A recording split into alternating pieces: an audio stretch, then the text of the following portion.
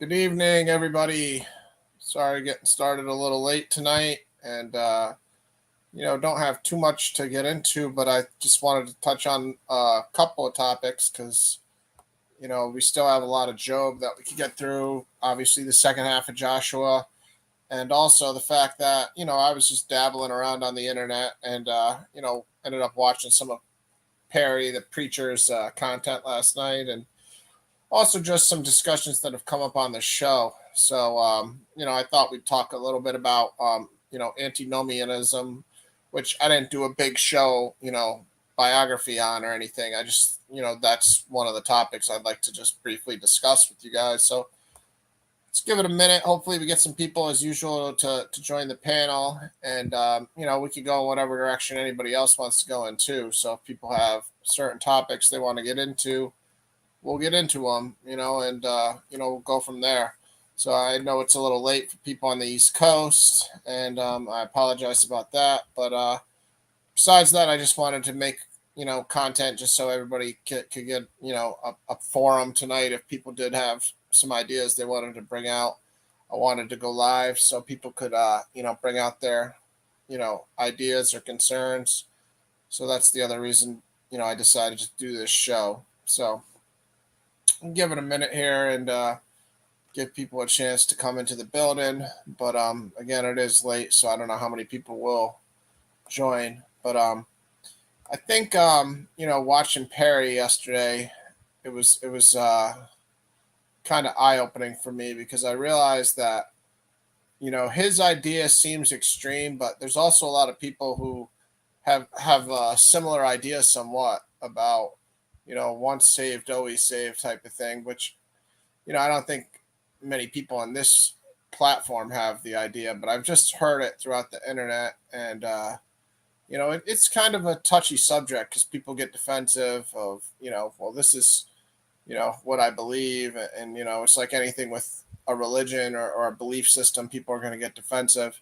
So I think we do have to try to have these dialogues with care and, caution. We don't want to just be too aggressive and try to impose what we think is right, but we all want to come to, what's taught to us in the Bible and also by the Word of God. So, what should we deduce from the Bible?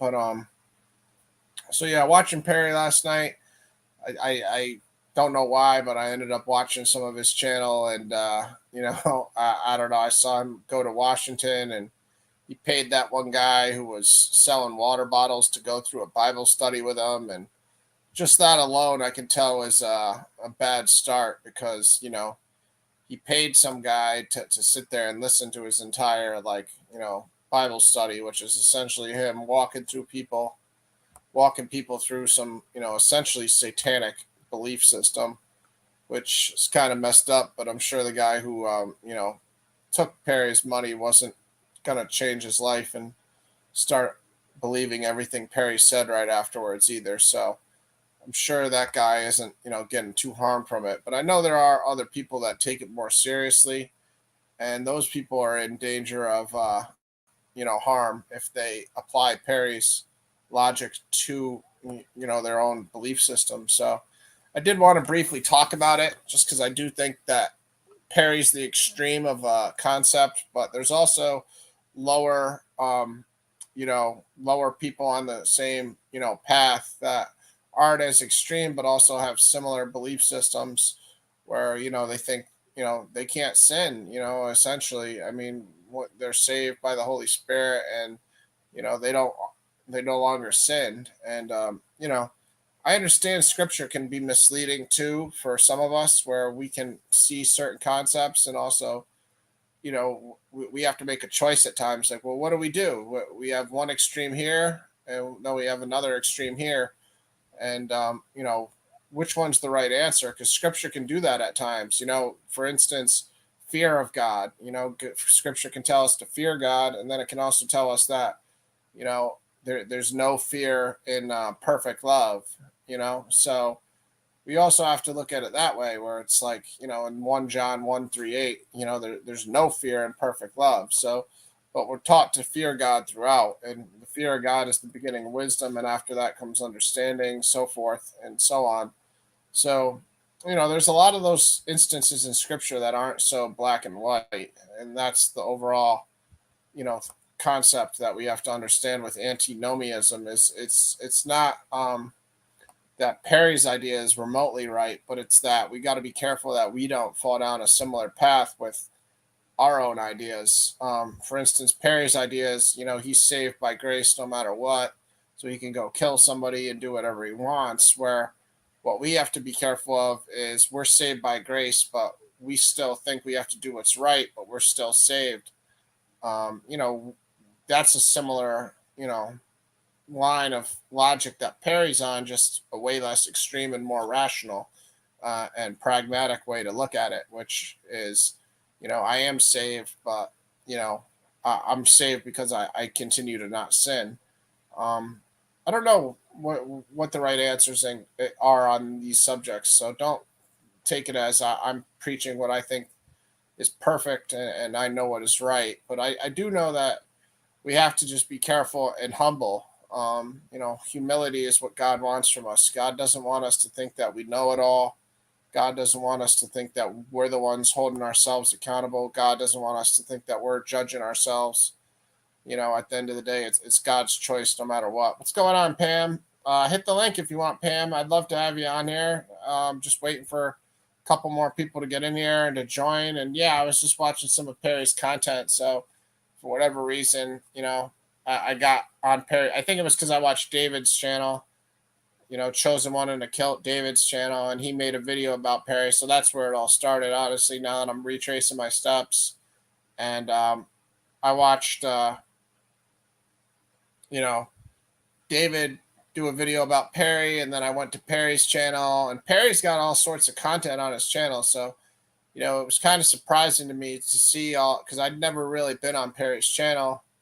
And he's done Bible studies on almost, most chapters of the Bible, or a lot of chapters. I won't say, all of them, but a lot of them.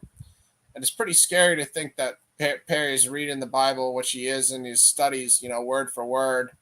And then people are, going to go from there and,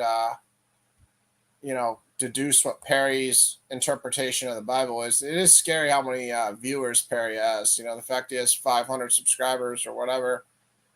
It is very cult-like. I saw a lot on Perry's channel that I had never seen before. And I don't think Perry's the worst person. I do see positive qualities within his, his heart. I don't think his heart's pure evil. I think ignorance is, different than pure intent of evil. So I think he's ignorant, but I don't know if I'd call him like intentionally, evil. There is a line there, obviously, but it's a dangerous line too, because, telling people that, you could drink something poisonous and that it isn't poison is still very dangerous, What's going on, Diane? So yeah, we'll give it a minute here, see if anybody wants to hit the link. Again, I didn't do maybe one of these days I'll do a show on antinomianism, like actual show where I'll, do research on the internet on it and so forth. I know Troy Taylor knows a lot about church history and all these different doctrines, so it'd be great to have him come on for one of these, type of dialogues sometime. Because I learn a lot when I hear Troy Taylor speak, and he's definitely got a lot of information that I don't have. It's very interesting to me that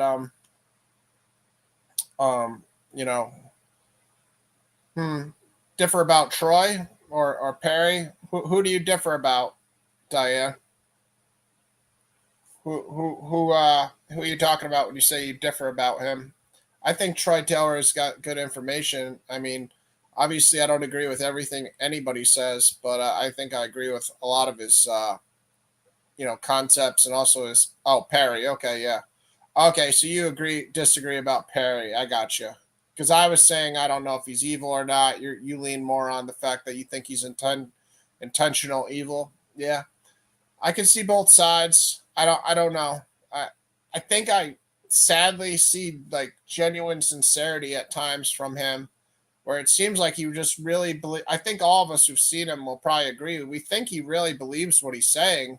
So for me, it's like for evil to be there, I also think there has to be some sort of a deception or a lie. Like, so I don't know. I kind of see, yeah, you've watched so many hours of them. It's definitely not a good idea that I compare how much content I've seen versus what you've seen, because you've seen much more. So I can agree with you there. I mean, the encounters I had with him, I thought he was being satanic as far as his Bible study. So I definitely don't want to misspeak here, because the Bible study he was taking me on was satanic. So in my limited encounters with him, I did notice that he leads people down a satanic Bible study. So I guess I can revisit it, but again, I won't totally put him on, like, worst of the worst evil, because for some reason I do think he's like genuinely misled in his own heart. I think his own heart has just taught him, this. He thought he had this epiphany, and really it's just a lie from the devil. So, but I don't know. He's an interesting character, man. I really, I don't know. Like I said, I saw David made a video about him, and then I went onto his channel just because I was like, well, let me check out his actual channel, because I never really checked it out. And yeah, it's he's an interesting guy, man, for sure.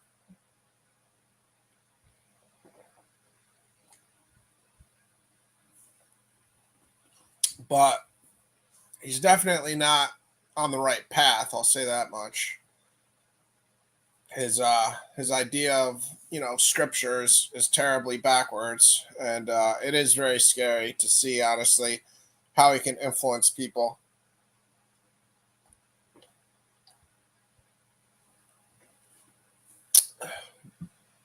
I mean, he's going to be held to a higher standard, so he really needs to be careful, because he puts himself in the role of a teacher, which obviously is dangerous. So, you know, I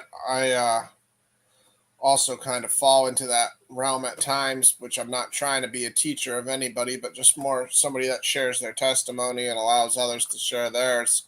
So I hope, I do a decent job in God's eyes of finding the balance on that line, because that's what I try to do. As far as, teaching is not my goal. I'm not trying to be a teacher. I try to share my testimony, because I think my testimony is what is most powerful about my own life, is because I just have true proof of, Jesus Christ and the Father being the true living God, and the Holy Spirit. And what else can I say about that besides what I've lived? So that's my main goal, and obviously the channel's main goal is to just share, accurate information where I learn something, you guys learn something, every time. So, but sometimes Perry does exalt himself to a place of he's an authority of teaching. So I can see your side of it, Diane, for sure. I definitely don't disagree with anybody that thinks that what he's doing is very, you know, unethical, to say the least. Oh, really? There's one where his mother-in-law came on. Yeah, like I said, that was the first time I'd even been on Perry's channel. To be honest with you, the only other time I'd been on, I'll say the second time, but the first time I only watched like the Keanu Reeves like introduction video with like the blocking all the bullets, um, you know what I mean, that type of thing.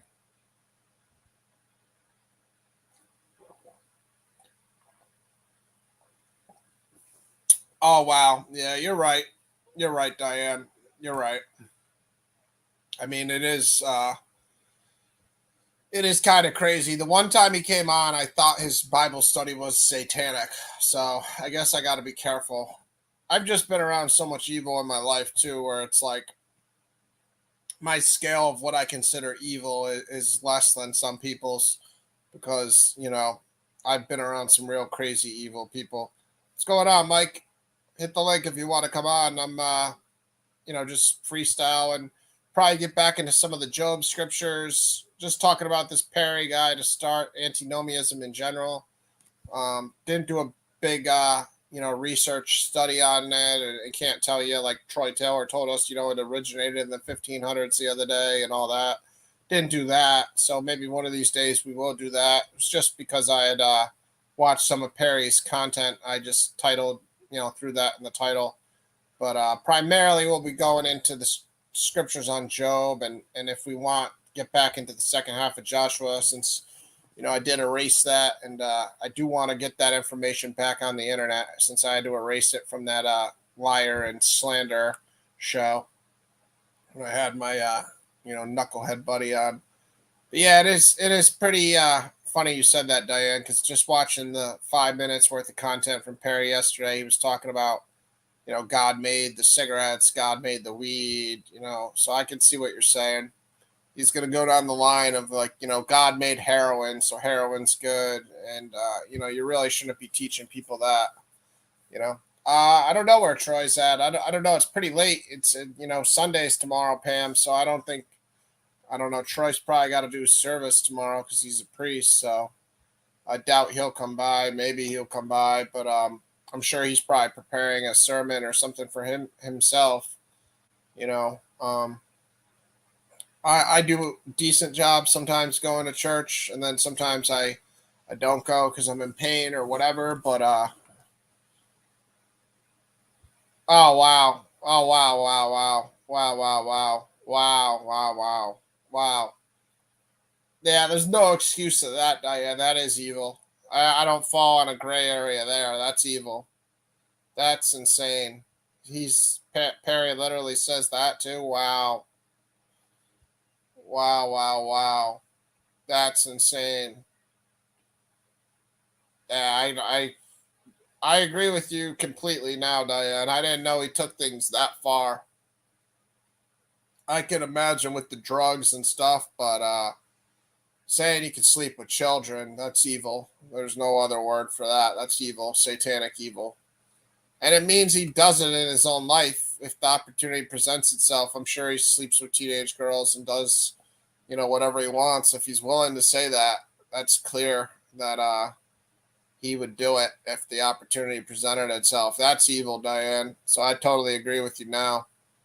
If you, wow, if one of these days maybe we'll do a reaction video to some of those things he did, and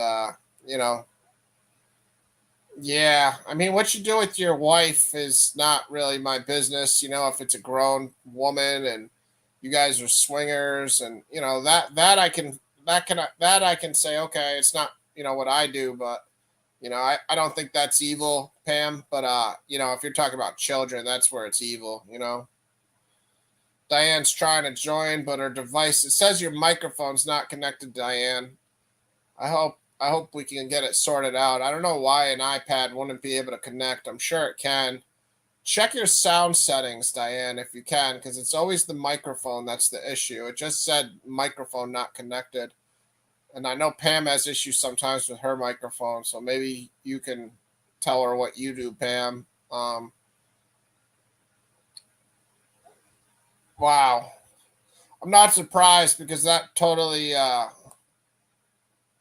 aligns with what he talks about everything else, Diane. So that's totally, not too surprising, but it's just surprising to actually hear it.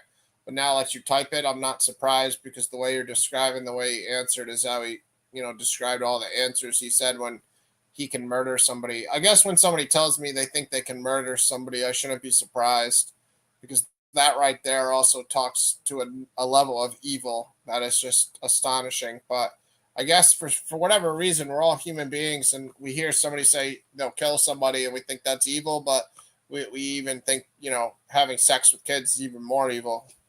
Here's Pam trying to get in the building. Hopefully she can get in there. What's going on, Pam? Can't hear you yet, Pam. Keep trying. Diane tried too, so it'd be nice if we could get her on here. Check your sounds. Hey, what up, Pam? Yeah. We can hear you. Talking about that. You can hear me all right, then? Yeah, we can hear you. Go ahead. Come on, Diane.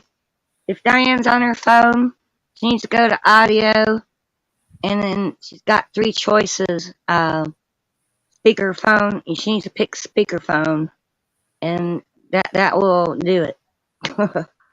There's Okay. three audio choices, and she doesn't want default, and you don't want the third one. You want the one in the middle that says speakerphone. But if she's on a computer, I can't help her. Okay. That's good Well, information. Yeah, so you're just on your cell phone and you just hit speakerphone to get on? yes, my phone's all I have. I don't even have a computer. Well, My that's phone's fine. my computer. I can do That's all everything on this little phone. that's all you need nowadays, you know. I That's all guess. you Yeah, you don't Well, need that. anything more than that. Yeah. Yeah. So come on, Diane. She needs to get up here and help me. Yeah, Guys, keep trying for sure. Because I'm interested what Diane has to say about Perry, especially. Hey, what up, JB Russell Christian Earth? My point yesterday about Zechariah, because I didn't watch the show after I typed that. What's up, David? Was that I don't think that Joshua is Jesus, because I think the other day when we talked about it, you said that Joshua was referring to Yeshua, which we know Joshua is Yeshua in Hebrew. So I thought you were trying to say that Zechariah 3 was talking about Jesus the other day.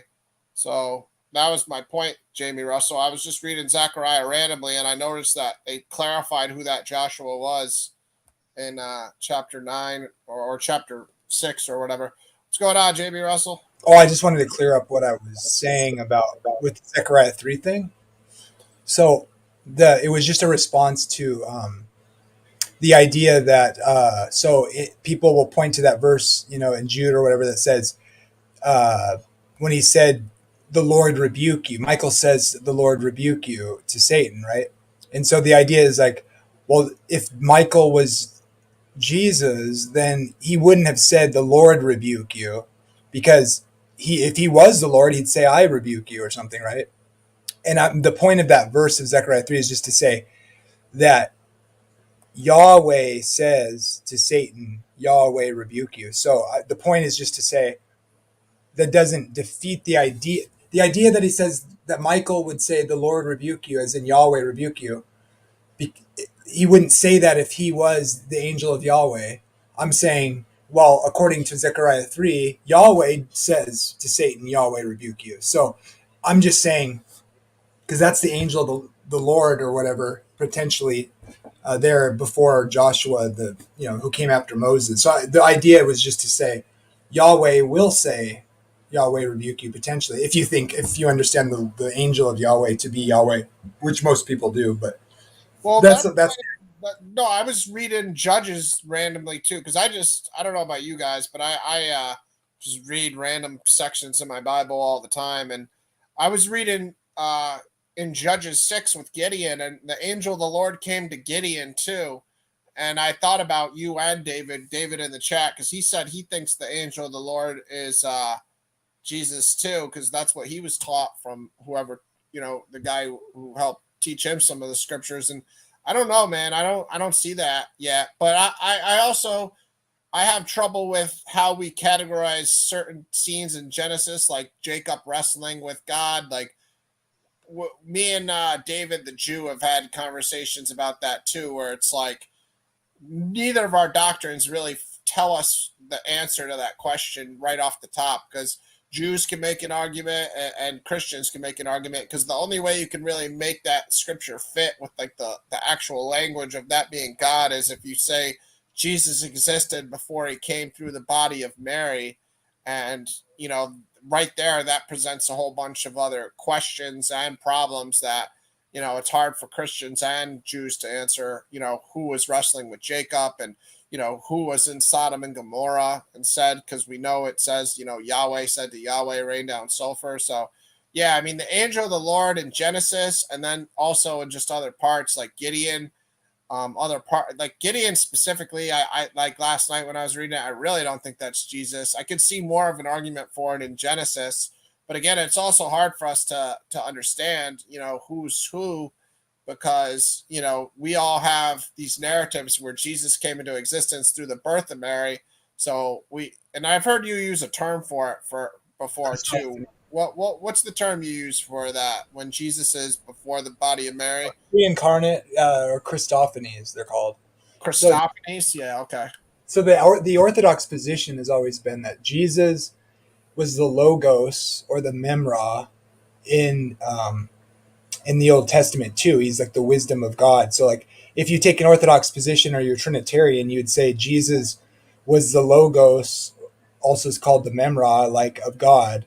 If you believe in a Trinity, and so the eternal Son would be Jesus before he's born, and then he manifests as the angel of Yahweh, the angel of Yahweh, or as he never manifests in the Old Testament as the eternal Son, but that's kind of like theological development or whatever. If you're Trinitarian, which is the Orthodox position, so like all it means is like Jesus, or it's Jesus who is the Logos or is the eternal Son of the Trinity, manifesting prior to being born as a human, because you want to make that distinction too. Like it's the God who's come down from heaven, but born as a human being, but still the eternal Son, in some sense, like the Logos or whatever, the Spirit, the eternal Spirit who created all things, in John 1. So like, because you also want to make that distinction. It's the same person, just he's before he's born, he's not, he doesn't have a human body, and after he's born, obviously he is a human in some sense, right? That's the hypostatic union, because you want to say he's God, but you got to want to say he's fully human too to fulfill his role and all that. So if that helps clear anything up, it was just so the idea was just that it appears that someone with the authority of Yahweh has said to Satan before, Yahweh rebuke you. And so just to say, that doesn't negate. That's just a piece of evidence to say that because he said the Lord rebuke you doesn't mean he isn't the Lord because of Zechariah 3. Not to say that Joshua was the same Jesus. No, it was just Joshua who went after Moses, who's there in the scene. Okay, all right. I was confused by that. Just wanted to clarify that. Yeah, sure, right. I thought because I didn't mean to say Joshua. That. Yeah. I actually have to go, man. I just wanted to clear that up with you because. Yeah. No, I know. I said that, and then I didn't watch your stream because I just said it in the comments. So I don't know if you answered it on your stream or not.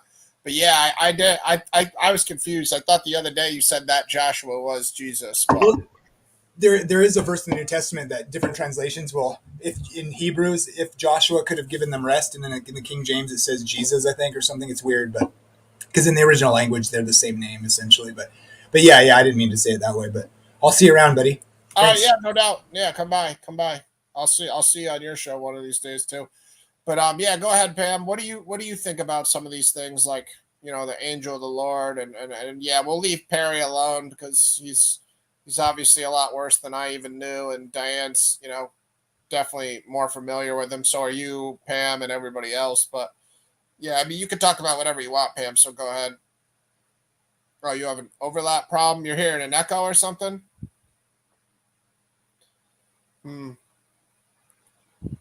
I guess Pam's having a technical sound issue. It's definitely not easy for StreamYard to always have perfect sound. I'll tell you that much. I've had issues myself going on other people's sites, so I know how it is. Okay, yeah, sure. Go out and come back. Try that way. But I guess we'll again, the titles, not because I did a big project on what Perry does. I just briefly wanted to talk about it. But I don't want to beat it to death because Perry's obviously the extreme, and I know nobody in this chat's fallen for what he's selling. So it is sad to see people fall for what he's selling in any space, though, because I don't want any human being to be misled in that manner. And, it is very dangerous if you believe somebody that you think is an authority and they're telling you you can do certain things that the scriptures are saying you can't do.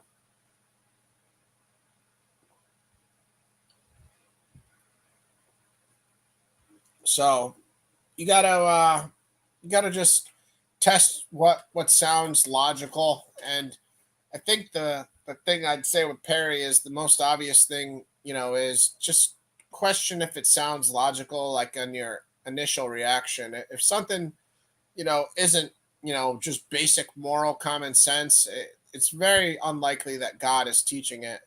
Just like when Hebrew Israelites will teach racism, and your initial reaction is to say, well, wait, racism is immoral. You could just test a lot of things from the scriptures in that manner, and don't let anybody that thinks they're, educated in scriptures give you a bunch of scriptures to make an argument and try to tell you something that just doesn't fit the basic. Like if you went to a second grader and asked them, is this right or wrong, test. Because often, often if you can't take it to a second grader, you didn't miss much, Mike. Don't worry. If you want, hit the link. Come on, we'll talk about whatever you want to. It's nothing specific going on. I'm just probably going to get into some scriptures on Job, and the second half of Joshua, if anything, just because that's all I have prepared. The antinomianism aspect was just to briefly talk about what I saw from Perry, but yeah, like I said, I think at the end of the day, we got to be careful and just think, if it doesn't pass a second grade classroom test of is it right or wrong, then we shouldn't ever let somebody who thinks they know the scriptures because they can quote, 100 verses, paint a narrative to us, no matter what it is, because you could take the scriptures and paint all sorts of things. It'd be very easy, like we've said before, for somebody to take the scriptures and try to paint a narrative that God hates Israel, which nothing could be farther from the truth. God loves Israel. Israel is God's chosen people and the place he used to establish his name on earth. Before, sending Jesus Christ, Israel was, God's covenant with mankind. Yeah, see, I don't like that also, Diana. I hate that. Honestly, when people use that, I've heard that in Calvinism also, and I'd like to have a true Calvinist on sometime to further explain this, because I've heard some people say that are, Calvinists or in that doctrine that they only believe that 144,000 people are being saved, and it makes no sense to me, because if you just read the very next chapter in Revelation, right after the 144,000, it tells you there's a great multitude in white robes. So just so people know, you can go to Revelation 7 where you talk about the 144,000, and then the very next chapter, it talks about the fact that there's, a great multitude right after the 144,000. So whoever, came up with this, and I guess some Calvinists will say it, all right, maybe it's not chapter 7. Let me get the chapters right. It's right after the chapter on the 144,000, though. Okay, so here's the 144,000 in chapter 7. And yeah, right here, not even in the same chapter, a great multitude from every nation. So, and it tells you a great multitude that no one could number from every nation, from all tribes and peoples and languages, standing before the throne and before the Lamb, clothed in white robes with palm branches in their hand, and crying out with a loud voice, "Salvation belongs to our God who sits on the throne and to the Lamb." So it's baffling to me when I hear some people that are Calvinists, make that argument about only the 144,000, because I mean, all you have to do is read in the same chapter, the verses after the 144,000 are sealed, and it tells you a great multitude from every nation, and it's no one could number. So, right there, no one could number speaks to the fact that, you're wrong if you say only 144,000 people are getting saved. It's literally in the same chapter of the 144,000.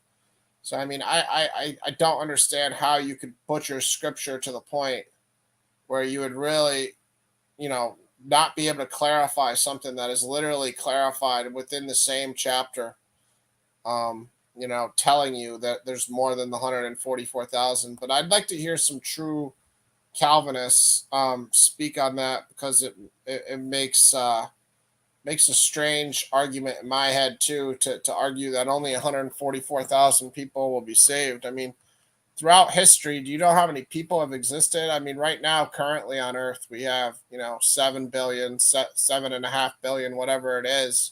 So just do the math. What little fraction of people 144,000 is, and like, it's ridiculous, and that's just for human beings right now. I mean, a million is 1,000th, so 7 billion, a million people, 1 million would be, of 7 billion would be 1 one of 7,000. So what is 144,000 of that? Divide it by a number, another 10. It's, one of 70, um, one of 70,000 people that are alive right now being saved. I mean, it's just, it doesn't add up, I mean, it doesn't pass the test. And that's just people alive right now. Think about how many people have been alive since 5,000 years ago or 6,000 years ago when the Bible started. That number is way more than 7 billion. We're talking, 20. I don't even want to start throwing out random numbers, but 144,000 of all the people that have ever existed is just an astronomically low version of what you know I believe are saved. I believe God saves most people. I think, obviously, like Jesus says, the narrow gate, and says many won't be saved. So obviously I'm wrong saying, it's most people, but I know God gives the opportunity to all of us, and I know God's great mercy is to save us. So I do have to do, throwing out numbers. I think it's hard. If we'd all have a piece of paper, we'd get to write down, what we thought was the percentage of human beings that God saved. None of us know the right answer, so we're all speculating.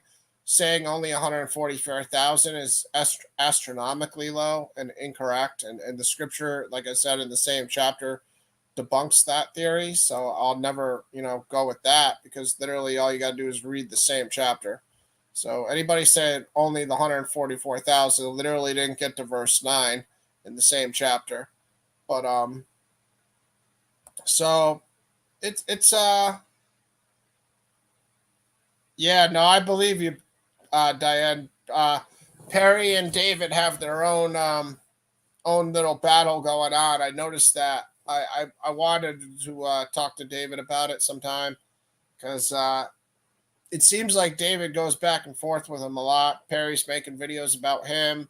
That's what got me started on Perry, honestly. I wasn't thinking about Perry, but I saw David made a video about him. And, then Perry retaliated and made a video later the same night. And, yeah, it's scary, like you just said, Diane, when there's children in situations like that. Especially if you said, satanic things about, sex with children, young ages, and so forth. Because, when his children, if they're young and they bring around, teenage girls, you know, young girls or whatever around him, that's also putting those girls in danger too. Because morally, nothing's stopping him from, trying to have sex with his young daughter's friends, which, you know, there's obviously the law of the land, the criminal law, which should be a deterrent, because he'll end up in prison for a very long time. So I'm sure he's aware of that. But if morally in his heart he can just look at the young girls and think it's okay, it's also just sad, a sad state. On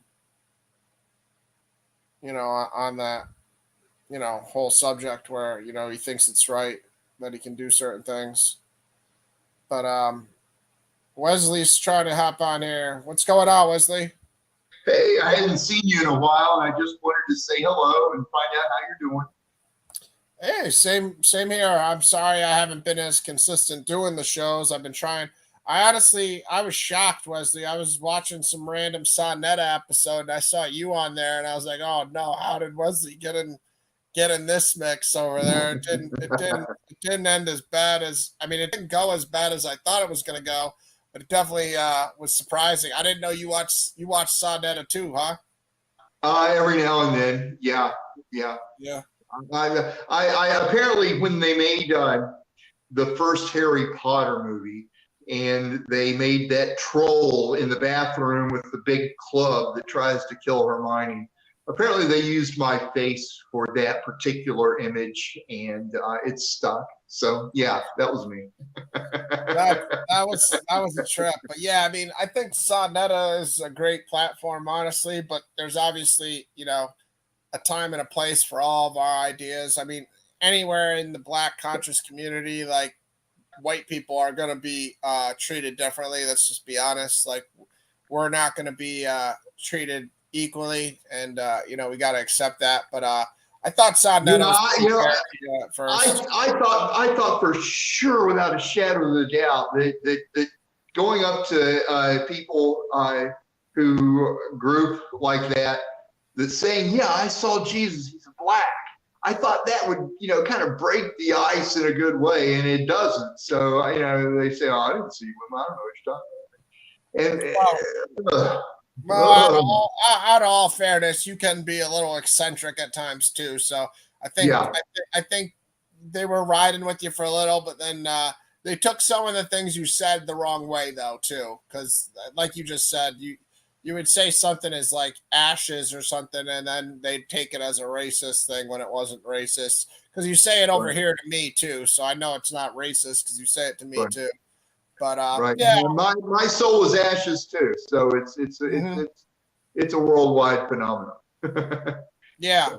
I just wanted to say hello. I hadn't seen you in a while. Sure. What else do you do? What can you find yourself doing through the day? I mean, I don't do much, honestly. I mean, I'm disabled, so I don't work like I used to, and I'm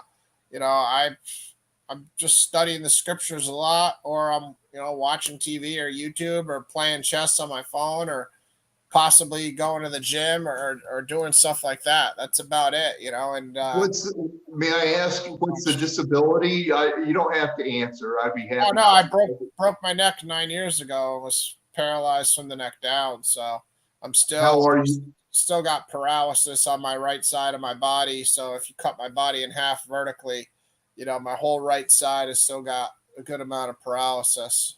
Oh God, I know what that's like. Yeah, you've never seen me. Like, this is me telling my brain to like do the same thing with my right hand. This is my right side still really paralyzed. That's me. I can't open my right hand. If you told me, $1 million to open this hand, I couldn't open it up.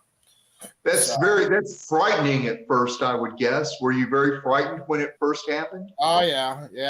I mean, it changed my life immediately. I crashed my car, and the second I crashed my car, I realized, oh my God, I can't move. I'm paralyzed from the neck down, and my whole life just hasn't been the same ever since. And luckily, I didn't die that day because I was going to die, and God saved me for whatever reason, and I'm still here. Jesus' name came into my head, even though I wasn't a Christian, and I thought, I don't want to pray to Jesus because I haven't worshipped him my whole life, so I didn't want to be disingenuous. And it's looking back on it now, amazing that God's name, came into my head, even then.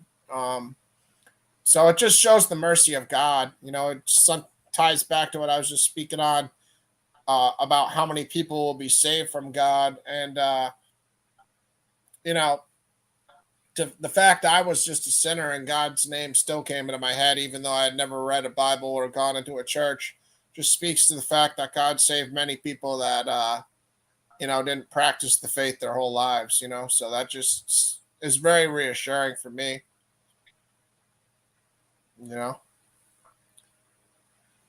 Obviously it's better to practice the faith, but it's kind of like the parable with the workers working, and they each get a denarius. The parables of the vineyard parable that we're all familiar with. I'm sure you're familiar with. Some work early in the morning, and then the owner of the vineyard goes and gets more workers around noon, then around 3:00, then early evening he gets workers, but then when it's time to pay him, he gives them all one denarius. And then some of the workers that came in the morning are complaining, but the owner of the vineyard says, "Why are you complaining? I paid you what I told you I would give you, friend." And he paid the people that work later, the same thing. So I obviously take that as most people take that as, it doesn't matter if you've been a Christian since you were 2 years old, or if you learned it when you were on your deathbed. I think you still have a chance to be saved by God. Just accept Jesus and the Father in your heart. One thing I'll say to you, and I know you're pretty steady on your belief, but I think you should look more into a triune nature of God, because sometimes I don't know if you're set. There's nothing too wrong. I mean, it's not me trying to knock you or anything. I'm just saying don't you see Jesus himself separating himself from the Father throughout the scriptures? So that's a question to you, Wesley. I see when Jesus said on the cross, Father, Father, why hast thou forsaken me? Yes. That he was saying it to you and to me. That when Jesus was praying to the Father, he was praying to those whom believe he is God, men who are fathers. That when Jesus in Genesis said, "Let us create man in our image," that he was saying the double-edged sword that let us create man by the Father, Son, and Holy Ghost, and also the teamwork of a guy mating with his wife, hopefully, and having a child. That is, that's how creation is done to the living. He was saying by us, you and me, whenever we make out with a woman and a baby comes out, so that's what he meant by that. That when there's a deception amongst Islam that when Jesus was praying to the Father, he was praying to a greater God than Jesus. And that's simply not the case. Jesus is the one that said, let there be light. Jesus is the one that wrote the Ten Commandments. And Jesus caused himself to be born in the flesh through the Virgin Mary. And he was speaking to himself when he said, in you and he I am well pleased, when there was the voice from above. For Jesus is God and can be in all places at one time. And the evidence of that is how he said, where two or three gather in my name, I am there with you. And if two or three are gathered in his name over in Moscow, and two or three are gathered in his name over in Nova Scotia at the same time, Jesus is in both of those places at the same time. So, yeah, Jesus is, and we are welcome to become part of that Trinity. And when we become fathers, that's who he was. When he was on the cross and saying, Father, Father, why hast thou forsaken me? He was saying it to me. Why have I forsaken him? Well, I can see you know scripture because you quote like certain scriptures that even I would bring up for my position. So it's interesting to me. Like the one you said that really stood out was, what you said on the cross, but also when it says, Jesus says, all authority has been given to me. Go baptize everybody in the name of the Father, the Son, and the Holy Spirit. Like, why would Jesus say that if he, because in the Trinity, I agree with you. We all think Jesus is God, but we think he's, a part of God. And the Trinity is a really hard subject. So I don't expect us all to have an easy time with it, to be honest with you. Sure. If it's looked at upon the letter of the law, it's dissected and not really magnified. And that's what Islam does concerning it. Quoting scripture, but almost as letter of the law and killing the word in that way. So. Yeah, I don't agree with Islam at all. I mean, I agree with you. Islam's very blasphemous as far as how they regard Jesus and what they say about him. I don't agree with it, but I'm just talking about what's in the Holy Bible. Yeah. I mean, it's not an easy subject, but you don't think, all the times where Jesus talks about the Father and he calls himself the Son of God, are you saying that Jesus is saying he's the Son of himself? What are you saying? Yeah, he is. He created everything. That man that appeared and said, tell the vision, is God. No, I understand that. I agree with that. But don't you think God can be in like the Trinity in the three different states of Father, Son, and Holy Spirit? Well, I hear a lot of people that talk as though they're God. That's for sure. No, we do hear people say that for sure. I don't agree with that either at all. Yeah, I hear a lot of people that talk as though their words are God and they are God and their words are scripture. So But I it's agree with it's a double-minded, double-tongued, double-hearted world right now, and it's a world very much like the days before the flood of Noah. And the rapture's coming soon. I don't know when. I know in my lifetime it shall happen. So, and I'm so sorry to hear about your paralysis. I've had a stroke where I could not use my left arm. I could use my fingers, but from the shoulders to my wrist, if I thought move, there was no connection, and it was terrifying. So yeah, did you get the feeling back? I know from experience how you feel, and if there's anything I can do to help, I will. So you can donate the right side of your body, Wesley. I'll take whatever you got, and we'll trade. Nah, just saying what you said there is enough, man. I appreciate your concern, and whatever you can do is just what I can do, which is just try to stay positive and do our best, with what we got. Did you regain movement on your right side? Was it only temporary? yeah, it was after about 4 months of personal rehabilitation.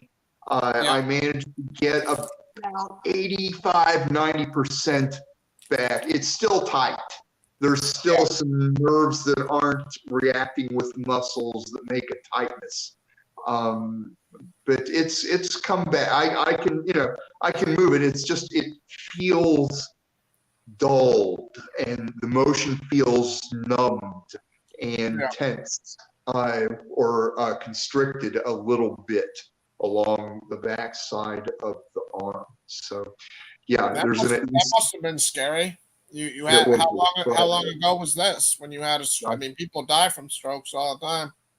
Yeah, this was 20 years ago. Oh wow. And, yeah. That was you're not old. I mean, if you don't mind telling how old were you? Because that seems like you had it pretty young. At that time, I was ageless in that I was blinded by drugs. And yeah, it was. I was a terrible, filthy, evil creature. And just the only thing that mattered to me was getting high, and after getting high, the only thing that mattered to me was getting high. It was bad. It happened during that time. Yeah, I wondered if I got a pen, if I could get a mailing address, if I wanted to send you something, send you a care package or something like that. You have a mailing? You could give me I'll give you my email if you want. You don't need to send me anything or anything like that, Wesley. I appreciate it.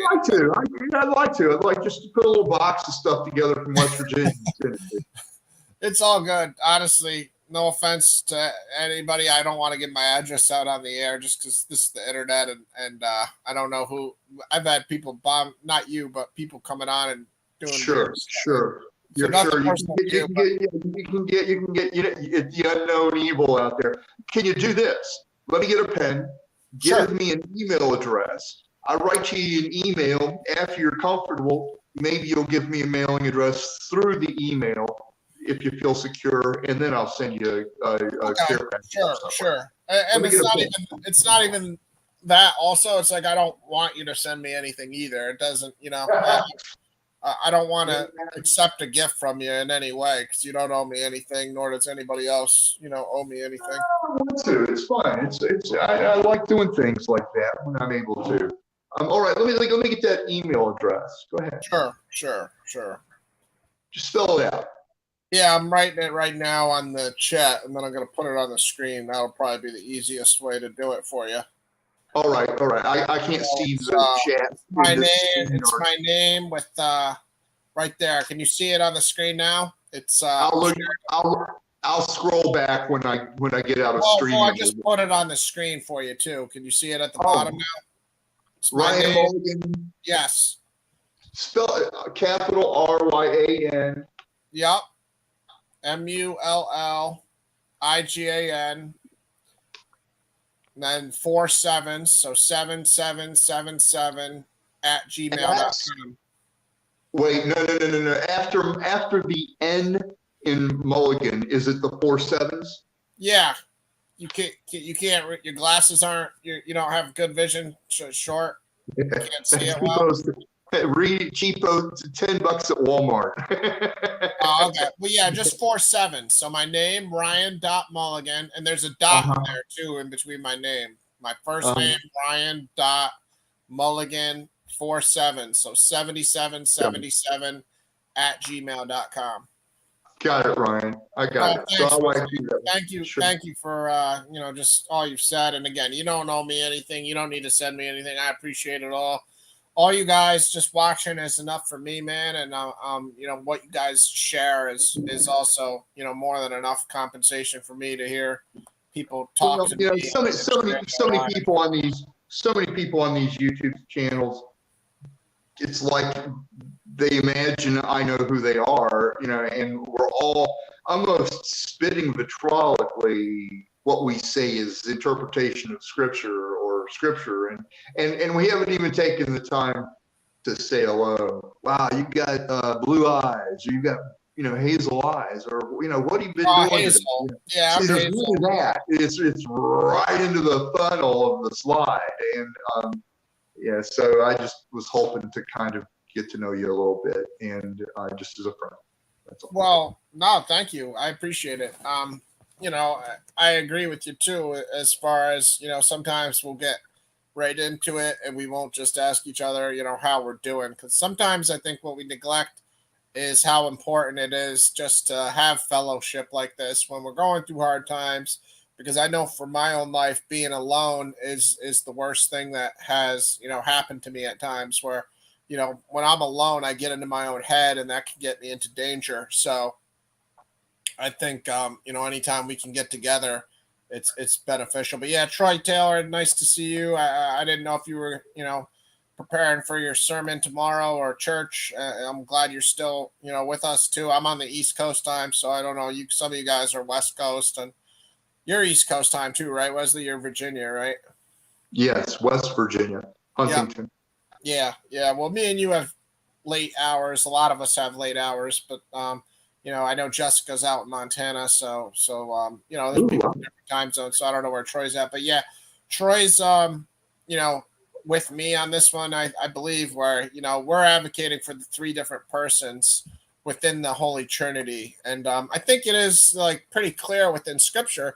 I think you got your heart's in the right place, trying to give Jesus the proper divinity, but just I was also there at one point too, where I didn't know who the Father was. Just to be clear, don't let me lie to you and make it seem like I understood this concept forever, because I didn't. When I first became a Christian, I only believed Jesus. I didn't know what the Father was because I hadn't read the Bible, and God saved me before I even knew. But now I know, from Jesus himself, he told me, the Father, stay positive and take it up with the man upstairs. So Jesus himself speaks of a Father.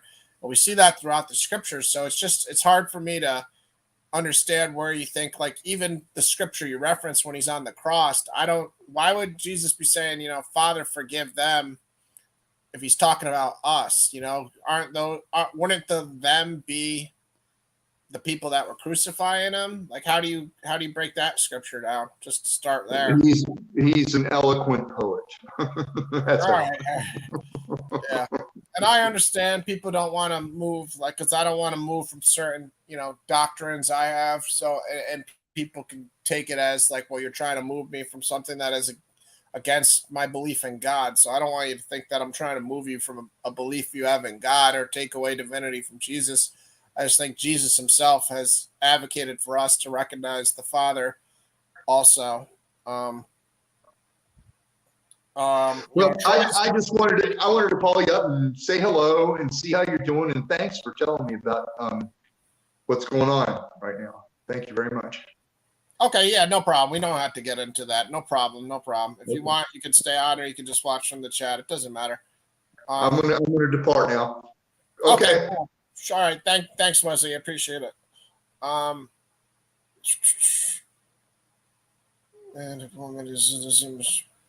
Hey, thanks, Troy, for coming on, just to say that much. And yeah, I figure you probably have church early tomorrow, so thanks for even stopping by to say that. I've always respected your opinions, and I learned a lot every time you get into church history and all sorts of doctrines. So thanks for coming by, and also all the other times you've contributed or just watched this content. Um, we got to do our best, like I said, to to explain certain doctrines at times, and it's not easy when we're talking about things like the Trinity. So I mean, none of us can expect to have perfect agreement on all these issues because it's not easy. There's many groups, Hebrew Israelites or other people, Jews, that'll get defensive and think that Jesus, even calling Jesus God, is taken away from the fact that he is Son of God with the Father. So they'll look at it as you're taking away divinity from the Father. So Wesley's got a unique position, but at the end of the day, at least his heart's in the right place, worshiping the correct God, which is Jesus and the Father, and the God of Israel, the God of Abraham, Isaac, and Jacob. So hopefully one day he'll look in the scriptures and God will lead his heart to, see exactly what we see. But, I'm sure he's looking at it similarly and hoping that we all see it, his way at some point too. But, I think it's, right there. If any of us want to look at it, we could probably find the answers in the scriptures. Just going by even a couple of the scriptures he quoted, baptized in the name of the Father, the Son, and the Holy Spirit, like right there. But the Trinity is a long discussion. I got 5 hours of, videos on my channel already about the Trinity. So I don't want to get into the Trinity tonight. That would kind of be a distraction, to be honest with you, considering the fact that, I've already got 5 hours on it. And I've gone through all the scriptures that I've had. Of course, I have more scriptures because I, write them down, as I'm reading my Bible, I write down more scriptures. So I have even more to contribute to, the Trinity discussion. But, we're not going to get into that tonight because it's a very long discussion. Diane also sends out care packages. That's awesome, Diane. I love to see that. God bless. That's awesome of you, Diane. And it's also something we all should try to get into ourselves. And it's always nice to get a surprise from people too. So that was a nice gesture from Wesley to offer for him to mail me something. It's just, again, it's just something where I don't want you guys to ever think that I expect anything from you guys besides your viewership, because that's all I ever want is your guys eyes watching. The stream itself is humbling for me, so I owe you guys, really. So if anybody was to send anything out, it'd be the other way around. I would send you guys something, because I'm the one who's humbled and should owe you guys for your own watching me. Oh, did you? oh, that was with the Sons of Thunder Crazy Maniacs. But yeah, there was a guy from Sakari on there. They had one guy with the name RER Sakari or something. It was weird. Yeah. No, they blocked me. And that, I wanted that to be more of a formal debate, Jess. So unfortunately, they didn't agree to that. Like, I wanted it to be like 10-minute rounds where we each got to say our scriptures. But they made sure I didn't, have the opportunity to share all the scriptures I wanted by any means. So that's why I honestly did the Trinity videos, because when I went on there, they were just trying to railroad me and talk over me and try to make it like, oh, white Christian doesn't know the Bible, blah, blah, blah. When the very first scriptures they read themselves kind of, proved the point. You only got to read John 1:1 and, you already get the answer to the Trinity. John chapter 1 in itself, is totally clear on the Trinity. But yeah, I don't know, man. Those guys blocked me. They clearly didn't have 5 scriptures to show they were Hebrew Israelites, because I gave them 4 or 5 days notice to come up with those. So I also thought that was pretty amusing that they also know they're not Hebrew Israelites, because they would have loved to have had 5 scriptures to shove in my face if they could have. But yeah, those guys are really sneaky. Just like usual Hebrew Israelites, they want to make money. That one guy who is talking in the upper left, Joel, he's the leader of it. So he's making money, and their channel's growing, man. They're a popular channel. They do all these Sabbath shows every week. They'll have their Sabbath show, and they're getting a couple hundred people watch the show live, and it's sad because I see women watching the show, and they're lying to women about what the scriptures say. They're definitely oh yeah, I mean the fact they tried to pick a moderator who was just their buddy is just amusing too. That was an amazing attempt of trying to act. They wanted to act like they were fair and balanced, and they picked this knucklehead to try to moderate when really he's just this most biased person on earth that is in their group. It was a joke. Unfortunately, what happened with that too is they called me so many names and talk so much nonsense where it's hard for me to have like calm, professional Christian discord like I wanted the whole time. And because they kept interrupting me, I had to start interrupting them and yelling to talk. And yeah, it just, they posted. I mean, I'm over here and I run a stream, right? So I know in order to post a comment, I got to hit a button. Like over here, I got to hit a button, right? To post all these comments, I'm hitting a button, right? So when I rewatched that stream of the show and I jumped on there, they literally were posting every comment that talked bad about me, just just to try to embarrass me and make a spectacle out of it. But that just shows that they had no intent of a fair, honest dialogue. Those guys all hide on their platforms. They know if they go to neutral platforms, they'll get destroyed in actual debates where they agree to everybody getting a 10-minute round to present their information. But at the end of the day, I mean, I'm sure if you guys watched the, I don't know, that was their people that they decided on. I couldn't even tell you the guy's name. So they just, that guy just probably jumped off because they probably told him in the back chat, like just to kick rocks or whatever, or not worry about it because he was making them look bad because he was so biased. I don't know. That was the guy they picked. I can't tell you his name, but I mean, you guys, if you watch the whole video, you'll see there was a point where he even tried to blasphemize the Holy Spirit, and I stopped him. So, I'm glad that I was able to interject myself at that point. So that way the people that he teaches and himself, didn't, blasphemize the Holy Spirit. But I could tell from the way he was about to go in that he had done it in the past. So I'll pray that in his heart, he's, never done that to the extent where God can't forgive him, because we know Matthew 23, is it 23:12? Something 32. 12:32. Matthew 12:32, actually, sorry. Is, the only sin that won't be forgiven is blasphemizing the Holy Spirit. So, I tried to stop him from doing that because he was about to do that. So if you ever catch somebody about to do that, no matter how much of an enemy they are to you, you gotta say something, because he's not only gonna hurt himself, but he's gonna hurt people that listen to him. So even though I didn't like him at all as a person, I was not a fan of how he was treating me. When it came time for him to blasphemize the Holy Spirit in my presence, I wasn't going to allow him to hurt himself. But it's just amazing. After I said it, I was like, no, don't do that. Matthew 12:32.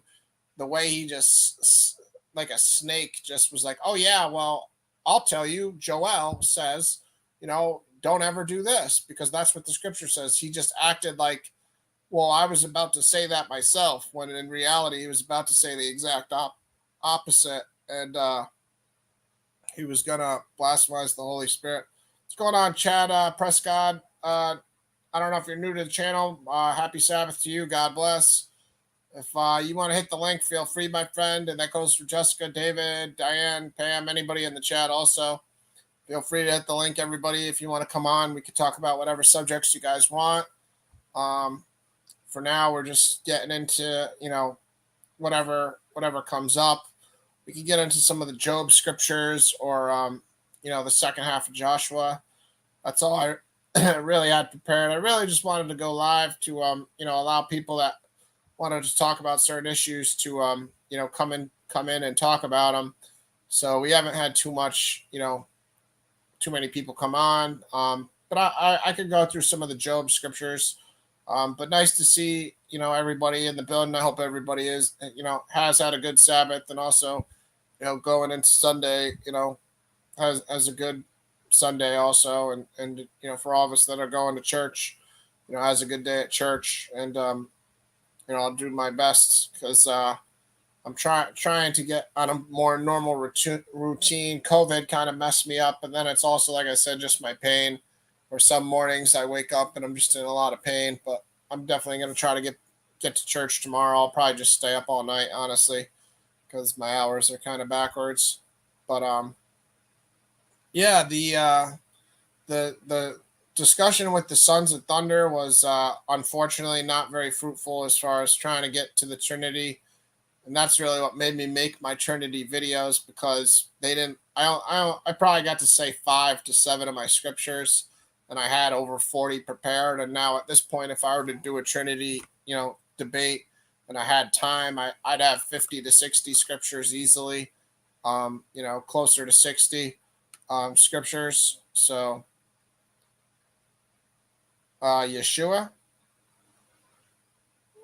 Is that what you're asking? You're asking a question, or are you trying to say, what is his name in Hebrew? His name in Hebrew is Yeshua, Chad. And that's, not because I speak Hebrew, but just because I know I've heard it used before. I think they spell, Yeshua, I believe. So Yeshua is how they pronounce it, to my knowledge. Those are interesting subjects, too. Sometimes when people talk about, Jesus, the letter J wasn't invented till the 7th century, because they're correct. Historically, they're right. So the name, when Jesus was alive, the name Jesus wasn't even in existence, because the letter J didn't exist. It was, Yeshua, or whatever they called him in Aramaic. Because we also have to remember that they were speaking Aramaic, and that's a hard word to say. I don't know. I don't think I have the syllables down quite correctly, but, so we got to remember they weren't just speaking Hebrew when Jesus was alive either. They were speaking Aramaic, and I don't know why I stutter when I say that word, because I haven't stuttered all the time when I've said it in my life, but I'm stuttering right now. But, it's interesting. It's one of those discussions where it's like, I also lean on the fact that I believe God is in control of all things. So we've had this discussion before. So if somebody in Russia is saying Jesus' name, it's what's in your heart, when you say it. It's not the word that you say. If somebody in Germany is saying it, if somebody in Belgium is saying it, if someone in Poland is saying it, somebody in Colombia is saying Jesus' name in a dialect of Spanish or Portuguese in Brazil or something, everybody knows that people are going to say the name of God, in different languages all over the place. So it's really, God, understanding what's coming from your heart, just like how we can number all the hairs on our head. And he knows what we want even before we ask for it. God knows what you're trying to say, no matter what language you're in. So I don't agree when people want to bring up that argument that the letter J wasn't invented until like the 7th century. But I know you weren't saying that, Chad Prescott. I'm not saying that at all. His name in Hebrew, I believe, was Yeshua, though. But again, they were speaking Aramaic at the time, and I said it kind of finally normally that time. But I've heard that too. Again, I'm not an expert on all these things, but I just know that is what was going on as far as in certain parts of Israel. They were speaking Aramaic. They weren't always speaking Hebrew. It has a lot to do with the fact that the Romans were in charge. Obviously, it wasn't just being run by the Israelites. It was, the Romans, ruling in Israel. I'm from New York, Chad Prescott, upstate New York by Albany. So I don't know if I have a weird accent. I hear my voice on the playback and I kind of cringe because I don't have a very great radio voice here. I don't have this deep, baritone, like perfect. Like, if I try to make myself sound, more professional, if I was going to do, basketball names or whatever, I'm not a person they're going to hire to do basketball games, obviously. But, you know, this is how I talk, so there's not much I can do about it. I used to smoke a lot of weed and cigarettes trying to make my voice sound a little more, raspy or whatever, make it sound a little cooler. But, I don't smoke anymore to change it. So I guess it's back to the, full awkwardness of what my voice sounds like. But yeah, I'm from New York. So I'm on East Coast time, but I stay up late. So I'm going to keep the show going as late as you guys want. So if anybody wants to hit the link, feel free. If not, I guess just so I'm not up here rambling, I'll get into some of the scriptures that I had from the book of Job because we only got to about chapter 6, chapter 7 the other day when I was in there. But I also want to say that the show that we did with Mike, on the Passion Week of Christ was really interesting too. I think it's one of those things that I didn't understand that after the triumphal entry, Jesus left Jerusalem and went to Bethany and then came back to Jerusalem. And just also the fact that there were two different times when the perfume was poured on Jesus. One time it was on his feet, and then the other time it was on his head. And it was at two different houses, it looked like. One was at, in Bethany at Lazarus' house, and the other time was at Simon the leper's.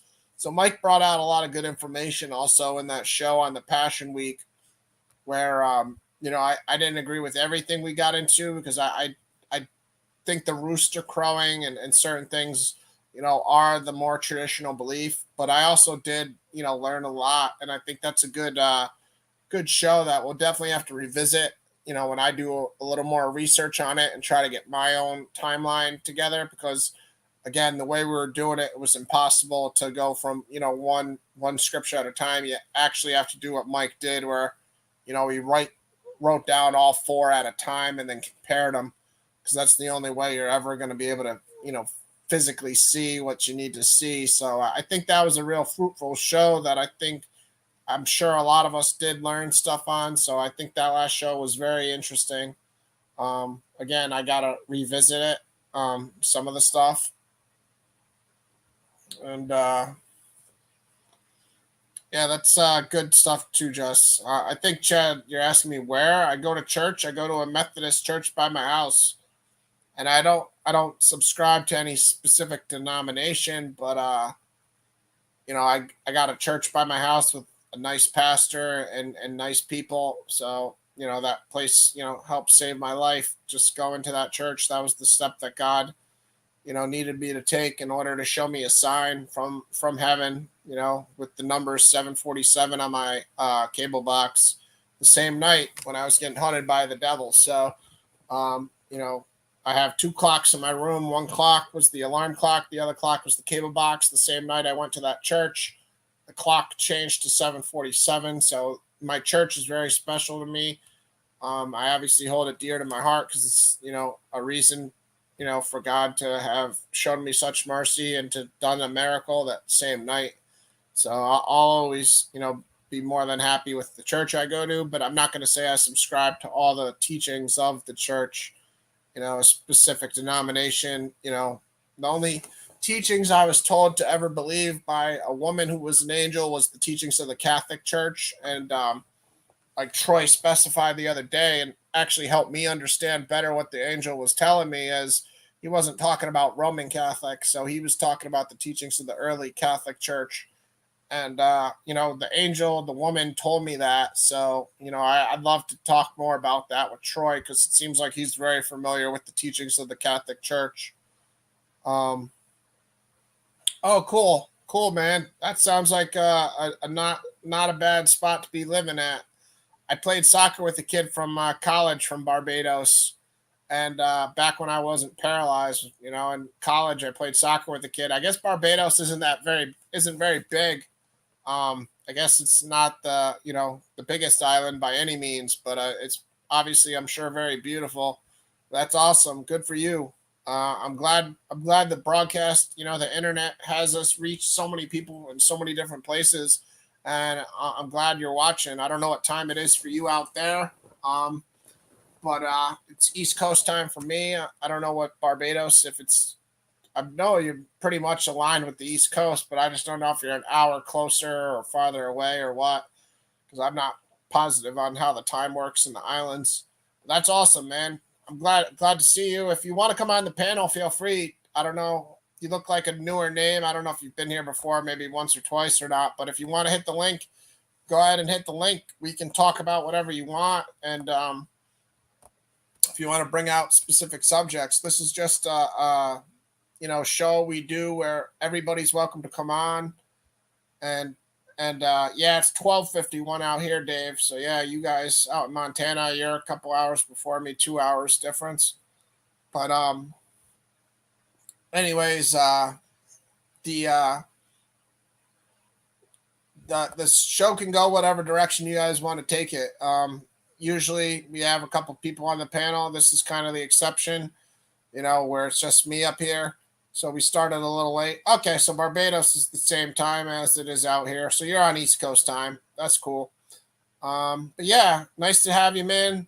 I'll be the cliche YouTube person say like and subscribe. I don't know if you've seen the content before, but we just talk about the Bible, so we can share the screen at all times, and we'll share Bible verses over here.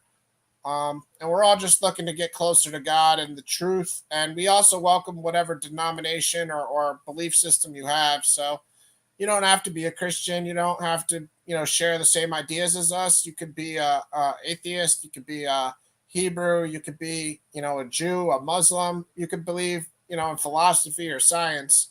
It doesn't matter. As long as you want to come up here, come up here. Just, be respectful to myself or other people that are on the panel, and let's just have these philosophical, theological discussions and try to understand, what God is and what our purpose is. That's all we're really aiming for all the time.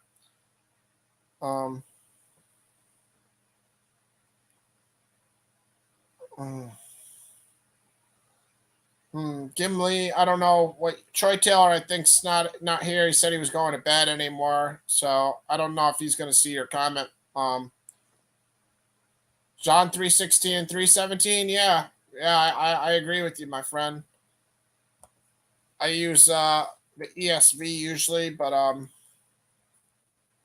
know some people use different translations. But yeah, John 3:16 and 3:17 is some of the best stuff we have, to look forward to as Christians and just human beings in general.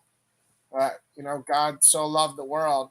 It's one of the more famous scriptures, So in the ESV, it says, "For God so loved the world that he gave his only Son, that whoever believes in him should not perish but have eternal life. For God did not send his Son into the world to condemn the world, but in order that the world might be saved through him." Amen. Amen.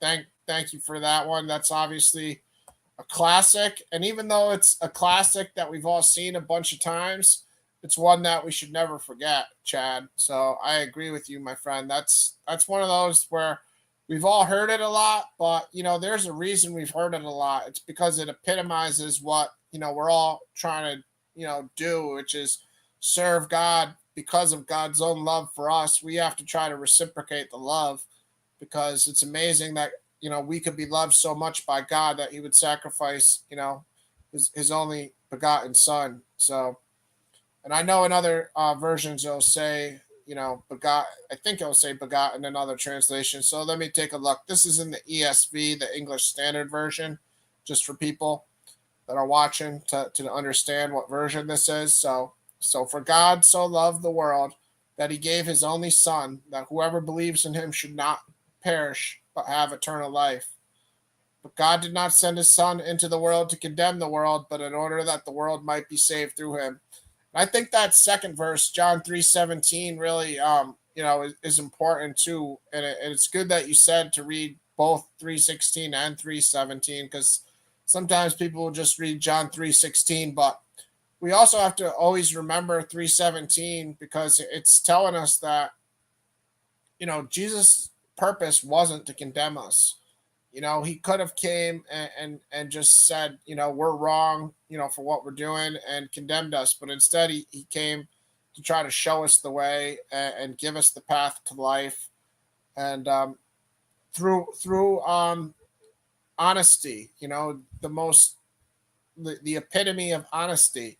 So it's not a mystery at all what Jesus wants from us. It's clearly taught to us through the scriptures and what Jesus himself said from his own mouth while he was here, and also through the Gospels and also through what Paul's epistles and anything in the New Testament taught us, and also just Jesus being the Word of God. That's interesting, Chad Prescott, because there's another person that comes on the channel, Jamie Russell, and I guess he's a Seventh-day Adventist too. And I'd never heard of that, but Troy Taylor was familiar with them. And the thing that Troy Taylor pointed out to me that was interesting was that, you guys believe the Archangel Michael is Jesus, or I don't want to speak for you, but I guess Seventh-day Adventists believe that, because I go to a Methodist church, but I don't believe everything the Methodists believe. So I don't want to lump you in with your denomination of your church. But I was surprised because Jamie Russell, he's a scholar in the study here that we do here as far as getting into the scriptures, and he does believe that. And I don't have the scriptures because there's not many on the Archangel Michael. I mean, to my knowledge, it's only a handful of them. 1 to 5 that I know of. And I can't tell you off the top of my head. Like I said, the one where the Archangel Michael's around Moses' body is the main one that sticks out in my head, but I really don't know too many about him. There's probably, a handful of them, like I said. But I guess you guys say the Archangel Michael is Jesus in the Seventh-day Adventist, like, true doctrine, which was very eye-opening to me because I was kind of taken aback by it. I don't agree with that. I'll let Jamie speak for himself, but he did say that he believed that, but I don't know where that came from. It's an interesting concept. I don't know if you subscribe to that chat or not, but I never heard a Seventh-day Adventist until Jamie just said he was one, when Troy said that Seventh-day Adventists believe certain things. So it's funny how the world works, how God works, because I'd never heard that term, and now, I've heard it twice in a week because I just heard this week. But yeah, you're more than welcome to hit the link if you want to come on. If you've never been on StreamYard, all you do is hit the link, and then you can hit stop cam, like right there. You can turn your camera on or off, so you don't have to have your camera on. A lot of people that come on, they prefer to have their cameras off. I just leave it on because I think it's a little bit better of a show for people to at least be watching something visual. But I understand, it's more comfortable and better for a lot of people just to turn their camera off. All you do is hit the stop cam right there. As you can see on my screen, when you get on the StreamYard, it'll look the same for you right here. And, a lot of people turn their cameras off, but, yeah, it's up to you guys. It's, and that goes for you, Gimli, too, and whoever else. It's nice to see some new people over here. I don't know if you guys came from Jamie Russell's channel or where you came from. I know he has a lot of good discussions on his channel. I'd like to connect with a lot of, the people that I've seen on his channel, because I know there's very good discussions going on over there too. So I don't know if that's where some of you guys came from or not, but it's definitely a good channel for everybody. Jamie Russell, Christian Middle Earth is his channel. King David read Psalm 23, the Lord is my shepherd. All right, yeah, we'll go to Psalm 23 too. Romans 6:6, the carnal mind that was not subject to the law. Romans 8:7, carnally minded men mind after the flesh. Romans 8:5, to appear righteous outside of Matthew 23. That's some stuff we'll have to look at too, Gimli. if you want to hit the link, feel free to, Gimli. It goes to anybody watching, because I know there's a couple people watching that have never been on the show before. You guys can all hit the link and come on. I can add you to the stream and we can have a discussion, so you don't have to just stay in the chat if you want to bring out some different ideas. I'm open to talk about whatever you guys want, and everybody in the chat here is definitely interested and open too, because that's what we do every day when we're on the stream. We'll get into whatever people want to find, interesting. Psalm 23, the Lord is my shepherd. Okay, this is a short psalm, so we'll just read it all. Seventh-day Adventist Church. Let's see if this has anything to do with that or not. Psalm of David, the Lord is my shepherd, I shall not want. And this ties in, if you go into the New Testament, to John chapter 10, where, Jesus is called the shepherd. And also in Ezekiel, I want to think of the chapter, but, in Ezekiel, the Lord is described as the shepherd, but he also says David is the shepherd at times too. So that's an interesting thing in Ezekiel that is, a little different too, where David's described as the shepherd, but it could also be because Jesus is, from the line of David. So we'll read this real quickly. It's only 6 verses. So, the Lord is my shepherd, a psalm of David. The Lord is my shepherd, I shall not want. He makes me lie down in green pastures. He leads me beside still waters. He restores my soul. He leads me in paths of righteousness for his name's sake. Even though I walk through the valley of the shadow of death, I will fear no evil, for you are with me. Your rod and your staff, they comfort me. You prepare a table before me in the presence of my enemies. You anoint my head with oil. My cup overflows. Surely goodness and mercy shall follow me all the days of my life. I shall dwell in the house of the Lord forever. Amen. Very, very to the point, and also, very comforting to know that, God is with us even through the times of evil. I agree. That's another classic right there, Chad.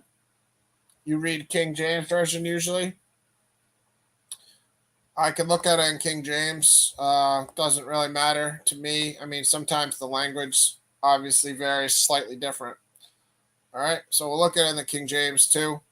The Lord is my shepherd, I shall not want. He maketh me to lie down in green pastures. He leadeth me beside the still waters. He restoreth my soul. He leadeth me in the paths of righteousness for his name's sake. Yea, though I walk through the valley of the shadow of death, I will fear no evil, for thou art with me. Thy rod and thy staff, they comfort me. Thou preparest a table before me in the presence of mine enemies. Thou anointest my head with oil, my cup runneth over. Surely goodness and mercy shall follow me all the days of my life, and I will dwell in the house of the Lord forever. Amen. Yeah, very, very similar. I know the King James is the most popular version of the Bible, so I know that's, often what people have as their own personal versions. Me personally, I don't have any problem with, the King James as a translation if people, prefer it, but I personally don't see it as the best translation for myself, because I prefer less confusion at times, where I think there's times where the King James can be confusing because the language that's used isn't language that we use, and just also the way the wording is. Just words like, just adding a th to a lot of words that, nowadays in modern English don't have that. But there are times when the King James is a good, accurate, Bible for word translation. For instance, instead of the word tomorrow, which we have now in English today, the word morrow is used. So it's, minus the to at the beginning, and that's what Hebrew, is. They'll use the word morrow for tomorrow instead of what we'll use as tomorrow. So there's spots like that where the King James stays true to the Hebrew in certain spots. As far as word for word accuracy, the ESV is, slightly better than the King James for, the actual words that are used. King James is like the fourth most accurate. They say the New American Standard Bible, the RSV, and the ESV are a little more accurate, but that doesn't mean better. Word for word doesn't always translate to better, because there's also thought for thought. The NIV is good for thought for thought. I mean, there's strengths in a lot of different translations where it's good to use multiple translations. I guess scholars prefer the RSV, the Revised Standard Version. According to a lot of academic people, the scholars, I guess they advocate for the RSV, which is interesting too. So I think the RSV stands, pretty high up in a lot of people's rankings. But yeah, biblical translations are interesting. But as long as you're able to get the message clearly, that's all that matters at the end of the day. So if you can understand some of the nuances of the King James, that's important, because there's times, like for instance, when it says, God doesn't show respect of persons in the King James, that's referring to the fact that God doesn't show partiality, or God doesn't show favoritism. So like the NIV will use the words, favoritism, but you won't see that in, the existence in the King James, because that word's not in there at all. But, it will say at times, like I said, respect of persons. So you have to make sure that when you're reading the King James, you don't get confused at certain situations like that. Because some people, like for instance, the person we were talking about earlier, Perry, they'll read that and they'll just read it like an English person, a person in English will read it, where they'll say, well, respect of persons is, just respecting people. And, that's not accurate. It's actually, not showing partiality or favoritism. Yeah, and Troy Taylor's still watching, Gimli. If, you want answer to your questions, I'm trying to do my best to talk to both you and Chad here. But, that is a classic, Psalm 23 too, Chad. And, again, the Seventh-day Adventist, like I said, I hadn't heard that word till Troy brought it up. And that's where, Jamie brought up that whole thing about the Archangel Michael. And, that's something we should definitely get into sometime when we have, Jamie or yourself, Chad, or somebody else that can talk about it. But again, there's only a handful of scriptures with the Archangel Michael, so it won't be a very lengthy discussion. I'll have to look at those one day, because, again, I don't see that as being accurate. I see Jesus as being the, separate entity from the Archangel Michael. I think in Hebrews, Paul goes out of his way, well, whoever the author is of Hebrews, goes out of their way to tell us, Jesus is above all angels, and isn't an angel. He's the Son of God, God with the Father. But yeah, let me try to get Troy's answer to your question, Gimli, but let me also go through it. Now that we have a moment, Jesus came to crucify, Romans 6:6, the carnal mind that was not subject to the law, Romans 8:7.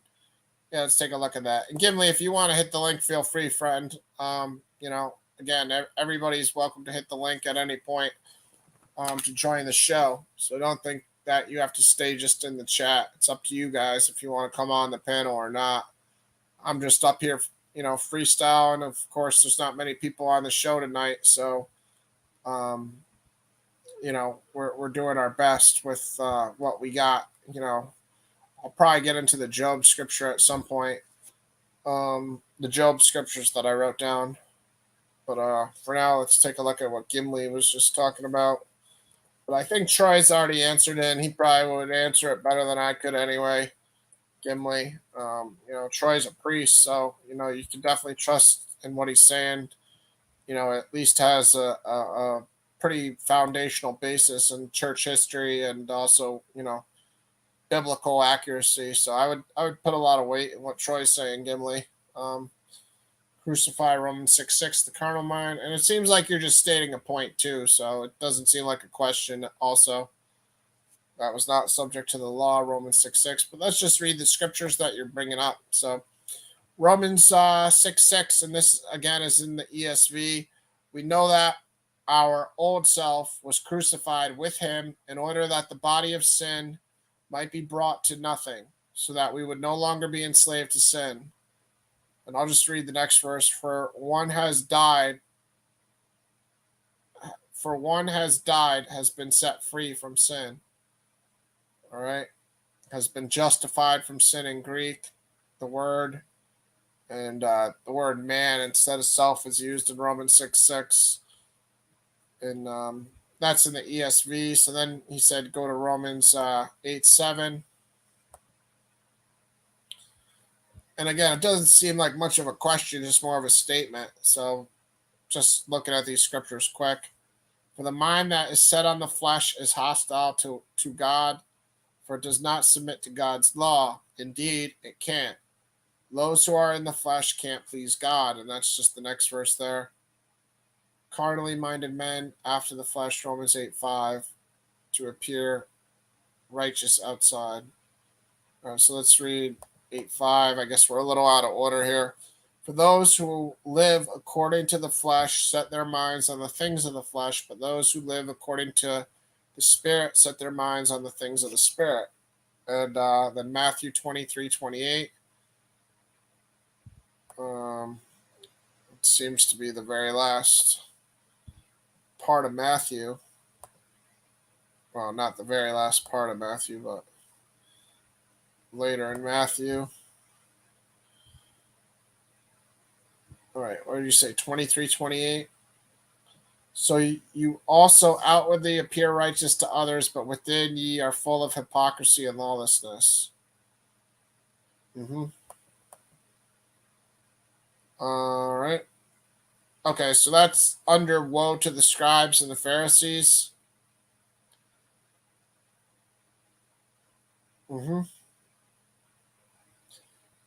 Yeah, I could see. I guess you're just probably making a statement, Gimli. I don't know. I don't know if that was an insult towards me or if what it was. I don't know if you're just making a statement or you're trying to say, myself or somebody's a hypocrite. I don't know what you'd have to clarify, Gimli, what the point of that was. Condemn sin in the flesh, Romans 8:3, purge sin, Hebrews 1:3 from the conscious, Hebrews 9:1-14, no more conscious of sin, Hebrews 10:12 to make us perfect pertaining to the conscious, Hebrews 9:9. If you want to explain it, Gimli, hit the link and just verbalize it up here like I'm talking. Probably be better. If you want to just come on again, you don't have to have your camera on. You just hit stop cam. You can just talk like this. Feel free to hit the link. Okay, yeah. So it's just a statement. Yeah, I mean, I didn't think there was a question there. I got you. I'm not arguing with what you're saying. Obviously, it seems pretty sound. I'm not arguing with it. I was just saying if you want to come on and hit the link and talk, feel free to. Usually there's more than just me up here. Usually we have a couple people on the panel, but I kind of started late tonight. Like I said, I just wanted to make sure there was some sort of content or, avenue if people wanted to come on and talk and bring stuff out. Haven't really gotten into much. Again, I was going to, talk about Perry for a little bit, but I didn't do a whole show on antinomianism. Nomianism. I was just briefly talking about what I saw from Perry, but we're past that. Yeah, I agree with pretty much what you've said. I mean, the thing is, Jesus, came to elevate us and put us in a higher state. He came to, that's the Sermon on the Mount, the Beatitudes, was to show us, that we can just be closer to God, and the law is, only a shadow of the realities to come, which, you might have quoted one of those in Hebrews, because I know that's in Hebrews. So I don't know if that's one of the Hebrew verses you were just quoting or not. But yeah, I mean, the whole book of Hebrews is excellent. I mean, the whole Bible is obviously excellent. But, if you want to understand what Jesus did, the book of Hebrews is a very well written book to describe the purpose of, what Jesus's role was, why he came. So yeah, good stuff. Thanks for sharing. And also like and subscribe. If more so subscribe. I mean, if you guys like the video, that's great too. but subscribing just so you can get notifications when we come live, because we try to go live, 4 or 5 times a week. And also, like I said, there's usually more people on the panel besides just me. And we just have these discussions like, what you just brought out. And, we'll share the scriptures on the screen like this and, go through scriptures, and we'll just compare doctrines and just at the end of the day, just try to serve God better and get closer to God. We'll go through certain chapters and break down certain scriptures, anytime. So if you want to come on, feel free. I guess for now, just so I'm not rambling too much, I'll get into Job. Just take a look at some of the scriptures that I had from Job. So I got to about chapter 7 the other day, and then we went in other directions. So the book of Job, again, is an important book because it teaches us, in the Bible, there's 3 books of wisdom, called books of wisdom specifically, and that's, Job, Proverbs, and the Psalms. So, within those 3, books, there's a lot of wisdom, clearly, Ecclesiastics also. Excuse me about that. Ecclesiastics also falls in the books of wisdom. So, I mean, clearly there's wisdom throughout all the scriptures, the Torah, the prophets, the whole gospels, and the epistles of Paul, all the letters, everything from Genesis to Revelation is wisdom. But, some of the books are categorized, as the books of wisdom.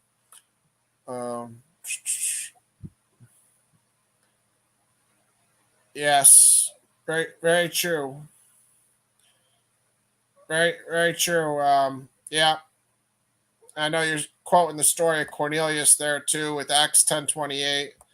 That's a good part of the scriptures where Peter goes over to the house of Cornelius and he sees that nobody call anything clean which God has called clean, and anybody that fears God and does the law is or fears God and has faith in God.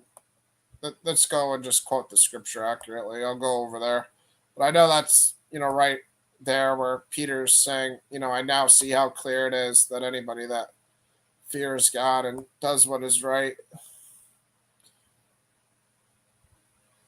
All right. And he said to them, you yourselves know how unlawful it is for a Jew to associate with or to visit anyone or another nation. But God has shown me that I should not call any person common or unclean. So when I was sent for, I came without objection. I asked then why you sent for me. And Cornelius said, 4 days ago, about this hour, I was praying in my house at the 9th hour. And behold, a man stood before me in bright clothing and said, Cornelius, your prayer has been heard, and your alms have been remembered before God. Send therefore to Joppa and ask for Simon, who is called Peter. He is lodging in the house of Simon, a tanner by the sea. So I sent for you at once, and you have been kind enough to me, and you have been kind enough to come. Now therefore we are all here in the presence of God to hear all that you have commanded by the Lord. And this is the Gentiles hearing the good news. So this is what I was trying to quote there. So Peter opened his mouth and said, truly I understand that God shows no partiality, but in every nation, anyone who fears him and does what is right is acceptable to him. So this is so everyone who fears him and does what is right. That's what I was trying to say there. But let me just show you guys in the King James, because I think this is important. Right here it says shows no partiality in the ESV. Just out of curiosity, I want to see what the King James has, because sometimes the King James will use respect of persons in those spots, and I know that in Romans 2:11 for a fact, but I'm just curious what it uses here. Yeah, see, it uses respecter of persons here too. So that's one thing I'll say about the King James, is to just be careful that you understand what certain idioms like respecter of persons mean. Because sometimes, people say, well, the King James is, the best version and this and that, but they also just don't understand some of the nuances and the idioms of the King James. So this is a good example of, make sure that if you do have the King James version, you understand what things like respecter of persons means, because sometimes we'll read that and we'll view it more from like a 2022 English perspective of, well, that means something about respecting other people or respecting people. But really, it means no partiality. So make sure you, just are aware of that if you have the King James, that there are certain instances like this with, the usage of respecter of persons in there, that if you look at other translations, it's really clear it's talking about God not showing partiality or any favoritism. So, just a good example of what I was talking about earlier. So just make sure, you're not limiting yourself and you're using, the Blue Letter Bible. If you do own a physical copy of the King James, if you have a question about something, if you don't understand what a phrase means, a good idea is to just compare what other translations are saying. That way you won't get misled, and, you'll just be better off because you'll have a closer understanding of what the scripture is actually trying to say. Uh-huh.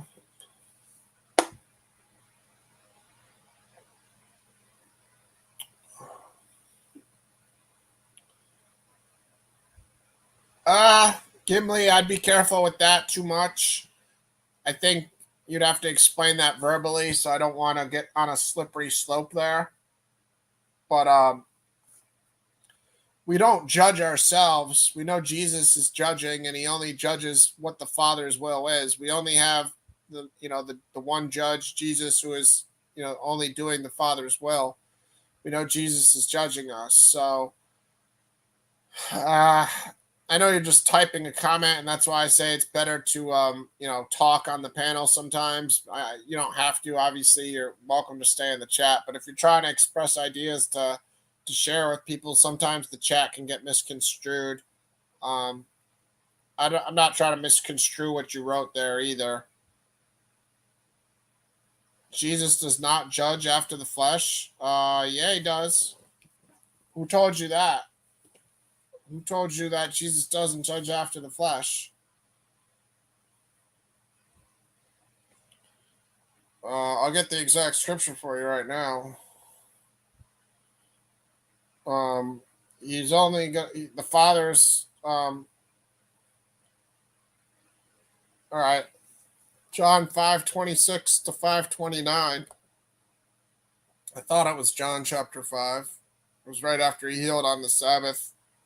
That's where I thought it was. I just wanted to make sure, but yeah, he does judge us for the Father. I mean, we're not all going to judge ourselves, Gimli. This is right under the title of the authority of the Son. So I'll just start here. John 24, we'll just read down. Truly, truly, I say to you, whoever hears my word and believes him who sent me has eternal life. He does not come into judgment, but has passed from death to life. Truly, truly, I say to you, an hour is coming and is now here, where the dead will hear the voice of the Son of God, and those who hear will live. For as the Father has life in himself, so he granted the Son to have life in himself, and he has given him authority to execute judgment, because he is the Son of Man. So right here in John 5:27, it's telling you he has given him authority to execute judgment. So I don't know what you're talking about. I don't agree with what you're saying there. Again, I might be misconstruing it because you're just in the chat. So we'll finish reading what he has to say in the next verse or two, too. But, again, 5:27, and he has given him authority to execute judgment, because he is the Son of Man. Do not marvel at this, for an hour is coming when all who are in the tombs will hear his voice and come out, those who have done good to the resurrection of life, and those who have done evil to the resurrection of judgment. So again, you see, a resurrection of judgment right there. You're typing a lot of them at the time, man. It's going to be hard to keep up with everything you're typing. You're better off hitting the link, Gimli, if you want to have an actual fluid conversation about this. I'm not going to be able to just, read every comment and keep up with everything you say. Honestly, you know, that's why it's better to have conversations. I can't keep up with every comment you're saying here. But again, I'm not trying to mischaracterize what you're saying either. So let me go to a couple of the scriptures you wrote down. I'm just saying I'm going to have a different interpretation. All right, all good. If you can't get on the mic right now, it's all good. It's all good. Some other time, though, feel free to come on and explain a little more of your point. And again, I understand being in the chat, it's easy to get misconstrued. So I'm not trying to jump out the window and mischaracterize you in a way you're not trying to say it. I'm trying to get to these scriptures. I am the light of the world. Okay. And again, Jesus spoke to them saying, I am the light of the world. Whoever follows me will not walk in darkness, but will have the light of life. So the Pharisee said to him, you are bearing witness about yourself. Your testimony is not true. Jesus answered, even if I do bear witness about myself, my testimony is true. For I know where I came from and where I am going. But you do not know where I come from or where I am going. You judge according to the flesh. I judge no one. Yeah, but you got to read the next sentence. That's the problem with isolating 8:15. You got to read the next sentence. You judge according to the flesh. I judge no one. Yet if I do judge, my judgment is true. For it is not I alone who judge, but I the Father who sent me. So he's telling you in the very next verse, after 8:15, that he's judging to do the Father's will. And, you know, in your law it is written, what that the testimony of two people is true. I am the one who bears witness about myself, and the Father who sent me bears witness about me. So, yeah, I mean, I would never isolate 8:15. I would also just take into consideration 8:16 too. I mean, we know Jesus is the gate too. You know.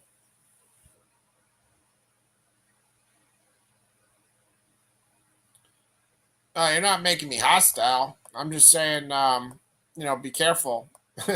Be careful thinking you're gonna judge yourself. You know, because there's not many people that are honest and righteous or worthy enough to none of us are. So we're not even worthy enough to judge our neighbors, let alone judge ourselves. You know, we're all going to have biases.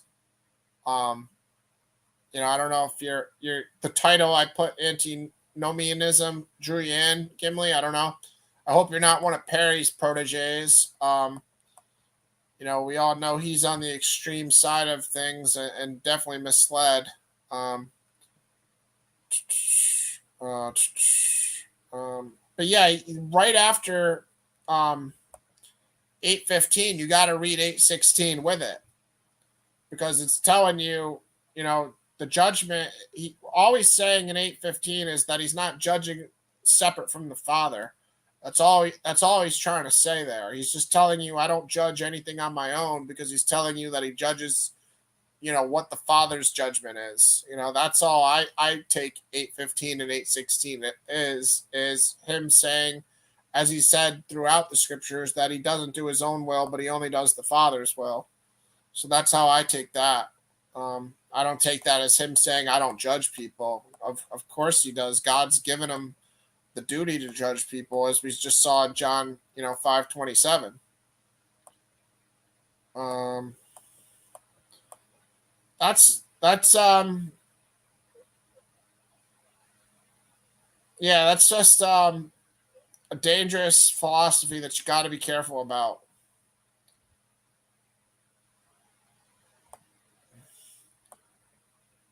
No. Gimli, what are you? It sounds like Perry's. Sounds like one of Perry's offspring, Diane. I think it is. I think it is a Perry clone. One of these Perry clones that they make in Mexico somewhere, and you can buy them for $20 at your local Walmart. you get yourself a Perry clone and you pull the string and it says Perry's false doctrines.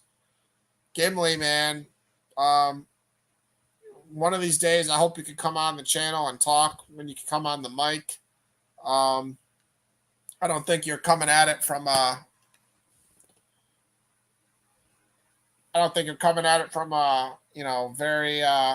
confrontational perspective, but I mean, yeah, if you're calling Troy a false teacher, then you must be probably a little misled by Perry or something, because I've seen nothing from Troy to ever say that. So it seems like you guys are familiar with each other. All right. Yeah, faith without works is dead. I mean, we all know those verses. Yeah. Yeah. I mean, Gimli, man, you got to think about how dangerous it is. Okay. Okay, so Gimli says Perry is a false teacher. So, yeah, I can see on the scale of like 1 to 100 or 1 to Perry. I don't see you at Perry. You seem to have been coming across more sane than Perry, not as radical as Perry, but it would be good to hear you verbally speak on what you're trying to say to people. I'm not trying to twist what you say. I'm not trying to twist it. I'm doing my best to not twist it.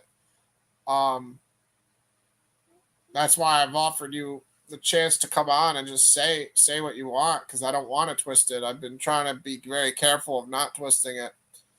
What I'm saying is that if there's 7 billion people on Earth, we got to realize that we are, not all judging ourselves. Jesus is going to judge us because Jesus is the gate.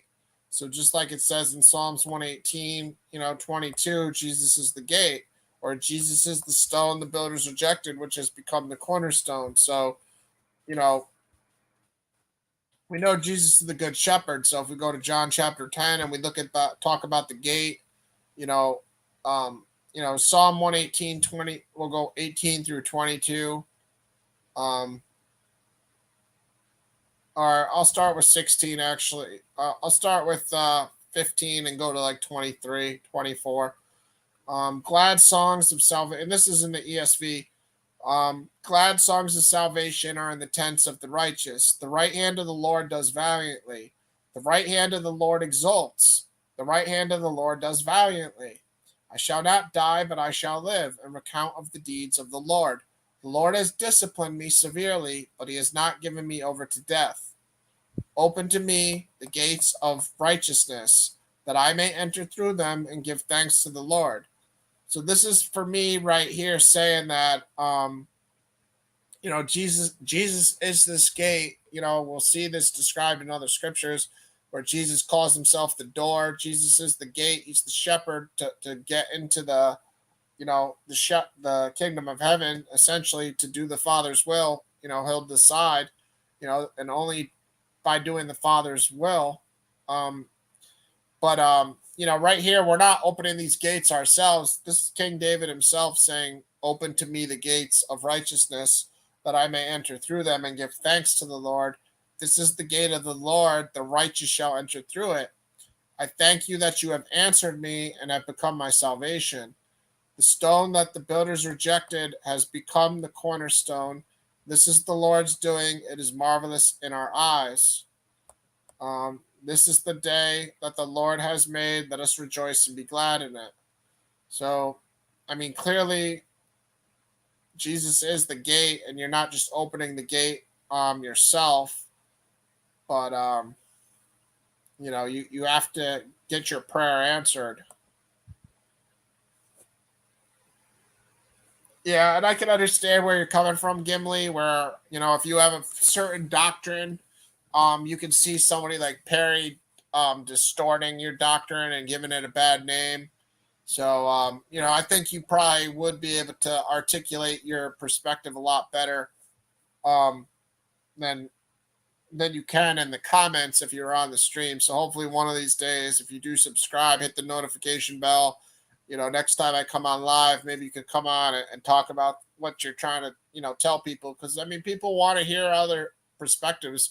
We're not trying to judge your perspective, because we all can learn from each other's perspectives. Even if we don't agree with somebody, we can, we can come to some sort of compromise at times, and just better ourselves, because maybe something you're doing right, I'm doing wrong, or vice versa.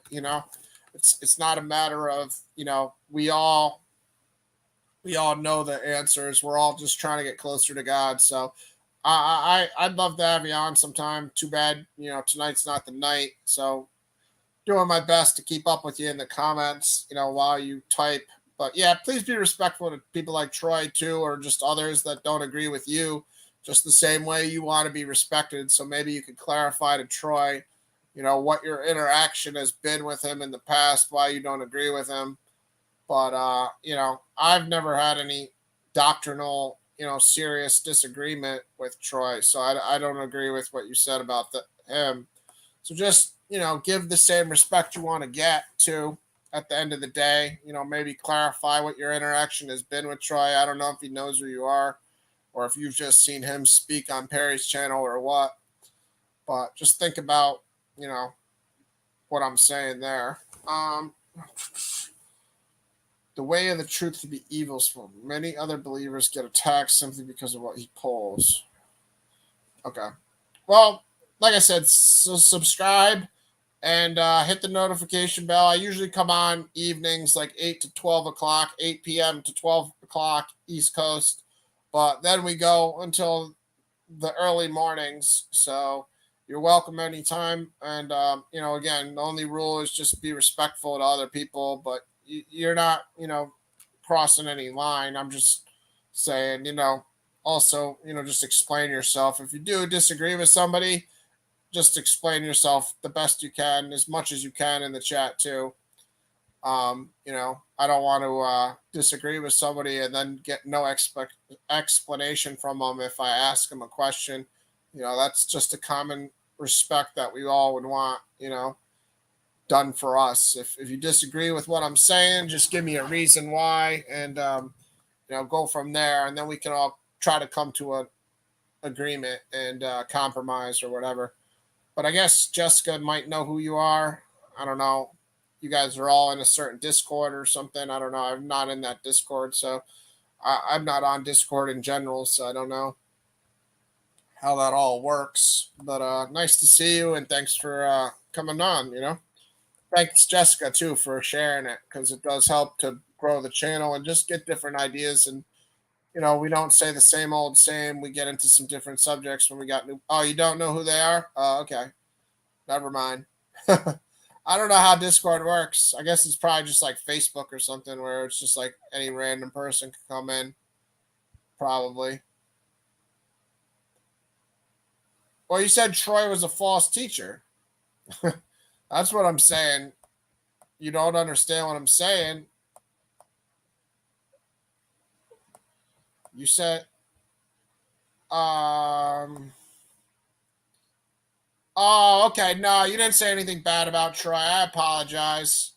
Maybe you said Perry was a false teacher, but it had Troy's name and it confused me. I think this one confused me. I apologize. My bad.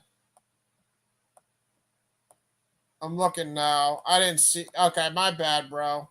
You just said that, and because it said at Troy, because you were answering Troy, that's what messed me up, man. My bad, bro. I see it now. I apologize about that. That's what confused me, because it said at Troy, and then I didn't read it right. I thought, you were saying Troy, but you were saying Perry. All good. We all agree on Perry here.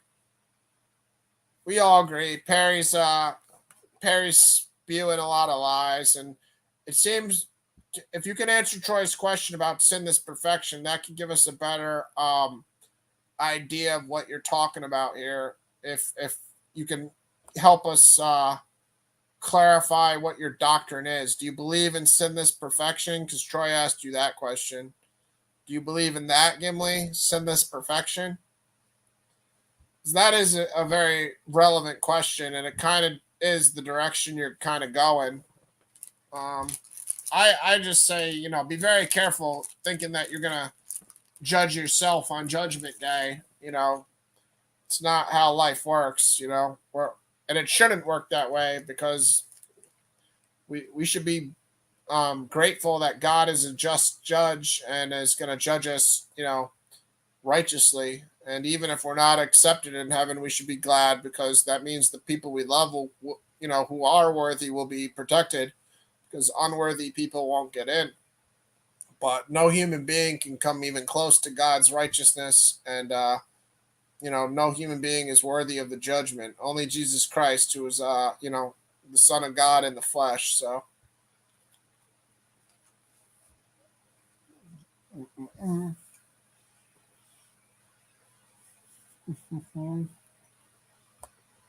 But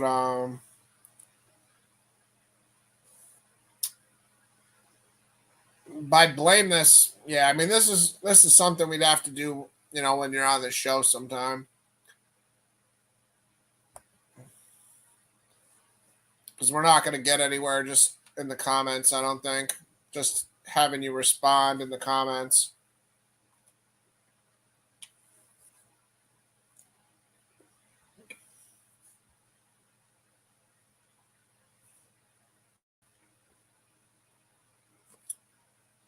Amen.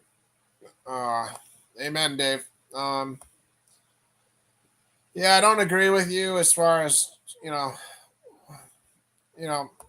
mean, it depends on what you're saying, you know what I mean, for me to disagree with you too. I mean, if Jesus and the Father choose us, and we go through Jesus, then then our sins can become, instead of our sins being scarlet, they can become as white as snow, as, some of these Old Testament verses will say. That's something I agree with you on. Our sins can be, scarlet, but then God can turn them into white as snow. But on our own, we can't do any of that. Isaiah 5:16, but the Lord of hosts is exalted in justice, and the holy God shows himself holy in righteousness.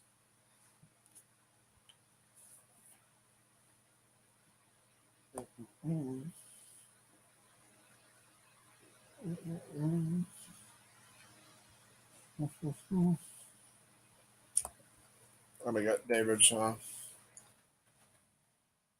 I go with Isaiah 5:16 there, where God is going to be exalted by his justice. So, but the Lord of hosts is exalted in justice, and the holy God shows himself holy in righteousness. So that just speaks to why we don't want any human being to judge us. We're blessed God judges us, because the Holy One of Israel will be proven holy by his righteousness. Mm-hmm. Mm-hmm.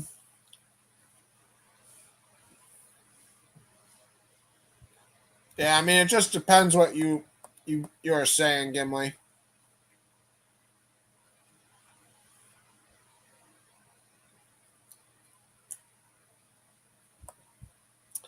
Just depends what you're trying to say. He gives us his righteousness and makes us blameless in his sight. Yeah, I mean, I think most of us agree with you as far as, like, after we die and are accepted by God, we agree with what you're saying. But I don't know when you're trying to say that comes into effect. Are you saying that comes into effect after we die and we're chosen by God? Because I think all of us agree on that we are, cleansed by his sacrifice, like, John 3:16, 3:17. We'll take a look at what you're saying there in 1 Thessalonians 5:23. It's just the problem is with Perry and some other people with a similar doctrine, they believe that Jesus has done that right now.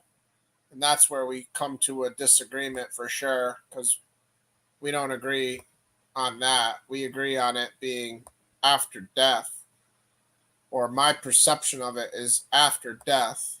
We get cleansed after we die, and God chooses us, by his grace. All right. Now may the God of peace himself sanctify you completely, and may your whole spirit and soul and body be kept blameless at the coming of our Lord Jesus Christ. He who calls you is faithful, he will surely do it. All right. May your whole spirit and soul and body be kept blameless at the coming of our Lord Jesus Christ. I mean, you got to read what he's saying before that to get an understand. So let's read a little before it to get an understanding. Final instructions and benedictions. We ask you, brothers, to respect those who labor among you and are over you in the Lord and admonish you, and to esteem them very highly in love because of their work. Be at peace among yourselves. And we urge you, brothers, admonish the idle, encourage the faint-hearted, help the weak, be patient with them all. See that no one repays anyone evil for evil, but always seek to do good to one another and to everyone. Rejoice always, pray without ceasing, give thanks in all circumstances, for this is the will of God in Christ Jesus for you. Do not quench the spirit. Do not despise prophecies, but test everything. Hold fast what is good. Abstain from every form of evil. Now, may the God of peace himself sanctify you completely, and may your whole spirit and soul and body be kept blameless at the coming of our Lord Jesus Christ. Yeah, I'd have to hear what you're trying to say about that. Again, I don't want to take it out of context what you're trying to argue or say with that. Because right there, right before that, we saw that we still have to do things. We're constantly doing things. And then at the very end there, he's saying, ask God to keep you in a certain state. But yeah, I mean, I can't have a conversation with just brief scriptures, 'cause my breakdown is going to be different than your breakdown. So I'd have to hear what your breakdown of the scripture is. Excuse me, to actually understand what you mean.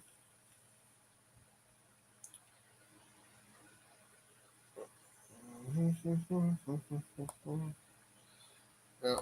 Dave's posting some scriptures too. Yeah, I mean, none of us question. Yeah, and then Dave's saying, 2 Peter 3:9. God is long suffering, not wanting any should perish. That's 2 Peter 3:9. We understand all, God's mercy and his love for us.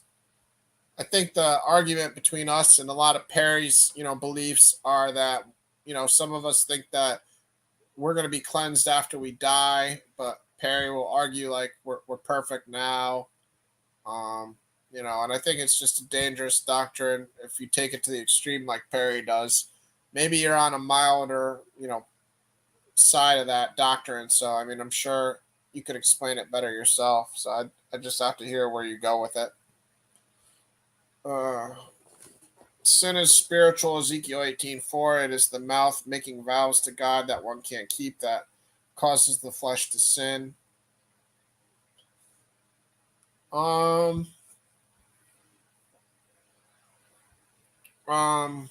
Yeah, I think sin's very, very wide category. It's not just our vows, because Jesus tells us not to make any oaths. So I do see what you're saying as far as that is one aspect of sin, but it's not gonna categorize all sin. Obviously, it's not all just like, well, what did I promise God I was gonna do and not do?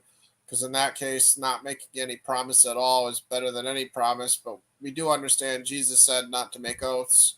So, I mean, there is validity in not making oaths for sure, because we shouldn't do it.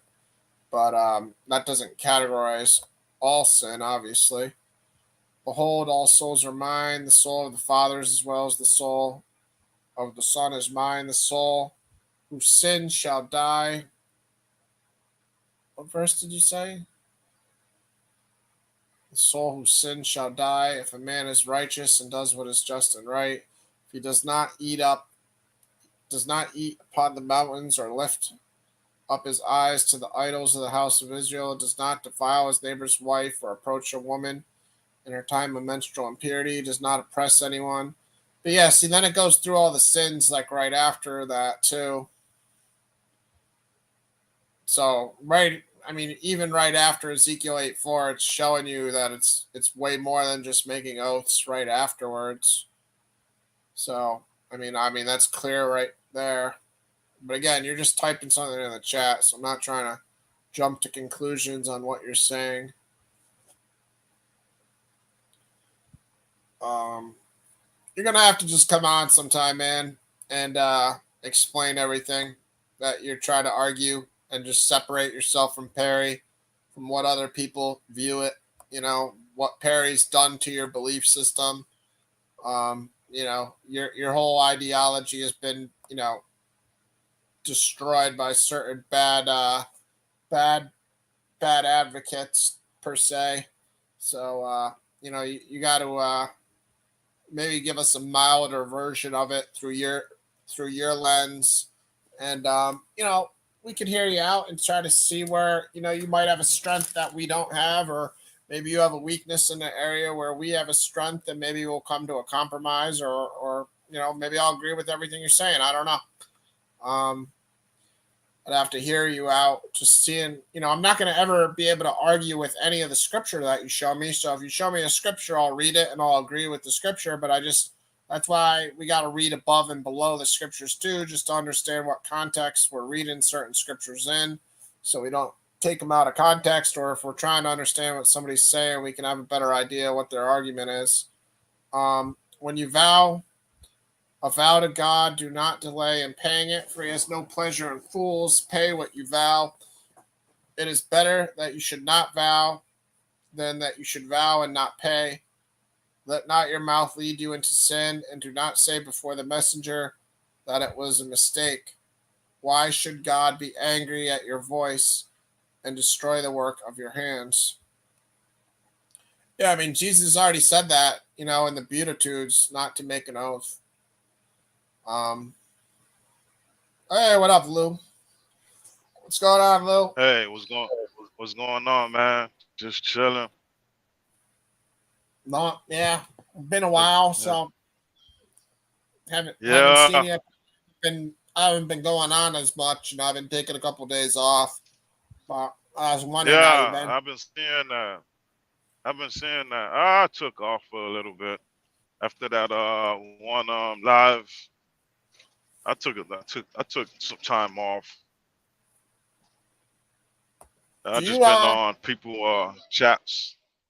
You have I was gonna say, I know you said to me that one day that sometimes you get notifications and sometimes you don't. I figured out, because I didn't know how you do that on YouTube either till like a little bit ago. Do you have the notification bell on? Because that's what you need to have on to get like notifications when I go live, like no matter what. See I don't have. I don't have that on. Because do that. When I try to have it on to where it could be one, like if I turn yours on, all the other ones gonna automatically turn on for some reason. Oh, and really? It should just be just be going berserk. Yeah, well, whatever. You find me. Wherever you find me. Yeah, man. That my whole that top part of the phone where the notification pops up, be a whole bunch of YouTube notifications, man. I'm like, I'm driving, man. I can't be going through all this. Yeah. It makes it pointless. It makes it like a pointless thing to have on. I get the only way I get notification is when you I don't know what you be doing, but when you put it'll pop up on my YouTube as notify me, and I press the button notify me. Yeah. I don't know. Sometimes I don't. Sometimes I don't. How you be doing that? Just on StreamYard. Sometimes I can schedule them for later. Sometimes I just hit go live right now. Like I could go on and schedule one right now for tomorrow. You know what I mean? I could schedule it right now for tomorrow. But you know, so yeah. Did you get a notification tonight? That's when no, I didn't see no schedule. I didn't see no schedule. That's when that's how I know like when you don't well when you schedule it, I put on the notification and it lets me know that you live. But that little bell thing, man, I don't mess with that no more, man. I got too much channels I subscribe to. I mean, the thing popped. If the person could post anything and it'll just pop up, man. Man, I ain't dealing with this, man. I'm on the road, man. I gotta scroll down and search and say I ain't going through all that, man. And I just and then when because you know I'm not all that hip to YouTube. I mean, even though I watch it, I'm not all that hip. When I start seeing scheduled, yeah, then I press the notify me button on there. Yeah, I mean today I only did it like 20 minutes before I went live too, so that's probably part of the problem tonight because I did it like 20 minutes before I went live tonight.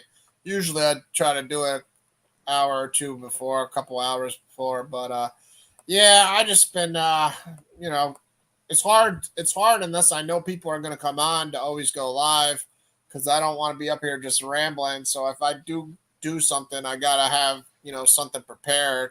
So I've been you know, going back and forth on trying to, you know, read and write stuff down and actually be prepared. And then some days I just, you know, I'm burnt out or physically hurting, so I just take the day off because I'm hurting, you know. But I took like a week off or 4 or 5 days off, and you know, I tried to you know, get back at it and just be more consistent. I want to be live at least, you know, at least four times a week, you know, so get back in the routine. Too bad Jesse hasn't been around, man. I don't know. I hope everything's all right with him because he hasn't been posting on his channel either. And I know he tried to join the last couple times, you know, before his phone got messed up. So he got that new phone company and his phone got messed up. So I hope Jesse's all right. I'd like to hear from him. Get the band. Get I mean, the sometimes. Yeah. Yeah. Sometimes people want to take. Sometimes people want to take off from YouTube. You know, I mean, they probably sometimes they need a little break. I mean, he probably watching, but he just probably not saying nothing. He probably just need a little break. I don't know. For me, I agree. I'd be doing that. I'd be doing that. I mean, that's just me. I like to. One day I'll just show my face all over the place, and then next thing you know, I'll just disappear, man. Well, that's the problem with having your own channel and your own show is you kind of get like put in that routine where people like expect you to go live so they can talk to other people. Like I know people in the chat are friends with each other. So that's where I feel like kind of an obligation at times to go live. Like even tonight, I wasn't like, I could have gone, you know, without going live tonight, but I was like, I should go live just so people, you know, stay in touch. And yeah, you got to put in work to grow your channel too. So, you know, I know some of those Hebrew Israelite channels, if you look at them, like they look like some of them just blew up overnight. But then I heard, you know, like Deacon Sakari guys say like, you know, he's been doing this for, you know, years, you know, 7, 8, 10 years, whatever, however long he said. And, you know, so a lot of these things that look like overnight successes, sometimes they're not overnight successes. So I know I'm still in a grinding up stage and yeah, we're still growing. So it's cool. You know, we're almost at 100 subscribers.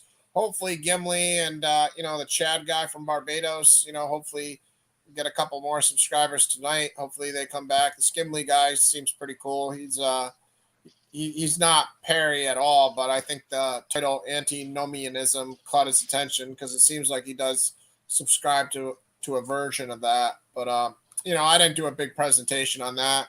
I just saw David talking about Perry, and I just kind of threw it in the title and talked about Perry's ideas for the beginning of the show. But yeah, I Oh, didn't do a big like thorough study on antinomianism at all because I didn't do that. I just saw David talking about Perry. Then I watched a little bit of Perry's channel, and then I said, you know what, I'll throw that in the title because I'm going to talk about Perry for a little bit. But Gimli's definitely got a more milder version, and I think he's talking 1 Timothy 3:116. Is that all Scripture is God breathed? I believe. I think he's quoting that one. I think all he's scriptures, all scriptures. What do you say? I think he's quoting one all scriptures God breathed, the 1 Timothy 3:16. I think that's all scriptures God breathed. Um Like what is he trying to say? no, that's not that one. Never mind. That's not that one. It's a different one. I know maybe that's 2 Timothy. I gotta have to find that one now. But yeah, no, 1 Timothy 3:16. Great indeed, we confess, is the mystery of godliness. He was manifested in the flesh, vindicated by the Spirit, seen by angels, proclaimed among the nations, believed on in the world, taken up in glory. All right, so yeah, he was just quoting something else about Jesus. But now I want to see if it's 2 Timothy 3:16 because I know it's one of those Timothys. That's the God breathed scripture. Yeah. Maybe 2 Timothy 3:16. Sometimes I get confused on the which one's the one or two, and I'll mess up the verses. Yeah, it's 2 Timothy 3:16. All scripture is breathed out by God and profitable for teaching, for reproof, for correction, and for training in righteousness. I thought Timothy 3:16 sounded familiar, but it's 2 Timothy for all scripture is God breathed. 1 Timothy was more about Jesus. Yeah, yeah. Yeah. Man, I was on that last live I was on ETT channel. Oh You, man. you got on a channel. You It got was on wow. EPT's channel. Huh? You were on the panel. Yeah, yeah, I was on the panel. Oh yeah, his channel's wild, man. He likes I to was have them fellow Hebrew Israelites on there, and they like to just go full Hebrew Israelite. You must have had a fun time over there. yeah, yeah, salvation debate.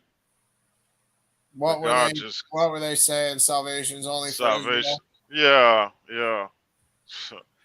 Yeah, yeah, they kept saying, yeah, that's what that it was like 5 against 1. It was just Cause you as Christian, and the other four of them were Hebrew nah, Israelite. it was for the I don't know if they were Christians or not, but they was not. They was on my side. Everybody was against that dude that was saying Oh, salvation is only for Israel. I forgot his name. I think defender of the truth. what wasn't ETT? Nah, ETT didn't, he had hopped off. He Oh, hopped off. was it? I don't know. I watched ETT's channel the other No, day. it's not. He had some guy like Bible Defender 144. Yeah, Bible defender. Yeah, him. Bible defender 144. Yeah, him.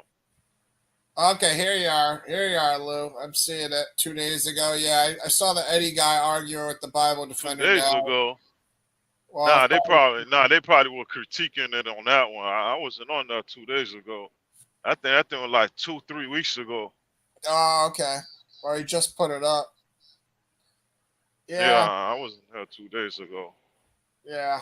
Now the Bible Defender guys seem like full blown Hebrew Israelite and just one of them guys. I don't know, man. Uh, What there's can you a do? lot of a lot of GMS teaching. I like that GMS people be on some they be on some weird stuff, man. Talking about UFOs. Yeah, they have a bizarre They doctrine. said one day one of them dudes told me Jesus was taken up by UFOs. Yeah, I'm yeah, like, wow, that's wild, man.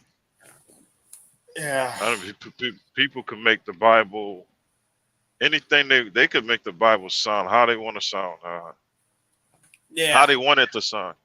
You got some Christians who believe that Genesis 1 through 11 is a mythos, um, uh, mythos. I forgot the name of it. It's a mythical story. It's a Yeah. myth. I Yeah. like, wow, that's crazy, man. They say, I like, wow, they don't, they believe the people existed, but the narrative of what they writing is not real. Oh, you're saying chapters 1 through 11? I thought you were talking verses Yeah, 1 through 11. nah, chapter 1 through 11. Oh, wow. That's crazy. Yeah. I Yeah, mean, that they like, yeah. they say because it resembled too much of the ancient Near East stories and stuff. Yeah, to me though, that just gives more credence to the fact that it's the truth. That it's like more people telling the same story, like the flood story. You know what I mean? If it's told throughout all these different civilizations, to me, it just proves that it actually happened. You know, that's Yeah, that's the way I look at it. That would make it mean it's closer to true than a myth because it's told by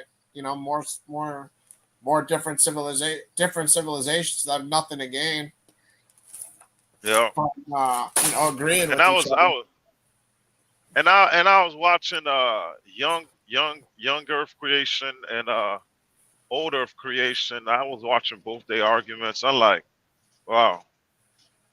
I mean, I'm leaning more towards young Earth, man. I'm leaning more towards young Earth, Ryan, man, because that old Earth creation, millions and millions and millions of years, I don't know about that, man. Nah, I think I fall closer to the 6,000 year time frame than I do to the Uh, millions and millions and millions I of don't, years time I don't, I frame. don't, I don't think it's. I think it's more of a 12,000, 10,000 years. I don't think it's Yeah, 6,000. You know, I I don't. mean, because I mean, Yeah, I don't go that low either. To uh, be honest, I don't have a good answer to the question. Honestly, it makes you think. uh, When you hear somebody come up with young Earth, it makes you really question where you're at with it. I don't know. it's just with the young Earth. I mean, I understand how they count in the ages and stuff. Yeah. You know what I mean? But the thing is, like with the Israelites, I mean, how were they counting their days? You know what I mean? Did they actually count their days? Like somebody said, it's been 480 years since we left Egypt. You know what I mean? How did they count their days? You know, Mm-hmm. did they keep up with? Okay, now it's 1 year because when you read Exodus, God said this is the new month. This is the calendar. This is your calendar. Okay, well, calendar were they going by before that? And how did they determine all that? And it's a whole bunch of numbers going on. Like I'm not saying Adam didn't live to 900 and something years old, but what if he lived it longer? What if he lived it shorter? Or Yeah. maybe or The maybe no, maybe they got the ages wrong. They just throwing a number in there. You know what I mean? Yeah. To me, the numbers have dual meanings no matter what. They're to me they're just like the stories themselves. I think they're talking about literal events that happened, like that probably was exactly how long they lived. But the numbers are also no coincidences, and God's numbers are like real important in His creation. So it's just like in Yeah, Chronicles, 126 or something when they're talking about how many musicians or how many priests or how many gatekeepers, and then they say yeah, their names, the way their names are spelled, everything matters for a reason. And the yeah, numbers correlated to the gematria and everything. That's all. To me, it's actual literal history and stories, and also like God just is so exact that yeah, those are those are meaningful too. So like my name is Ryan for a reason and your name is Lou. So we're two real people, but it's also a purpose like in the scriptures why my name is Ryan and yours is Lou, you know, like Yeah. both meanings. And also, somebody just brought this up the other day. Might have been Jamie Russell or whoever, I forget, but the fact that their calendar was their year was 360 days, not 365, and that doesn't make a huge Yeah, difference. but no, the thing is, it don't matter how much days there was in a year or whatever. But at what age did God create Adam? How old was Adam when he was created? Okay, good point. Yeah, yeah. You're saying when did he put the skin and flesh on him, type of thing, right? Yeah. Yeah. Did God say, "Hey, you're 32 years old or you're 33"? How old was Adam when he was born? I mean, are people counting that too? Yeah, you would think it would have to And start like when he put the skin and flesh on him, and what was his age at that point. Yeah, there's a yeah, lot of what was his age? unanswered question. No matter how you look at it, like there's questions Yeah, that you just can't get the answer to. But um, yeah, I mean, I was yeah, challenged. Like, yeah, the forget the guy's name. Iger or whatever, whoever who comes on here who came up with the young Earth. He's the one who challenged me to start like questioning my ideas more and look at young Earth, old Earth, and yeah. I 'Cause, I don't know. It's interesting. yeah, with the young Earth creation, I was listening to this one young Earth creationist named Kent Hovitt. I mean, he had a good explanation on why people lived this so long. He was telling me in the beginning, remember God had a firmament in the sky, and he say it's plausible that that firmament was an ice over the earth, because remember back then people used to think that the earth is under some type of firmament or whatever,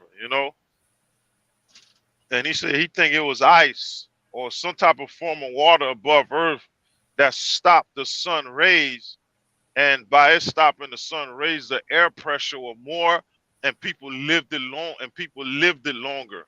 People lived longer based on the air pressure.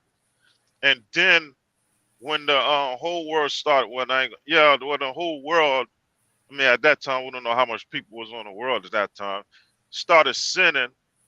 In order for God to cause the flood to happen, He had to open the firmament and let all the water out, something like that.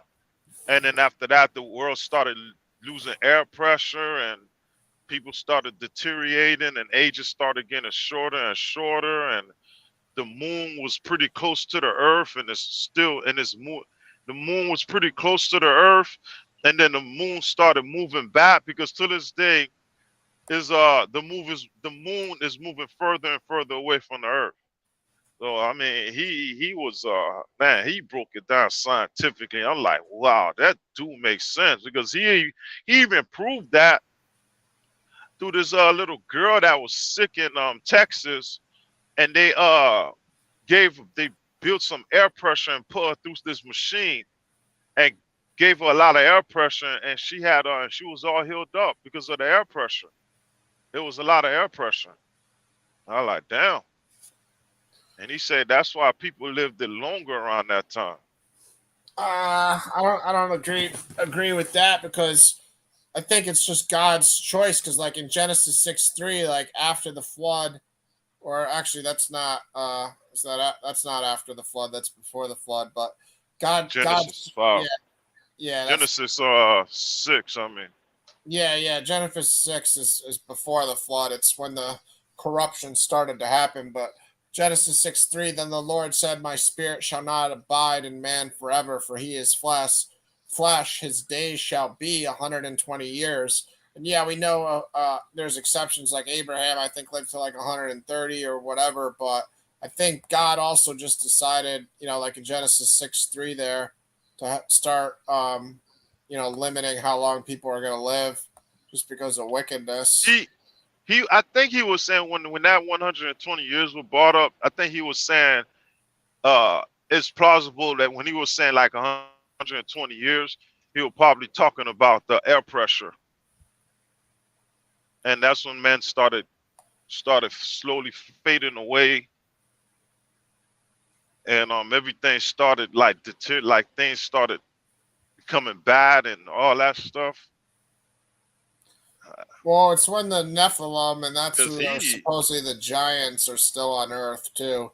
So yeah, he believed there was giants. He believed there was giants. He said because I mean, you found giant bones all across the world, and not only that, on top of this mountain, they found seashells.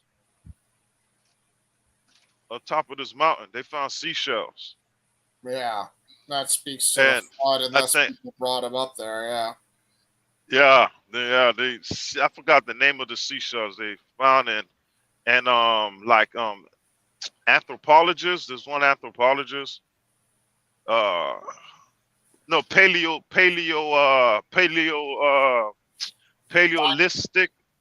What is Something. it called? No, I Paleo don't know. something. All I know is paleontologist for dinosaur. Yeah, paleontologist. Okay, he found human bones at the area they said Noah was at, and all the human bones they find, all three of them were different, and they will find underground.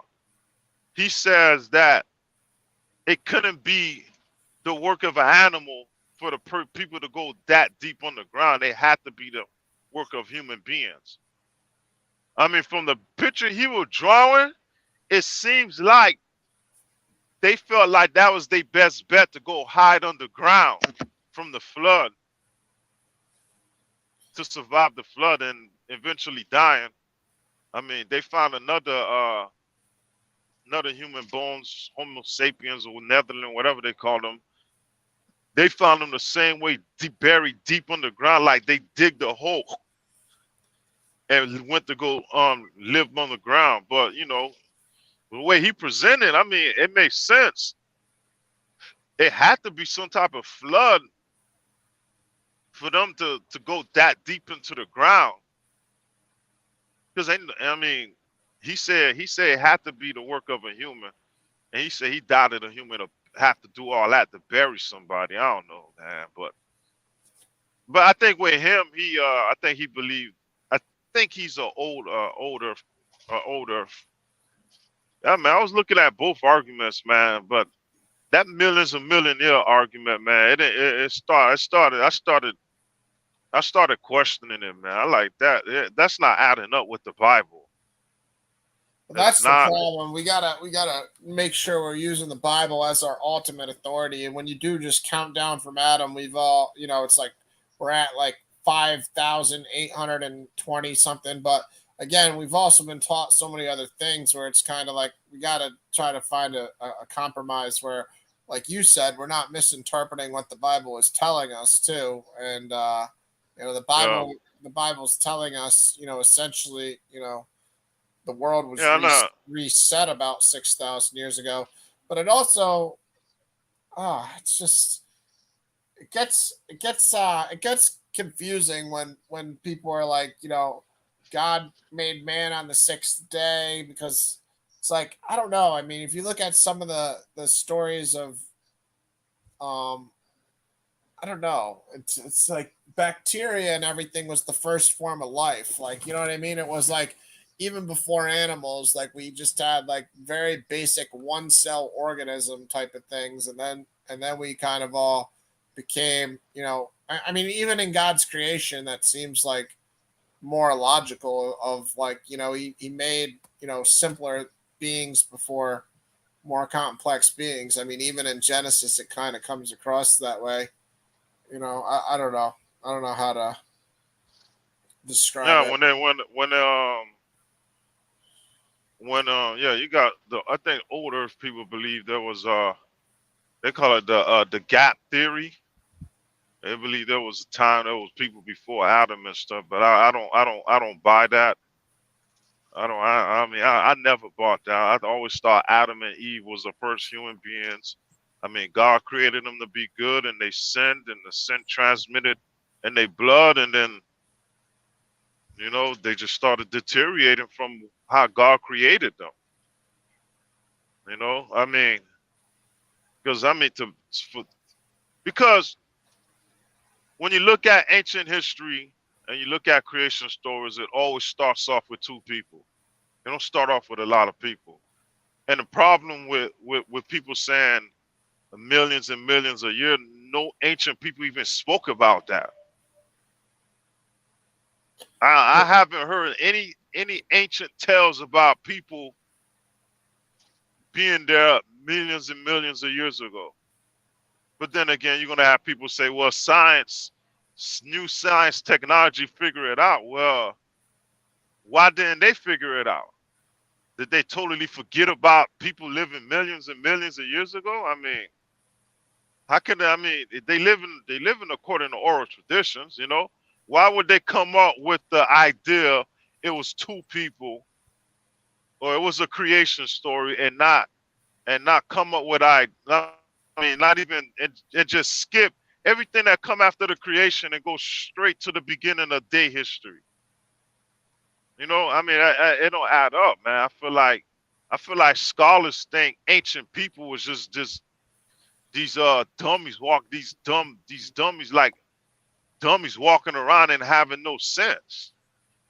You know, like they couldn't they had good education. They wasn't smart like us.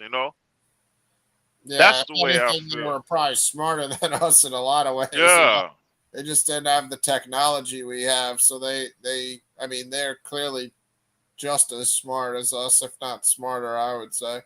I mean, the only thing yeah, we have is more technology and resources, which obviously explains all our, civilizations having all these other, you know, luxuries and conveniences.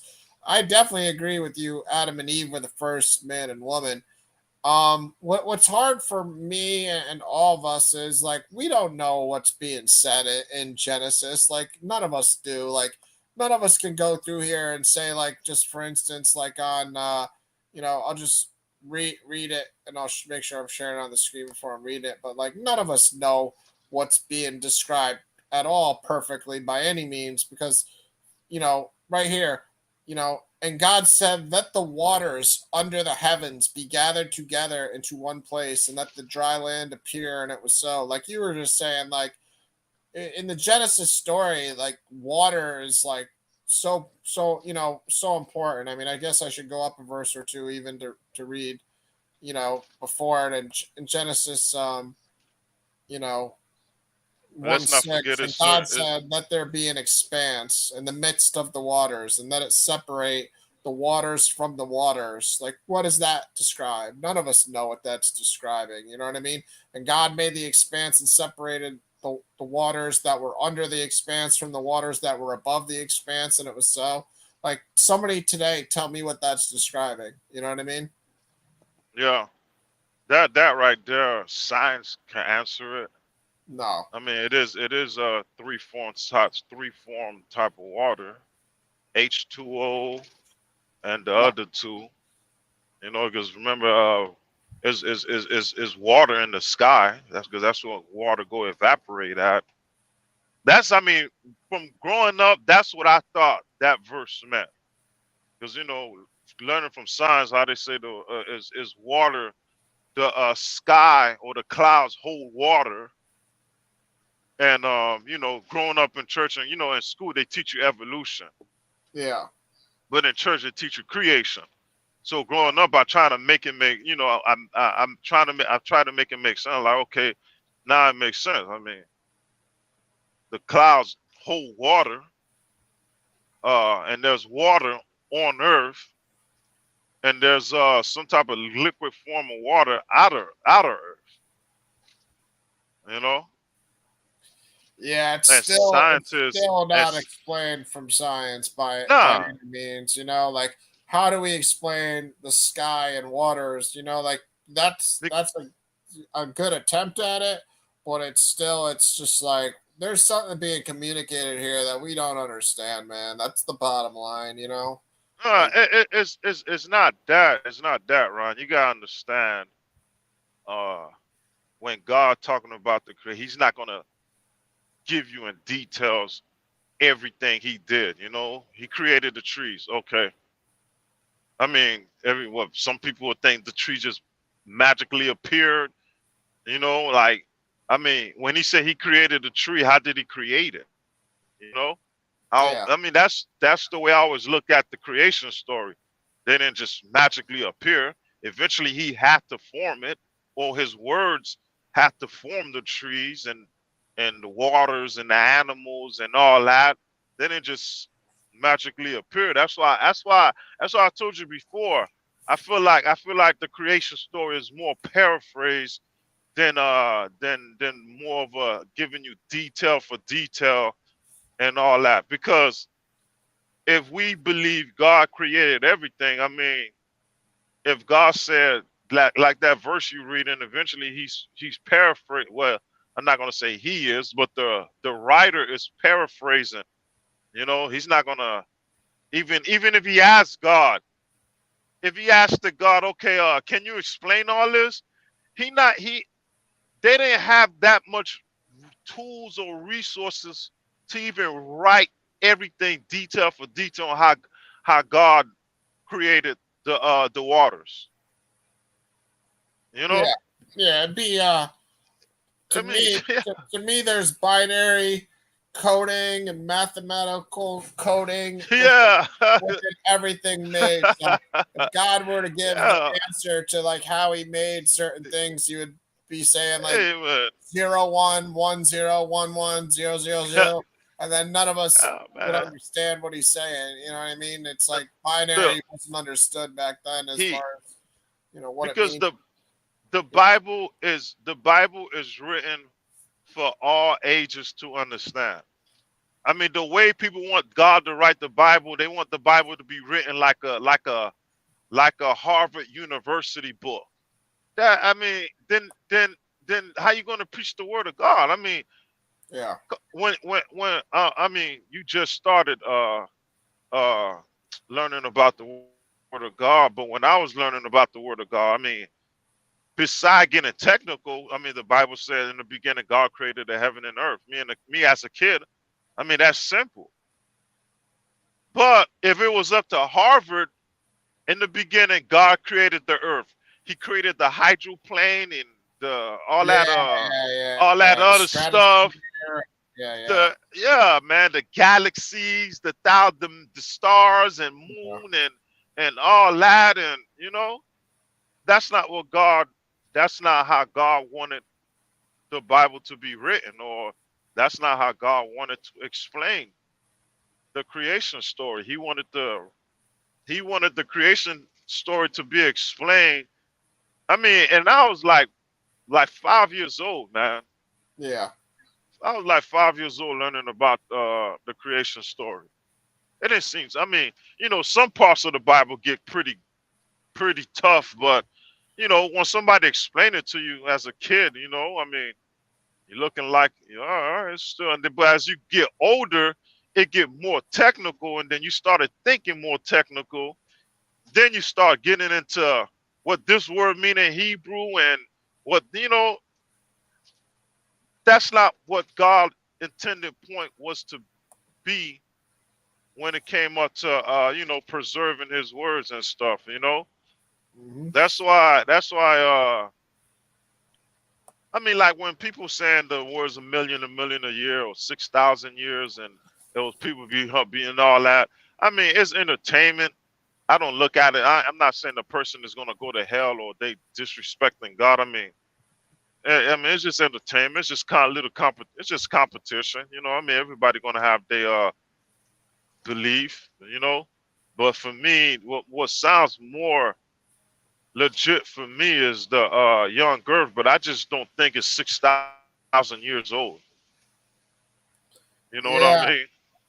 It's a complicated discussion, man, because it's like how do we describe certain things, and me myself not being an expert in all these things that I might be using to try to argue an old earth theory type of thing, like I don't understand the basics of a lot of things. You know what I mean? So how can I say, well, this canyon is this old because it's this far apart, or this that we go through ice ages on Earth. You know what I mean? Like, how do we explain the woolly mammoth, or how do we explain the saber-toothed tiger and dinosaurs, and all these fossils, and I how do we think this I and that? think I think I think the cause of that of I mean with dinosaurs and all that, I think the cause of that was mix interbreeding,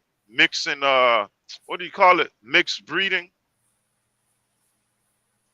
What about? I think it was mixed breeding going, a lot of mixed breeding going on in these animals turn out because uh okay, with evolution, right? Evolution says all these animals, they come up with all these animals, they find all these animals bones or whatever, and they say that something like the animals changed over time. Okay, the question is, why are we not seeing that now? And the best answer for them, the best answer they give you is we're gonna have to wait 1 million years. Okay, when you say that, when you say we gotta wait 1 million years to see if it happens, how is that then how is it when Christians bring up the fact that when it's something that can't be answered, we bring up only God knows, they got a problem with that. Yeah, that You that's know? essentially the same answer. You got to wait 1 million years, or only God knows. It's the same answer, essentially. Yeah, but Yeah, man. nah. The thing is, like I said, you have to really battle. Who are these authorities and who established all these things? Um, because how old do we think the universe itself is? I mean, we all can look up in the sky and see stars and the sun and the moon and planets. Like, how old do we think these things are? Like, I mean, it's Yeah, it's the thing and the hard. crazy thing about it is uh when you look at the sky, it's like 1 million, a million light years ahead of us. Well, that's what I'm saying, because the light takes And so and long to travel that you're looking up into the past, and it gets. We all believe God exists outside of time and space. So when we're trying to understand the Bible from a space time perspective, like for instance, when it says God created it on this day, and that day, like we think heaven and all that, like when they say a day with Jesus is 1,000 years, and 1,000 years is like a day with Jesus, like that's just a way for me in a scripture to to describe like the time difference, like the feeling of eternity with God, where it's not really like trying to tell you exactly like, okay, one day is 1,000 years exactly. No, it's kind of like just trying to describe what we can't understand, which is like existing outside of like a time and space type of thing.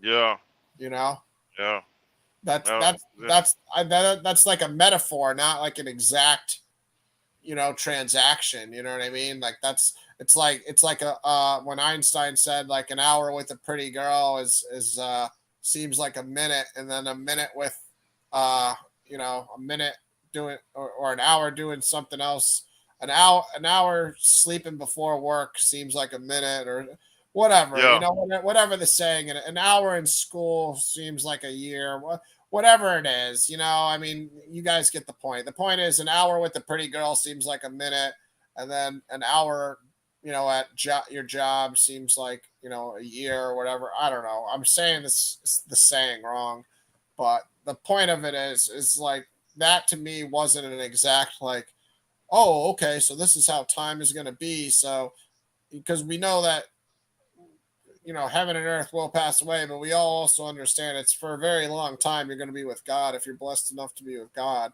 So, I don't yeah, know. They're doing the writer God is trying to describe it in human terms what it's like to be outside of time and space, and that's where it's the whole a day with Jesus is 1,000 years and 1,000 years is a day.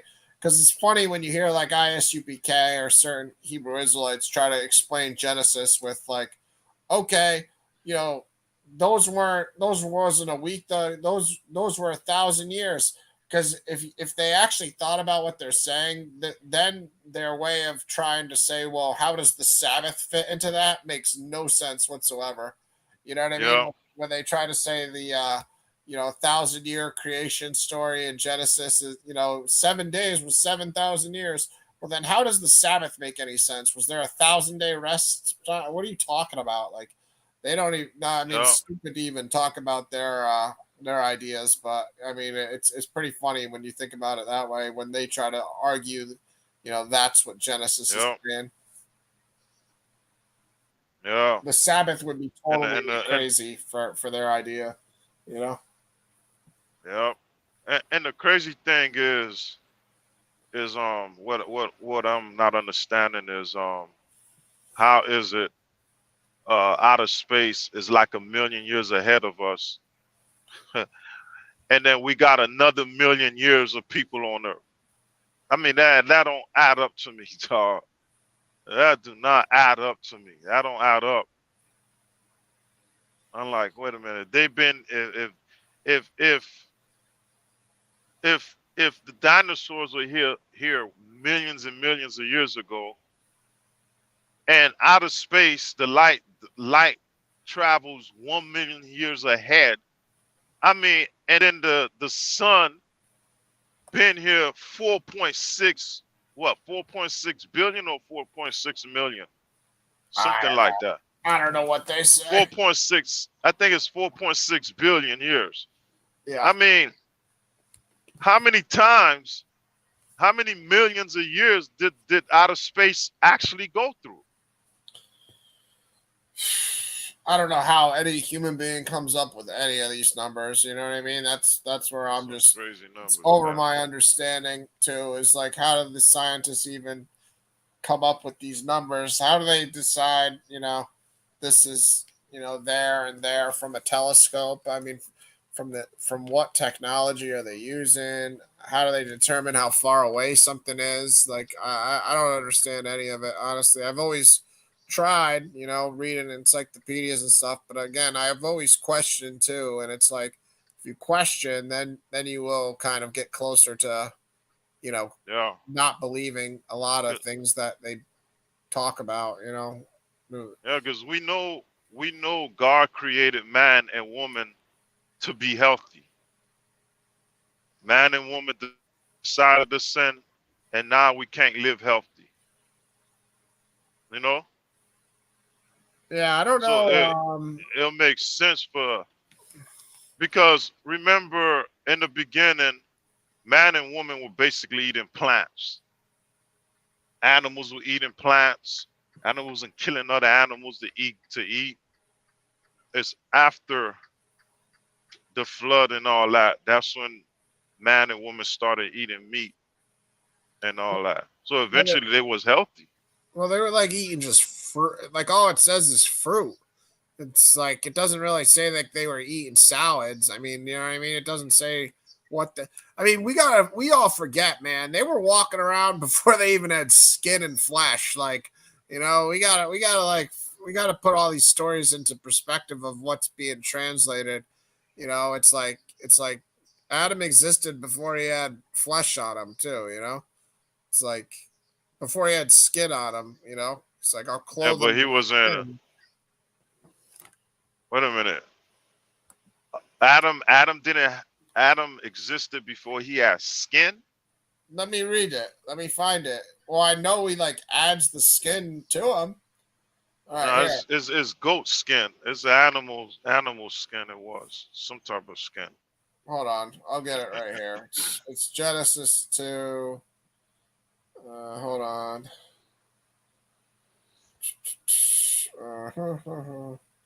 Wait, he's already made. Hold on.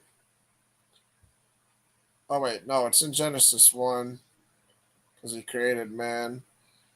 Let me get there. I just know I've read something before where it's saying like and then he clothed him with skin. Yeah, it was animal skin to for their sins. That's what I was taught. I think I it was goat skin, something like that. I don't know about that. I've never heard that one. But hold on, it's 127. Genesis 127. So God created man in his own image. In the image of God, he created him. I just want to read this to try to find the part that I'm looking for. And God blessed them, and God said to them, be fruitful and multiply, and fill the earth and subdue it, and have dominion over the fish of the sea, and over the birds of the heavens, and over every living thing that moves on earth. And You God talking said, about after they sin? no, I'm trying to read Before it. they sin? I'm trying to find it. I don't know where. I'm trying to find where it says. You gotta go. You gotta go to Maybe I chapter gotta. 3. Maybe I gotta go back. Yeah, you Trying to gotta go to find where it chapter says 3. something about clothing with skin. I know I've read Yeah, something like that before. I know I have. yeah, you gotta. It's in chapter 3. You talking about after they sin? Probably. I think I am talking about after they sin. Uh, Probably. All right. So yeah, after they sinned. I think it is after they sinned. Yeah. Who told you that you were naked? Um,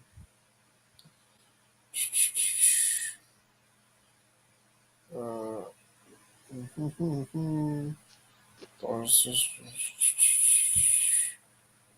okay, here it is in Genesis 3:21.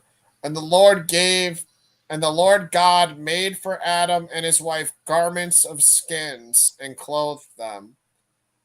Okay, that makes a lot more sense now that you're saying that. So you're just saying that he's just saying because they were naked, he made them clothes of skin. Yeah, to cover their sins. I mean, I'm not saying that's what it means, but that's what I was taught. What Oh, that it makes means. a lot more sense because I was always confused about reading that. It sounds kind of ridiculous the way Yeah, I was reading. It sounds kind of ridiculous the way I was reading it, honestly. So that's kind of. I'm glad yeah, we had this conversation because it sounds pretty ridiculous the way I was reading it because they already knew they were naked, so they had to have had flesh yeah, already. So yeah, the way I was reading it was just bizarre and wrong. But yeah, it doesn't say what animals they use, but it's just like the fruit. It's just left for you to decide what it is. It just says made garments. So garments of skins. I don't know, man. I read that one real wrong. I can't believe how wrong I was reading that one for years. I've been reading yeah, that one like you know what I mean. He threw skin on him. Like I wasn't reading that one right. I yeah, wasn't reading it too crazy considering like the woman did come out of the man's side or a rib. You know what I mean? So it's like I wasn't going too crazy to be thinking the way I was thinking because I wasn't reading like an average story here. But at the same, and the man was made from the dust or the soil or whatever, the dirt. So I wasn't too crazy, but I was definitely wrong. But it is an ambiguous yeah. thing because we don't. It doesn't say like what animal, you know what I mean, and it's not clear. It just says garments of skin and clothe them. So I I definitely will go with your reading of it because I don't agree with the way I was Yeah. reading it. Because the fact they were And naked and doing all these things already, and, you and the know. crazy thing is the crazy thing is evolution says we came from a rock. Okay, even though that sounds crazy as hell, but if we came from a rock, that means we came from some type of dust. And the Oh, Bible clearly say we were formed out of evolution dust. argues that. I don't even know what evolution argues anymore. I thought they argued we came from like some one cell organism. What's going on, Yeah, no, Melvin? Hit the link if you want, man. We're just freestyling up here, man. Come on in if you want to talk about stuff. We're just freestyling, so come on yeah. in, Oh man, Melvin, if you want. I don't know if you have anything you want to talk about. We're just talking about random stuff. Nothing set. But yeah, that's who told you. Where did you see that? Did you just see that a while ago? That evolution yeah, theory is yeah. from a Evolution. rock. I've been watching evolution versus creation debates. Yeah, Been yeah. heavy on it. I've been pretty heavy on it, man. It's interesting, man. It's pretty interesting. I'm like, wow. I mean, because growing up in school, evolution seemed, it seemed cool and nothing wrong. But the more and more I learn about, like, man, these people out of their mind, yo.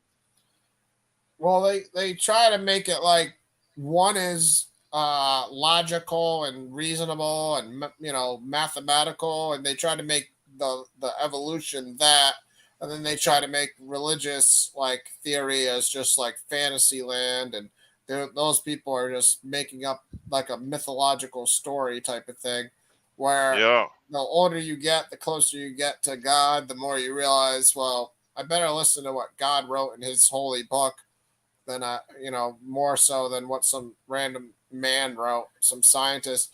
Because we got to remember, like, we're in a unique time where in the last, how many hundreds of years will you even say evolution has even been a thing? Like, do you think they were talking about evolution in the time of Jesus? No, they weren't. You know what I mean? So this is a new creation in itself to be talking about evolution. I don't know. I can't even tell you how far evolution would even go back. Would it even go back to the 1700s? I don't think so. no, I mean, what a lot of people just turn toward Darwin, but Darwin was a Christian or a Catholic himself. So let me get an age range on, Charles Darwin because I think that's kind of when a lot of this, you know, came into argument. But then they also neglect the fact, Darwin was a Christian himself. He was never arguing against like the Bible also being true. Okay, so yeah, Darwin was 1809 to 1882. So that's around 1850, probably, for when his work was about, probably, yeah. He was born I in mean, 1809 and he lived to 1882.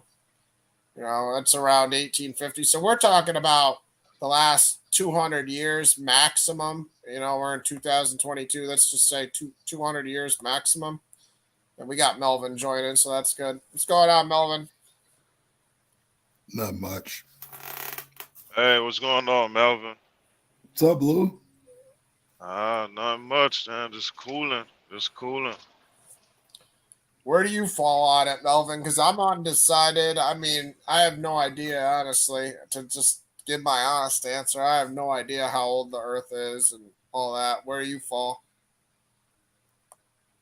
I would say it ain't no older than six. Well, I think I said that last time. Earth ain't older than 6,000 years. All right, so you go with like pretty much the exact 5,782 or 872, whatever it is that some people get from subtracting the ages of Adam and so forth. No, I got a Hebrew calendar. Well, that's what I'm talking about. Yeah. So That's how they get that, though. They just subtract basically from Adam and stuff. well, if you really think about Nah, it, nah, nah. They didn't get it. They didn't get that from the Hebrew calendar. Go by what is it? The Jubilee year, right, Melvin? no, the Hebrew calendar go based off. I think it go based off. There's some scriptures in here that talk about like the months. However, I don't see where we got days named. They was always numbered. It'd be like on the. It's like verses that say on the 20th month. I mean, on the 20th day of the fourth month. Stuff like that. It basically, the days was numbered. They wasn't really named in the months we got now. And I don't even think that the months on this Hebrew calendar is right and exact, but the Nisan.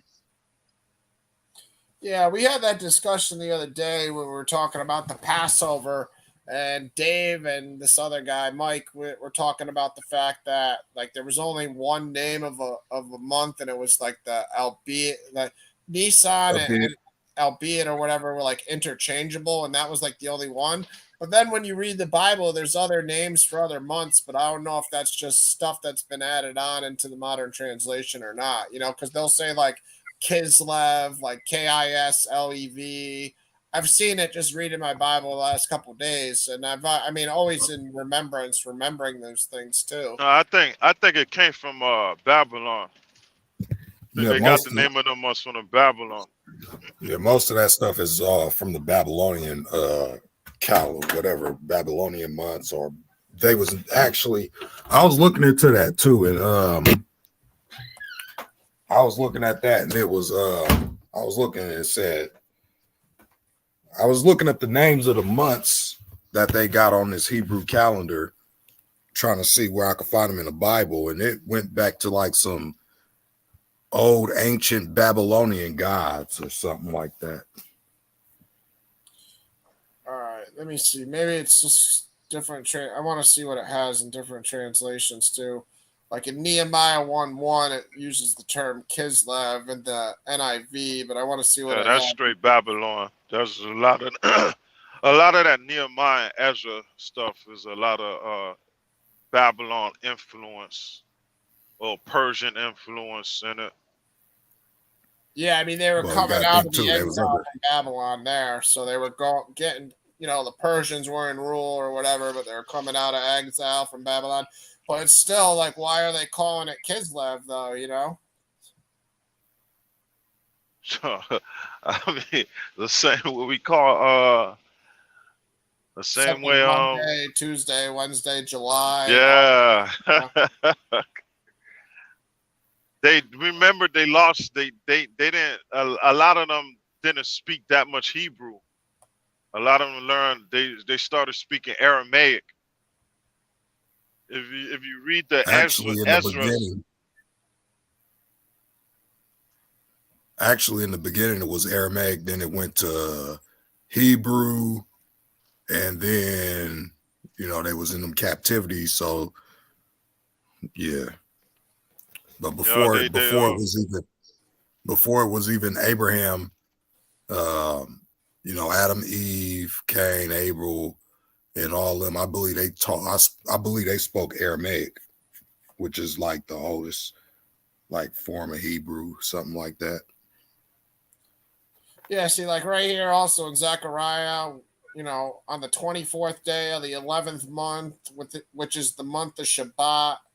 Like they also have these other names. Like I'd have to go through and research where they came up. But that's like, I heard that when Dave and Mike were saying that the other day, that there was only one name for 1 month with the Passover, Nisan, or albeit or whatever. I was thinking about these verses because I know I've read these verses before, like that just said the Kislev or Shabbat or whatever. This is however you pronounce it. The 11th month Shabbat. I don't know. I mean, it's right here. It's in the scripture. Don't forget it's a copy of a copy. So when they were translating it, they had to translate it to where the people understood the language. And it was already in Babylon, and a lot of Babylon influence going on around. Zachariah's that's Babylon time too. When you read from Genesis all the way up to I'm gonna say before the captivity, the language is different after that when they went into captivity and came out of there. Yeah, well, all the prophets are from like 750 BC down or around there, like at the maximum 800, you know what I mean? So we gotta, when I say the prophets, I'm talking about the books of the prophets. So yeah, I mean, if we look at, older books, we'd have to look at it from there. Like, are they calling any names of any months in any of the Torah? I don't know. I have no idea. Like if you go to the chronology, the genealogy, like in Genesis and you say Adam became the father of this person, became the father of this person, and then you go to another book where they say the genealogy, and they'll say Adam father Seth, Seth father this, and I like. I mean, Well, that's kind of that's. it say that, Well, and said to you got to read. It's in Genesis 4, so it does line up. Adam had Abel and Cain. Cain slew Abel, and then Eve conceived again. They named the son Seth, and after Seth was his line, then you go down all these lines, and then after after the Tower of Babel, that's when everything was already split up. Everybody was in their own lands, and God already confused the languages and everything like that. But yeah. Adam and Eve had other kids too, which we all kind of like just read the verse and forget about it. But he had other kids besides Cain, Abel, and Seth. It says he has other sons and daughters. We all read it, but but they it's don't. like They one don't. sentence. It's like one sentence. You know what I mean? Yeah, they don't actually give us the names or nothing like that. No, they don't give the names, but it's also like we all forget. Like Abraham had another wife after Sarah. He married whatever I forget her name, Kiriath Arba or something like that. No, that's like a name of a town, I think. But Abraham had another wife after Sarah, and we all kind of forget. Like we all remember Sarah and Hagar, but we don't remember the third one. But after Sarah died, he had another wife, and he had like 6 more kids with her. No, that's where the Midianites came from. Yeah. That's where the Midianites came from the second wife. Yeah, I'll have to get her name right now. I'll find the verse just so people see the verse. Keturah. Yeah, I mean, what is it? Keturah. I thought it was something with a K. How do you spell it? K. I don't know. I gotta hold on. I'll Google it. I'll Google it right now. Ketrah. Ketrah.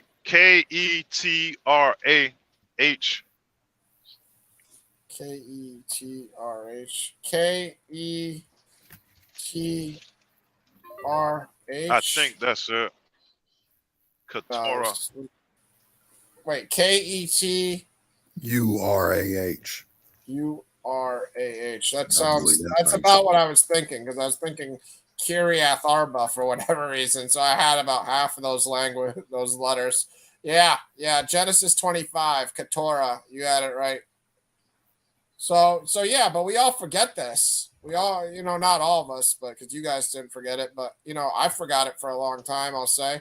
And I'm sure I'm not alone that, Abraham, after Sarah died, had another wife, and it wasn't just Hagar, it was this woman, Keturah.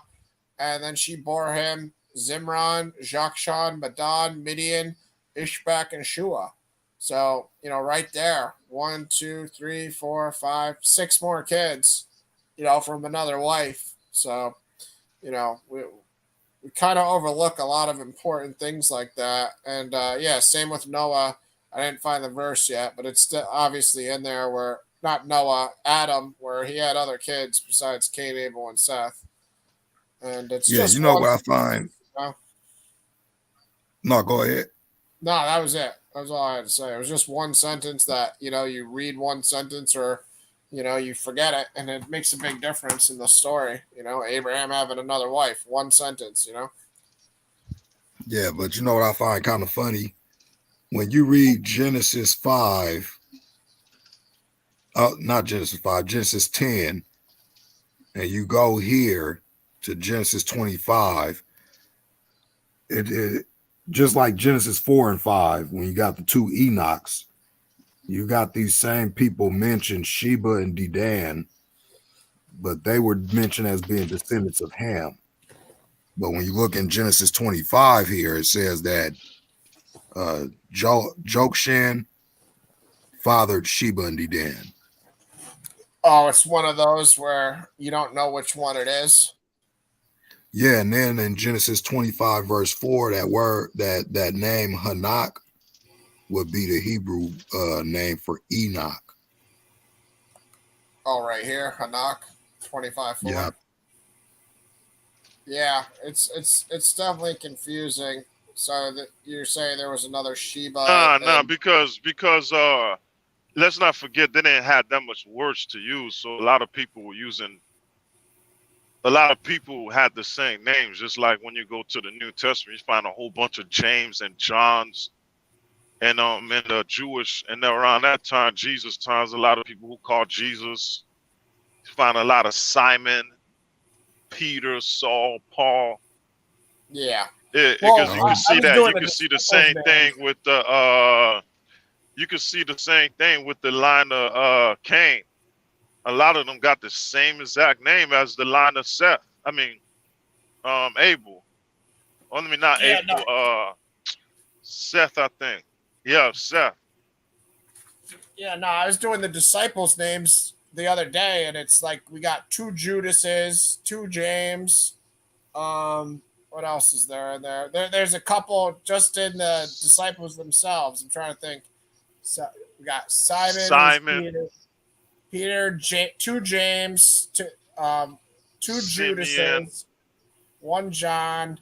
Man, I wrote it down the other day, and now I'm an idiot for not remembering. Two Judases, two James. Well, that's four of the 12 right there. Is the same name. You know what I mean? Right? That's two. Like they're not even. We got Matthew, Andrew, Thomas, Philip. Matthew, Andrew, Thomas, Philip, Simon. Those are the five different, and then there's five J's. There's a John, right? I'm messing it up. Hold on, let me just find it. I have it right here. I wrote it It's down the other day. it's All right. two Johns. Oh yeah, It's that's three John. no, John the Baptist, John no. the There's only one John. Revelator. There's only one. There's only one John in the disciples. All right, I have it read down here because I was doing it the other day. There's uh Peter, Andrew, James, John, Matthew, Philip, Bartholomew. That's the one I always forget. Thomas, James, Simon the Zealot, and Judas Iscariot. So you Hold okay? So on. that's the other one I was thinking.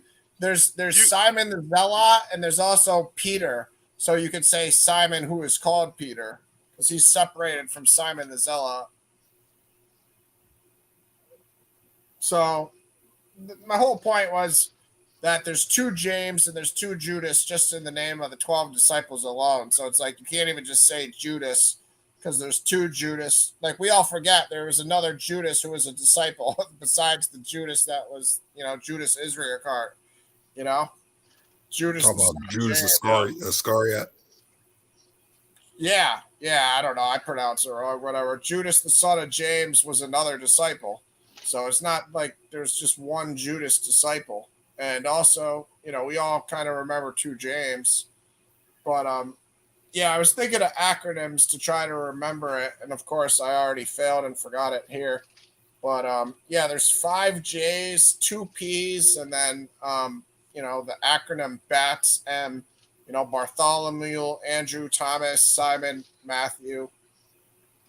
So that's, pretty interesting. It's pretty crazy if you think about it. The two Judases, the two James, and then a John, and then Peter and Philip.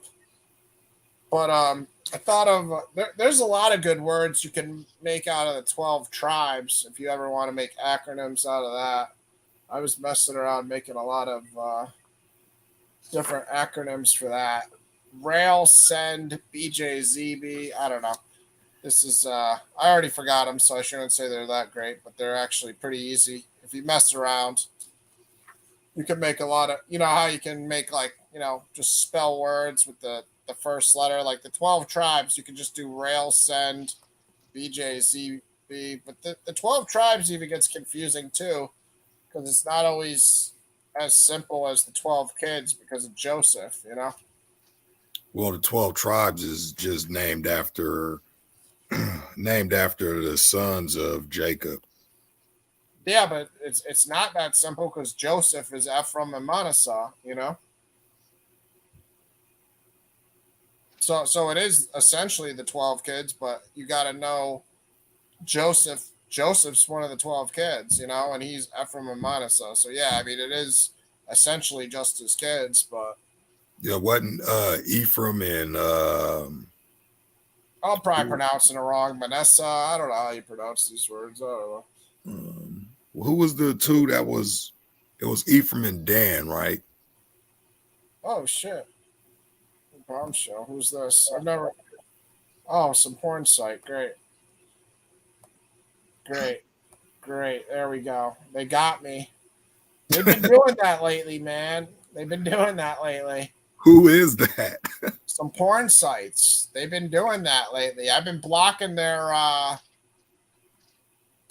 pictures, and then they bomb my streams and hit me with shit like that. But that's the trick they do. They show a picture, and then when you add them on, they I got to start having people. The picture they showed kind of looked like my ex-girlfriend, so I was kind of I thought it was one of my ex-girlfriends, honestly. Before that, like I was like, oh, is that her? But I don't know. I got to start making people show cameras if I don't know who they are. Like you and Lou, I know who you guys are, so you don't have to have your camera on. But I got to start making other people show their cameras first because that's like the third time that's happened recently.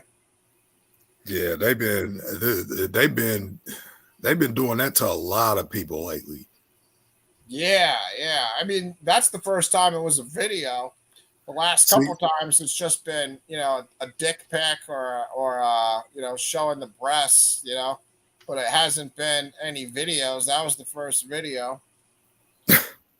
But, this sad because YouTube should have better, they should have better oversight than that.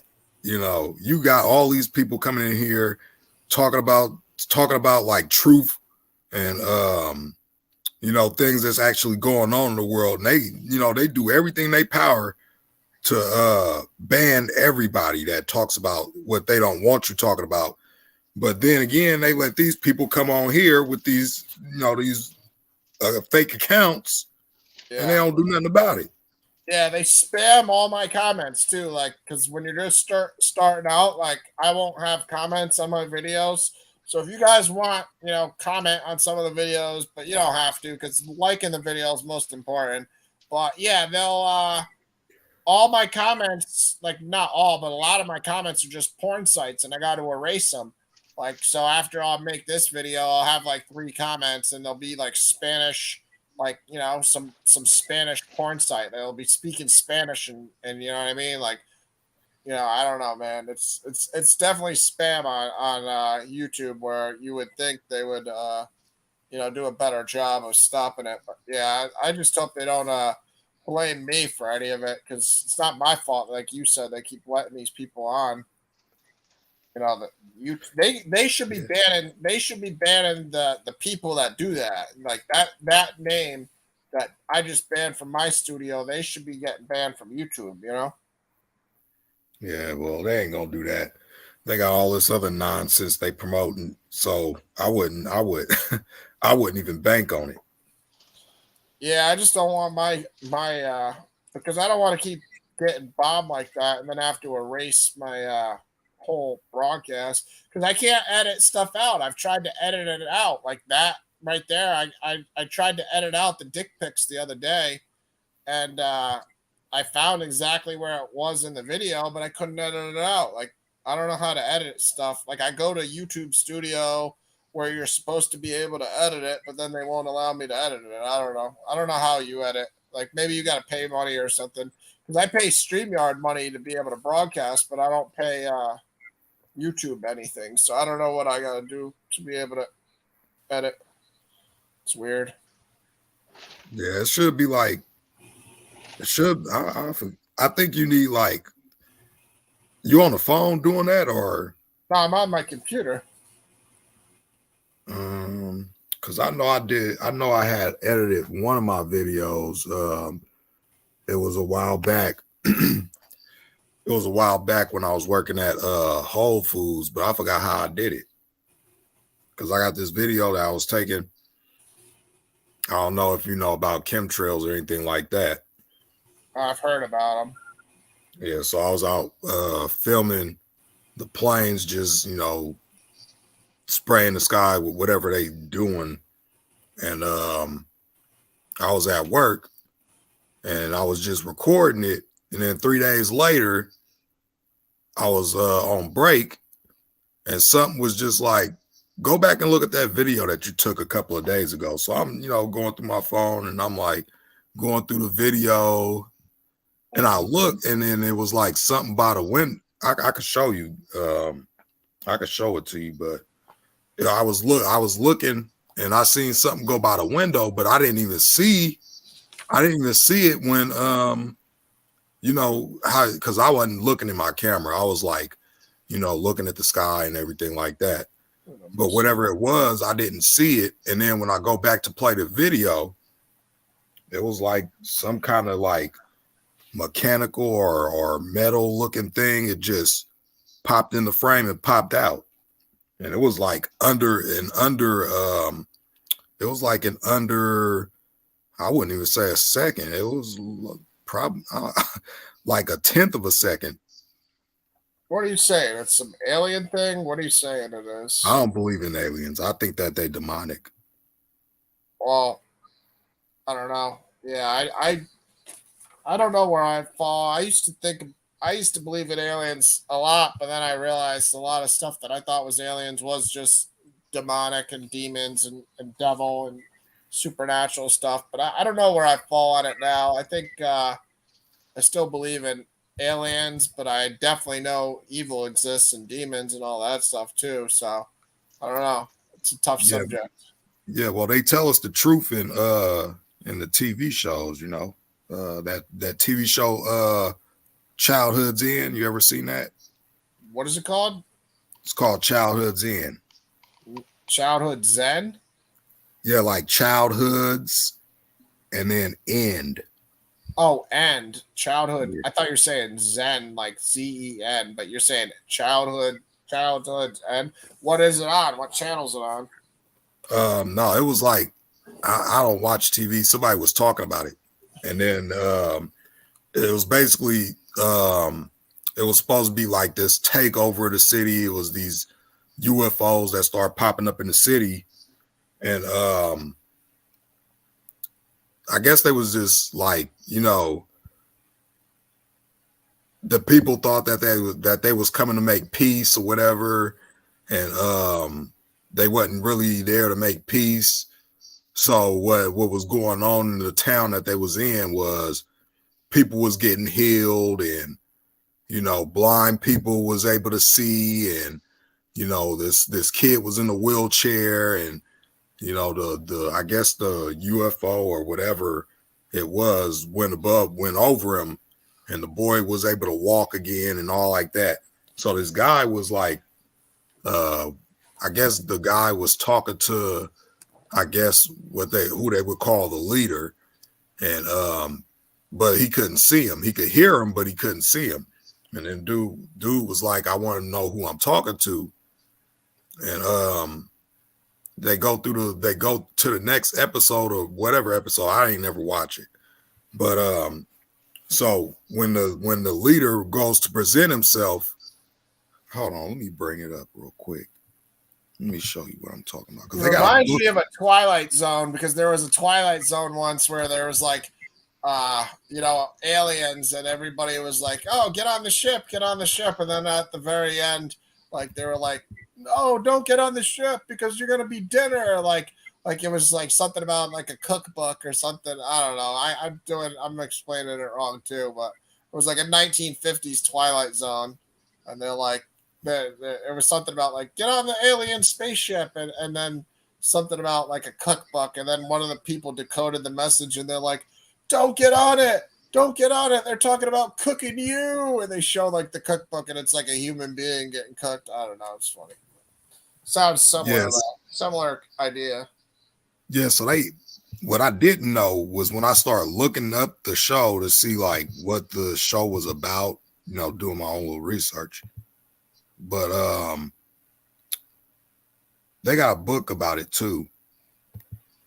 But This is the TV show right here, Childhood's End. The book was written by Arthur C. Clarke. So the guy was like, I want to know who I'm speaking to. And this is the trailer right here. All the people, it was people sick. It was, all this stuff going on in the city. And this guy right here, I believe this is the guy right here. He was talking to, this is the leader, Cruellen. Yeah, if you don't see the devil looking at that fucking guy, I don't know what you're looking at. I mean, fucking guy's got horns on his head. Oh, so it's on Sci-Fi Channel. Okay. So this guy right here, he was like, I guess this was the guy that was saying, I want to know who I'm talking to. So when Cruellen comes to present himself before everybody, he's speaking through this, like, I guess it's like a megaphone or something like that. But he come out and this big like light comes out and it covers these people and the lights start to dim. And he walks out holding these two kids' hands. And where we see that before. But yeah, this is Childhood's End. So he comes out. This was a part of an alien invasion. As you see here on the book, So, that's why, I'm like, they tell us what's really going on in this stuff. But let me bring up this video for you so I can show you exactly what I was talking about when I was saying I had to slow the video down. Let me see here. This is you on your own cell phone taking it too? Yeah. So this is like this ain't the first time I got something like that either. That was the first time, but I got another video where I was outside at night in Emeryville, and it was these lights in the sky or something like that, and they was like making these weird like formations or whatever. But where do you live? Where are you located? I stay in California. Okay, all right. So you're totally on a different side of the country than I am. Yeah, I don't know, man. Sometimes you don't know if it's military bases. You never know if you see something in the sky, if it's our own government, or sometimes you see stuff and you're just like, I think everybody's seen something and there's been like, that's alien stuff. I don't know how else to explain it. It's got to be an alien, So I think we've all seen that probably more times than we can count. But if you got something on video, that's pretty impressive if you got it. So yeah, this was like 3 years ago. I don't know why he got it as a short. I can't even hear it though. So let me see. Oh, that's why.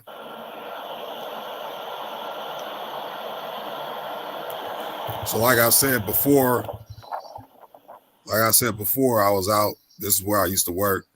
And I was just out and I seen all these planes. But I'm gonna play this one and I'm gonna go to the slowed down version so you can see. So you seen that building over there. Over here. So it's this building right here, right underneath the chemtrail.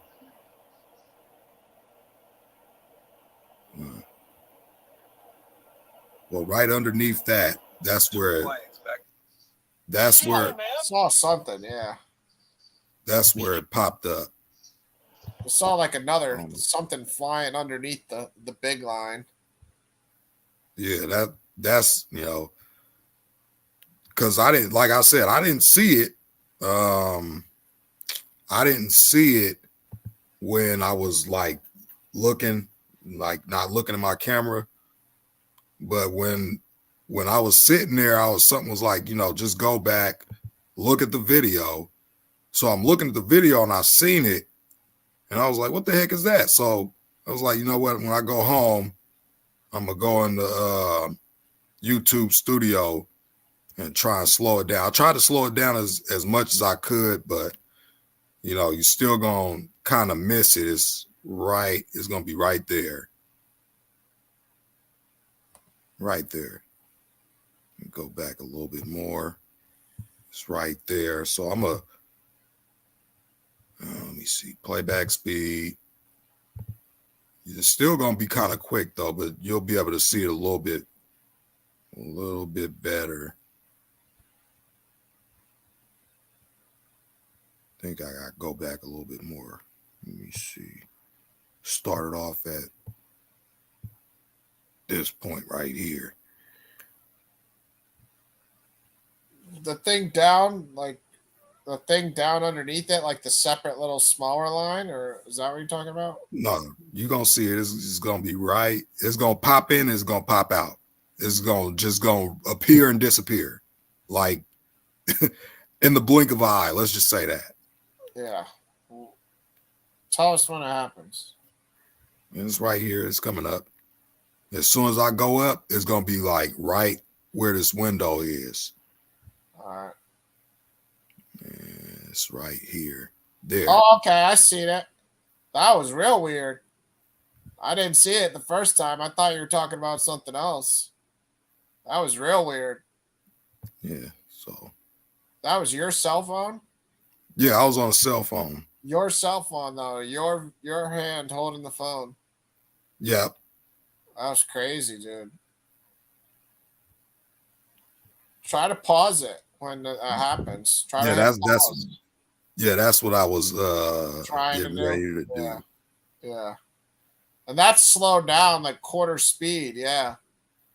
Well, it's a quarter speed times 8 from the YouTube studio. I had to slow it down times 8. When I slowed it down times 8, I still couldn't catch it. Yeah. But when you slow it down times 25, it's a little bit. There it is. See it, people? See it? It's a little bit more easier to see. Look at that. What is that? And then it changes into something even bigger. That's crazy, dude. No, it didn't change into nothing bigger. It just popped in and popped out. As quick as it popped in, as quick as it left. See, watch. Yeah, man. That's crazy. You could sort of almost see it like after you get away from that. That's a cool video, dude. What time frame was that at? Did you get the timestamp where in the video that was? Timestamp on the slow down version is you got to start at like 3:20, and the timestamp for the short it'll be like at the 27-second mark, but you ain't gonna be able to see it because it happens so fast to where you would actually have to keep watching it over and over. Yeah, that was UFO crazy. That was nuts, dude. That's why I say I don't think they actually. What I actually think is that they like interdimensional, like they in another dimension.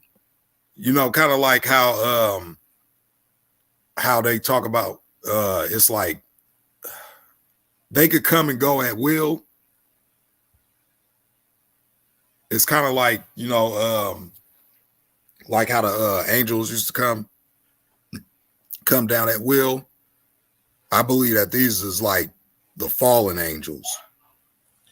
Yeah, but see, that looked like, it's like they're in a ship or something too there, though. Like that's the only thing to me is, like, I do separate like demons and the devil from fucking, aliens still, because like why is a demon or a devil in a spaceship? That looked like a spaceship type thing. Not, Well, have you ever heard of Carol Rosen? No, I don't think so. Okay, so Carol Rosen was she was Warner von Braun's advisor. You know who Warner von Braun is? The head of NASA, ex-Nazi. Yeah, so she was his advisor, and she said on his deathbed that he told her that it was going to be this lie that they was going to try and use to build space-based weapons. And she said that the first thing that they was going to mention was it was going to be terrorists. And then she said after that, it was going to be like third world crazies. And then she said after that, he told her it was going to be asteroids. It was going to be asteroids, the reason why they need to build space-based weapons. And then she said after that, he told her, he's like, but the last card is the alien threat card. That's going to be a reason why they need to build space-based weapons. And she said all throughout his life, every time he told her about it, he kept saying, remember the last card is the alien threat card. Yeah, I've heard that before. I've heard that. Was he the one? There was one of those guys that was like really into like some Hindu, or like the Hindu Vedas, or there was one of those scientist guys like that. Somebody that was responsible for the atomic bomb, or somebody in NASA that was also really into that stuff. I don't know if that was Warner von Braun too or not. Do you know? You know what I'm talking about? He was into like, the stories of like the gods fighting and all of them, like in the Hindu stories. We've all seen it on like Ancient Aliens and stuff. I can't think of the exact names, but they're like fighting in chariots in the sky. One of the guys that you're talking about like that Norse mythology. Well, like the Hindu ones though, like using, like the Ramayana or the Hindu Vedas, where they're talking about Vishnu and you know what I mean, fighting in chariots. I know one of those guys in the NASA or the atomic bomb. One of them guys was really heavy into that. I wanted to say it was Warner von Braun. He was Warner von Braun. He found out some other stuff before he died, or when he died. He actually had Psalms 19:1 put on his tombstone. So yeah, I mean, well. What is it? Psalms 9. What Psalms was it? Psalm 19:1. The heavens declare the glory of God, and the firmament showeth his handiwork. Oh, okay. Yeah. I knew he. There's some other guy I got to figure out. It was one of those Ancient Alien, episodes. It was probably that guy with the weird hair. His hair always sticking up. Oh, that guy's always on every show. No, this was telling the story of somebody that made the atomic bomb, or was in NASA or somebody. Hindu. Yeah, I ain't never heard of it. Yeah, I don't know. There's so many different. That was a crazy video you have there, though. If you recorded that yourself, dude. Yeah, like I said, that's not the first one. I got another one when I was out at night. I was just taking a bike ride. I was kind of bored, and I was taking a bike ride. Went by the water, sat over there for a minute. I think I sat over there for like an hour, and then it got dark. And I was like, all right, let me go home. And I was riding, and I seen heck of people stopping on the freeway. I'm like, what's going on? What's going on the freeway? And then I look out. This one I was in Oakland. I look over toward like San Francisco, and it was like first it was 3 of them. Let me see if I can bring that one up too. While I'm bringing that up, talk about this interesting topic. Hold on, I figured out who the name of the guy was. It was Dr. Oppenheimer, and he was all into Sanskrit and the Bhagavad Gita or whatever it's called. It's a Sanskrit, Indian Hindu thing. So it's Dr. Oppenheimer, if you guys want to Google it, and he was into the Bhagavad Gita, which, I don't know. Oh, I can spell it. I'm looking at. I just Googled it. So if you just Google Oppenheimer and like Hindu, weapons, it was the atomic bomb too. You still there though? Or you just listening? Yeah, Yeah. I was just asking. I'm still here. I'm getting a drink real quick. I'll be right back. So, hold on. Sorry. Oh, I hit the button. All right, go ahead. You guys keep talking. I'll be right back. Go ahead, Melvin.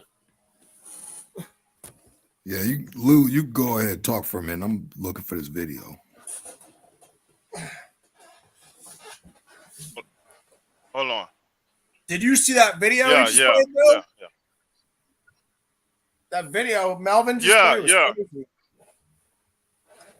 That was crazy. Yeah, yeah, I was looking at it. I was looking at it. I was looking at it. That Yeah, I'm trying impressed to me. look and I drive was with like, the whoa, that was train. serious. Yeah, I know. I know you guys was on here talking about I seen that evolution. video already. I seen it already. I seen that video already. Yeah, y'all seen they show that video already.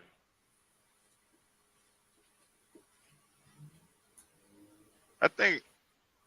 Yeah, yeah, I seen you show that video already. Yeah, I'm it looking was like on that. probably. That video looks so. I like that video. Look familiar.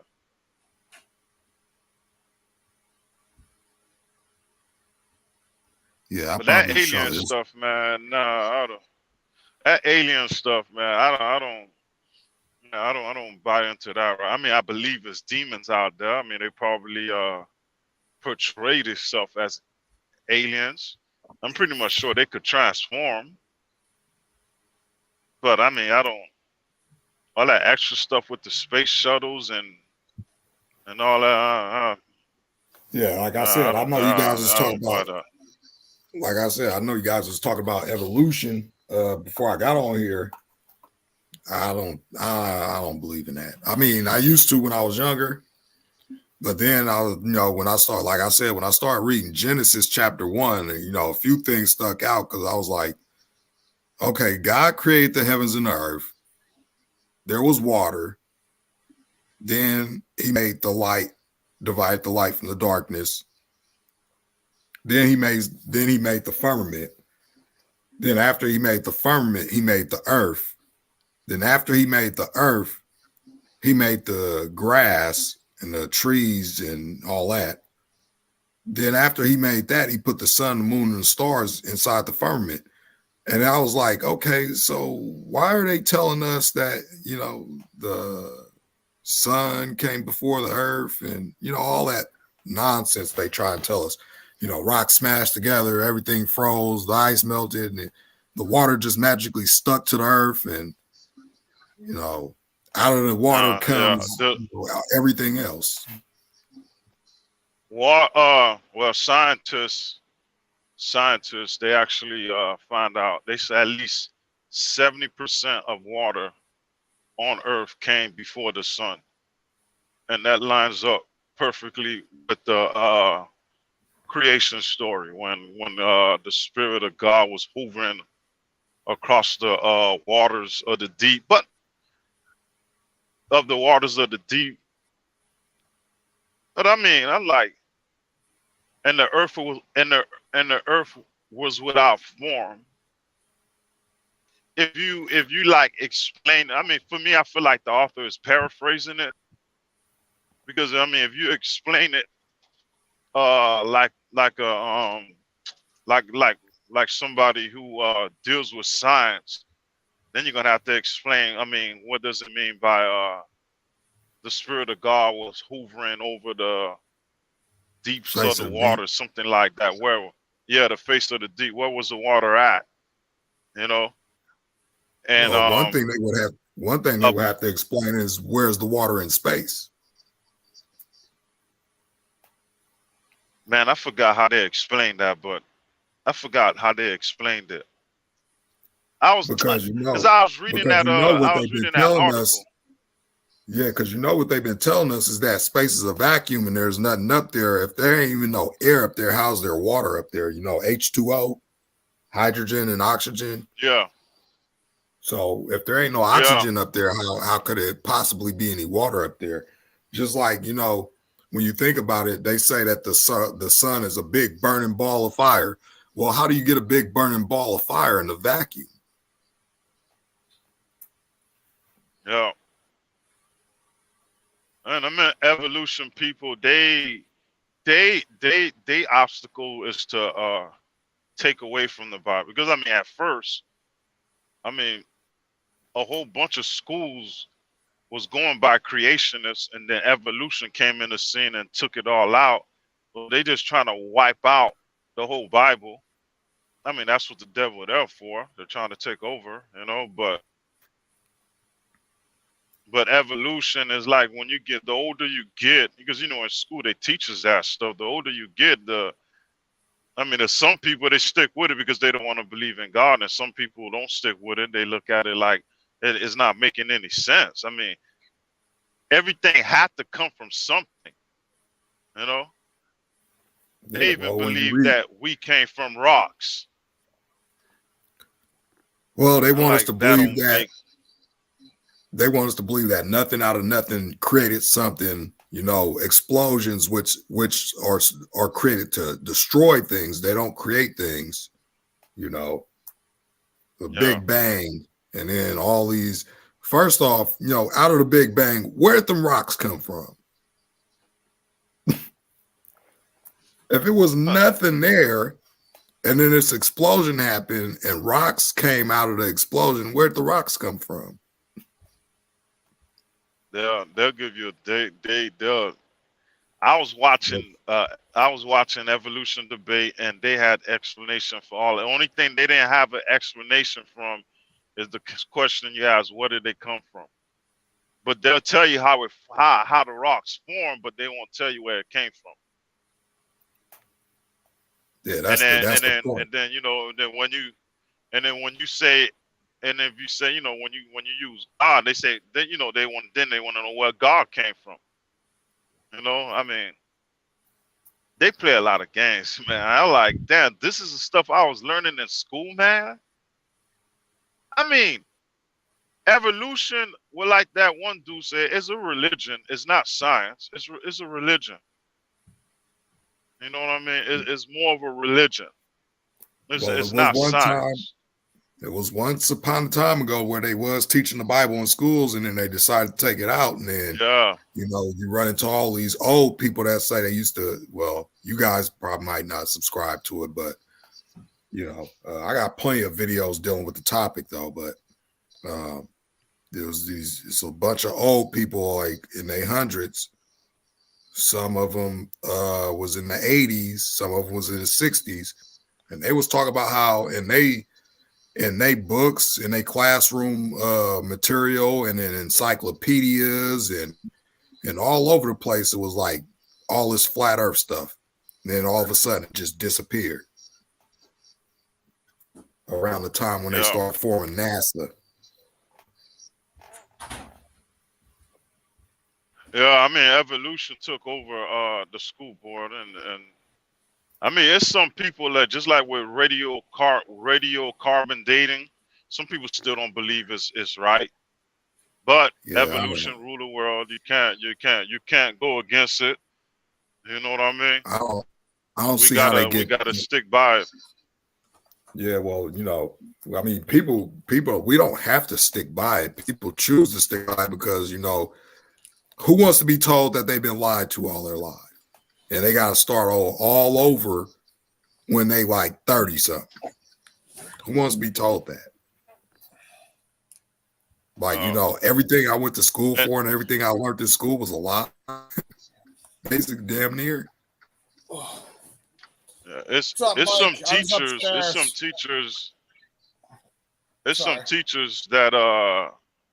that get in trouble for teaching against evolution. Yeah, just I guess evolution is a big airline pilots that get fired for, you know, speaking out against what they actually when they flying. Yeah, it's just they got the control over everything. You know, we pay them all this unconstitutionally paying these dollars that it's you're cutting out a little, Melvin. You're cutting out all these. Go ahead, though. Keep going. I was saying. Hey EJ, you're still Oh, cutting well, out. We're just saying teachers teaching, and then they get in trouble for talking about non-evolution stuff. You're cutting out a little bit. You yeah, I said was saying that. Yeah, I was saying that airline pilots, they get in trouble. They get fired for talking about what they see out their window when they flying. And then all our tax dollars go to all these funding these abortion clinics and funding NASA and all this stuff. And you got all these homeless people ain't got no food, no water, no shelter. Our tax dollars should at least be paying for that. But it's the sad world we live in. I mean, for me, I accept evolution to the point to where they say, okay, it comes from God. Is it because it I'm not saying that. Let me not say it like that. I'm gonna say, okay, evolution has. I'm gonna say it like that. Evolution comes from God. Evolution investigates God's creation. Okay, this is how this came about. This how this came about and all that. But as far as like interpreting God creation, I don't think evolution is liable to do that, Because I mean some stuff, evolution, it makes sense.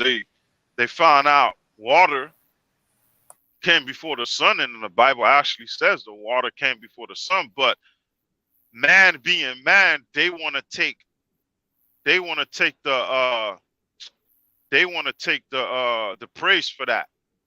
They don't want to give God the praise. It'd be like, yeah, man, the Bible is true. The water did come before the sun. And then they're gonna take you to what is this light that came before the sun? Well, he is God. He created light, and that same light, out of that light, he created the stars, the moon, and the sun. There wasn't no stars and the moon and the sun when there was light. When he first created light, there wasn't no stars, moons, and the sun. He created them out of that same light. He formed it into that, Yeah, you want to go. And evolution with the hold on, Melvin, and with the evolution, the Big Bang Theory, everything came from a light. This supposedly big explosion came from a light. Just how the Bible said creation was. Yeah, what do you think, Mike? Mike, get in here whenever you want to, because we got another guy, Mike, on here. Were you old Earth, new Earth? Where do you fall?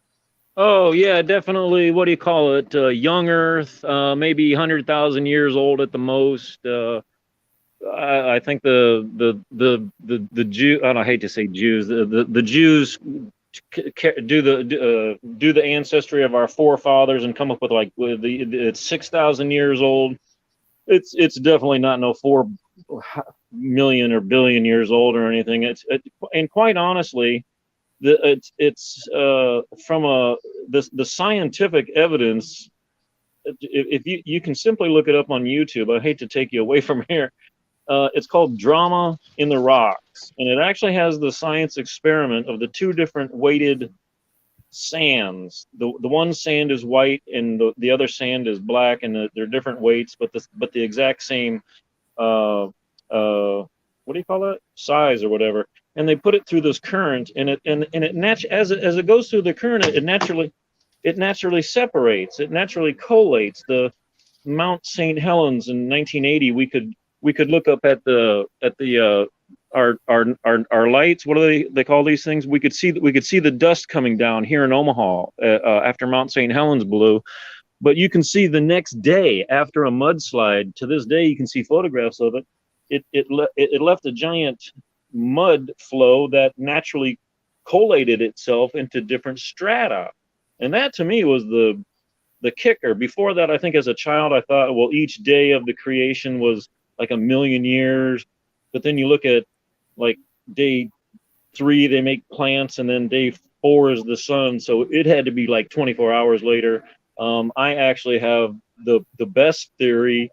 When Moses was up and down the mountain 7 times, and one time he went up into the after the elders came up there for the feast, he went up into the cloud for 7 days and then into the fire for 33 days. I like to say that those 7 days that he was in the cloud is him then writing down Genesis. This is what happened on that day one, like after I was with the elders at this feast. He's not given a physical. This is how the days went down. But you learn real quick that every time you read in the Bible about the good Lord saying, do the Sabbath, do the Sabbath, do the Sabbath, he also additionally says, because in 6 days the Lord created this and all that he did, that he created on the, those boring texts that you just kind of bowl over. It's a literal 6 days. But yeah, just from that drama in the rocks experiment convinced me. But I would just guess about, 100,000, less than 100,000 years for sure. Yeah, I can't even put a number on it for me, honestly, because I don't know. I mean, if it's 100,000 or 10 million, I don't know how to tell you, one or the other, what the difference is. But I know the people that are strict and say, the Bible 6,000 or whatever from Adam, they've definitely moved me from where I was, because I don't know what I never put a number on it, even before believing in the Bible. I never said, well, the earth has to be this X amount of years. So I've never put a number on it in my whole life because it doesn't really affect me. But you kind of it is amazing the information. But like I was saying earlier, like this is all pretty new stuff. Like we can't say it existed before the 1800s, even then, it's like, no, in fact, we used to, I read an old timers reference to what they used to, we used to walk around on fossils and praise the Lord for Noah's flood. Now we dig things up and say they're 1 million years old. Yeah, it's definitely a new thing that we should be aware of, that we've grown up in these generations, but it's also very new. It's only, it probably only from 1950. I don't even know when we'll put the number on. I mean, Darwin was 1810 to 1880, but I don't know. I'd have to do my research to find when people started making this theory of the earth is millions of years old. And quite frankly, for any of you that want to bring prayer back into like the public schools or your schools or something, let me just remind you, I'm 60. Let me just remind you of how it went down when we could pray.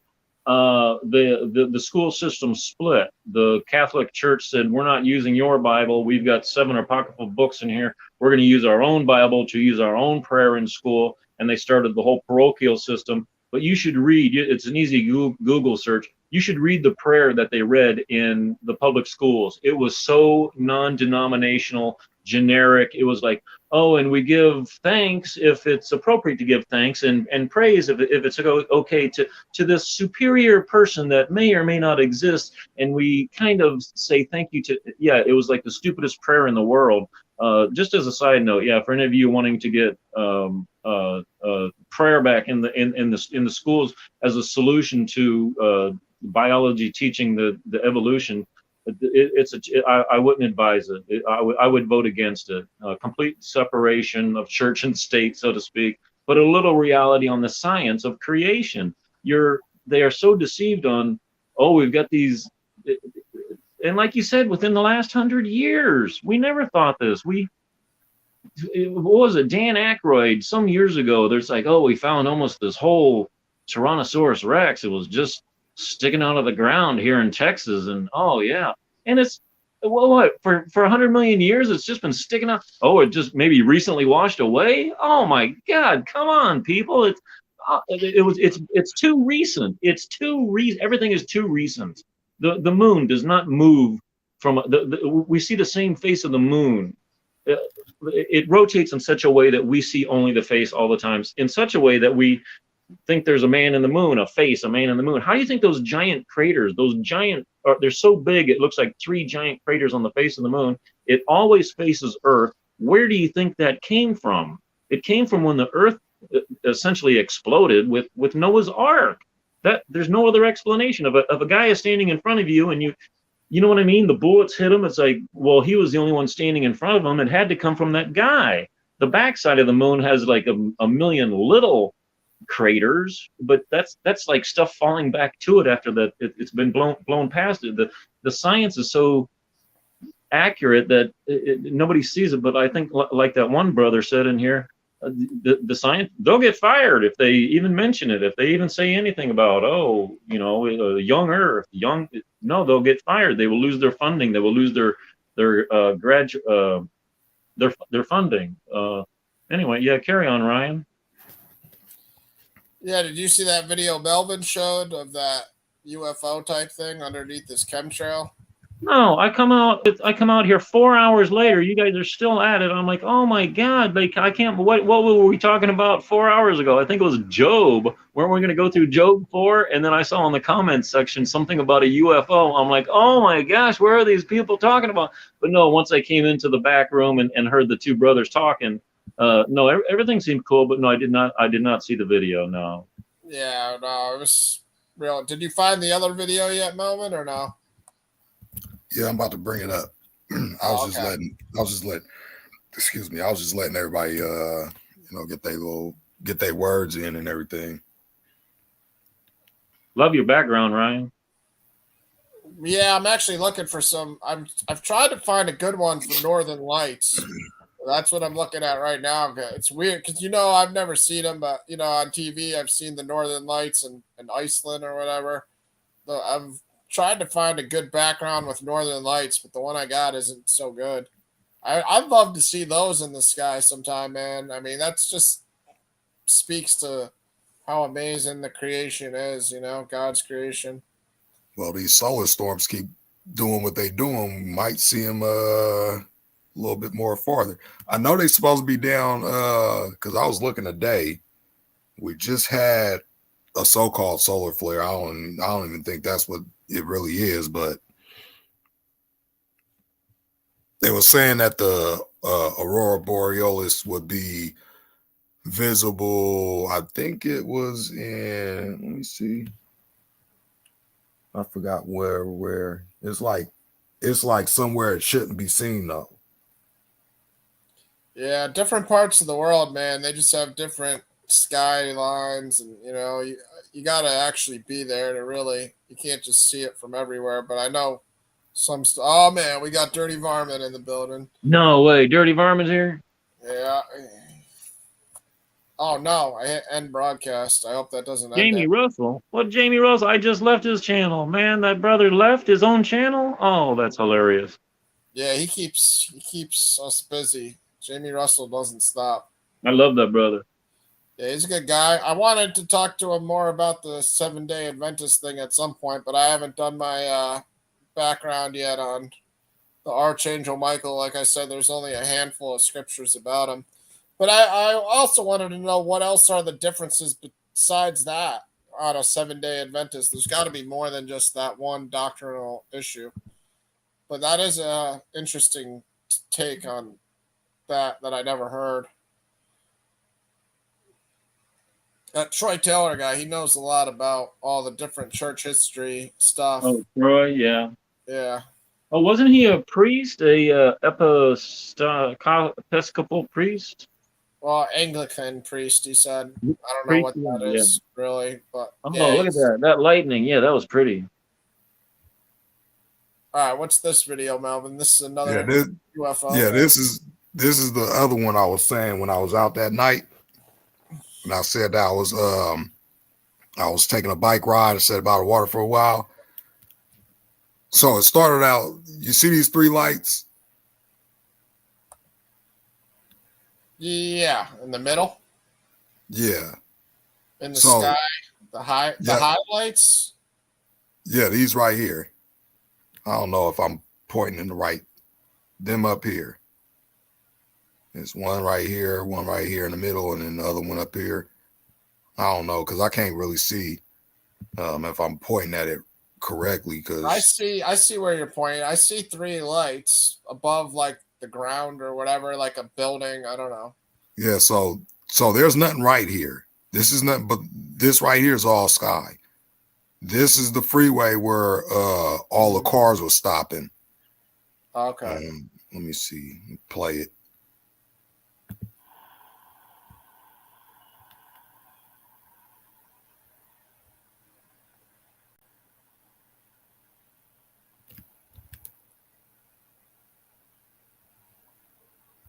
So just focus, pay attention to them lights right there.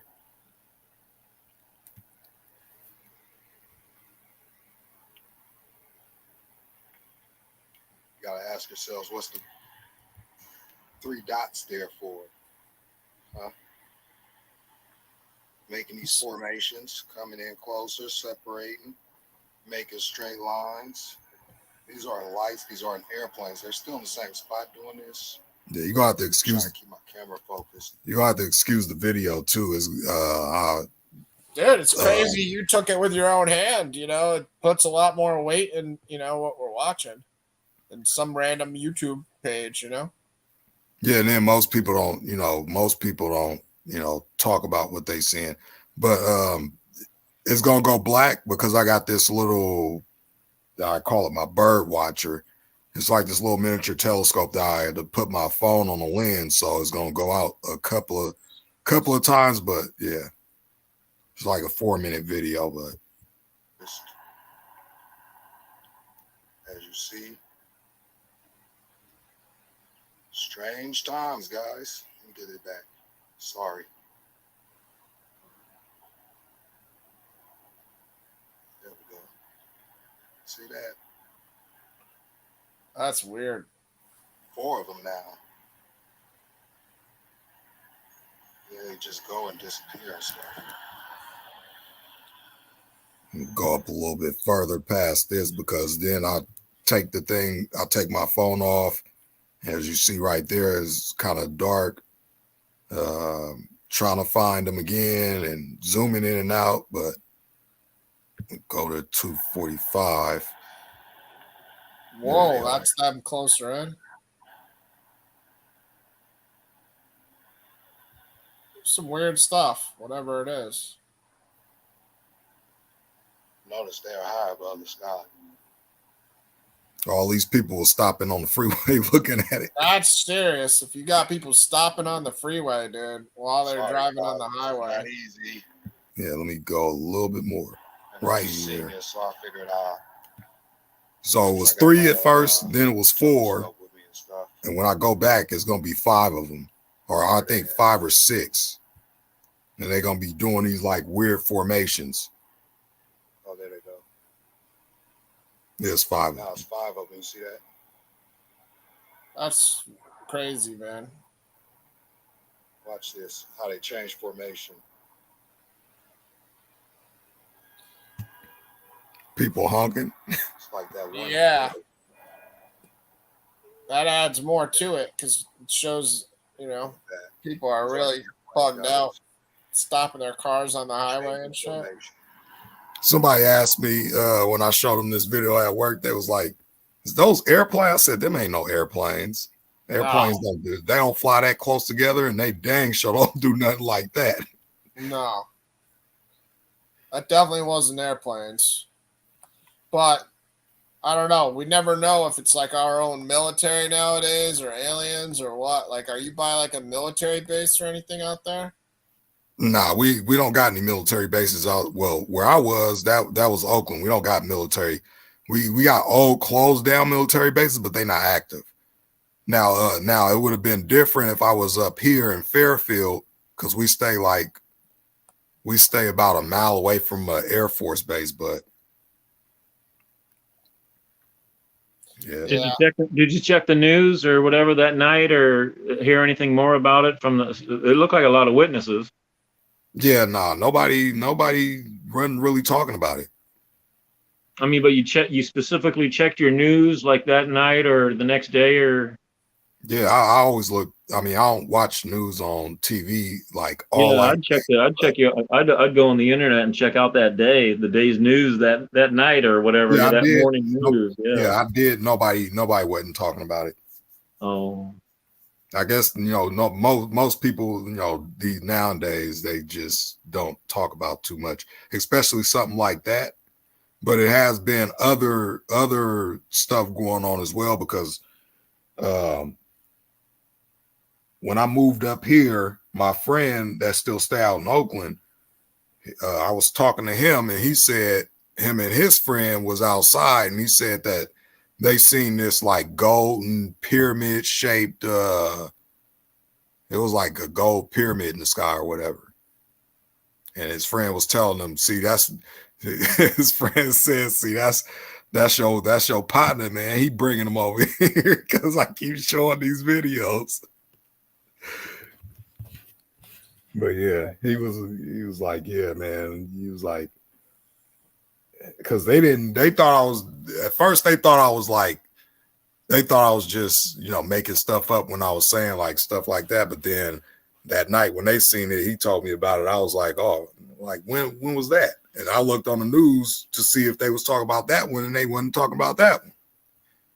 Now all of a sudden they got all this declassified. That was like what? When he seen that was right. I think that was like a month before they was talking about coming out declassifying all that stuff. Yeah, it is weird. Like the government declassified alien stuff, and like nobody in this country even blinks anymore about it. For the longest time, everybody's like, "Tell us the truth, tell us the truth," and now they declassified it, and nobody even cares really. It's like once they declassified it, nobody cared. I don't know. It's weird. Yeah, well, they got everybody waiting since when was Roswell, 1945? 47, I think, yeah. 45, 47, something like that. So they had everybody waiting since then, and all this stuff about abductions and visitations and all these sightings, and people used to be up on it, and they used to be doing all these videos, and now you could barely even find any videos on it. It's kind of like they like scrubbing it or something like that, but I don't know. I can't really call it. It's kind of like yeah, go ahead, sir.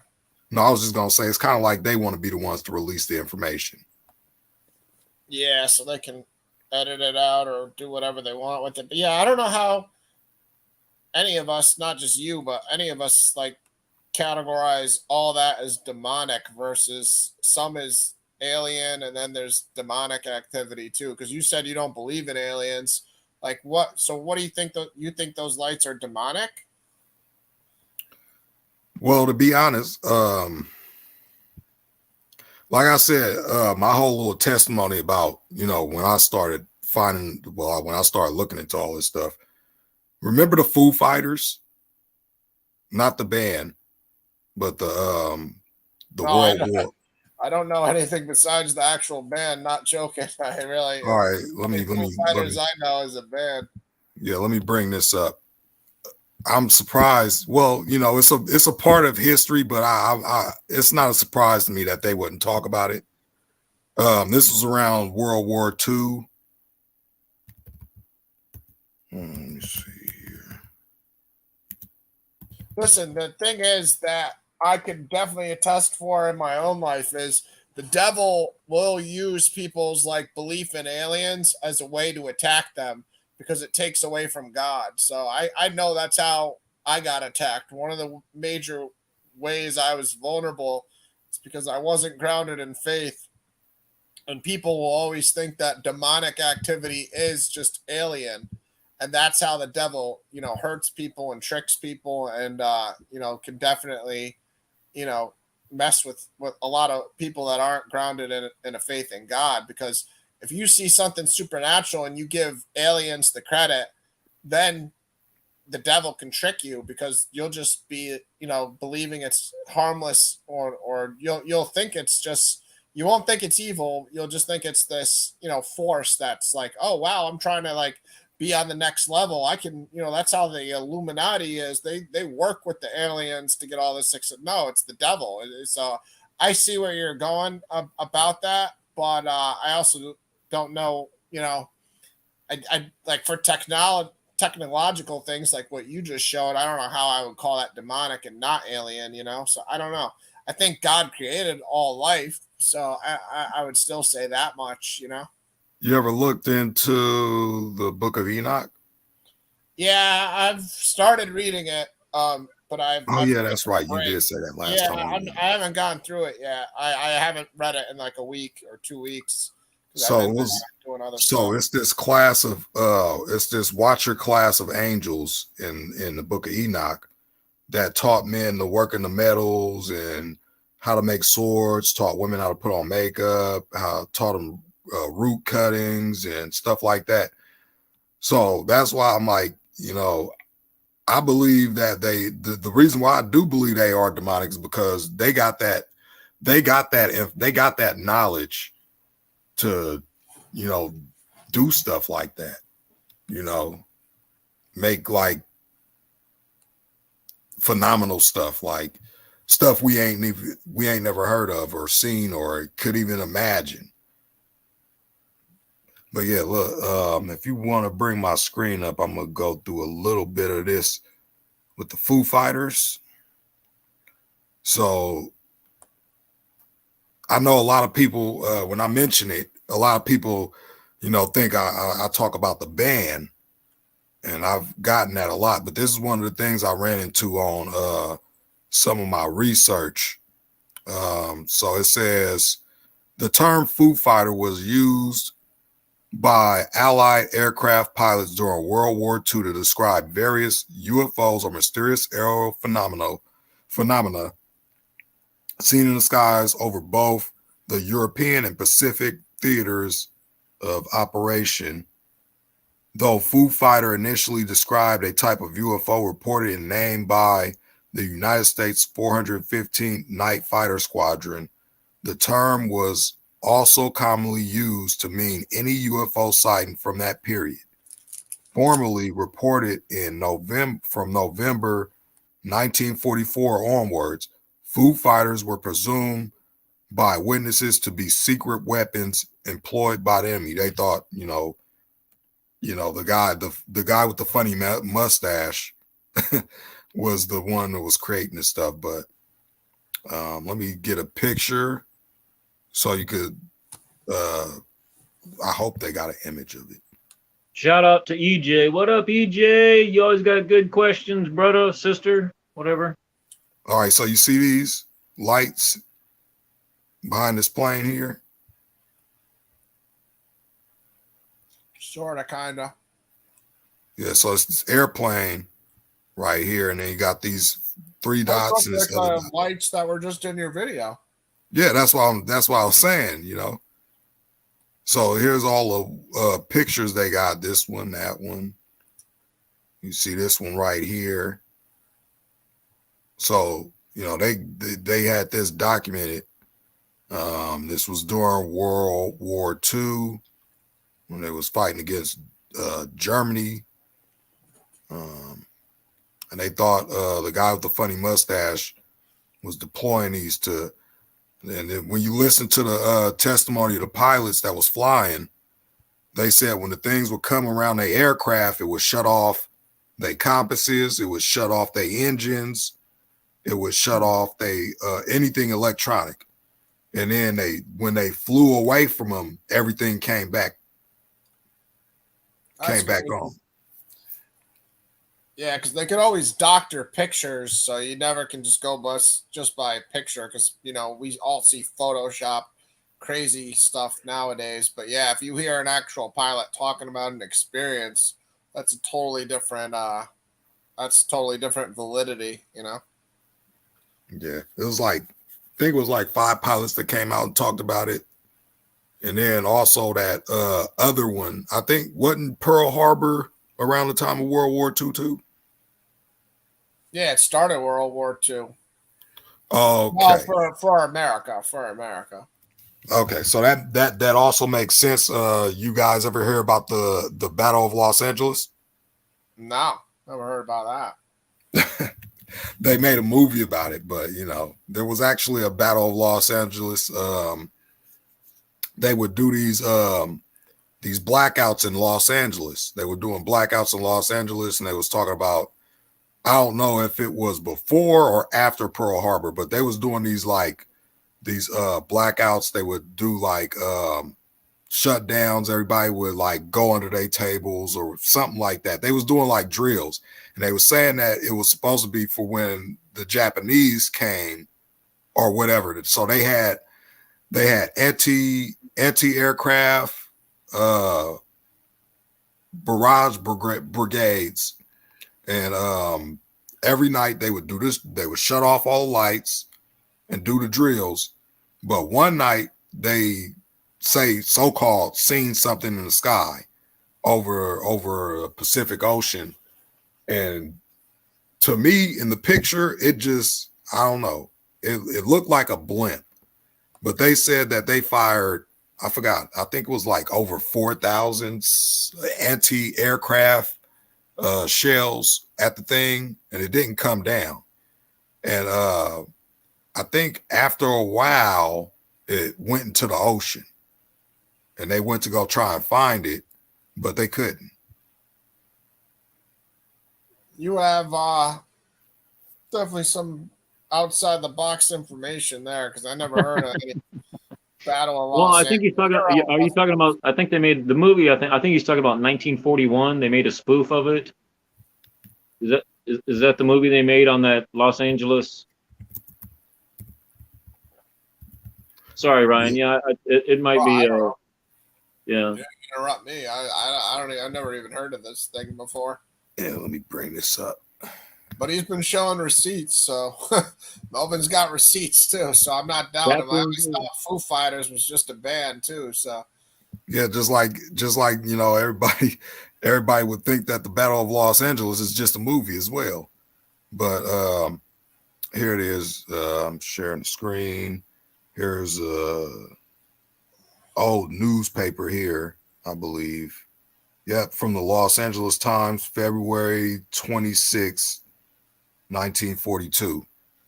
And this is the spotlights. And as you see, I don't know what they were firing at. You can't even see what they were firing at, but we'll read these first two paragraphs. The Battle of Los Angeles, also known as the Great Los Angeles Air Raid, is the name given by contemporary sources to a rumored attack on the continental United States by Imperial Japan and the subsequent anti-aircraft artillery barrage, which took place from late February 24th to early February 25th, 1942 over Los Angeles, California. The incident occurred less than 3 months after so they was already in World War II when this happened. The incident occurred less than 3 months after the United States entered World War II in response to the Imperial Japanese naval surprise attack on Pearl Harbor, and one day after the bombardment of Elwood near Santa Barbara on February 23rd. Initially, the target of the aerial barrage was thought to be an attacking force from Japan, but speaking at a press conference shortly afterwards, Secretary of the Navy Frank Knox called the purported attack a false alarm. Newspapers of the time published a number of reports and speculations that covered up a cover-up to conceal an actual invasion by enemy airplanes. When documenting the incident in 1949, the United States Coast Artillery Association identified a meteorological this is a tongue twister. No, we get it. Meteorological, okay. Whatever. So basically they was trying to say it was a balloon. Yeah. Sent aloft at 1 a.m. as having started all the shooting, and concluded that once the firing started, imagination created all kinds of targets in the sky and everyone joined in. In 1983, the United States Air Force, the United States Office of Air Force History attributed the event to a case of war nerves triggered by a lost weather balloon and exacerbated by stray flares and shell bursts from adjoining batteries. Let me see. No, we get it. We get the point. We got it. I mean, people could Google it for themselves if they want at this point. But yeah, I mean, obviously after the fact, they're not going to tell the truth on what they actually thought because, they don't want to say we fired a bunch of missiles at what we thought was a UFO. Japan plane, or it really was a UFO. Yeah. So, but yeah, I mean, that's the type of stuff like I'm saying. Like, I don't know. I don't attribute all that to the demonic. I don't know. So you think the demonic stuff's also building ships and stuff? Let's say this. See, it's kind of hard to explain without even bringing up the flat Earth. It's kind of hard. Okay, so let's just say flat Earth. Go ahead, bring up flat Earth. Okay, so let's say it like this: if they've been teaching us this whole time that there's life on other planets, and we live in an infinite space, and there could be life forms somewhere else out there more intelligent than us, then it would make sense that, why is an attack on Genesis chapter 1 dealing with how God created the earth. And when you think about it, it makes sense, because in the creation account, we don't get anything about other worlds or, other beings other than angels, demons, fallen angels, the Most High and His Son, and the Holy Spirit. That's it. So like when I was going through the whole thing, when I was going through the whole thing about, looking into all this stuff, I was like, man, when I first heard about the flat earth, I'm not even gonna lie, I didn't believe it. I used to be like everybody else. I used to mock people that, actually thought the earth was flat. Like, earth can't be flat. Why would they lie about the earth being flat? Until I start seeing all the proof, and I was like, wow, I mean, it is what it is. I mean, you see a video with the sun and the moon. Now, I don't know how much people pay attention to the sky, but it's days where you'll see the moon out in the daytime, and the moon looks totally transparent. It don't look like it's something that they could have landed on. What do you mean transparent though? Because you can't see it if it's like actually transparent. What do you mean transparent? Just like a hologram? Like that's what you're trying to say? Let's. It's a hologram. I'm not gonna say it's a hologram, but let's just say this: if you got a telescope and you go outside and you see the moon out in the daytime, take your telescope and go look at the moon. And one thing you'll notice is you can see the blue sky through the moon. Let me just see if I can. Let me see. I think I got a video where I could just. So you're talking about you can look, you see the moon, and then through the moon you can still see the other side of the sky. It's kind of hard to explain. Let me just see if I can bring up a video. Yeah. Let me see. No, I mean the moon does look crazy sometimes. It looks like bigger to me when I see it at daytime. It seems like it's like closer and bigger than it seems at night. But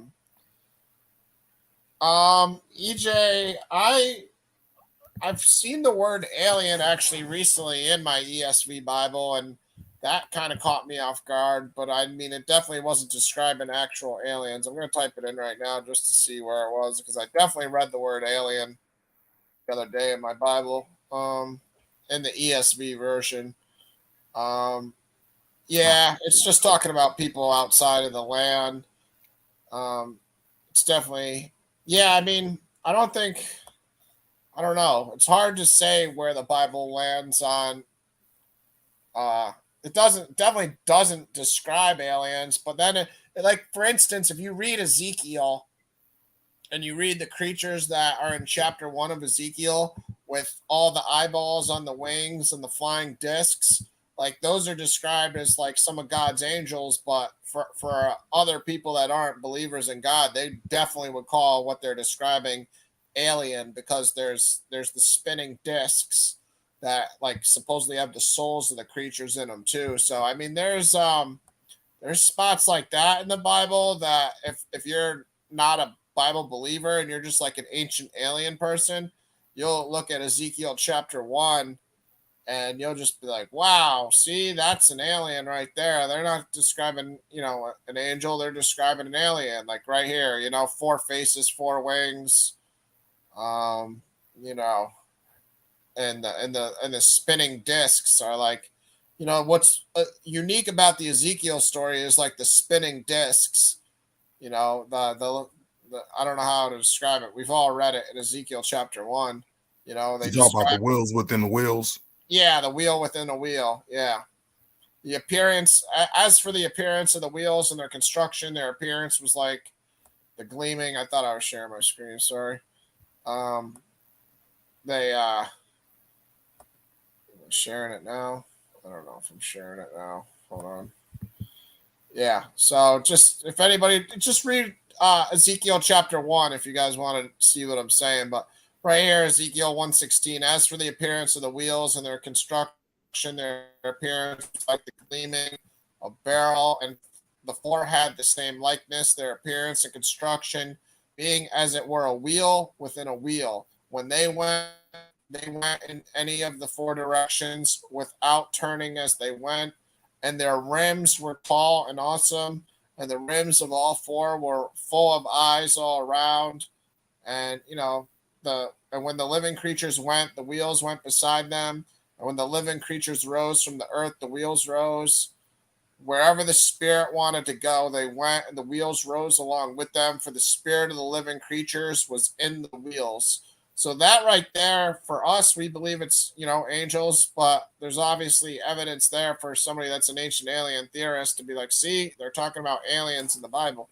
So that would be, Sounds like a helicopter. Sounds like a helicopter. Yeah, but see, when you go down down a little bit more, and you see that those wheels are carrying God's throne, and what do they do with that? well, I don't think it's aliens. I think it's, you know, some sort of angels, you know, God's, you know, supernatural beings. I mean, these beings have four faces, you know what I mean? They have human heads, you know, we see right here in the beginning of Ezekiel, you know, Human, four, goat, eagle, yeah, bull. yeah, yeah. Human, lion, bull, and eagle. Ox and eagle. So, and then their wings all have eyeballs on them. You know what I mean? So it's like, and then, you know, it's over our head, man. You know, we don't know. You know, this is similar to what's described in Isaiah chapter 6 for sure with the seraphim. Um, we all I know to answer your question, EJ, is like if you wanted to be an alien theorist, you could go to sections like that in the Bible and make your argument for sure. That's my whole premise there. Yeah, Dave, take care. Hopefully you're feeling better, man. I mean, we'll all pray for you. We all have highs and lows, bad days, good days. So just persevere through your bad days, but you know, say prayer and you know, just know there's a better day tomorrow. But yeah, this is what you're talking about. But so the problem with this is it's so hard to trust pictures. Like I know when you took that cell phone video of what you had, I knew you had it in your hand and you took the video. But for as far as this picture, I mean, have you ever seen it like this yourself, or are you just describing it like this because you saw this picture? This is my video. Oh, this is another Melvin. Where are you? Where the fuck? You don't live in California, bro. Where do you live? What planet are you on over there? You're on another planet over there. You're not in California. This is crazy. All right. Yeah, I mean, yeah. No. Well, when you start looking at stuff and you start looking up, then you want people to believe what you're talking about. You got to take some kind of video. Oh man, this is another Melvin classic right here. All right. All right, so you see how the moon look right now, right? Yeah. So look, this is what I was talking about. When I zoom in, let me just play it so you can see when I zoom in. Yeah. Zoom in on this moon in the daytime. See that? Right. See what I mean? No. What are you pointing out? Transparency? Transparency You or can something? see how the moon just basically blends in with the sky. Let me see if I get a little bit better. Let me see. Go up a little bit in a couple of frames or so. You'll see exactly what I'm talking about. Ask yourself. Let me see. All right, this would be a good spot. See what I mean? How, You could tell the moon is still right here. You can tell it's still right here, but when you get to like the crater spots or whatever, you see blue here.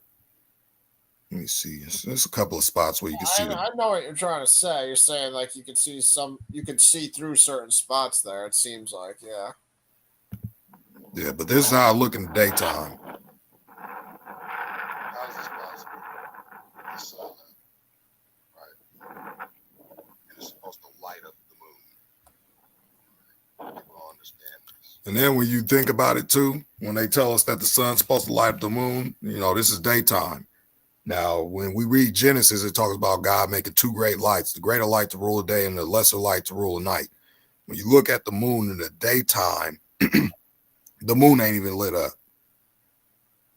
So there, it's like it's a problem with that because, we've been told, the sun gives the moon its light. So, if the sun give the moon its light, then why in the daytime when the moon is out with the sun, the sun is taking up most of the light. Yeah, but I don't understand enough about it because, like, you got to think on the other side of the world, it is nighttime, so the moon is probably lighting something up at the same time. We don't see light, so I don't understand how it works either. But like, you know what I mean? Like on the other side of the world, somebody was seeing the moon while you were taking that picture, and it was nighttime. No, the moon when it's out in the daytime.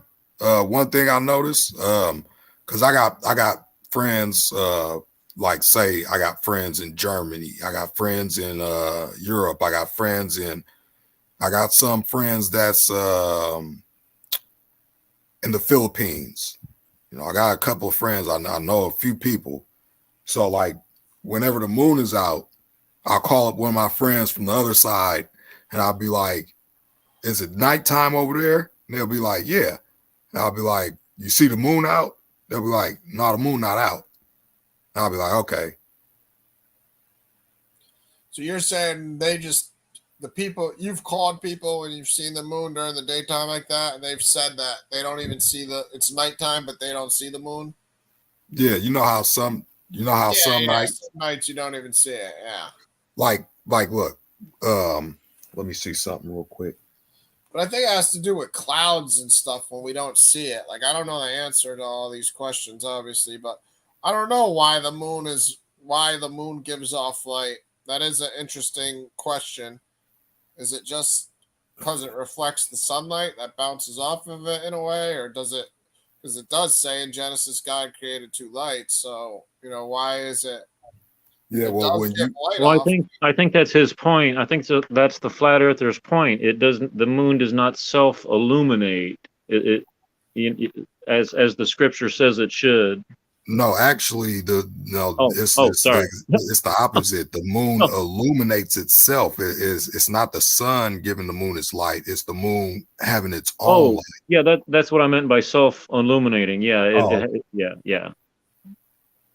So I'm gonna look at an app real quick. Oh, go ahead. No, I was gonna say. So you're saying the moon does give off light? Yeah, the moon gives off its own light. The sun, I don't think the sun has anything to do with it because, like I just mentioned, that moon should have been lit up in the daytime. It's an interesting question because we've all seen the moon during the daytime, and I don't know. Maybe it's just because the sun's light is overpowering the power of the moon's light. I don't know. Yeah, but the sun is supposed to get the moon its light. I don't know how that's all explained by other science or whatever. I don't know. Let me see here.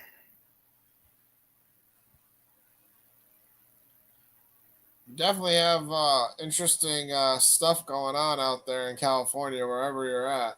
It's for sure. And real quick to EJ, his question on something about does the Bible give leeway to aliens or whatever?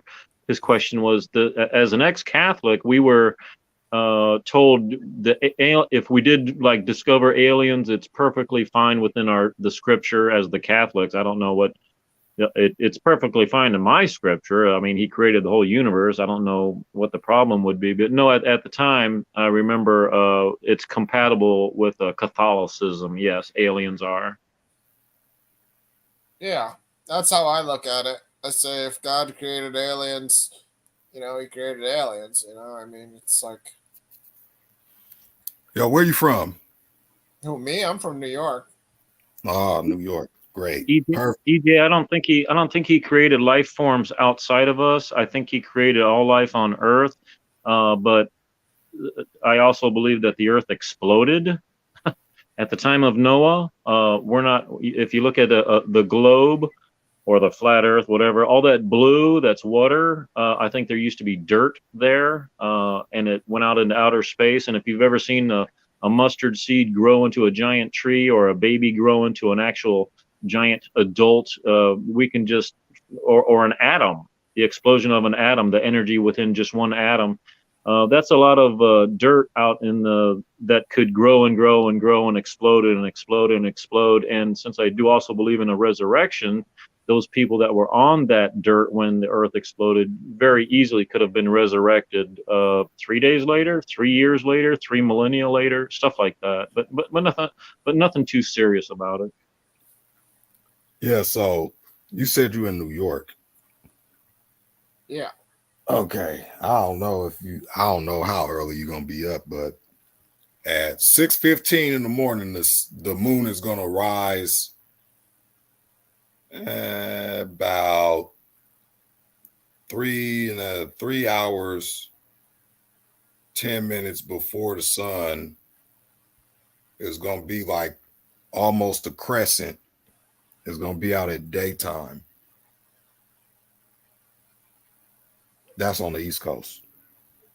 How do you know that? You got some app or something? Yeah, I got an app. And what's he going to look for when he sees it in the morning? What's he going to look for? Let me see if I got. Yeah, this am I gonna get a free McMuffin or something?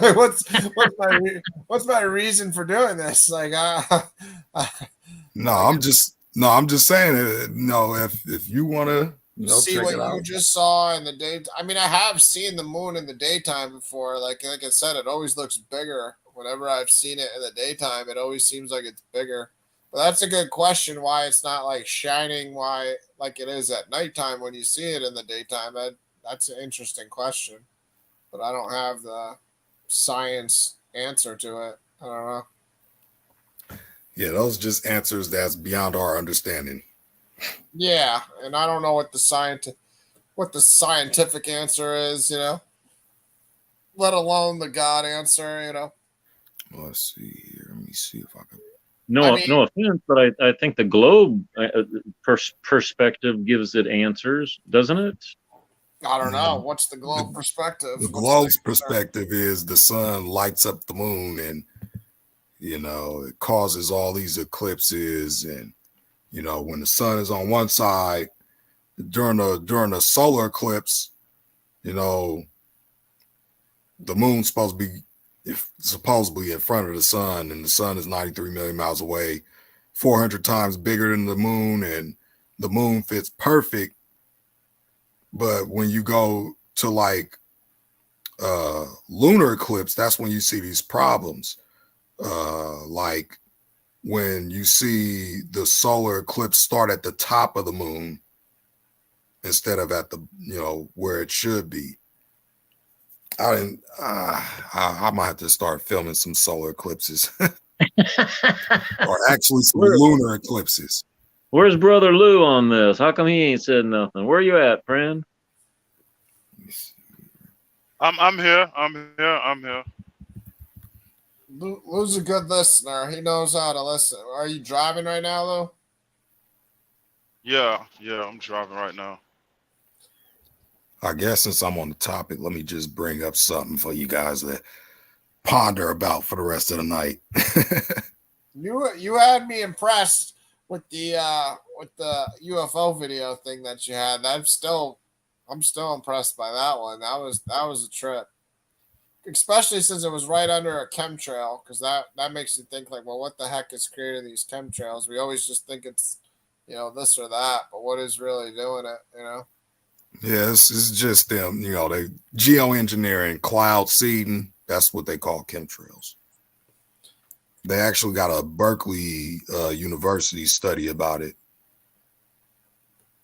Does it help with rain? I mean, there's a drought. Every time I turn around, they're showing a dam site that's so low, it's ridiculous, and finding another body in Lake Mead or whatever it is. But does this whatever help with Chemtrails. rain, or Well, or does it kill rain? Well, it actually could do both. What's that nut job scientist, Mikiao, whatever his name is, Chinese dude? He was saying that. I know who you're talking about. I know who you're talking about. Macau something Kaku or something. Yeah. Yeah, that guy. Crazy hair guy, right? Well, not crazy hair, but he's got long hair, like big head of hair. No, it's that Chinese guy. I know who you're talking about. Like he was the first guy who signed up to be on Elon Musk's something Kaku, right? He's really smart. Yeah, Michiao Kaku or whatever his name is. The string theory guy, right? String theory guy. Yeah. The guy that was talking about he was talking about gravity, and he was dropping stuff, and he was asking the question, what's making this fall? And he was talking about how basically they made gravity up or whatever. He's a smart dude. He's a smart guy. I know that. But yeah, what was I talking about? Oh, he was talking about how in the Vietnam War that they used to create monsoons to wash out the Viet Cong. Oh yeah, but if they could control the weather like they claim they could, like that much, they would have never lost the war either. So I don't know. He's definitely a smart dude though. He's definitely above my understanding on a lot of stuff. I've liked some of the stuff he says though. When I've heard him, like I watched this Lex Friedman podcast with him and stuff.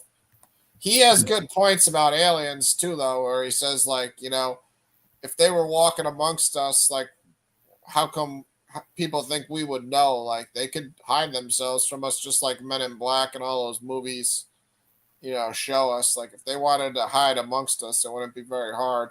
If there's so much, superior intelligence to us. Yeah. So, have you guys ever heard of NASA's weather making machine?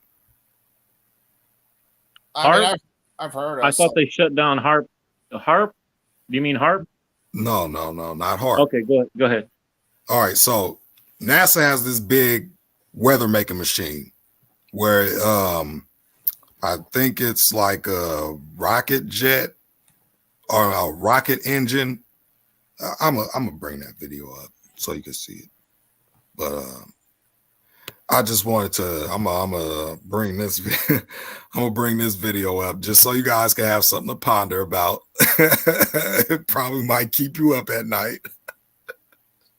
I don't even worry about these conspiracies that much anymore, honestly. To be honest with you, Melvin, I used to care more about this stuff, and then I was just like, I'm just gonna worry about getting right with God and fighting, supernatural battles between God and the devil. Like that's.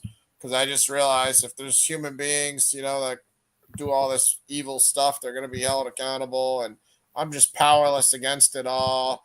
And like I said, it got me in danger to believe in all this alien stuff because it made me susceptible to the devil. So that's where I really got away from all this alien, supernatural stuff. Because if you're not grounded in faith, like the devil can use that as a way to trick you because he comes across like, oh, I'm just this supernatural, next level alien, I'm this good spiritual energy and really it's evil, Dirty varmint, point, dirty varmint. Hilarious. What he says, chemtrails prove the earth is a globe. Yeah, that's great. What do you think about this? What is this? It's the earth. What is the earth? What's the earth? This is the earth right here. This is the sun. This is the earth. Who took this picture? Oh, somebody got a high altitude weather balloon strapped with a camera. And as this thing pans, just a few questions I gotta ask here. Like, where is the curve here? Yeah, but like I said, I've seen girls like with like kitten faces on my YouTube, on my Facebook friends list too. So, we got to be careful nowadays just trusting some guy's video. Like, I don't know. I mean, if it's a real thing, it's impressive. It's hard to understand where he's at or what's going on. Now China is building a fake sun. Now that's true. That's news. It's a fake sun that kind of looks like that picture there. I think they're going to send it into orbit if they haven't already. Seriously, I don't know what you would Google to look it up. China's fake sun. Yeah, well, they would have had to shot this up in 2017. Right. That photo just reminded me of it. I don't think it looks like that. It's kind of smaller, but no, gotcha. So this is supposedly in outer space. Like, how does this guy know his balloon made it to outer space? Well, like, what are we seeing? Is this supposed to be the sun in front of us? This right here is the sun. This big ball light is the sun. That's the sun. That's the sun. Okay. That's the sun. All right. But where's the Earth is supposed to be? The Earth is everything below the sun. That's what I'm trying to figure out. I get the point. Play the video. And whose video is this? Just a guy on YouTube sent a weather balloon into the sky? This guy? Yes, it's music, so I got it muted. I don't want copyright. Yeah. No, leave it muted. It's fine. I just want to get a understanding. So, it's been a few people since this whole thing came about, the whole flat earth discussion. Some people was like, some validity to it. So let's, do something. Let's just send some cameras up. And this is, this ain't the first high altitude balloon that somebody sent up. This is another guy, but it's, kind of long. But it's another guy. He's actually sending it up from the ground, and it goes up. You can see the whole trip going up, and the farther it goes up, you get this. Now, there's this old encyclopedia. It's a video I had clipped. It's this guy that's going through an old encyclopedia, and he's reading the thing. I probably might bring it up. I might bring the video up before I get off. But he's talking about how they had this in, I think it was the 1950s or something like. I forget what year. I'll bring up the video though and play it. But he was saying that when they was talking about Antarctica, they was saying that it was something about a region being featureless in character with a dome that was around. Well, I'm just bringing that up real quick. But as you see, this is the Earth, this is the clouds, sun right there. And yeah, hot spot in the clouds. And yeah, but let me just bring this video up real quick. So you guys saw, so I won't. I feel like we're reading the exact same scripture and we're both getting two definitions out of it. I don't know what you're seeing that just looks like some pretty pictures from outer space. I don't know what you're seeing. Well, okay. There's a few things wrong with that. One, the Earth ain't curving, and two, I don't know. I saw a curve. I don't know, but it's okay. I also saw it change to a U shape at one point, so it seems like it's all in the lens. Let me see here. But it's fine. It's no big deal. I'm just saying it's. What are we supposed to be looking for here? The no curvature? Well, the whole thing about that video was it wasn't any curvature. and the sun ain't at 93 million miles away. It's actually close, right? Yeah, I mean, definitely didn't look like the videos we've seen in the past from NASA. That's for sure. It looked pretty flat from my view. I mean, I wasn't seeing much curve, and the sun looked a lot closer. I was trying to figure out how high it was. I don't know. There's so many clouds, you couldn't really tell how much ocean. So that's the other thing. We see a lot. Like you could actually see the continents when you're looking from like the videos they show us. So that's the other problem there too. Is it's not like it's not a viewpoint that it's like looking out too, not looking down on the earth like the other views that we get. So I don't know, it's kind of confusing in that manner too. It's like if you were looking down out of a window of an airplane, you're looking down, but if you're looking like straight out the window, it's gonna look the way that video was looking there. You understand what I'm saying? You know what I mean? Yeah, and I think you have to get to 45,000. Most commercial airlines are what, 33,000 or something. I think you got to get to like 45,000 before you can actually see the curvature. Not, but like this one looked way higher than 45,000. But that one was at 110,000 feet. Yeah, like I say, I don't know. I saw a curvature. I don't. It's fine. I don't. I'm not debating it or nothing. Yeah. A lot of people say that when I show them that video, but I don't see a curve. But well, we have I've actually taken pictures of my own television set that's very, very flat. We have a local news station that will show an aerial view from a radio tower or whatever that tower is.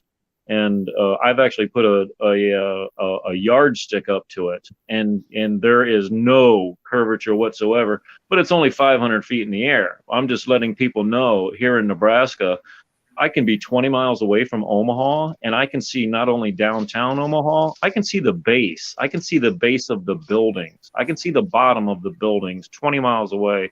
But again, we're at where the last of the flood finally drained away. We're at the flattest part that you can be, but no, it just so since I had all I'm saying is since I had the experience of throwing a stupid ruler on my own TV, I was kind of imagining that when you were showing that video, and I could see a curvature, and then I could see flat, and then I could see a convex or a concave, whatever the opposite is, and at sometimes it almost looked like an S. So it's all within the lens is what's going on with that particular video. And the sun just looks, I don't know, extremely bright. I don't know, you're in outer space, it's going to be bright.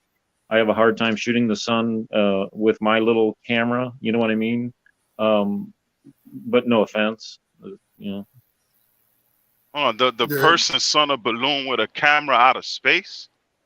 Yeah, it's 110,000 feet. Well, put it this way: how did the balloon get past all that air pressure leaving Earth? Well, you got to ask yourself, how does NASA's balloons get past all that air pressure when they send up satellites? NASA use balloons to go out of space? Yeah. I never. No, I'm sorry. No. I think he's right. What he's trying to say is, how can a balloon get so high? No, that these balloons can only get so high. I think the maximum is like 100. Yeah, I don't know, but no, weather balloons go way, way high all the time. Yeah, and kids send them up in science experiments way, way high. But no, they'll never go out into orbit. No.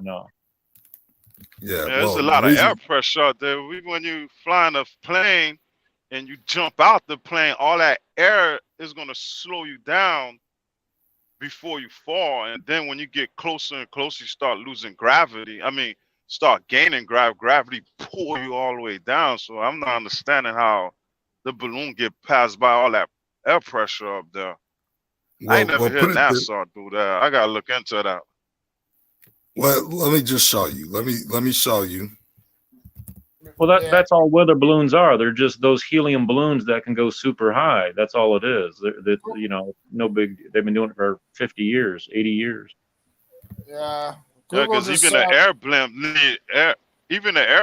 need extra stuff to even get up there with all that air pressure. They got the fire blown, the the heat See, stuff blowing fire out of it, and Yeah, I don't know. that's no. A weather balloon I is gotta look into zero that. fire on a weather balloon. See these the weather balloon samples he has. It's not a hot air balloon.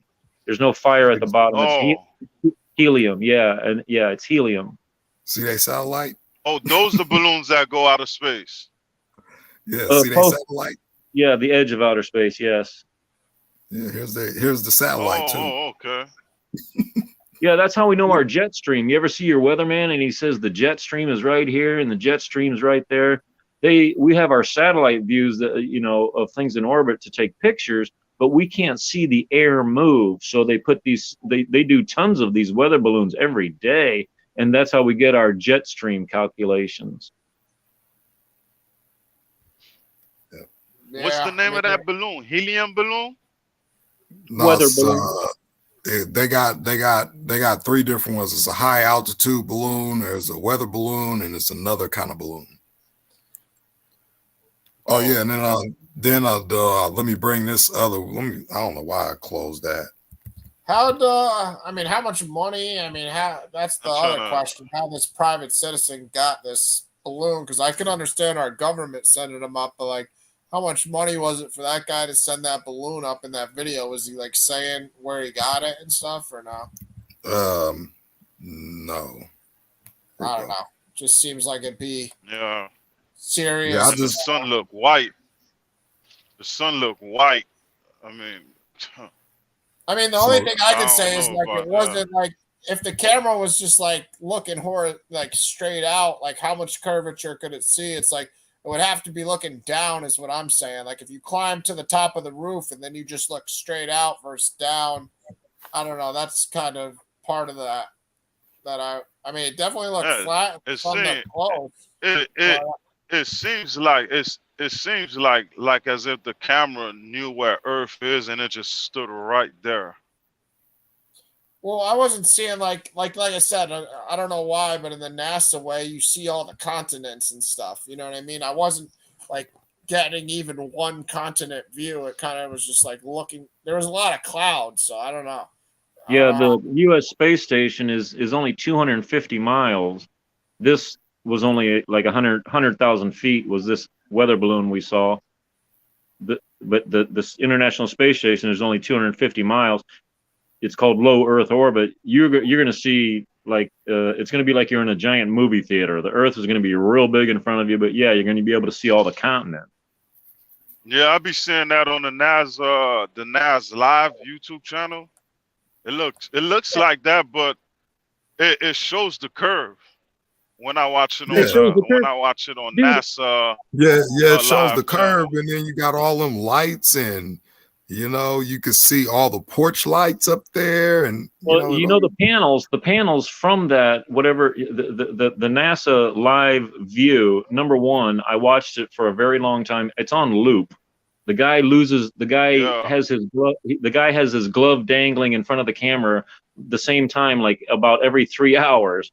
Number two, it shows a curvature of the Earth and certainly a good round Earth and everything. But if you see the solar panels that are in the foreground, if you see the solar panels of the actual ship, whatever, I'm sorry to get they bent. They're bent, but they're actually in real life they're straight. In real life they're straight. Yeah, because they're using a fisheye camera lens. Yeah, fisheye camera. Yep. Yeah. Even Neil deGrasse close to Earth though. Yeah, even Neil when deGrasse I watch it Tyson on live, it don't be that close. Yeah, even Neil deGrasse Tyson blew that out the water when he was talking about Felix, the guy that jumped from the so-called edge of Earth, edge of space. Yeah. And he was talking about he was saying he would have been 2 millimeters above a beach ball, and he was saying you don't see the curvature of the Earth if you were 2 millimeters above this beach ball. You just don't. And then he's saying that stuff is flat. Yeah, I don't know how that works. That's crazy though. Yeah, with the NASA Live, it shows like the whole. It shows that part that you just showed, but it's not that close to the Earth. It's pretty further away, and then It's you see the curve. You see the curve, but I never seen that view before. Well, the one he showed just a I mean, second they got ago was it looked like the Earth had snow or it was really white or whatever. But in that video he showed, it looked like there's like a huge crack in that whiteness. That's probably pretty close. That's probably just like a local river, like a Missouri River or something. That if they did pan towards the Earth, you would it would be so huge you wouldn't even know what you were looking at. You know what I mean? It would be like well, you could do it. Go to Google Earth, go to Google Maps right now, and you can just zoom in and you can look at where 100,000 feet is and what it should look like. yeah. Yeah, Yeah, But if I go to Google Earth, I'll the show you thing, all the places where they patched everything together. yeah, in space too. I've seen that. the, Oh my God, what were the, they thinking? the, the thing is, that if it's flat, then it should be on top and not like equal, right, like looking right at Earth as if Earth is like right in front of it. If it's a flat surface, we should be looking down and not right at Earth. Well, basically, no, it would be the other way Because around. If the Earth was a globe, the higher you go, the more that you'll get a dip in the Earth, so you'll end up having to look down. With a flat Earth, the higher up you go, the horizon will always meet your eye level, so you wouldn't even have to look down. yeah, with the flat Earth, the higher, whether you go high or low, you're gonna be in the bottom. The Earth is gonna be in the bottom because I mean it's just like flat ground. When you walk in, you're looking straight ahead. You can't see the ground. Ain't no way. There's no way you can see the ground walking. But if you coming up and you see the ground, you see a thin layer. You know what I mean? And the way that picture it looked like as if the Earth is flat, but you're looking at it from a vertical view, because you're not supposed to see the Earth eye to eye like that if it's flat. Because if it's since it's round, you'll be able to see that. Because the higher you go, the Earth is round. When like if you get a ball, you put a ball under your chin and lift it up, you're gonna see the whole ball. But if you get a pan and lift the pan up, you're gonna see the thinness of the pan to show you that it's flat. Let's look at it. Let's look at it. Like show the video again. Yeah, look at the video again. I'm gonna show you what I mean.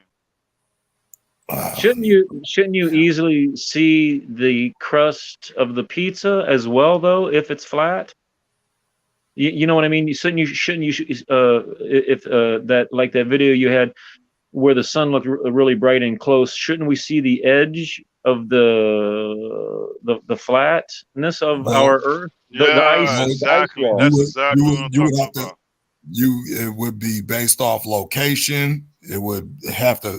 Now, let me just say, but it's an ice wall. It's an ice wall all the way around, so we should be able to see the edge of an ice wall. Well, yeah, it's an ice wall, but it depends on how close you are to that ice wall. Let's just do this real quick.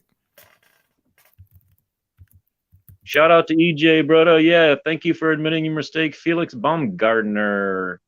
I'm not sure. I thought you were atheist, but boy, you're for somebody to say they were mistaken in a live chat. That's admirable. Yeah, so, Dave. There's a Psalms, and some people. I mean, ask Melvin how many verses. I mean, I know it's just like anything else. People interpret the verses how they want to interpret it for their position too. So it's not like, there's definitive proof, but the people use it as like the earth stood still or something. I've seen that used for flat earth theories because they say, well, that proves that, the earth's not rotating around the sun. No. You see what we're looking at right now? You see what we're looking at right now? You see how we're looking at right now? Now, if that object is supposed to be flat, I must be locked up. That object is supposed to be flat. I'm going to leave and come back. If that All right. If that object's supposed to be flat, you're supposed to see the edges of it. All right, let's put it like this.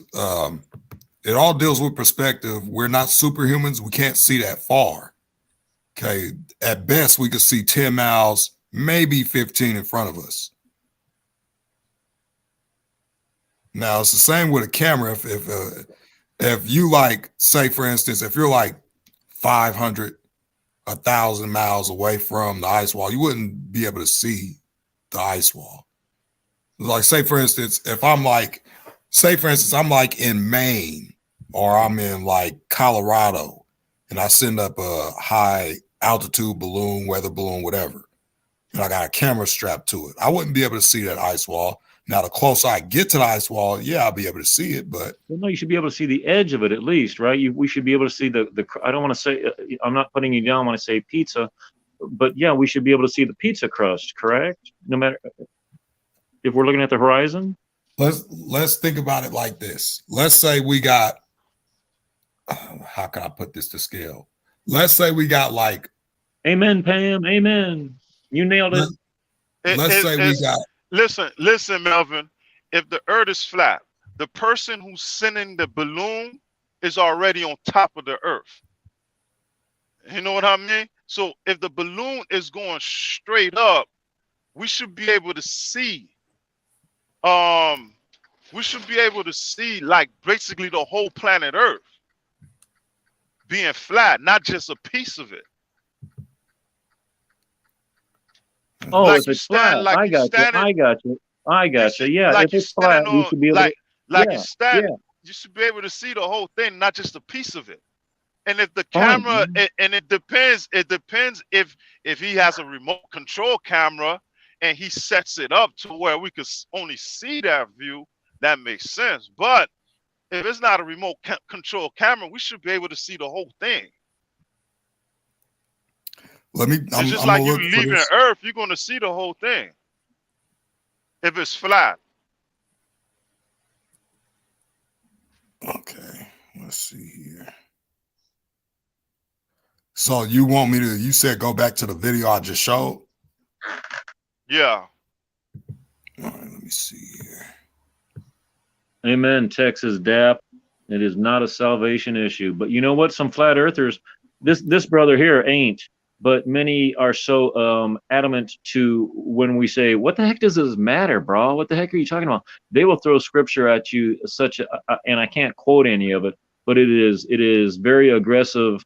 You must believe the word of God, and otherwise you're going to hell. And they'll throw that in our face as you have to believe this. And then when you yell at them and say, "Oh my God, you guys are out of your mind. There's no way the sun and the moon could be like on a record player. The sun would have to go faster on the outside to keep up." You know, they just say they will tell you, "No, we are told that we would be scoffed." So they wear that as a badge on top of you trying to explaining it away. But no, you're absolutely right. It is not a salvation issue. Amen.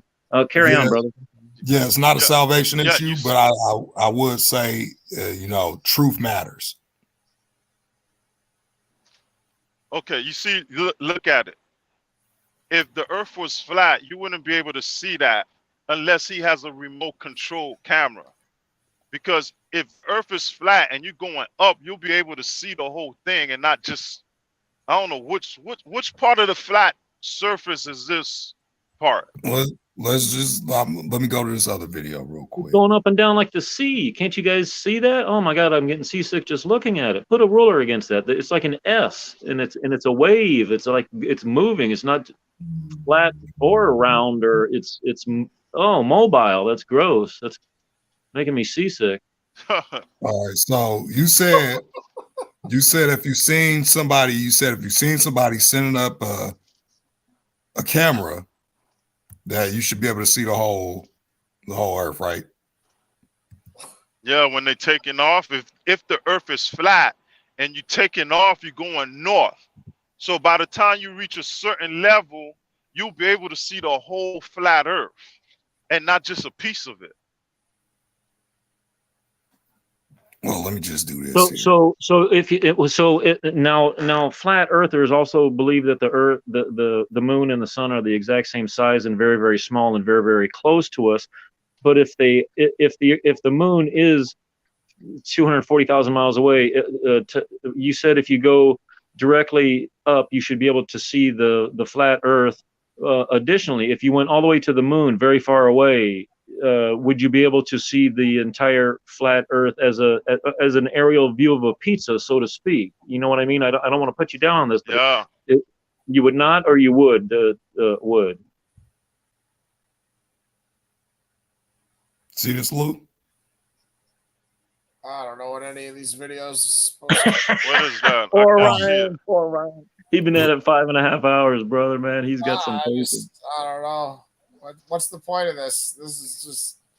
All right. So Yeah, Lou said if somebody was sending something up at ground level, and this is a guy with a high altitude balloon, Yeah. sending it up from ground level. Yeah. He said if the earth is flat, you should be able to see the whole thing, not a piece of it. My problem with that is you can't see that far. Cameras aren't designed to see that far. How far could you zoom in on a camera? I don't know. It's not only that, Melvin. Even if I give you that, when the camera left the planet Earth, it's still the Earth is still in the bottom. It's still in the bottom of the camera because it's flat. In order for us to have a view of what you were showing us, the guy would have to have a remote control camera to where it could leave Earth and then come down and show us that view. But what sense would that make? Because the Earth is flat, so most likely we're gonna. What sense would it make? Yeah, what sense would it make for him to? Now, pay attention to the question. What sense would it make for him to have a remote control camera to point the camera back down to Earth to where you're just looking at the Earth, you're not looking at the horizon? Because if the Earth is flat, right, you shooting the camera north. Once the camera go north, there's no more Earth. It's leaving Earth. It's flat. So once it reach out of space, there's nothing round for it to look at. Nothing round. There's nothing for it to look at because the Earth is in the bottom of the camera. No. I think I know what you're saying. I understood what he was saying finally too. I got what his point. You would just be looking off into the distance. You wouldn't see anything. You wouldn't see the Earth at all. Yeah. Well, they're north unless pole. he made the camera look go ahead, down. go ahead. Yeah. No, I get your point. No, their north pole is in the center of the record. The record isn't spinning, but the record's being shot up from underneath, and that's our gravity according to them. But you know what I mean? Yeah, but you know that the only way that can happen to where you would have to, point the camera down back at Earth is if it's a ball. Yeah, you guys kind of lost me on this. If the Earth is a ball, and you take off and you in Antarctica and you send a camera up, you'll be able to see the whole thing at that type of view. What you're showing us, it has to be a ball for it to do that because it's going in a different type of direction. Well, they're you Antarctica. Take a basketball, right? Let me give you a sign. You take a basketball, right? And you in Antarctica, and then you send a camera up. You're gonna see because as big as the Earth is, you're gonna see the round shape of the Earth. Because you're not leaving flat ground. You're leaving a rounded planet. So you're going to be able to see the Earth while the camera is leaving. You know what I mean? Because if you're in the bottom of Antarctica, you're gonna have to see north. You're gonna have to see the north. You go west, you're gonna have to see the east. But if the Earth is flat, there's no east or west, Sure, there's and east there's or no west. south. There's only north. Not if the camera leaving the flat Earth. Okay, so when you say north, okay, you standing on flat ground. You standing on flat ground. Hold on, real quick. When you say it's going north, what do you mean when you say it's going north? Yeah, I thought he meant he was leaving the. When something is when something is leaving Earth, it goes north. It goes out. It goes up. Right? Like you standing on flat ground, right? And then you jump as high as you can. You won't be able to see the whole thing through your view. You're gonna have to look down. And so you gotta jump north. Jump north. Let me see if I can bring something up so I can show you exactly what I'm talking about when I say that if the Earth is, if the Earth is round, the horizon wouldn't rise to eye level. That's the only way you could basically prove that the Earth isn't round. Let me be very clear. This reminds me of when I was in high school and I'm looking around the class and I'm just wondering which one of you motherfuckers I can copy when the test comes. Because I don't understand anything you nerds are talking about. And I got to copy one of you else. I'm going to fail this test because I have no idea what you're talking about. So I got to copy Lou, Mike, or Melvin, one of you guys. Because you guys all make it seem like you know what you're talking about here, about like this and that. I don't know anything. Like I'm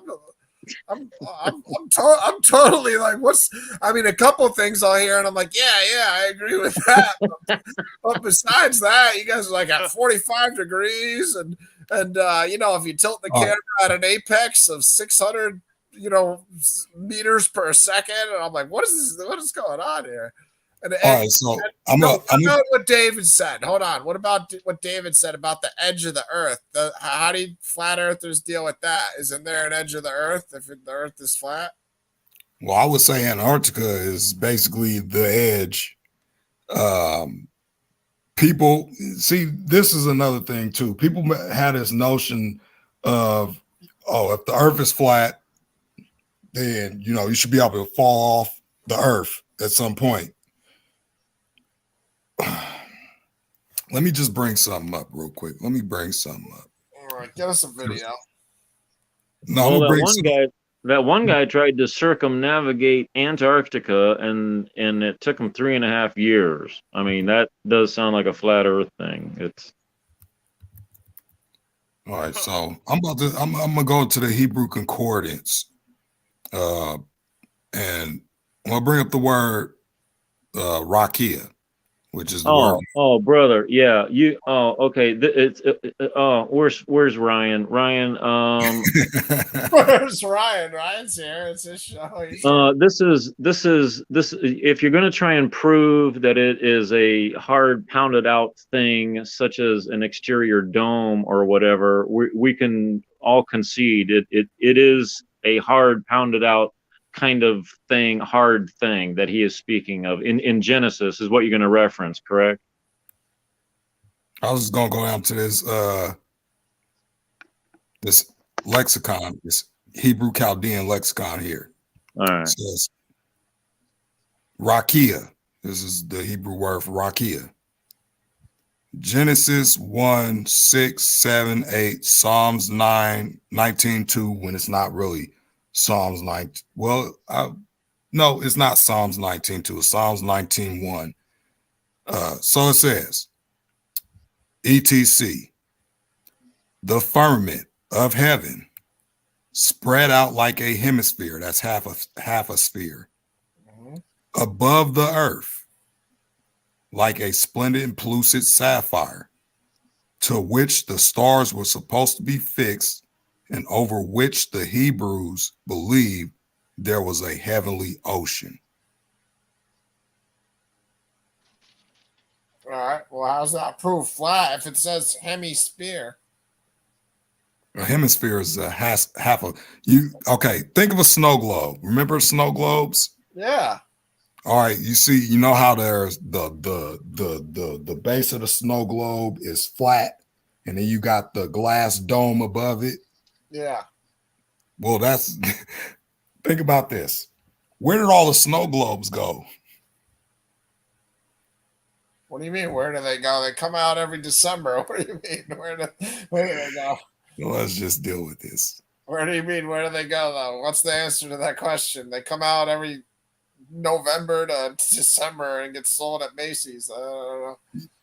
Well, the whole thing, right, is what I was basically saying. The vault of heaven supporting waters above, extended surface, solid expanse, firmament, expanse, flat ass base for support. So when you think of a snow globe, the base of the snow globe is flat, and you got the No. What when you put a snow globe in your hand, it's also you can get a circular one too. They don't have to be flat, you know, like some of them are, but I don't know. You can get both. Look. This I is know what really, you're saying, but you can get both too. We've all held the like circle ones too. Hold on, I'm gonna be googling these. Don't go too far away from that last screen you were just at. Oh no, it's Melvin's screen. Yeah, Melvin, don't go too far past that. Go back one more to where just there. Let's differentiate real quick here. You're looking up the word rockery or whatever that rock thing is. Yeah, right where you're that second sentence right there that says the firmament of heaven spread out like a hemisphere, whatever. Above the earth. Right. Yeah. Let's just differentiate between, because firmament is the rockeria word you're looking, but this rockeria is attached to of heaven in this case, and there are two different exact same things in Genesis, where there's the rockeria and then there's the rockeria of heaven. So if you look out at the stars, you look at your prettiest Hubble telescope, Webb telescope photograph of all those billions and billions of beautiful, beautiful lit up galaxies. What's behind that? Okay, that's what they're talking about. They're not talking about a globe, a plastic dome above us, 1,200 miles above us. He hit that. Beyond those stars the first that we can see is his footstool, and then beyond that is him. That's how the expanse of it, and specifically the rockeria, the firmament. Like I say in Genesis, you have to differentiate firmament of heaven. That rockeria is a hard beaten out thing, but there was no clouds in those days. There was no rain. There was no oceans. There was no ocean. There was no large lake. There was no clouds. There was not a weather system. But land and covered the entire earth. Land, not Pangea or Gowanda land, like all the continents put together. No, like wherever there's water on earth, that is dirt. But a mist arose. So when you're talking about the waters above and the waters below, this is the creation of still the earth, not anything above it. There's no rainbows yet. So your whole rockeria as being a beaten out thing because of the waters above and the waters below. It falls to pieces when you haven't read the Genesis. Well, no offense, you haven't read the Genesis account. Like it's like the target sign, the red on the outside, and then there's a white band, and then there's a red target on the middle. That's the waters above and the waters below. But the waters above that on that target sign, you could sail a ship on. It's not clouds. It's still a giant water planet at that time with all the earth below it in a white band, like the target sign. And then immediately in the same sentence, it says, and then he brought the waters into one spot. That outer red ring of target went to the inner red dot of the target sign, and the white band of the target sign came to the outside. That land came to the outside, and dry land appeared. So there's nothing but dry land on the entire globe, and all the water is underneath it. The earth was fatter in those days. If you lift up the continents, your mid-Atlantic rift or whatever that thing's called goes away. it's a completely poor view of looking at something if you think that there was the water above is clouds and the water below is like lakes and oceans. See, that's the problem. I've run into people that made that argument that the water above is the clouds and the water below is the lakes and the oceans. But there's a problem, because you go to the Hebrew for cloud. And I talked to David about this, but David didn't really give me a solid answer. So this word for cloud here is Hebrew word 6051. Same throughout. If we give you this, will you investigate if there is? David's right here. David's right. You called his name. He's right here. You better be careful. Come on up, David. Come David's on like, up, buddy. David's like Candyman. You say his name. All right, so I try to go over this with. If we give you this clouds is like a different definition or something. Let's go to rainbow. Was there rainbows before Noah? No. There would be no reason. And how about the part where it specifically says, "But a mist arose"? You know what I mean? If we even give you this cloud words, if we can just, you don't even have to argue it for us. I'll give that to you. How about that part where it says, but a mist arose, and also the question on whether or not there's a rainbow before Noah. So yeah, that's where I would attack you from. But yeah. Well, the funny thing is, you can make a rainbow with mist of water. But another funny thing is, you can make a rainbow when you put water in a glass. You put the glass in a specific area where the sun is, and you let the sun shine through that glass of water, you can also get a rainbow. Yeah, they would shine brass to look at themselves. There is no such thing as glass, let alone a mirror in ancient times. But I understand what you're saying. I would argue it a different way. I would not put you down like I just did. But it wasn't a put down. It's just, good. Yeah, this is a campfire meeting anyway, right? And ain't nobody gonna get offended. We're all grown men. Ain't nobody gonna get offended. Welcome to the new guy. Yeah, I'm just here to support my argument, and but this is the word here. I thought you were going to say you were here to support my channel. No. You selfishly changed it to your own agenda at the end there. I thought you were going to say, I'm going to support my friend's channel, my buddy's channel. See, here it is. A cloud as a covering or veil over the heaven. Okay. So says cloud from the root. This is in Arabic.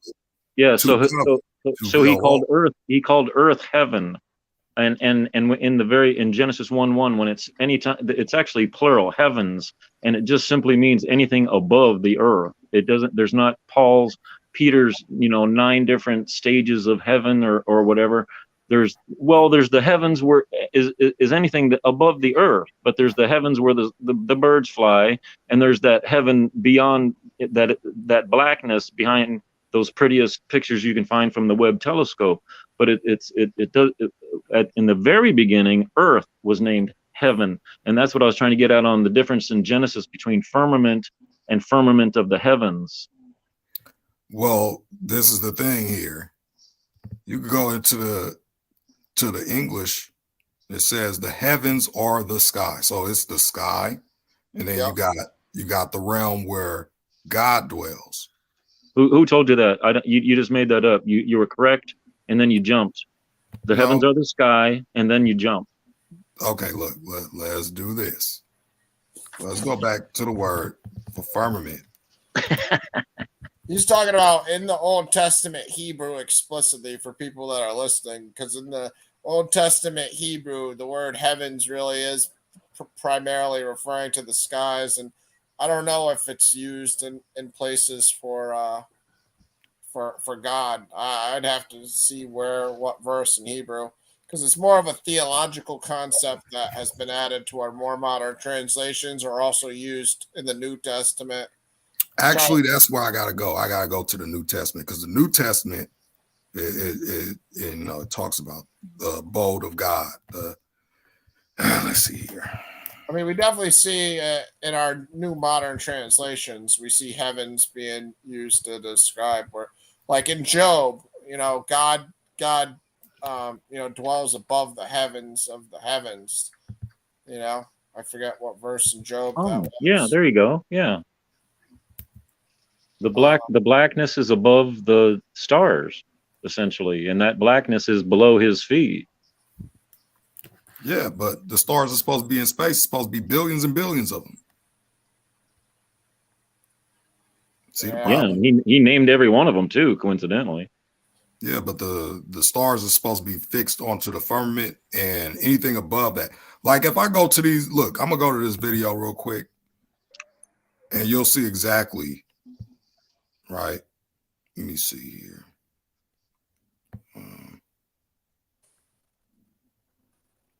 Let's just do right here. Let's see.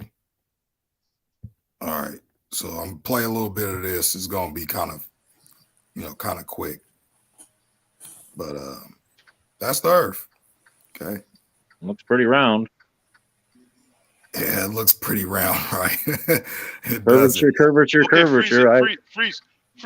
Freeze it right there. Yeah. Freeze it right there. Freeze it on that part. Yeah, freeze it right there. All I right. see a curvature now, right there. if you taking okay, which angle would that be on a flat Earth, Melvin? Which angle? Yeah. What do you mean, which angle? Well, if it was a pizza, it would be in the middle of a piece of pizza, looking essentially anywhere, right? All right, let's do this because I was trying to do that whole pizza thing. Let's say if you put a tick on a 1,000 foot pizza crust, 1,000 feet, right? You put a little tick. You think that tick is going to be able to see the edge of that pizza crust?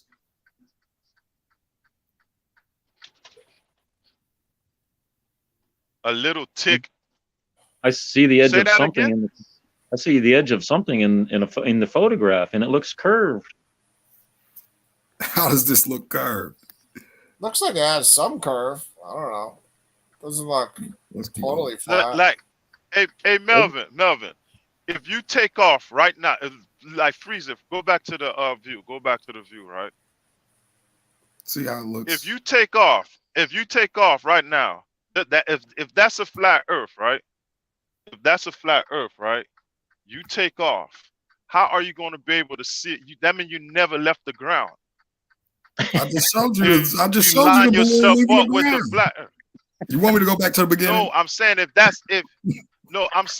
that's the view, right, of the flat From the Earth north. From the north. from going north, that means you never left the ground. Dude, if you're going north, you're going to the center of the Earth. You're going toward. Put it this way: it's easy for anybody to go north on the ground. You're just going into the center. Say, for instance, if I was in Russia and somebody else was in North America or Canada or Alaska, right? And I had a boat and they had a boat. And we did like some coordination to where one would start off at a point and another would start off at the same exact point parallel to each other. And we both sailed at the same exact time, going toward one another at a 3-foot distance. You know. Are you saying you SAT test? I'm like still trying to figure out which one of you guys I'm going to copy when the test comes. He's like, let me see if I can get. If a train's traveling at 50 miles per hour from San Francisco and one leaves New York, like when are they going to meet? Like, well, are you saying that the two? Are you saying that the two rowboaters could shine a laser at each other and they would they would be able to, the flat laser they could laser each other essentially, right? Now they're losing the laser pointers to. No, in the flat Earth model. I get the idea. I get the idea. If one guy left Russia, another guy can. If the light can be seen from shining that far, flat Earth theoretically, there's no curve. They should be able to see the laser, right? Yeah. Oh, right, yeah. I don't know. Let me see if I can get this in the perfect spot, real quick. Just so you guys. Because if you see see how that? you're on top of the. Yeah, I can't see all that. You can't. Oh, take the line. stuff Yeah, out good. of there. That's a good.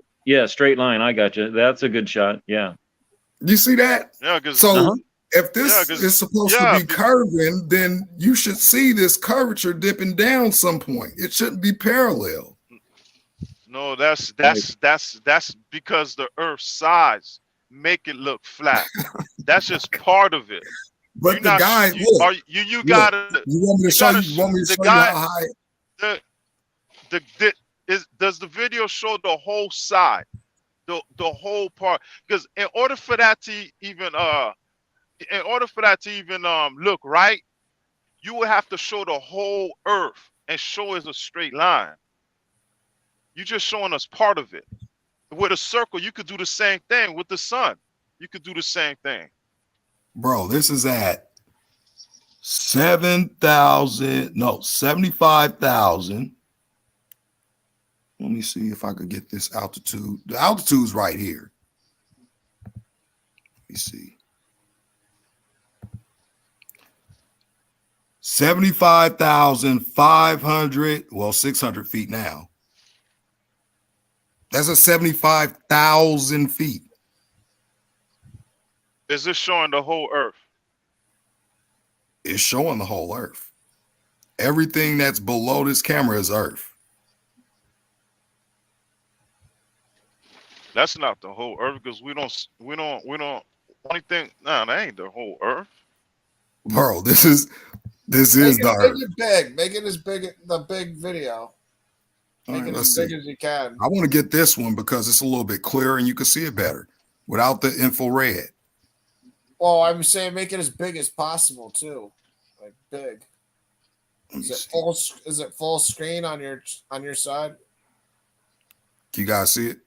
I mean, I can see it now. I'm just saying if you can make it bigger, maybe it would help. I don't know. I don't know if it would help or hurt. I don't know. Why is one in color and one not? Okay. Leave it right there. Leave it right there. Let me give you that. You see, it's flat. It's flat, right? Now, if you take off from that exact spot, Melvin, right? You see what you following me? Yeah, I'm trying to, but you know. Okay. If you take off from that same spot, how do you still see the same spot? You never took off. What? See, I don't understand either of your guys' sides. I don't understand Melvin or Lou or Mike. I'm just waiting. All right, let's see. Let me see. Let me see if I can bring this. Hold on. No, leave it there. Leave it there. Like if you take off from that spot, you going north, right? You got to point an arrow going up, right? If the arrow is going up, how does the balloon end up in that position if it's supposed to be going up? Oh my goodness! You won't be able to see that. I don't get what you. I don't understand what you're trying to say, Lou. Okay, you got an arrow. You got an arrow with you? Yeah, I got an arrow. Use your mouse. You got your mouse. Okay, now point the mouse at the Earth. Right. If you're taking off with one of them one of them balloons out of space, you're supposed to go up, right? You're going up towards the you go up towards that YouTube tab. You're going up on that. You see where that YouTube tab at? The little YouTube icon. If you in that YouTube icon, you looking down. The YouTube icon is you out of space. You're supposed to be looking down and not and not directly at the Earth. If it's a flat Earth, because if it's a flat Earth, that YouTube icon, that'll be you, and that'll be the Earth. So you got to be looking down and not directly at Earth. Because if you're looking at directly at Earth, like the brother, like Mike said, then you will have to see the thin crust of the Earth to be looking at it from that view. We're looking at it right now. Brother, I got to tell you, you lost me about 30 minutes ago. I really tried to understand what you were asking. I really don't know. I really don't. Do you understand what he's asking on the icon and the view looking towards Earth? I Look, don't really you understand. see, that's a flat Earth, right? If you have a space rocket taking off, right, from the flat Earth, it's going north. It's supposed to, and if the Earth is flat, it's supposed to be under the space rocket, not directly at it. That's why I told him, if the Earth, if that's the case, then he would have to have a remote control to bring it down so we could get that view. Yeah, Well, this Because is like when the rocket is launching out of space, that's the he would view. just see space. I understand what Lou was saying there. He's saying if you shot a rocket up north and it had a camera like on its like stomach, say we're the rocket, our human being, and the camera's on our belt, and the camera's just looking straight out from our belt, we would just see black space. We wouldn't even see an Earth if we just got shot north. I kind of understand. I think that's sort of what Lou's saying. I don't know. Yeah, I'm Hello, hey, okay, not all right. Go, Right. look up a space rocket leaving Earth.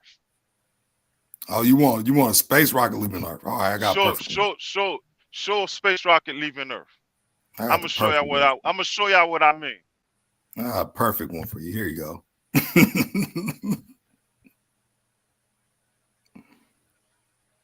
There you go. Rocket leaving Earth. Okay, now stop it. Stop it right there. Freeze it. Freeze it. You Freeze want me it. to stop? Now, you see where the space rocket is at? North. Yes, it's going up. Okay, you see where is that? And Yeah. what's in the bottom? What's in the bottom of the space rocket? Let's go back to the beginning. It's the Earth. Because you're looking at it from it being a flat Earth, right? No. The Okay, rocket is okay. leaving. Where's the rocket launching from? It's leaving. Is okay. Okay, it's leaving Earth. What's in Okay. it? Not if the rocket, like say for example, go ahead and play it, and then I'm gonna tell you where to stop. Stop right there. Let's say right there. Now let's say it's 10,000 feet above. It's 10,000 feet in the air, right? What's under it? The Earth. Why do you keep asking me that Okay. for? Just look the Earth. Okay, now let it go. Let it fly. All Let right. it fly. You gonna let me play it? Let it fly. You gonna let me leave Earth. Let it leave Earth. you gonna let I'm me? gonna show You gonna you. let me? I'm gonna show you. Hold on, Lou. It's You gonna heading let me? north. It's heading Lou, north. Hey Lou, you sure you want me to play the whole video? Because I got a Yeah, question. go ahead. Okay. It's 3 minutes. go ahead. It's only 4 minutes, but I got a question at some no. point. Hit the button already. Let's go. All right, I got a question at some point. Actually, I got two Is questions. it playing? It's not playing on my end. Is it playing? Yes, playing. Now stop it right there. Now it's 100,000 feet in the air. What's under it? Dude, why you keep asking me that? I'm gonna show you why. I'm gonna All show you is the planet or the Earth is under it. Now let it just do it one more time. I'm gonna show you something. No, I'm gonna show you something.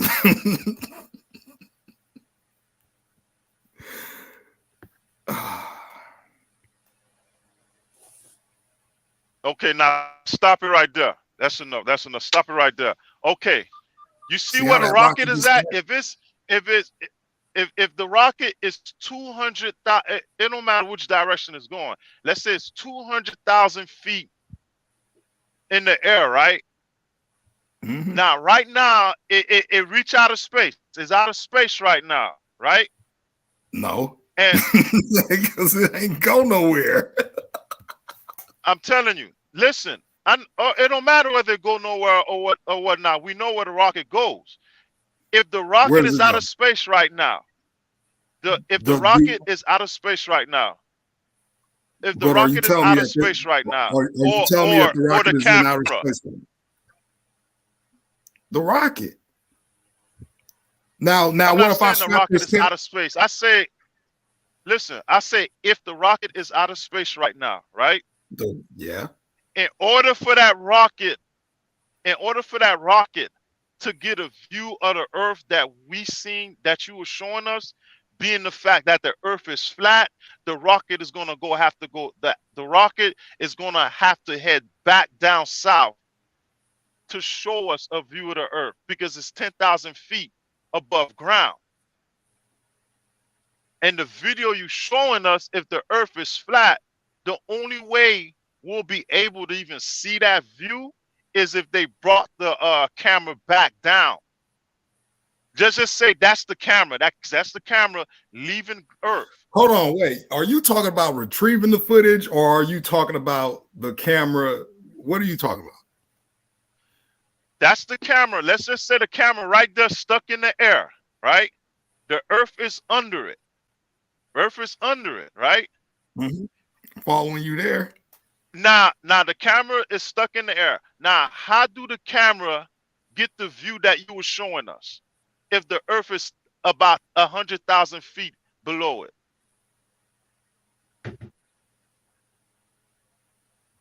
Hold on, what? He's saying, wouldn't the camera just be seeing blackness, right, Lo? Is that like infinite space? Yeah, because you see, like right now, we just see nothing but blackness, right? If the Earth is flat, the camera is leaving Earth, right? Mm-hmm. The video that you showed us Earth, right? If the camera leaving Earth, if the camera is leaving Earth, right, it's going north. That means in order for us to see that view you were showing us, the camera is going to have to come back down for us to see it because it's going above ground. It's leaving ground. It's not supposed to be lining up with ground. It's supposed to be above ground because it's leaving ground. That's why I tell you, with that view, it's just showing us that it never left ground. Because it's the whole point of me showing that is to show the horizon. That was the whole point. The horizon would have to be curved for it to be a ball. The Earth has a horizon. Say this. Yeah, the Earth. Oh my goodness, Lou. He's saying it has to be like Lou's saying it has to be like a bird's eye view, like looking down.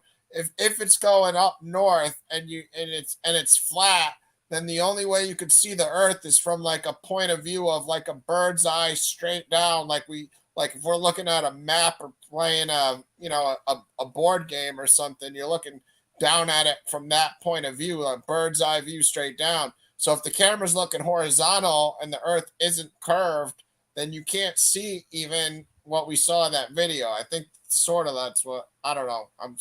No, that's the opposite. That's why I keep saying it's the opposite. If you live on a sphere, the higher you go, the horizon wouldn't even meet your eye level. You would have to look down at the Earth.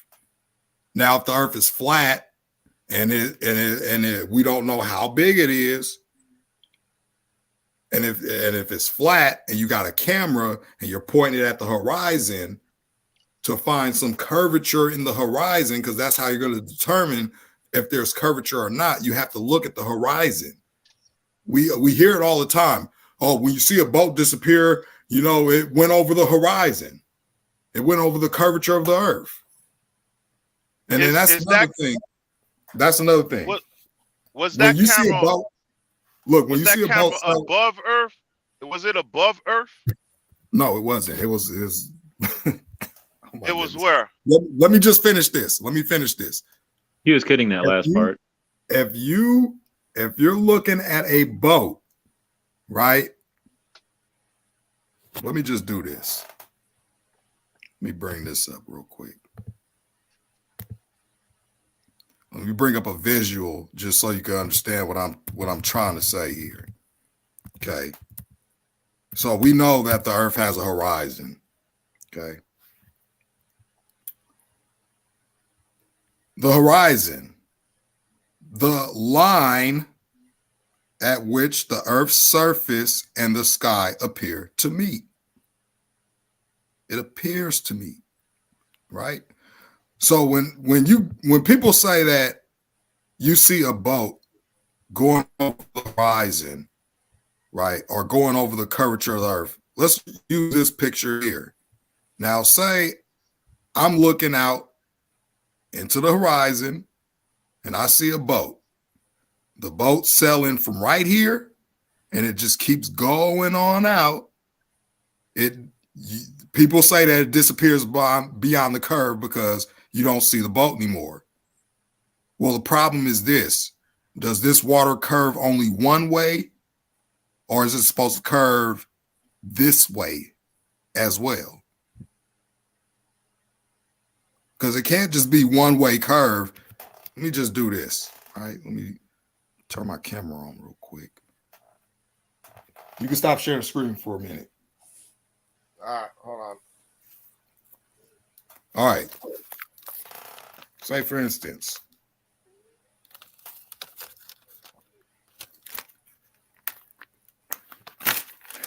this is a flat piece of paper. Everybody know that this paper is flat. Okay? Everybody know this is flat, right? Now, on that flat piece of paper, if I had this long way, right? If I had it like this long way, and something's going out straight, there's no way it could go beyond the curve unless there is a curve. If that boat is going out and is going beyond the curve of the Earth, what happened to this side curving like that? All right, you can share my screen again.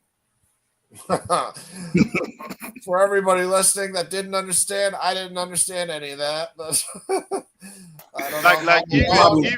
The problem is you got this. Go back to the picture real quick. Just real quick. Understand any of it? I don't see your shit. All right, I hit unshare everything. Hold on. I did not understand that at all. All right, so all right. Just take a look at the water. All right. Is that curved or is that flat? I have no idea. What's the right answer? Tell me. That's flat. That's flat. Okay. That's flat. Oh, thank you, Lou. Thank you. So if this is flat and a boat sails out, if a boat, oops, I didn't mean to click that. If a boat sails out, going straight, just going straight, we understand that this is flat. If this is going straight and it disappears beyond the horizon, and someone tells you it went beyond the curve, why isn't this straight line also curved? Okay. Now you see what we're looking at right now? What? You see what we're looking at? We're looking at flat surface right now, right? And that's exactly what we're looking at with the. That's the exact same thing we're looking at with the camera facing Earth, right? Was the camera above the Earth or was it facing horizontal to the Earth? What? It had to be horizontal. No, it had to be horizontal, right? It couldn't have been above it. I don't know. I don't know. I'm confused by all right, Lou. I got two questions. What is this right here? What is this? What the heck is this? Are we back to I don't UFO videos? No. This is the same video. Lou asked me, I told Lou I'm gonna show him something. What's the same on here? Look, this is the rocket launch video. Yeah. The video Lou asked me to show him. Yeah. This is the rocket. This rocket is going up. Looks like right? a light bulb. Yeah. Yeah, this rocket is going up. Then what? The rocket is arcing in the sky. Yeah. What are you saying? They shot it into the ocean or something? And it crashed.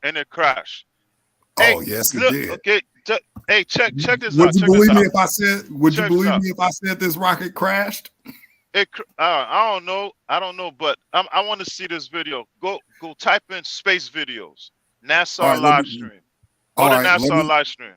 All right, let me play the rest of this. All right, hit play. Let's go. And then I'm gonna ask you another question after you tell me what this blue streak in the sky is with this rocket. Kind of, I don't know. It just kind of looks like a speedboat in the sky to me. I mean, the other question is just gonna be like, wait a minute, what? So you got that. It looks like a speedboat in the sky, right? Well, I'm gonna just go just to save time here. I'm gonna go a little bit farther up. Okay, I want Lou to tell me what did this rocket hit. Okay.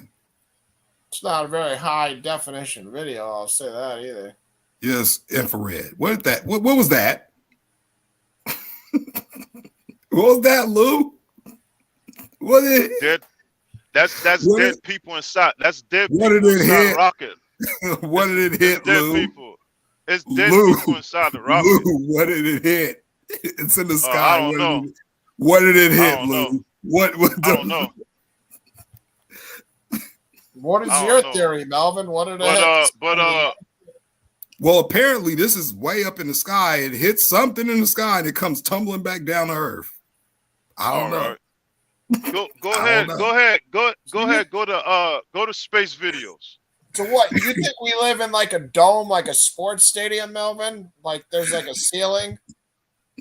Oh, sweet. Hold on. Game every day. No, NASA live stream. Go to NASA live stream. How would you even send that balloon into the sky that you showed for the other video if we live in a dome though?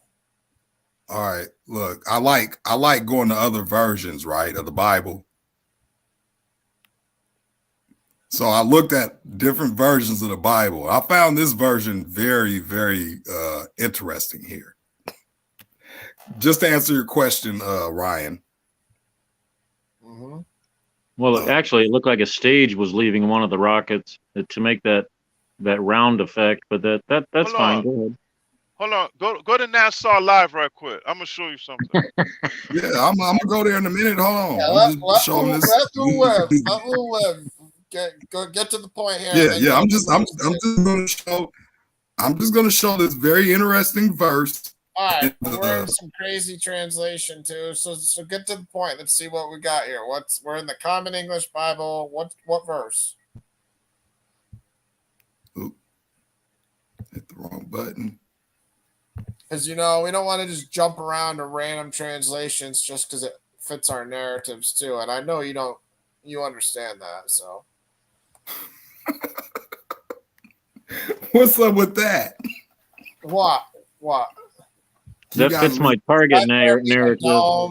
In the middle of the waters to separate the waters from each other. Yeah, but they're changing the word that's supposed to be expanse or firmament.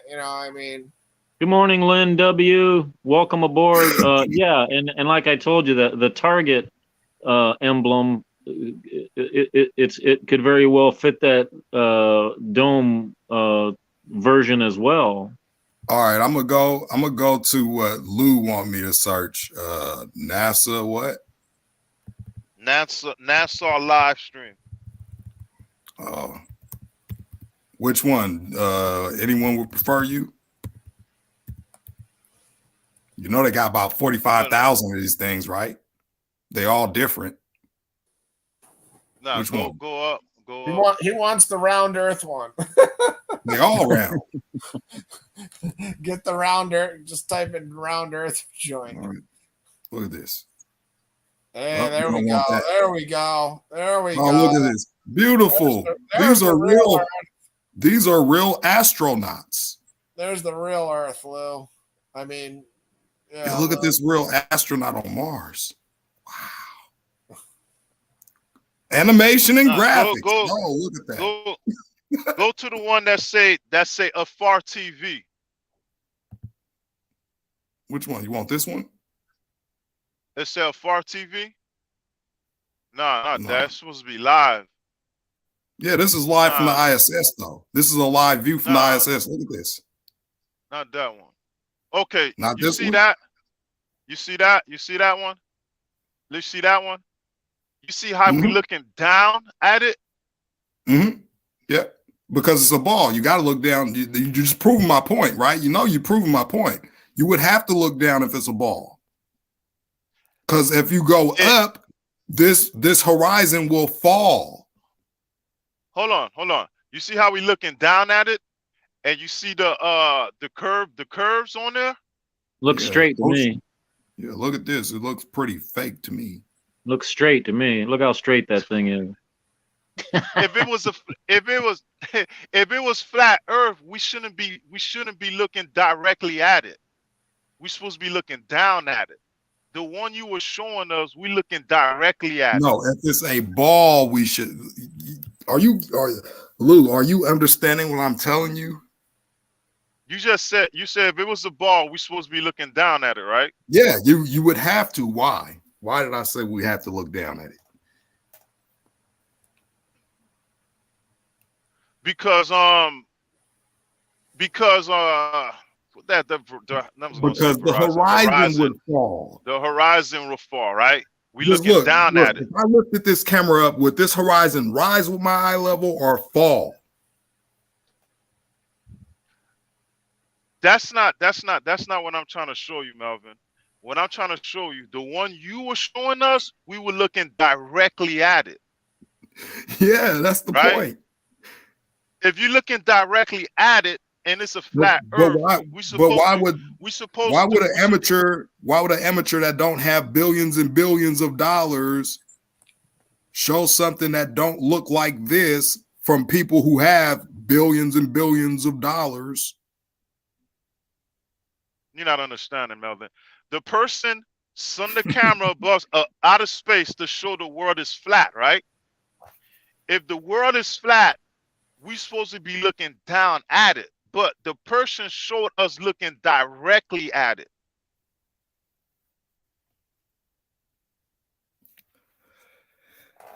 Which you just prove my point when you say that, because what point am I proving?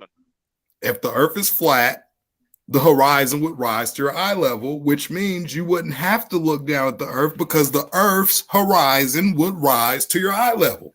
Now, if you're on a ball, the horizon would fall, which would make you have to look down. Amen, Ryan. Good to see you, brother. Where's the horizon in this one? The horizon is at the top of the screen. If the horizon is on top of the screen, right, Melvin? Oh my goodness, Melvin! You gotta strap yourself on to one of those next air balloons that go up, Melvin. Oh no, I'm not doing that. Bring a scuba tank with you or something, and you tell us what you saw. Bring your cell phone like you did for the UFO video. Oh my god! All right. If the horizon is on top of the screen, right, and we're supposed to be looking down at it, right? Lou, you would say that this is the horizon right here, right? Where's I don't know. I don't know what's the horizon. I just showed us a flat. You showed us a flat Earth and showed the edge of the Earth is straight, right? I saw S's and curves and a U shape actually. Go back to your video. The line, Lou, the line. Okay, The okay, sun okay. rolls That's above good. the That's good. horizon, above the That's good. line. Well, let's go back. Does this Okay, look that's like a good. You line? show us. Okay, you said the reason we're looking down is because because the Earth is a ball and the horizon is falling, right? That's what you said. Mm-hmm. Mm-hmm. And there's no straight line with this view, right? Nope, nope. Now explain to us with the horizon being a straight line. How should we be looking at it? I think he's saying that this is fake. What you're looking at now is fake because they have Yeah, I know that. I know that. Oh, okay. Oh, I know okay. that. I know that. I know that. Because he's telling me the horizon over here is round. And he say we're supposed to be looking down at it. But if the horizon is straight, then how are we supposed to be looking at it? Like this. What is horizon? You see this? This is the horizon. Okay. This Are we is supposed the to look horizon. down? You don't have to look down. Look, do I gotta look down at this? See, okay. Do I have to look down at that? That's what we seen in your video, a straight line. You say since it's a circle, we're supposed to look down. Now, if it's a straight line, how are we supposed to look? You just look ahead of you to look at the horizon. What are you asking me? Ahead? So we're not supposed to look down when there's a straight line? Where's the horizon? It's a straight line horizon. Melvin, Melvin, you enlarging the picture and show us a straight line, a horizon with a straight line. You just said a horizon that has a circle. How is the sun curved? And we can see that the sun is curved, but we can't see that this is curved. Can you explain it? You said, hold on, we can't, hold on, let's deal with the subject at hand. You said, since the horizon is round, we're supposed to be looking down at it. I'm proving your point. But in your video, you showed us the horizon being a straight line. And I'm asking you, how are we supposed to be looking at it? Are we supposed to be looking down at it too? No. Since it's a straight line? How are we supposed to look at it? Look, let me make it a little bit more easier. This is the earth, right? This is on the earth that everybody believes right now, right? You see how he has to look down to see the horizon? Yeah, what about a straight one? You don't gotta look down. That's the How point. you supposed to look at a straight one? You look at the horizon. How you supposed to look at a straight one? You look at the horizon. At which direction? Straight in front of you. Straight in front of you. Wow. Dude. Wow. Look, the horizon is nothing but the line where the earth's surface and the sky appears to meet. The line. Right? It's a straight line. All right, we've seen the definition 10 times already. All right. Lou, we got the definition. Can you tell me where the horizon is here?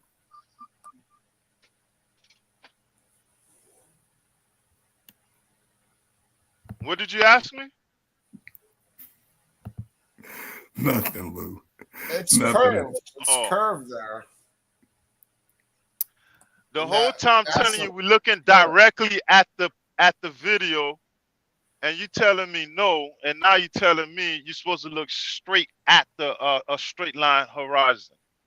So I think I actually solved it before, and then I was wrong about 3 other times. But maybe he's saying you should present to him a video of the flat horizon where the horizon is really close to the top of the screen, like our NASA view. The horizon is really close to the top of the screen. Maybe that's what he means. Oh, look, this is the problem. It's impossible because the horizon, the real horizon, if you ever flown in a plane and you looked out the window as you're taking off, the horizon would rise to your eye level. Now, if you're taking off on something like this, hold If you're on, taking, hold on. If if you you're say if taking you off, take look, off if in a you're plane, taking, the horizon gonna rise to your eyes level. If it goes north. Which horizon? Which horizon you talking about, Melvin? I'm talking about the horizon. Which one? Which one is the true horizon? This horizon, that horizon, or that I don't horizon? know. I What's the don't know which one definition? is. What is the Which one definition is? of a horizontal line? What does a horizontal line look like? Straight. Thank you. Horizon is where you get the word horizontal. So if you're leaving, you're gonna look direct. You're supposed to look directly at it. Yeah. And what about when you get above the horizon? It's going to rise to your eye level. I keep telling you that. It's going to just rise to your eye level. You won't even have to look down. It's going to rise up to your eye level. If you above ground, how can the horizon rise to your eye level, being that the Earth is flat? You know what? I'm going to have to find a video for you because you just ain't getting it. Here, look at this nice NASA footage while I get this.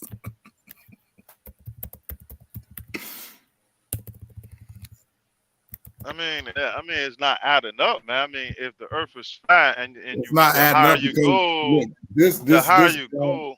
Look, this is why it's not adding up, because you're taking it from a perspective that the Earth is a globe. I'm coming from a perspective that the Earth is flat, and anything that's flat, the horizon rises to your eye level. Be right back. Like what? Like what? Yeah, but you're calling it a dome too, Melvin. So you're kind of playing both sides with some of this flatness. Because if you believe it's a dome, you're really not arguing it's flat. You're arguing it's got curvature, right? What's a dome? It's not a flat roof. And the only flat part about a dome is the bottom of it. That's what I'm saying. Well, again, when you're looking at the definition of the firmament, it says it's a half a sphere above the Earth. Above the Earth. Uh-huh. So in that video we were looking at the bottom of the Earth, where the line is straight. Look, let me deal with your first question here. Dealing with flights, right? Let's take a look at this plane flying off. Let's see what happens with the horizon. I'm not going to play all of it. I just want to get to the part to where they're ascending and you can actually see that the horizon is going to rise to these people's eye level, and it's not going to drop. I'm losing my mind so much. I thought that ad was your video. I was like, "What is that? A Call of Duty game? What is this?" Yeah, like, you won't even have to look down. This is the point. This is the point I'm trying to make. I was losing my mind so much on this. I thought the ad was the video. I was like, "What are you showing us, Melvin?" All right, where are we going here, Red? We're all staring at the horizon here while this plane gets off. No, the thing is, you don't even have to look at the horizon. What I'm showing here is this plane is taking off, right? So if this Earth is a ball, right? When they take off, the horizon should drop. Okay. The horizon should drop, which would make them have to look down at the horizon, as I showed in that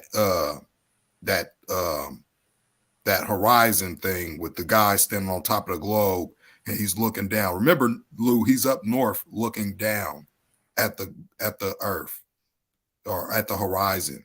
Now, these people are in the plane and they're filming while they're taking off.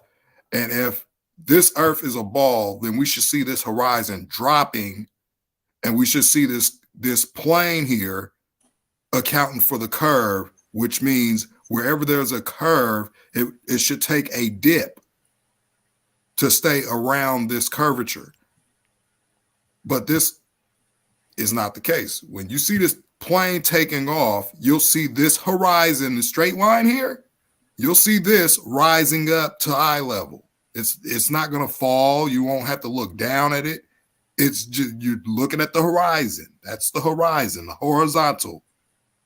What's the horizon? Okay, the horizon is that the horizon for the trees? No, that's the horizon of the Earth. This is the Earth's horizon. Okay. The trees The are on the earth. The trees have nothing to do with the horizon.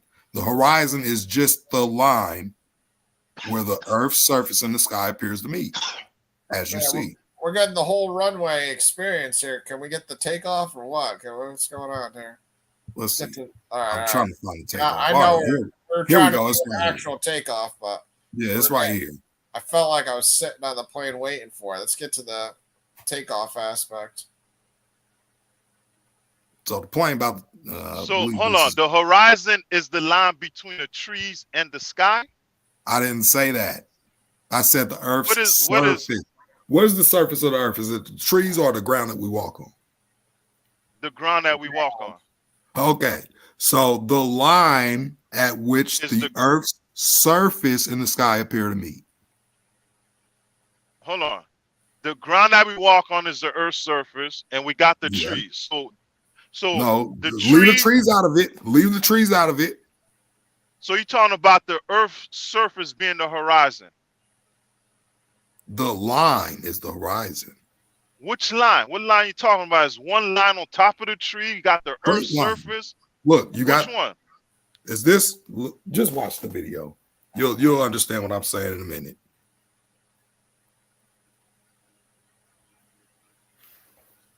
Let me just. No, we're almost there now. We got to be close now. He's getting faster. He's about to take off. Here we go. We're getting off. We're in the air. All right. So this is the horizon. This line off in the distance. This is the horizon. We all know because we all studied geography. I would hope that we all study. Okay. Hold on, Wildman. So you say that's the horizon right there? Yeah. Yeah. There's a line. What's in the bottom of the line? What? Oh my goodness. dude, I don't know what Lou, please, man. Just think about what you say before you ask the question because you're confusing. You're asking what's below the line. So you're telling me the point is the horizon is a line that don't have a top or bottom? If it's a line, every line has a top, bottom line, and top line. I don't know if you wording it wrong, because it's impossible for a line not to have a top or bottom. So the Earth has a top and bottom.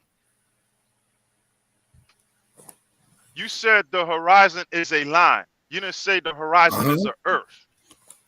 Look, I'm gonna go to the. Let me pause this here. You see how the horizon? You see how the horizon is rising? No. Let me see the definition of this, man. Because I mean, I don't know what a horizon is. You telling me line? You telling the Earth's surface? I'm like, what is a horizon? Okay, let's go to it again. You see this? Yeah. The line at which the Earth's surface. Man, get out of here, Elvin, man. Get out of here, man. I just asked you what was in the bottom of the line. I just told you this. You said you started laughing. You see this range of vision? You see the range of vision? You can't see that far. I asked you, what is the horizon? You said it's a line. Okay, what's in the bottom of it? All you just had to say was Earth's surface. Why would you ask me that if I just told you that the first time? No, you didn't. No, you didn't. Hold on. You see that second definition? I think this conversation has applied to my horizon of my second definition. The limit of a person's mental perception, experience, or interest. Yeah, I think this conversation's hit me on my horizon of my second definition because I don't know, man. I don't know. I don't know. I don't understand either side right now for the last 2 hours. That line at which the Earth. Let me see. Hold on. Whoa. Go back up. I want to see the bottom. The circular boundary of the part of the Earth's surface visible from a particular point, ignoring irregularities and obstruction. That thing got viral. It got visible horizon, apparent horizon, astronomy. I think that's when we should be looking at astronomy. A A great great circle of celestial sphere, the plane of which passes through the center of the earth and is parallel to the to apparent horizon of a place. now there's two words here. Actually, there's three words here that stick out to me. The first word is circle, then plane, then parallel. How's a ball parallel So to a straight line? where do you get a straight line out of a celestial sphere? Well, where do you get a plane from a celestial sphere or something parallel? Hold on, the plane of which passes through the center of the earth. What do you? I mean, that word center automatically ain't talking about something that's flat. Well, let's look at the word for plane. A flat surface. Oops. A flat surface on which a straight line joining any two points on it would wholly lie. The Horizontal plane. Okay, now hold on. A level existence. This everything is connected on a spiritual. Completely level or flat? Flat. Completely horizontal. level or flat. Flat, level, flush, true, smooth. Okay. Now, where do you get a horizontal plane in a sphere? In a celestial sphere. It says a great circle. What? You see a great circle of a celestial sphere. Where do you get a straight line from a celestial sphere? Let's just go here. Let's get some images of a circle and a sphere. This is a circle. Yeah. This is a sphere. See the difference? 3D, 2D, 3D, 2D, circle. Oh man, dog. Oh man, bruh. So when you're reading this, it says a great circle of the celestial sphere.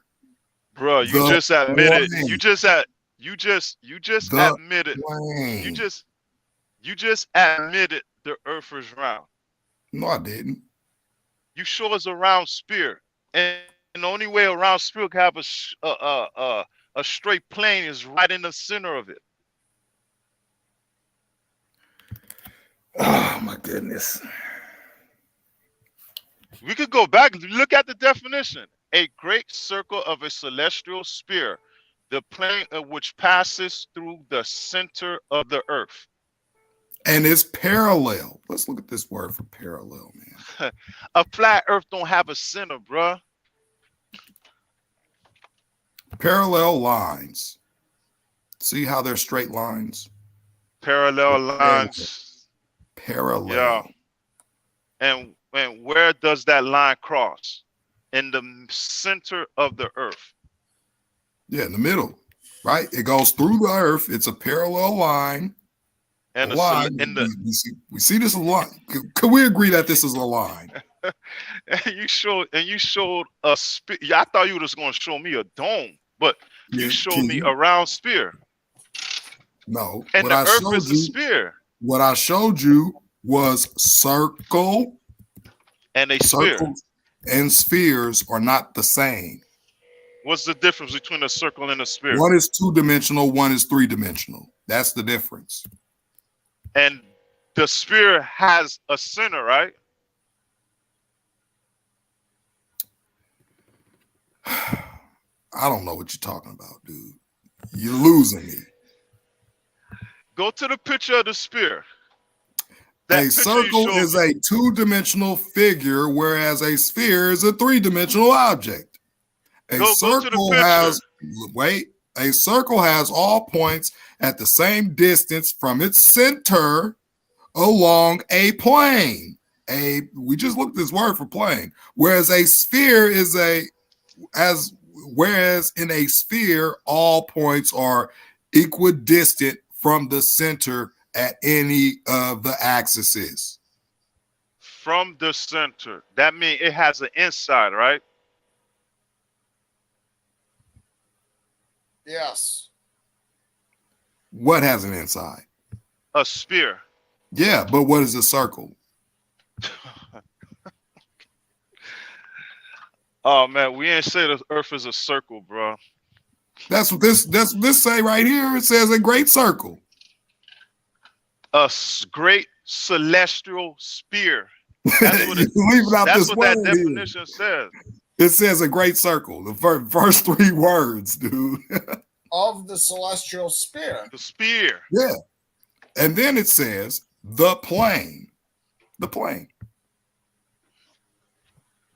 Bro, we do not claim the Earth is a circle, and you know that, Melvin, man. Stop it. The Bible Stop does. it. No, it doesn't. Well, that's not what we saying. The Bible does not say it's a circle. Go back to that picture you were showing us. You're using like the 80th translation you can find that was probably made by somebody that's just a flat earther that's trying to sell Bibles, trying to get $1 million from selling a couple Bibles to flat earthers. See, it is he that sitteth upon the circle of the earth, and the inhabitants thereof are as grasshoppers. He stretches out the heavens as a curtain, and spreading them out as a tent to dwell in. Circle. What's circle. the circle? Is there a word sphere? Is there a sphere word in Hebrew? There's a word for sphere. There's a word for ball, and is doer or doer. Yeah, but that's not going to describe the shape of the earth. Yeah, but it's using the words that they had, and let me just. If they use the word ball of the earth, that's going to translate something totally different than what they're trying to describe. If you look at the top of a sphere, it's a circle. Well, you see, that's the funny thing. The earth is never mentioned as a ball. Balls are misleading because they weren't playing basketball back then. What did they call a spear in Hebrew? What did they call a spear in Hebrew? Or what they call a ball? Yeah. No, what did they call a spear? The word for ball or sphere, because a ball is a sphere. The word for ball is doer. The word for circle is kug.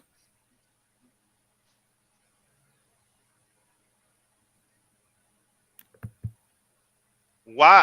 Listen, Melvin. No. If 23:29. If you're gonna use the translation and say a circle sits on. Why does this say that this? Bible translation? Why does it say that? Why didn't it say no circle here? It says it doesn't say sphere. It says circle, circuit, compass. BDB, vault of heaven. Goes back to Rakia. Doesn't say flat circle. But oh my goodness, you guys are amazing. So you're arguing the Earth's two-dimensional. We're not three-dimensional beings. If you're trying to take that so literally that you're gonna say that's just saying circle. What is a compass? What is a compass? It has north, south, compass, east, and west. It's three-dimensional. It's not two-dimensional. A compass is this thing here. It's not two-dimensional. It's got north, south, east, and west. It's three-dimensional. We don't need literal definitions for everything. You know, the funny thing is when you use a compass, you got to hold a compass flat in your palm. Hold on. That's the only way a compass will work. Hold on. Don't say that. Don't say that. That's the only way a compass will work. Then we shouldn't have a straight line. Now, in that verse that you were reading, which definition? Go back to that biblical outline. The biblical usage of the word, the Hebrew word. It's right here. Only for the vault of heaven. Which verse is it?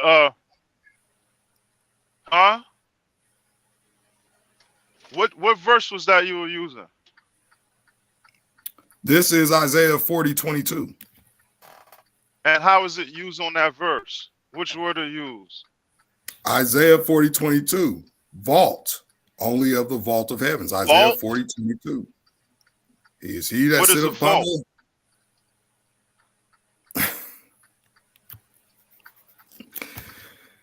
Let's go to the word for vault.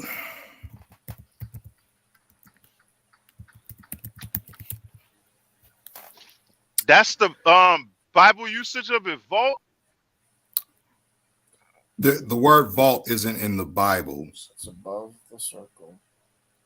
A roof That's not what it's in the form of an ark stretches out the- or a series of arcs, typically of churches and other large formal buildings. Large room or chamber used for storage, especially an underground one. So dome Hold on, whoa. is one of those. Huh? Say that again. Arch. You asked the word for vault. You asked me what is the definition of vault. And it says here, Yeah. a roof in the form of an ark or Okay, I want a to make sure. series of I want. That's arch. That's not. That's arch. Arch. I Arc? don't know. Yeah, arch, not Arc? arc. Arc Arc. is mathematical, whatever. Yeah, well, arch. Okay, I want to make arches. sure. I want. But you see I this wanna make word sure I got here you right. under the word for vault, it says dome as a synonym. Don't. Okay, I want to make sure you say that. Okay. Thank you, because Now, it is a dome. with a dome, with a dome, with a dome. Okay, with a dome, right? Where's the straight line at? The dome doesn't have a straight line. The dome is like half a circle spread out over the earth. A dome don't have a straight line? Oh my goodness. Lou, show me a straight line on this. Show me a picture of a dome. Straight lines on the ground level. You see this? This is a dome. Dome. You see how the flooring? You see how the flooring is flat and there's a dome above? The Look dome. at why did you skip the first pictures intentionally to Look, see, dome. This is domes exactly too. this. You're Yeah, showing the first hemisphere. ones when they're circles. They're domes and they're circles. Those are other half domes. Yeah, these are no, a dome is half a sphere. That's what Yeah, a dome is. But See the dome of the one rock? has dome too, and that's The a dome whole of the rock. All these are domes, and something fascinating about these domes, Hold on. they're only You telling me dome is half a sphere yeah. and there's no straight line?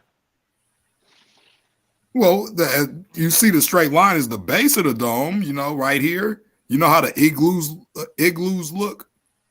Those little snow houses or whatever. When you cut something in half, how do you cut it in half? Through a straight line, right? Uh-huh. And the definition we read says a straight line going through a celestial circle, right? A celestial sphere, right? Uh-huh. What would you define as Now, celestial? the straight line. Hold on. Wait a minute. Hold on. Wait a The minute. straight What would you line, define as celestial? I don't know what celestial means. You know how in the Bible it says Now, we have terrestrial bodies and celestial bodies? Celestial deals with what's up above, not below.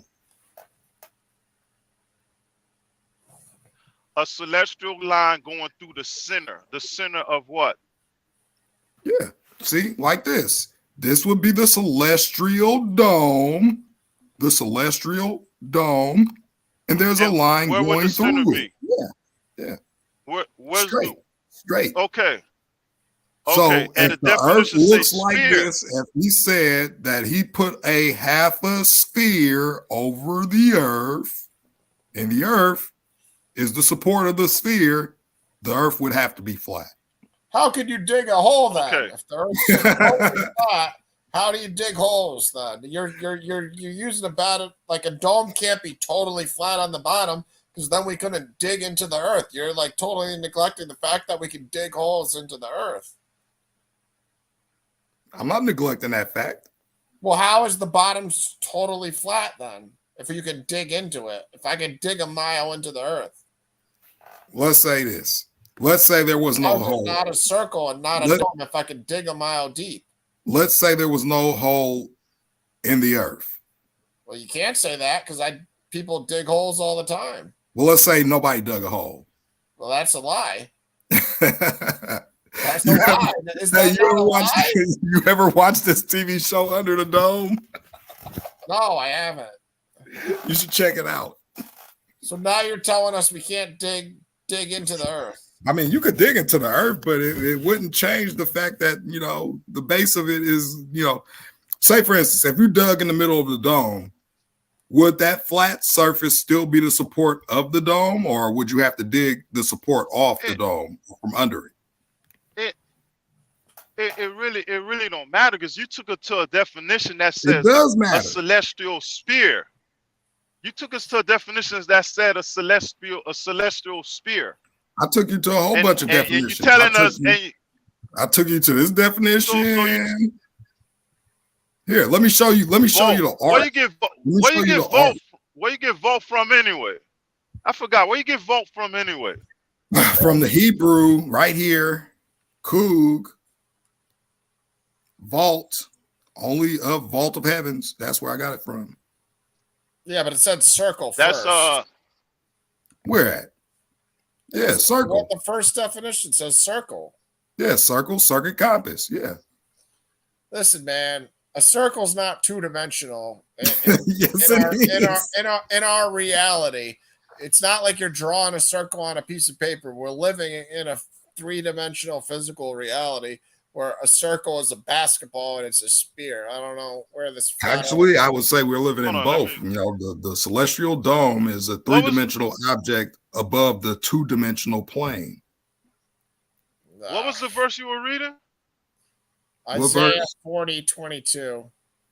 Now, if you want to see the differences between, you went to flatearth.com and fucking found a couple. No, I didn't. Come at us with. No, I didn't. I've been knowing about this. I can go to all the verses in the Bible. I can go to all the verses in the Bible. Isaiah 40 verse 2. 22.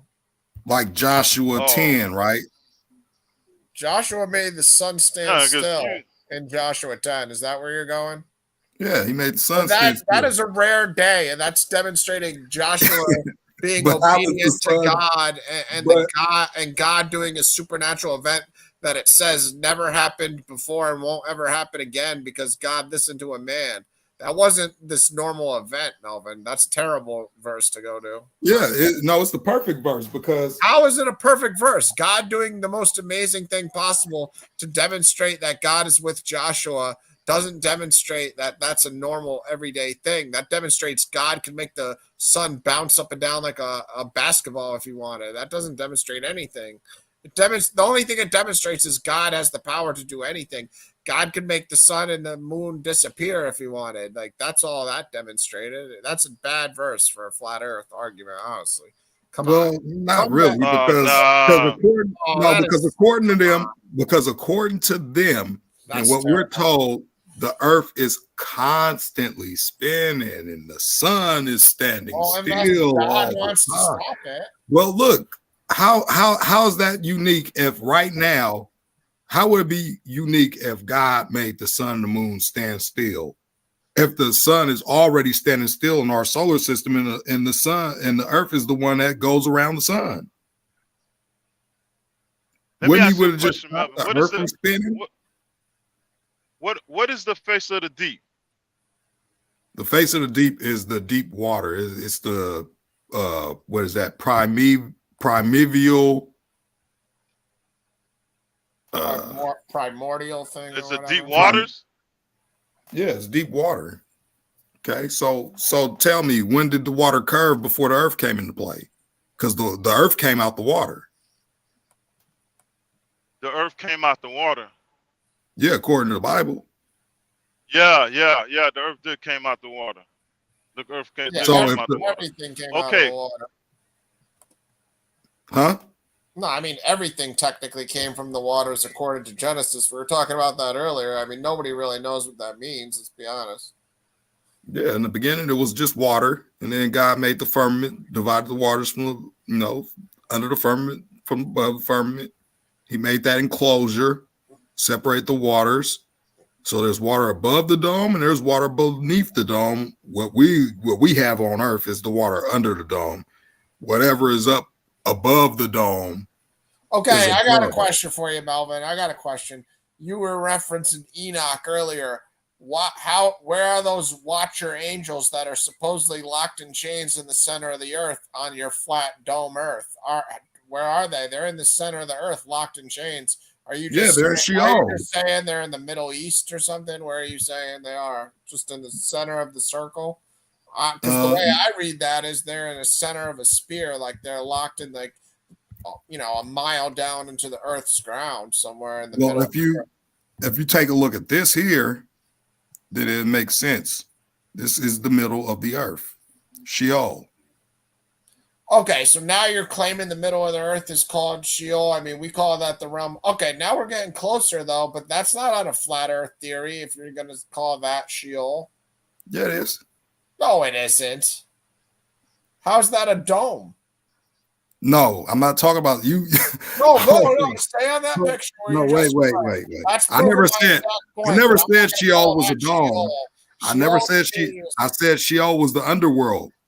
Where you asked me where's in Enoch where are those angels like that? That doesn't fit flat earth. That picture you're showing, that's my entire point. That's circular. The person just didn't draw the whole circle, but that's a circle. The upper seas are chambers in heaven, waters above the firmament. The earth is this brown here. The mountains go up near the firmament like this, and the rest of the earth is basically flat. This is the part we live on. This would be Antarctica here, going around the world. This part is where we live. You're claiming the whole earth is just the brown stuff? It's not the blue stuff? Is that what that picture is trying to claim? I think they are trying to claim that, huh? Well, the earth is different from the oceans, right? Wow. The earth is solid ground. The ocean is not solid. We don't live on the water. We live on the earth. David, bring your butt up here. Okay, listen, Melvin. He sits on top of look. It is he who sits above the circle of the earth. What is the circle of the earth? Yeah, get rid of that picture. Now that I've realized it's a fraudulent, terrible diagram, get rid of it. You said, that is a joke. That's not even a circle there. That's just a joke. Well, it's just a rendition of what they're talking about dealing with. Well, let's just show you the circle then here. Let's use the word you use. Let's look at this. What is the vault of the earth? This is the United Nations logo. See this? Hold on. I get caught watching my TV, which is like 40 seconds behind, and then I realize it's not live with what you're showing. What about this? This is the United Nations logo. Funny thing is when I go over here and I put this in, it looks exactly the same. Flat Earth map. You in logo? Flat Earth map. We could go back. We could go forward. Why do they got that as their logo? And they're not the only ones. Melvin, you do know you burying yourself, right? How am I burying myself? You showed us. I'm talking about. We read the verse. The verse said a vault over the earth, which means a dome, right? You showed David all know this what the stuff rock about dome. is. Get his butt up here. Okay. You say everything about a dome, right? Now, you showed us a video of a straight line. Where do you get the straight line from? From a dome. I never said the dome was a straight line. I said the earth is flat, which would make the horizon flat. You got to listen to what I'm saying. I didn't say nothing about the dome. How do you, if the earth is a dome, where's the flat part of it? I didn't say the earth was a dome. You're not listening. Oh, you said the earth was a dome a bunch of times. You just, no, I said that. Why are you showing us I said you guys could watch this video. You'll never hear me saying anything like that. Yes, I said that the earth is flat and the dome sits above the earth, and the earth is the support for the dome. Yeah, what is the dome? If you could dig a hole a mile deep, your whole the dome is the visible arc of the sky. And if you want to see the visible arc of the sky, the dome is the visible arc of the sky. Where do we see the visible arc of the sky in that video you were showing us? I'm about to show you. We see nothing but blackness and a straight line. You see this? Visible arc of the sky. Let's click on this here. The visible arc of the sky. No, on the video. Go back to the, no, not that video. Not the visible arc. Not that video. Not that video. That first video you show us. Why do all these rockets just do that? Why do all the rockets just do that? You think why don't just go straight up? Why don't the rockets just go straight? You think they're bouncing off ceilings, Melvin? What are you trying to say? The rockets don't go no higher than what this is going. I know, but what do you think they're doing? Bouncing off ceilings? What are you claiming? How does your weather balloon get into space then if there's a ceiling? It did. First off, it didn't get into space. It was just. It got above the Earth, right? Yeah. It was in the dome. It was in the dome. Well, it was in the dome. Something. All right, you see how this? Hey, Melvin, you asked for it. You got David now. Look, you see got me there, Melvin. How's that eye level? Hold on, David. Got an angry Jew. David, can you grab your Hebrew and help me out here? Melvin, look. Melvin, let me ask you this question. And I guess this is the best way I could answer you because you're going in a circle here. YHWH. What does it mean? YHWH? Yes. What does it mean? Who does it represent? You already know who that represents. David, you already know aware of that. My point is this.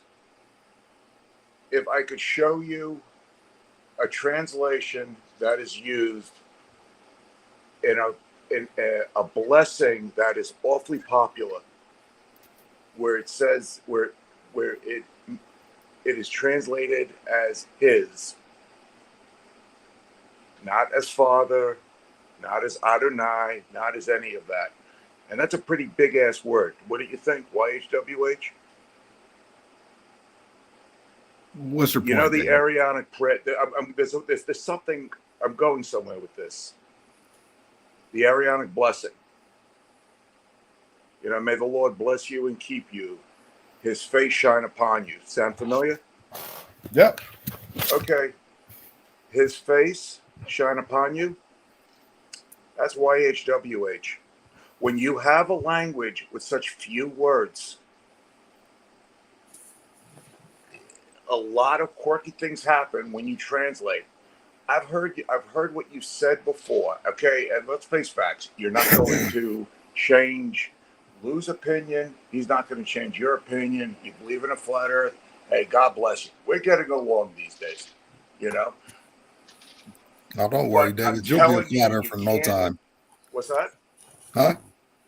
But I'm telling you, you can't use just a trans and think that's going to fly. It's not.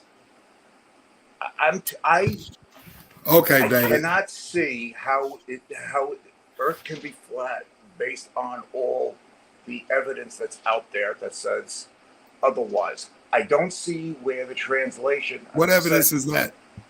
What's that? What evidence is that? Scientific evidence or biblical evidence? I'm talking both. I'm talking both. I mean, the thing is, I've seen the translations in translations that are used by both Christians and Jewish people. They're used by both.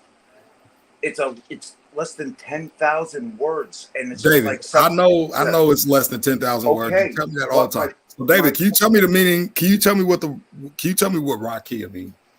I know you can say firmament. I get it, but it's like what you're claiming. No, I want to know what it means, David. Oh God, Melvin, I already answered you with that. It's not like you could. Is it ice? Is it glass? Is it metal? What is it? Come on, Melvin. Let's not play this game. We're getting along so well these days. Yeah, we are getting along. We are getting along very well these days. Hey, we are getting along. Yes. I just want to know because I want to know if you're the expert. You cannot now.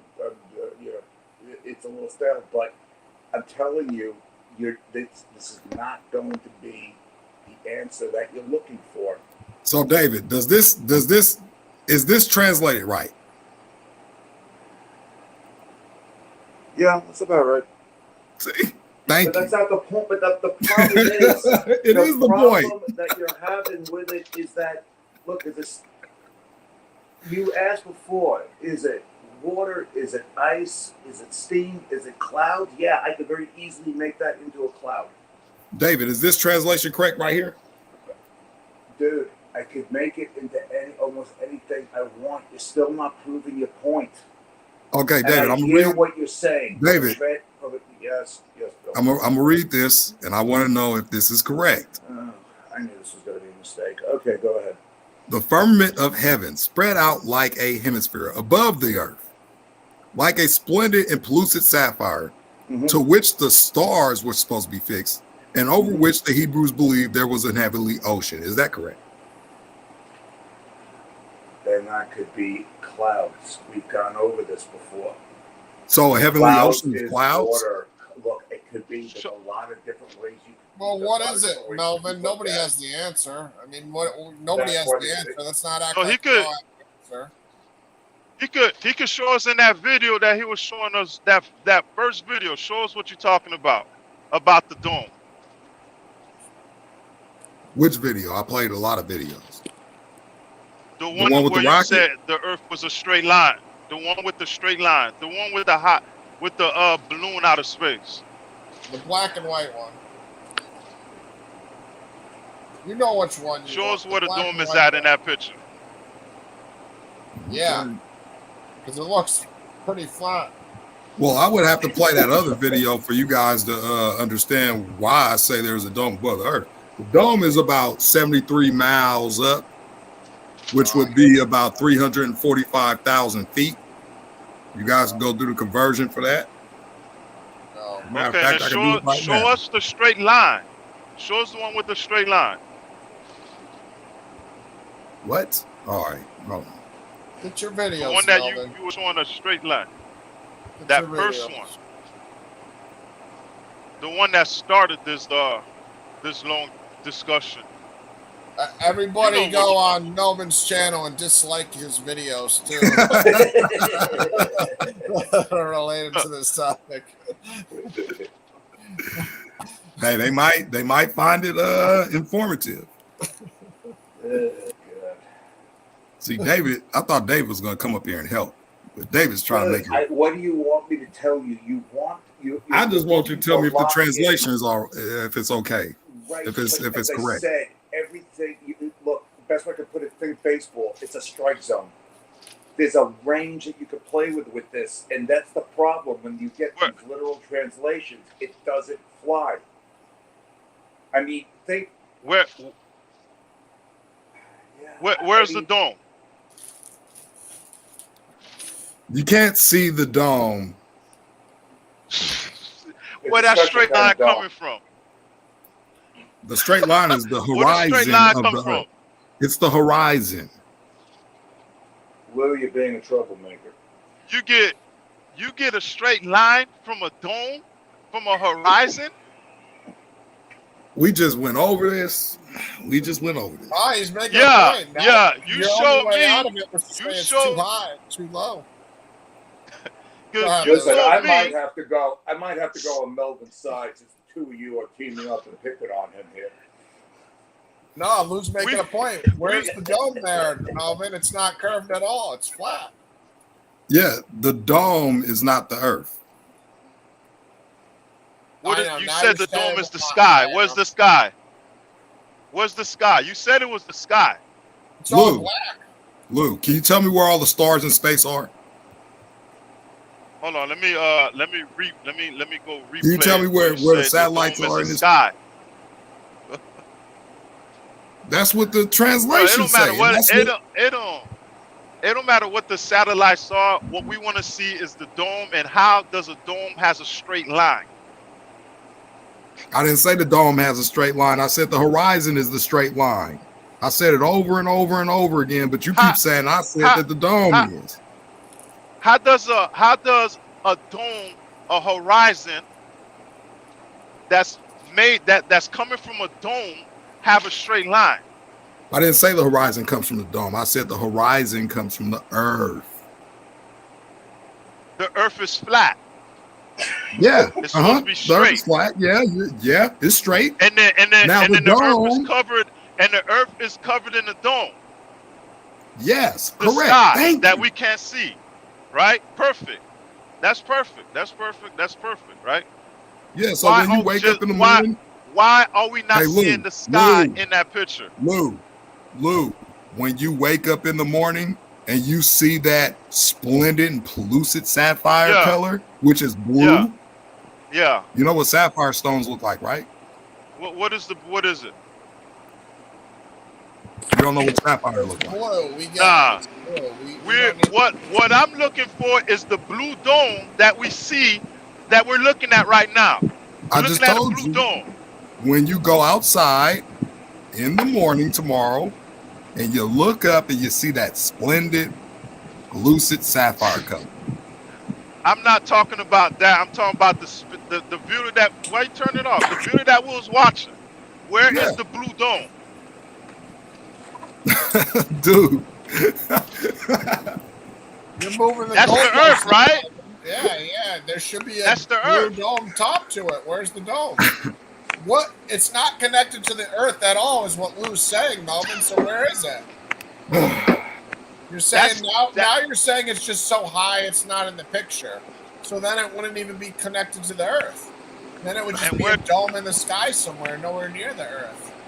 And where the All right, darkness coming from? let me just make this. Let me make this a little bit more understandable. No, he's making a good point right there. You know where Antarctica is, right? We're concerned with where this dome is. If we're outside the Earth, I'm about to tell you where it is. we could be seeing I'm that about to dome. tell you where it is. We don't want to be in Antarctica anymore. We're out here in outer space. You see where We're this not location that way. is? Way beyond and inside of this ice, somewhere is the dome. He's changing videos on us, Lou. He didn't like that. He didn't like that. No, He's like, I I'm got just told showing you you. were burying this stuff. material. No, I'm It's just showing you. You This see, you're would- picking on Melvin again. This would be where the dome is. Let me just Stop it. hold on. I ain't Wait a much minute. gonna lie. I'm not into flat Earth. I'm just learning from what you saying, and it's not adding up, bro. Because Nah. I'm looking at it. I'm looking at the blue sky right now. You're gonna see it in the daytime, said Lou. that- That's why I you keep said- telling you. Ryan, you heard him say the sky is the dome, right? Yeah. He said that you said the sky is the dome and the earth is the flat is flat. Uh-huh. I'm looking for that blue sky in that video. Lou, what time is it where you're at? It's 6 o'clock. In the morning? Yep. And the sun 6 is o'clock out. in the morning. Yep, and the sun is out. Tell you what, go out, go stick your head out the window and look up, and you're looking right at it. Blue, That's what the I'm blue telling you. sky. Okay, Yeah. where is it? Where is it in that video out of space? Well, in this video here, this video We here, want Not Yeah, that get off video. this Antarctica video, Nah, man. that That's a video. distraction. This is fake news. Get back to that outer space video. That one. Where is it there? You stand on your videos, Melvin. You don't run. We know a Right dome here. ain't flat. Correct. That's flat Correct. Earth right there. Now where's the dome? The Where's dome the is word? above the sun. Oh, The dome's above out the sun. of the picture. Is It's not connected where's to the the Earth, outline of Melvin. it? Come on, man. That's nonsense. You know that's nonsense. No, it ain't. There's And no dome connected to anything there. I mean, if you're going to Unless say it's a really big higher and not dome. connected, it's what does it have to do with being the dome of the Earth? It'd be the dome of the entire sky for the whole universe. If that was It could be a Job really big dome. 37:18. Job 37:18. Hast thou with him spread out the sky, and which is strong and is a molten looking glass? I'll give you that. I'll give this. The dome is over the sun. Okay, then where's the dome of the Earth? You mean there's two domes? Yeah. He's in I didn't say that. Joel and That's Isaiah. what Lou was saying. In Isaiah 40 verse 22, it says the circle of the earth, and he says that's the dome of the earth. No, I said the Now he's earth telling is a us. circle. I said the earth is a circle, which is a two-dimensional object. The firmament is a hemisphere, which is half a sphere, which I already showed that definition earlier. And that's of the earth. That spirit belongs to the earth. it's not connected to the Earth at all. Is the point? Yes, Melvin. it is. I just read it to Okay, you. so where's the bolt-on equipment? You know, where you could see it. I mean, Hey, David, where's the pillars of the earth? where's the pillars of the earth? Yeah, he said it's over the sun. You are familiar with that. sun. Hold on, wait, Lou. You are familiar with that that verse, right? For the pillars of the earth are the Lord's. Where are the pillars? Yeah, you don't want to answer that one, do you, David? If the dome is over the sun, then the sun shouldn't be what it is right now because something is covering it. You know how strong those Lou. pillars must be in order to support that dome? Those got to be some pretty kick-ass pillars you're talking about there. Yeah, God made it, right? Wow. It's not adding up, Melvin. It's not adding up. I told you. Hey, Lou. Lou, can you read this? Nah, Can you read nah, this? nah. I can't read it. I can't read it right now. Here comes the What it distraction. say? It says, and let them be for lights. Let's talk about the sun and the moon. Let them be for lights in the firmament Okay, they just show of the heaven to give light show upon the the earth. dome over there, and that solves the problem. Let them be lights for what it say in the firmament. In the firmament, which Read means it that again. Let me see it. Hold on. Read it again. Read it and again. let them be for lights in More lights. the firmament. Of The light going. The heaven. light going. The light going in the firmament. The light of the moon going in the firmament. The light of the sun going in the firmament. Yeah, The light of the stars going in the firmament. Does it Lou say has a going very in, or valid- does it say let them be for lights in? Lou has a valid point. Light will No, he travel through doesn't. glass. You know, that's why it's like, you know, when the sun comes out, you don't open the door. So the sky's made Through of the glass window. now, right, David? What's that?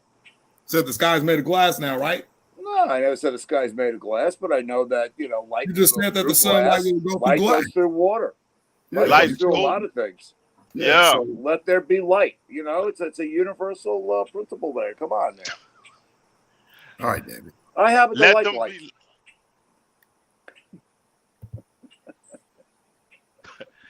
Oh, wait a minute. You just bust your balls. You said the dome covered the sun. Yeah. So if the dome covers the sun, Lou, if the firmament covers the sun, wouldn't the sun be under the firmament, or would it be above the firmament? You're talking about a really big firmament. How come we can't see it? I mean, there should be something out there where you say, hey, there's the firmament. Look at the size of that thing. I'm not seeing that. Look, the thing is, David, is he said the sun covered the firmament. If the sun covered the firmament, right, then Yeah. we shouldn't see daylight. What? Yeah, Melvin, he's got a point. because go. because like your side the here. firmament that's covering the sun is darkness. The firmament that's covering of the earth is the blue sky. What? Oh my goodness. I still want to see those nuts Let and me bolts that let have me the let me firmament let me just attached play to this the video firmament. here so you guys can get a understanding of what I'm trying to tell you. Okay, I want to hear this. Bruh. We want to see that blue firmament outside of space. I want to see the nuts and You're- bolts Well, that put that thing You're into saying the place. firmament's like this invisible entity, Melvin, and that's what we're asking for right now is how come we can't see the firmament?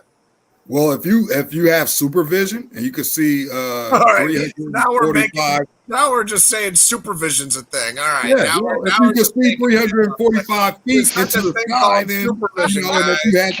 if you had like It let's is say no such thing as an Supervision. invisible. There's no such thing as an invisible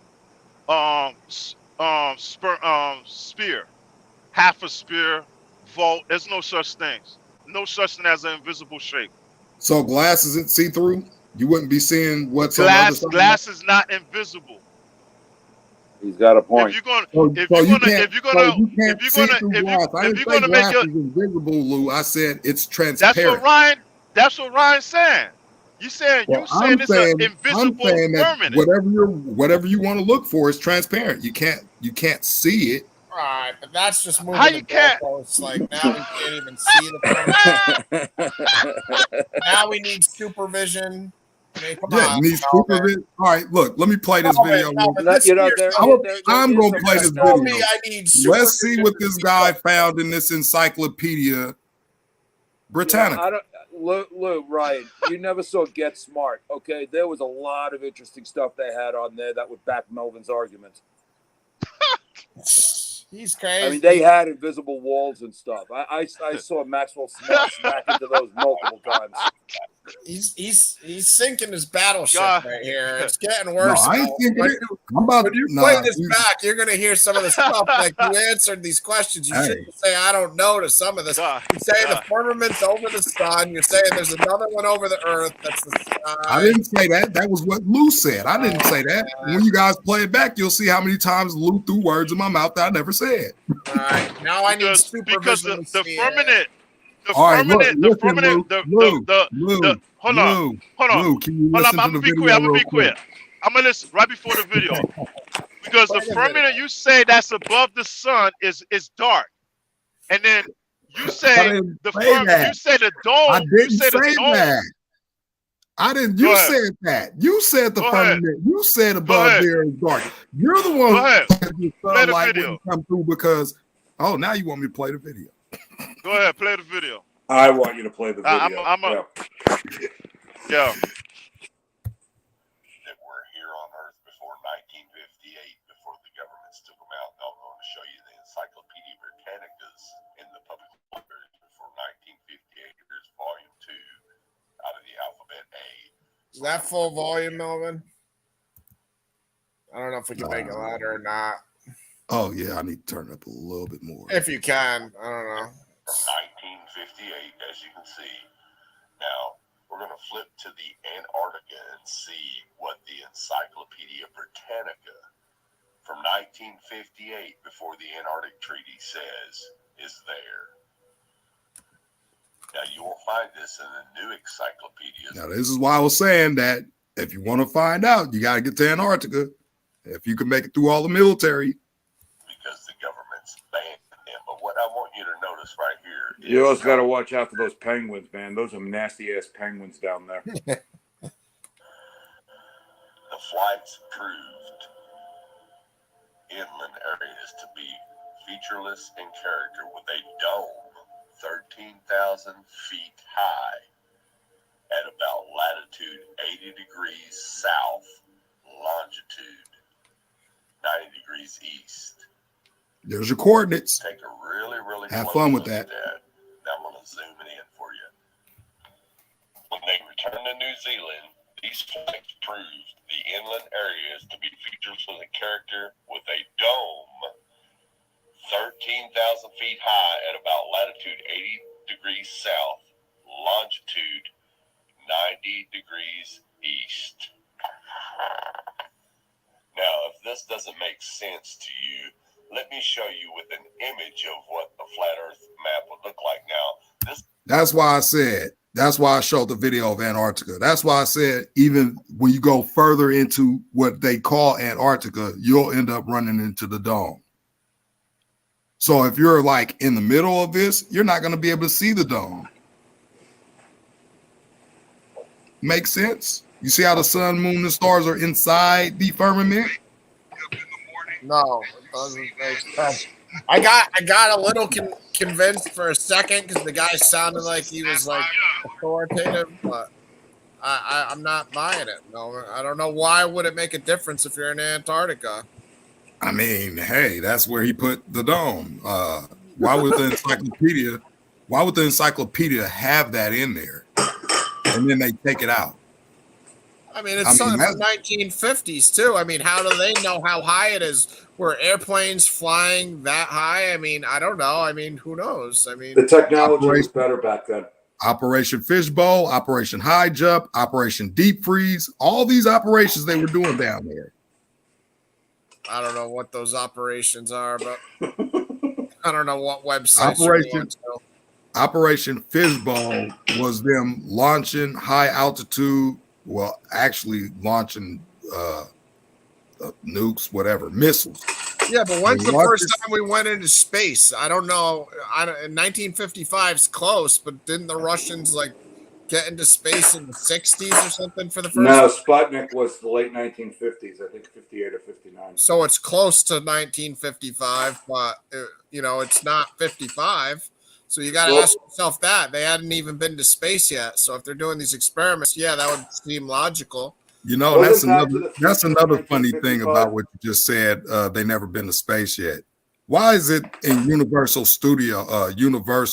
film at the beginning of every film from the 1930s on up, they got that logo of a ball Earth if the first time they have ever been to space was in 1945? How would they know what the Earth looked like back then in 1930? Wait a minute. Where'd you talk about going into space in 1945? That was the first image they had of Earth from space. 1945. Look it up. Who's the one that got it? Let me bring it up because let me bring it up. I'm interested in 1945 space technology. I'm curious. let me bring it up. Yeah, just like when they landed on the moon with the tinfoil and everything, right?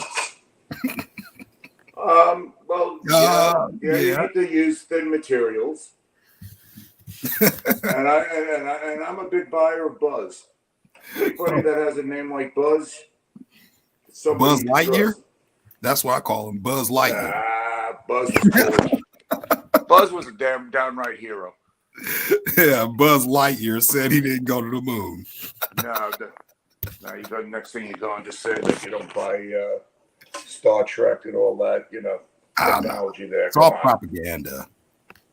What was I about? I don't think so. The Universal Studio thing. So Melvin, I'm just curious. Elon Musk, hey, Mel, is that all propaganda?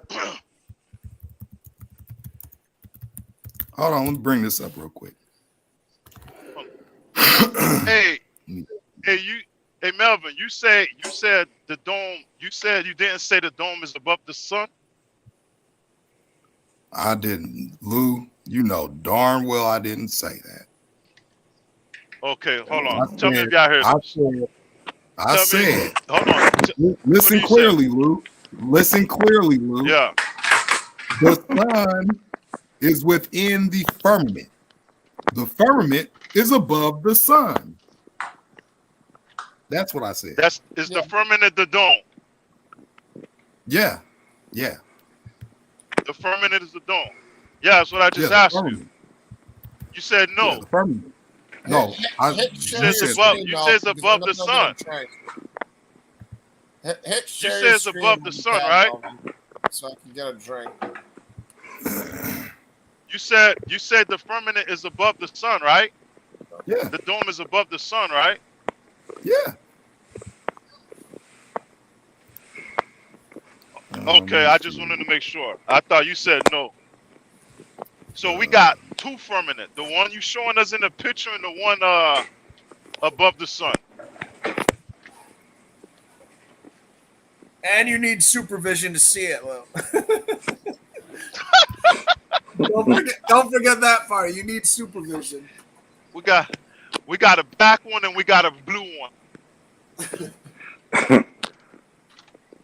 Universal movie logo, 1930. Okay. Okay. So in the That looks like a 1930s, glove to me. Yeah. In the 1930s, this is the logo that Universal put in front of all of their movies in the 1930s.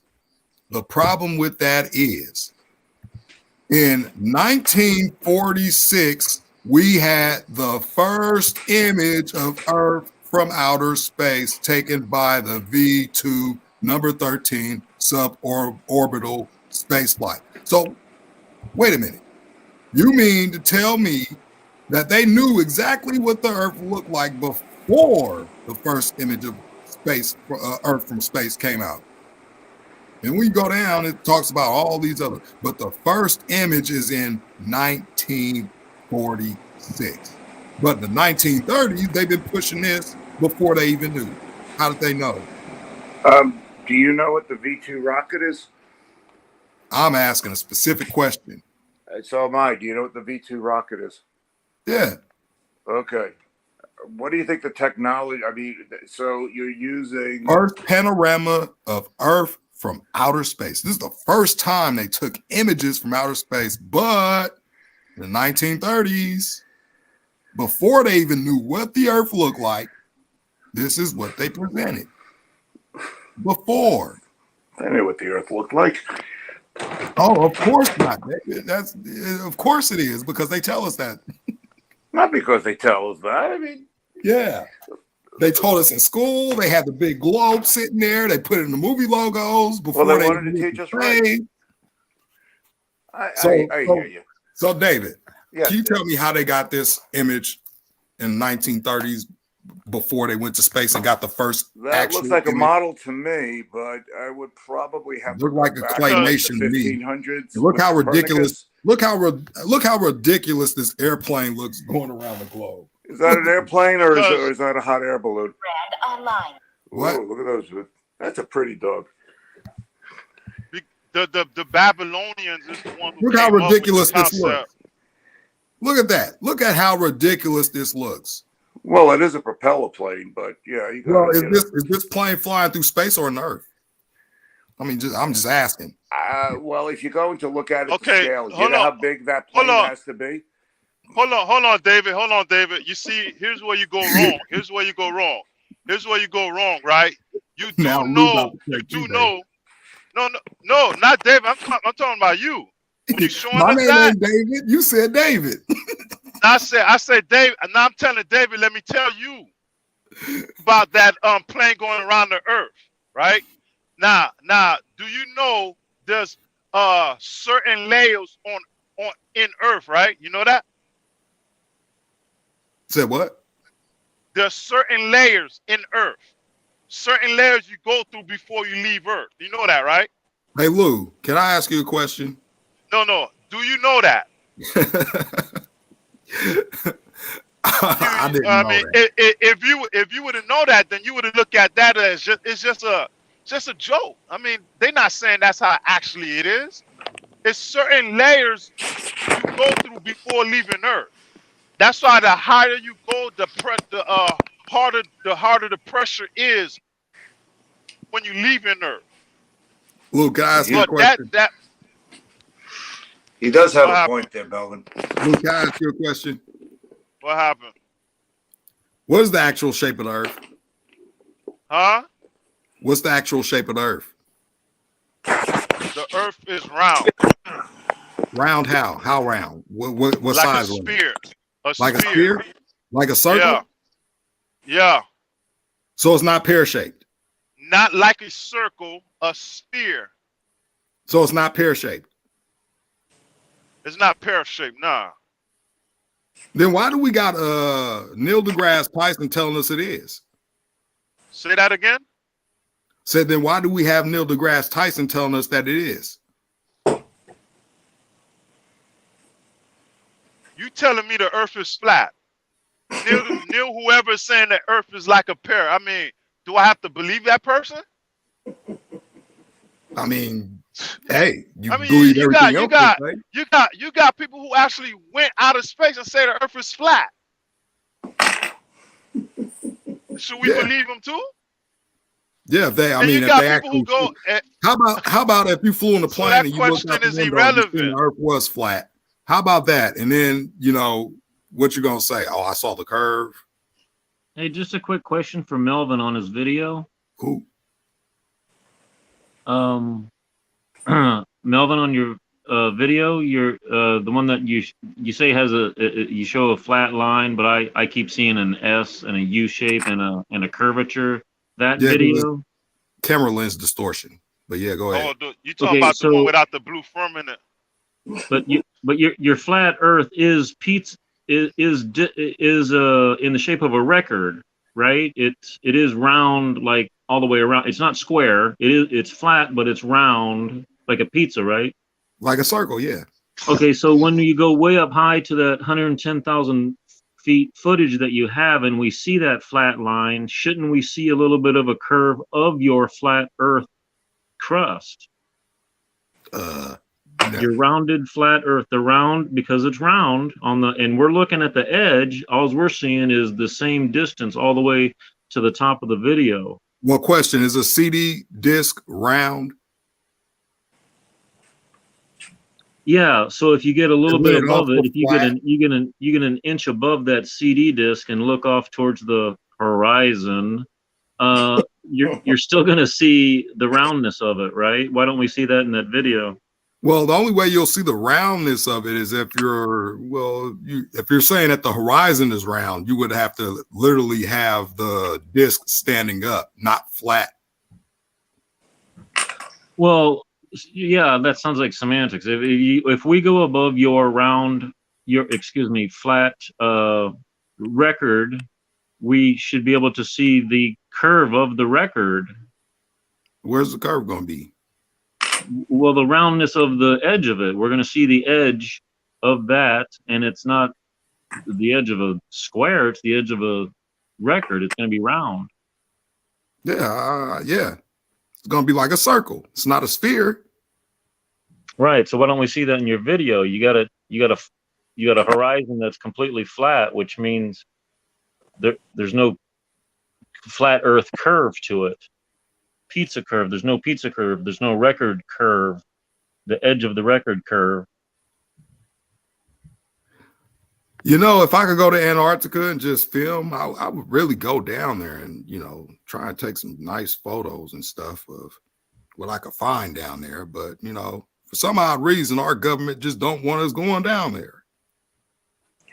Do you know what it costs to go down to Antarctica? Yeah, you know how many people get ripped off wanting to go to Antarctica? No, I remember back in the late 1980s, if you wanted a trip to Antarctica, I think it was like over 40,000 for about an 8-day visit.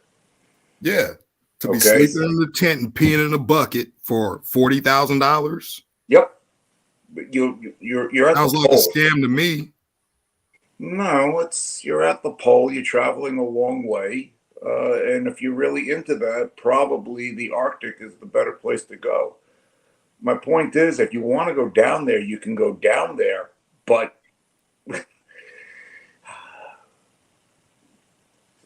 sorry, dude, I did. Forget it. I'll go back to the sidelines. Thank you, David.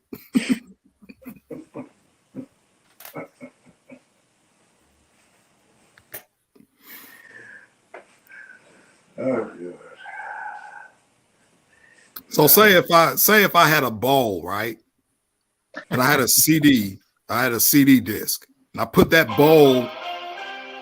Here is your Storm Track 12 weather update. Okay, Storm Track weather update.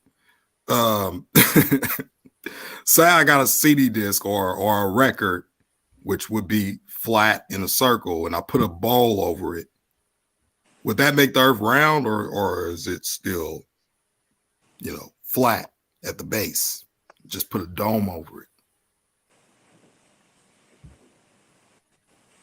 Well, I think from the viewpoint of the bowl, the invisible bowl that you need supervision to see, but from that point of view, I think you would be able to see the curvature of the edge of the record or pizza or Earth.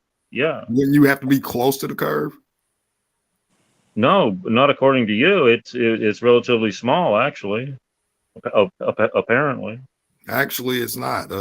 If you mentioned it earlier, somebody sailed around Antarctica and it took them, what, 3.5 years?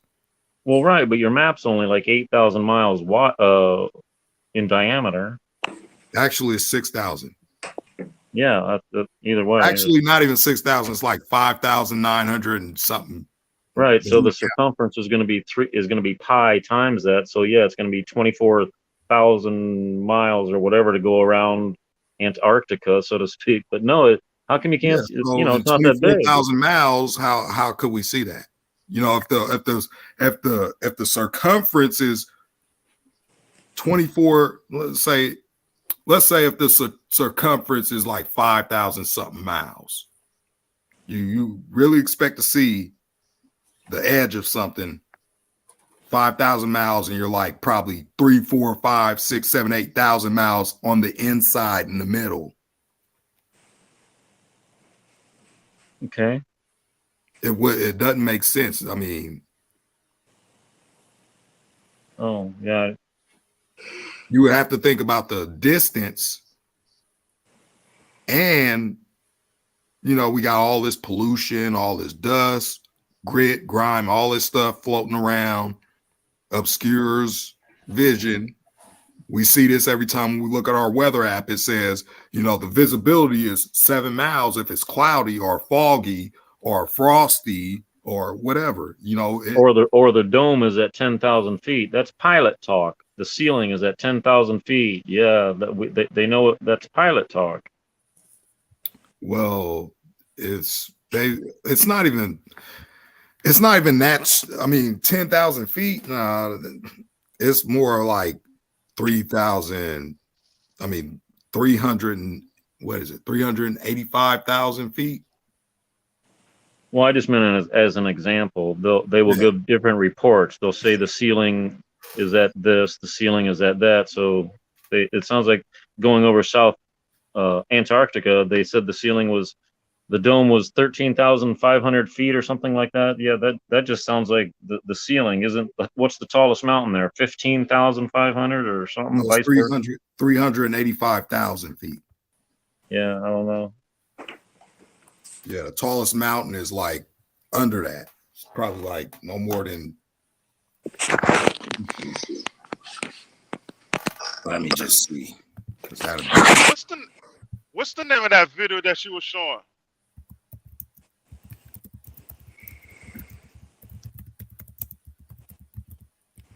What's the name of that video you were showing with that one with a straight line? What's the name of it? Mount Everest is at 29,032 feet. So Antarctica's mountains are huge. They got warm waters down in there. They got coal deposits the size of the Rocky Mountains. Yeah, it would be an awesome place to go, quite honestly.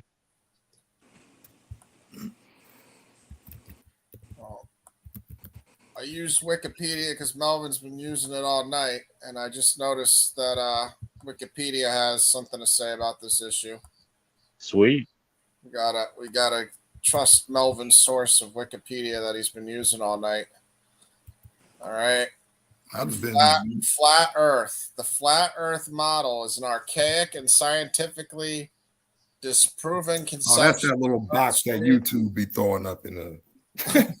Go on ahead. As a plane or disk. Nevertheless, many ancient cultures subscribe to a flat Earth cosmography.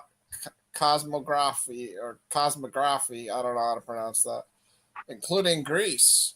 Until the classical period, 323 BC, the Bronze and Iron Age civilizations of the Near East, until the Hellenistic period of 31 BC in China, until the 17th century. All right. So Pythagoras, brought out the spherical Earth. Yeah, the Mason. Socrates, the Mason too. Well, Pluto, that's just when Mason. mathematics might have been hitting a peak. We know Pythagoras, studied with the Egyptians, and his mathematical abilities might have helped lead us to a spherical Earth. Yeah, and he was also a Freemason. Well, Wikipedia doesn't agree with the flat Earth theory, and you've used them quite a few times tonight. So just be aware. Of course they don't.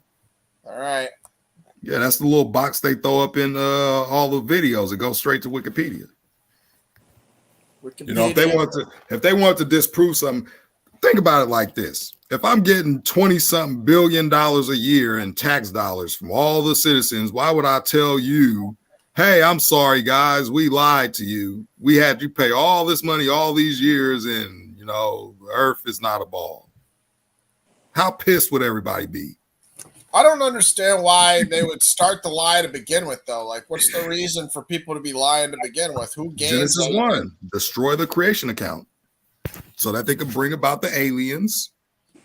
Yeah, but that's not destroying the creation account. The creation account's not saying the Earth's flat. Well, it speaks against science. It says that we just went over that. The sun, sun comes after the Earth. The Earth comes after there's water. But according to science and what they've been telling us all our lives, there was this big bang. And these rocks came out of nowhere and just formed all over the place. And those rocks froze over and the ice melted and the water stuck to the ball. And out of that water came all these germs and bugs and stuff. And we came from whatever, monkeys, whatever they teach. I mean, somebody lying, and I don't think God's lying. No, God's not lying, but God didn't subscribe to the flat Earth either that we see. I mean, he's said the Hebrew language only having 7,000 to 10,000 words, using the word circle. The word firmament is like, and waters, and we're talking about Genesis 1, man. I mean, none of us can know what exactly is being spoken on in the creation story. Let's be real. I mean, we don't know what's the waters above the firmament. We don't know the answers to this stuff. I mean, we're just, well, the answers is right there. It says that God, the Spirit of God, moved upon the face of the deep. I mean, I don't see. I mean, I never seen clouds like deep water or none of that. In fact, clouds tend to disappear over time, and then they come out and make it rain, and after it rains, they go and the sky clears up. I mean, if there's water always above the firmament, then clouds ain't even above the firmament. Anything above the firmament is outside of the firmament. That's like me putting a snow globe underneath some water. Hey, Ryan. Yeah. Hey, pull up a picture of the Earth horizon. Earth horizon. All right. Dirty Varmint brought up a good point too. It's going to be flat. He said flat Earth was invented by the CEA as a psyop to take attention away from real conspiracies and to make Christians look dumb. Not really.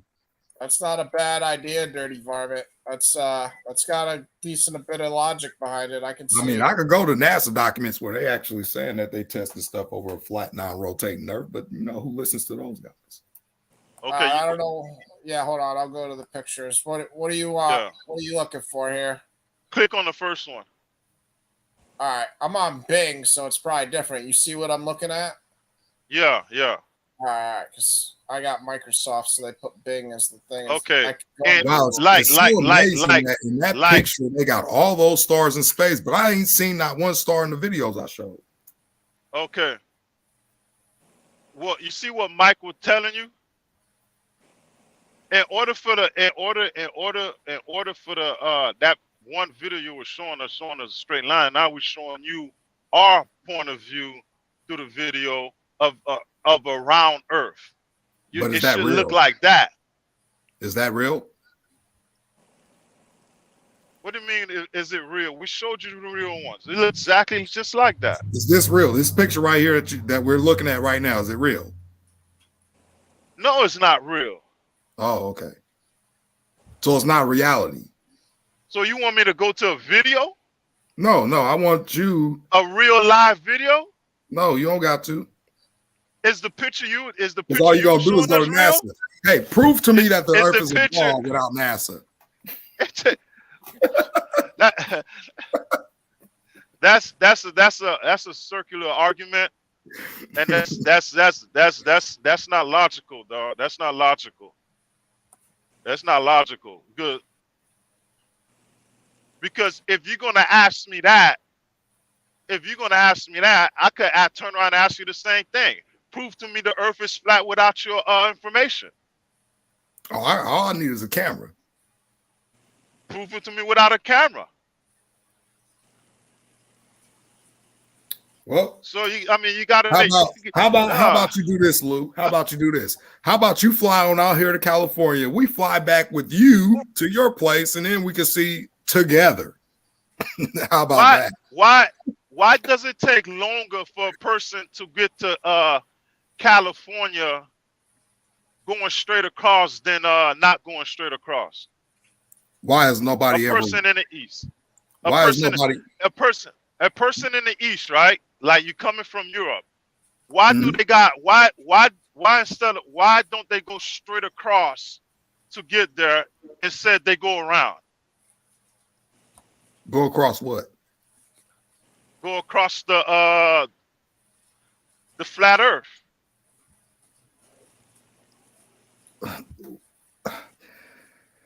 Say that again. You're losing me, man. You're losing me. Why is it a plane coming from Europe just don't go straight across the United States to get to California instead of going around the United States to get there? Where does it go around? It goes around like around Canada area and stuff, and then it comes down to California. Why does it do that? Why? First off, it depends on what flight you're getting on and where that flight is going to pick up and drop off passengers.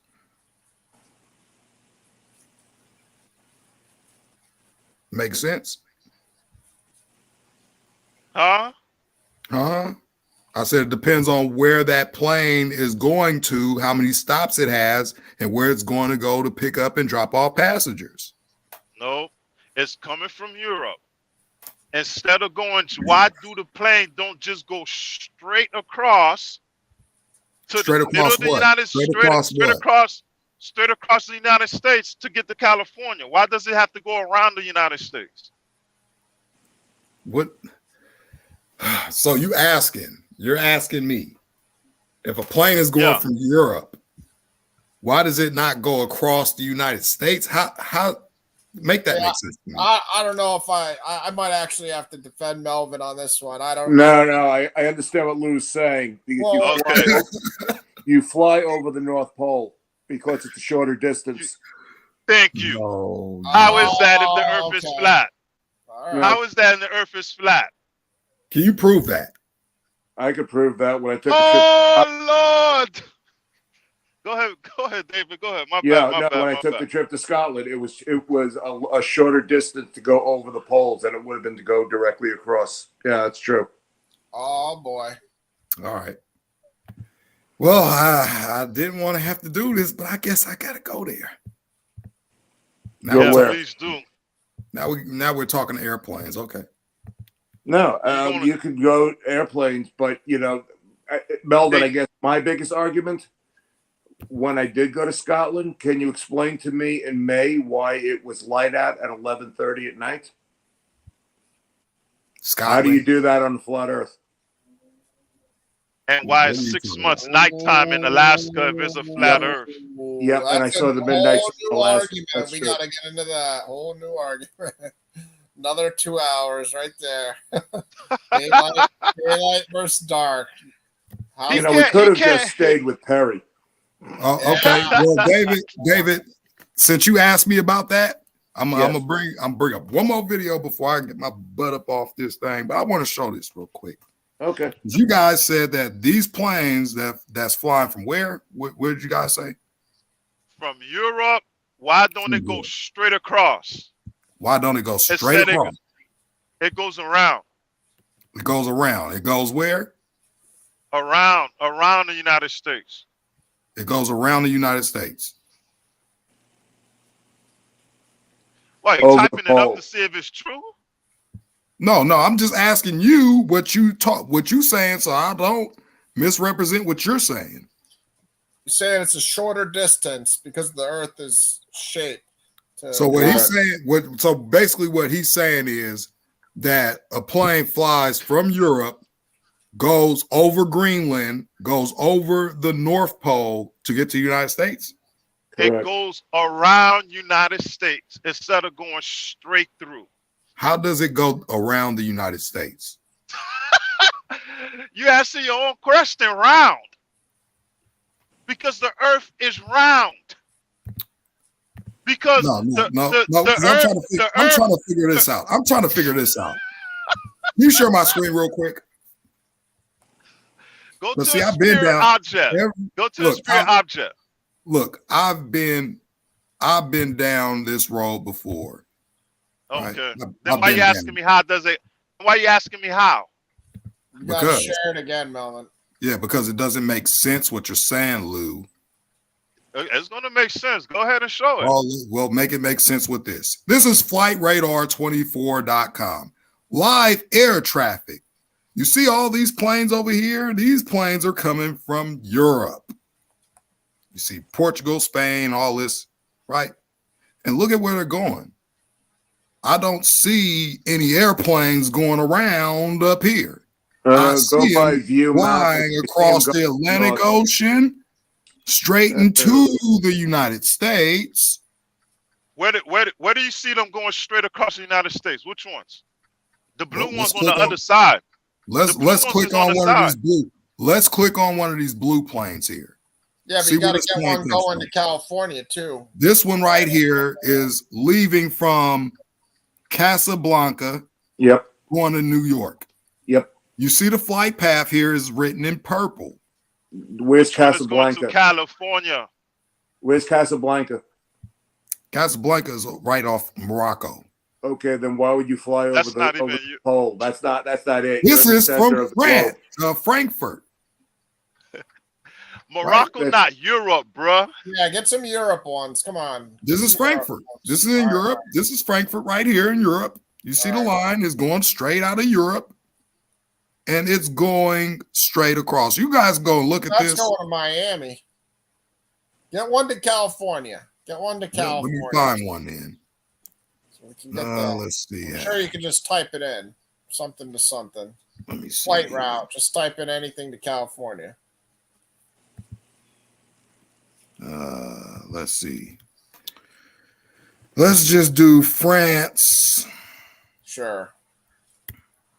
Why can't we do Scotland? Scotland to New York. I think you get your answer that way.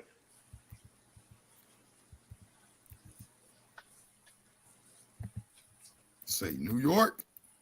Yep. I'll be seeing this thing going up north.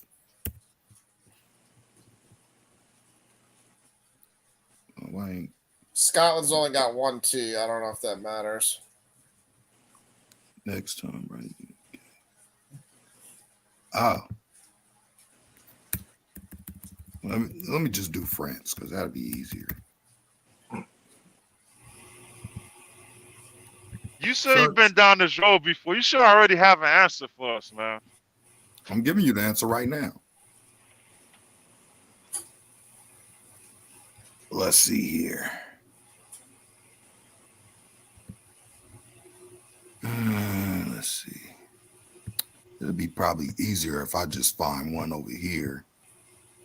Damn, there's a lot of them. Yep, because there's a lot of planes out. Let's see, where's this going here? That's going to Honolulu. So that's going to turn around and go down to, what's his name? Let's see here. You click on all these. San Antonio. Let's find one going to Europe. You probably might have to go over here to New York. What happened to the routes we were seeing? Now this ain't giving us anything we need.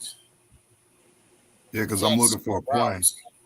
I'm looking for a plane. Some of these is grounded. That's from Portland. Oh, it do show you the route. It's the blue purple line that's behind the plane, like right here, the little line that go down. Let's see here. No, one thing I find very fascinating is out of all these planes, you get down here to the southern hemisphere. Let's say, let me zoom out real quick. Let's say I wanted to leave all the way from South America, somewhere around here, and I wanted to go to Africa. Why ain't there any planes going from, say, South Africa over to Chile, right? All these planes down here is going to go up and go over, right? But, that's just me.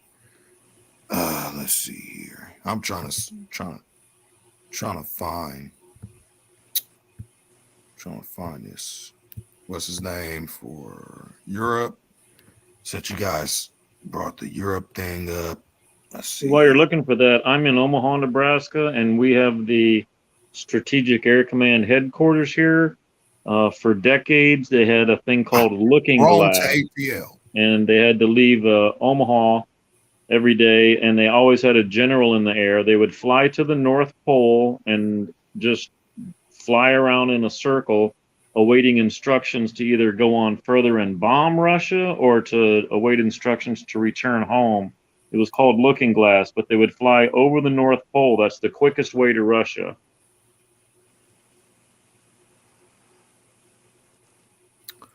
Well, one thing I've done is I set on this flight radar 24, this flight tracker. I sat on this thing for about a good 2 weeks straight.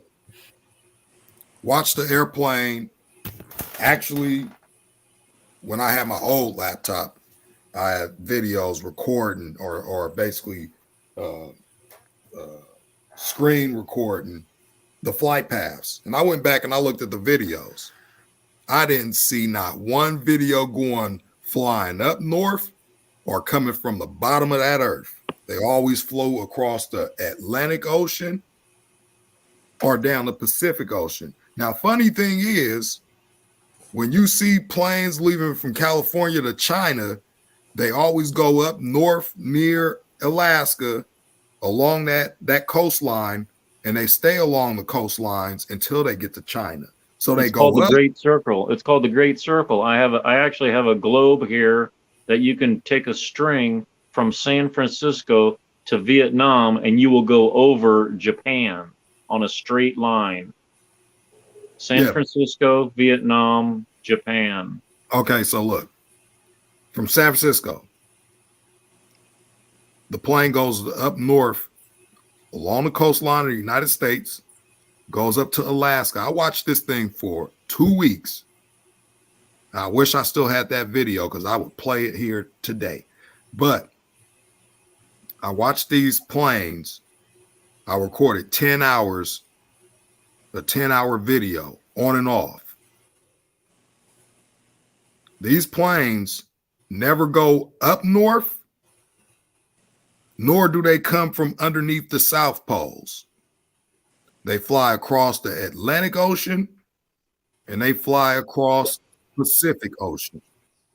When they go into Hawaii, when they're going to China, they go up the coastline, go up to Alaska, and then curve and go down the other coastline. Why don't they just go straight across the Pacific Ocean?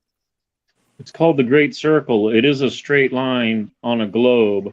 Once you transfer that to a flat map, do you ever see the space shuttle or the International Space Station, the orbit of it on a flat map? It looks like a giant U. They got a flat map for the space orbit of the ISS? well, so to speak, like it's the orbit tracker, but since it's on a flat map, it's going to look like a giant U shape. It's going to have a map of the world, but then it's going to have a U shape, and that's how the tracking of the orbit, it looks on a flat map. But when in reality the orbit is going in a straight line around the Earth, around a globe. Yeah, but shouldn't they have it on a globe? Yeah, how are you gonna what? How are you gonna what? What do you mean on a globe, like a hologram? Come on. No, because the Earth is a globe. So why would they be using a flat model for something that is only seen on a globe? They Because didn't it's on have the flat paper. they didn't have the 1933 Universal Studios Pictures technology to make such a globe. Oh, right. They had that moon technology. Oh, Did you ever find the answer? By the way, that Don Pettit said we can't build that technology. It's a painful process to build it back again with all the technology we got. Did you ever find that answer? What answer? To why they don't go straight across, they go around the United States? I just showed you. They I don't was, go. I, They don't go I didn't. up north. They don't go around the United States. They fly straight over the Atlantic Ocean into the United States. They don't go around the United States. Over the Atlantic Ocean? Yeah. They fly straight through? Yeah. You didn't. Where you find that out? We were looking for it, but you clicked on a million flights, but we never got the route. Just you can Google ISS orbit and you'll get one of those maps. Well, see, the funny thing about that is those flights take so long. I don't think you guys got like 16 to 13 hours to sit here and watch all them planes. I mean, you guys could go to flightradar24.com, your free time, click on whatever plane. Click on whatever plane you want and see if it's going into the United States, and you could trace that plane. Ryan, hey, Google why planes don't go straight. Why planes from Europe don't go straight across the United States? Yeah. Why are flights to Europe over the North Pole? I'm sure if you Google it, you'll get the answer. I'm sure it's just shorter distance. Yeah, I know that, but it's just like I'm looking at I mean, is it Scotland to New York? Boom, you would find it. It's not going to fly across. It's going to go over the North Pole. I mean, they advertise it that way. No plane goes over the Atlantic Ocean to get over here from Europe, right? That's not what I asked. That's not what I said. The fact of the matter is, Scotland and New York are both in the northern area, and it's shorter. Okay, I'm not going to compare like Scotland going to LA. That doesn't make any sense because obviously. I got it, David. I got it. Answer: it is shorter to fly the Great Circle route than a straight line due to circumference of the Earth being so much greater at the equator than near the poles. What I said, Great Circle. Yeah, I mean, we all know the answer to that. I don't know. Yeah, well, it says Great Circle, not Great Sphere. Sorry. All right,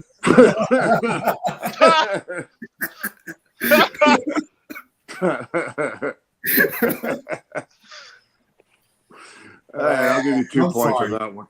I just had to pick that word out.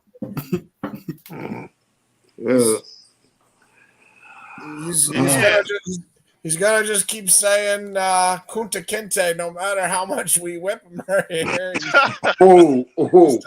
He's not gonna say the Earth is round. I don't know what to say, man. I don't know. You see my background here, Universal Pictures. That's all the proof we need, Melvin. I really don't be into flat Earth like that, man. But I really don't be into it like that, man. It's just. I mean, it now don't that's have the no. Spirit. Somebody said the Earth is flat, round like a table. Yeah, Faith helps just getting up. I think. I don't know. He's new to the discussion. I don't know. He's 10 Commandment guy, so that's a whole nother. We'll get into everything else. Flat. Faith help. He's the 10 Commandment guy. That's how you. But yeah. I mean. I don't know, Melvin. I mean, I respect you standing on your square, but I don't know, man. I can't I think the flight patterns is a good argument.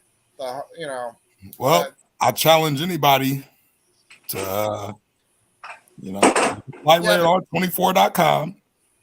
Look at those flight patterns. Track whatever plane you want. Show me a plane going down underneath where Antarctica is and stopping out in the top of the North Pole. Say that again. Go to flightradar24.com. Show me a plane flying underneath the ball, which is where Antarctica is, going from south to north or north to south. From the North Pole to Antarctica. Oh man. Oh man. Bruh. You reaching now. You reaching No, now. I ain't reaching. You reaching. Say for instance, I want to go to from Chile and I want to go to the Philippines. Both are in the southern hemisphere. I want to see a plane flying over Antarctica, somewhere close to Antarctica, along the coastline of Antarctica, going on the other side of the ball to the Philippines. You know definition of gravity? Gravity? Yeah. Oh, you mean that magical force that just holds us down? It's not our body weight. No, don't do that. Melvin, you're not going to say gravity's fake. Well, just like everything else with this model. Oh, man. What are we doing, Melvin? Gravity's fake. Hey. What pulls you down when you jump? My body weight.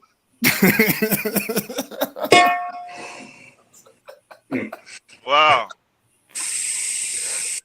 Your body weight pulls you down when you jump. What pulls you up? What do you mean what pulls you up? Nothing pulls you up. Wow. Wow, bro. What's keeping the forces of the planet? I don't know, man. I don't know. I'm not a science guy either. So Well, see, it's less complicated on the flat earth. Okay. You take a feather, you take a rock, you drop both at the same time, which is going to fall faster. That's absolutely a ridiculous comparison. Oh, it's ridiculous. No, because both should be falling at the same speed if gravity's pulling them both.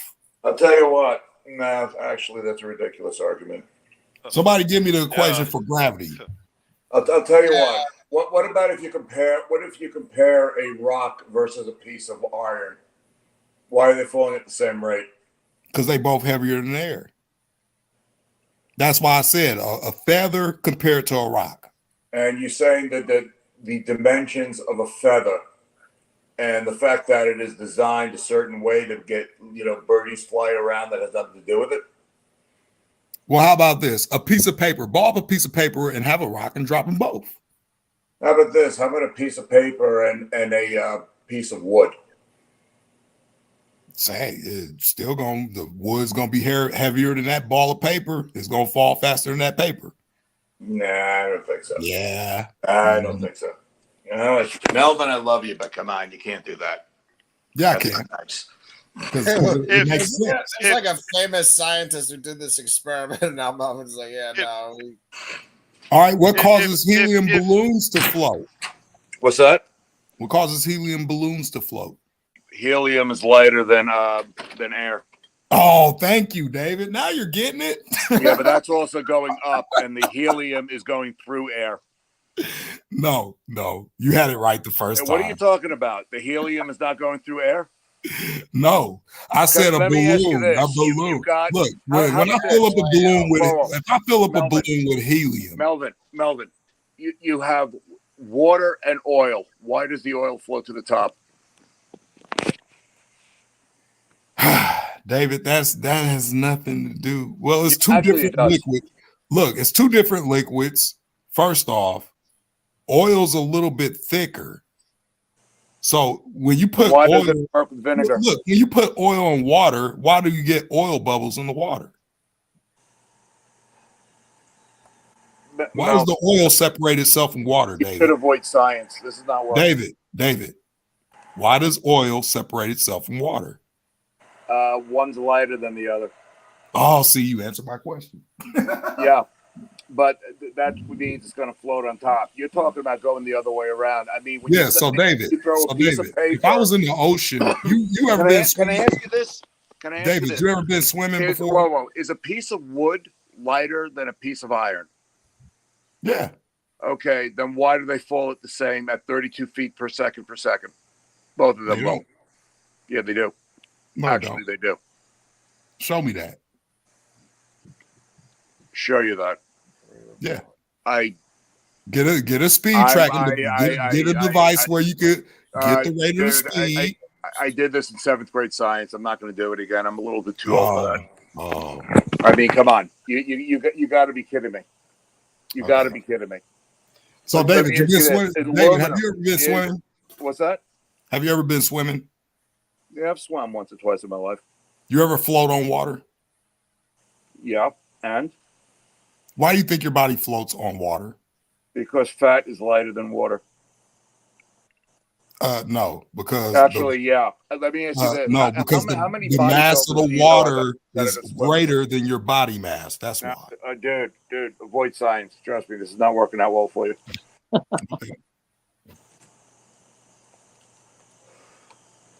Your body float on water. Which type of water? Well, here's just a little bit of a link to you. A link for you right now. I said fat is lighter than water. Now go back to the oil in water.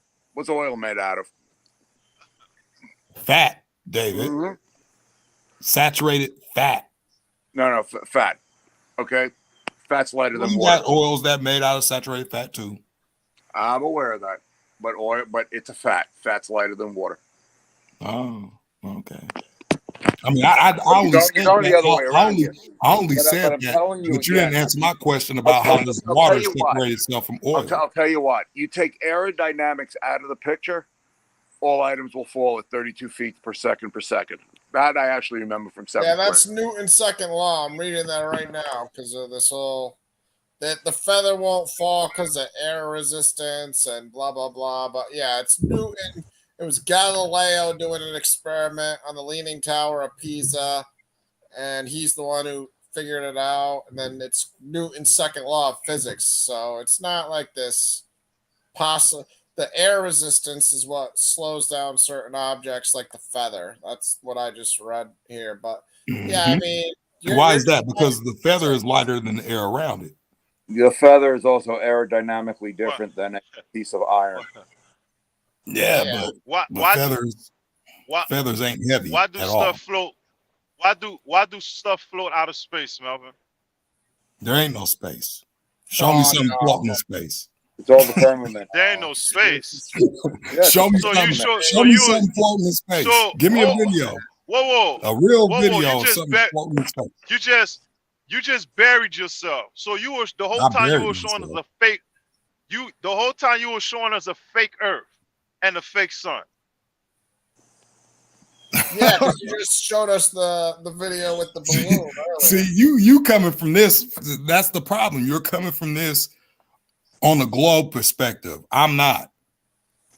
We're aware of that. You said okay. So on a flat Earth, there is no space. There's nothing up there but heaven. There's no aliens. There's no planets. There's no comets. There's no asteroids. There's no space debris. There's no space junk. There's no stars. What's holding that? What's holding the sun? What's holding the sun? That dot we've seen in the picture. Melvin, God speaks about the stars throughout the Bible, though. So how can you say there's no stars? Yeah, remember what I said. There's no star. Okay, in the videos I played, where were all those stars at? I don't know, but in the Bible, if you're talking about the Bible, God talks about the Pleiades, the Orion, and yeah, I know. They're fixed on the firmament. They're fixed on the firmament. So how can you say there's no stars? The reason why I said that is because when people think deep space, that's why. When people think deep space, there's nothing. What I'm getting at is Beyond the firmament, there ain't nothing up there but the heavenly ocean and God's throne with his, whatever he has up there. And what's holding the earth and the sun? What's holding the earth and the sun? I answered the thing about the sun already. You're just going to keep asking me the same questions, like my answer is going to change. Now, what's holding up the earth? What? What's holding the earth and the sun? Again, the sun is being supported by the firmament.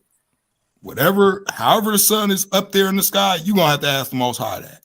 He the one who put it there. I just know that it ain't no 93 million miles away. The firmament is on top of the sun. You telling me something, the sun is hanging on to something from the firmament? Oh my goodness. Didn't we just read that in the Bible verse? It says the sun is hanging on to the firmament.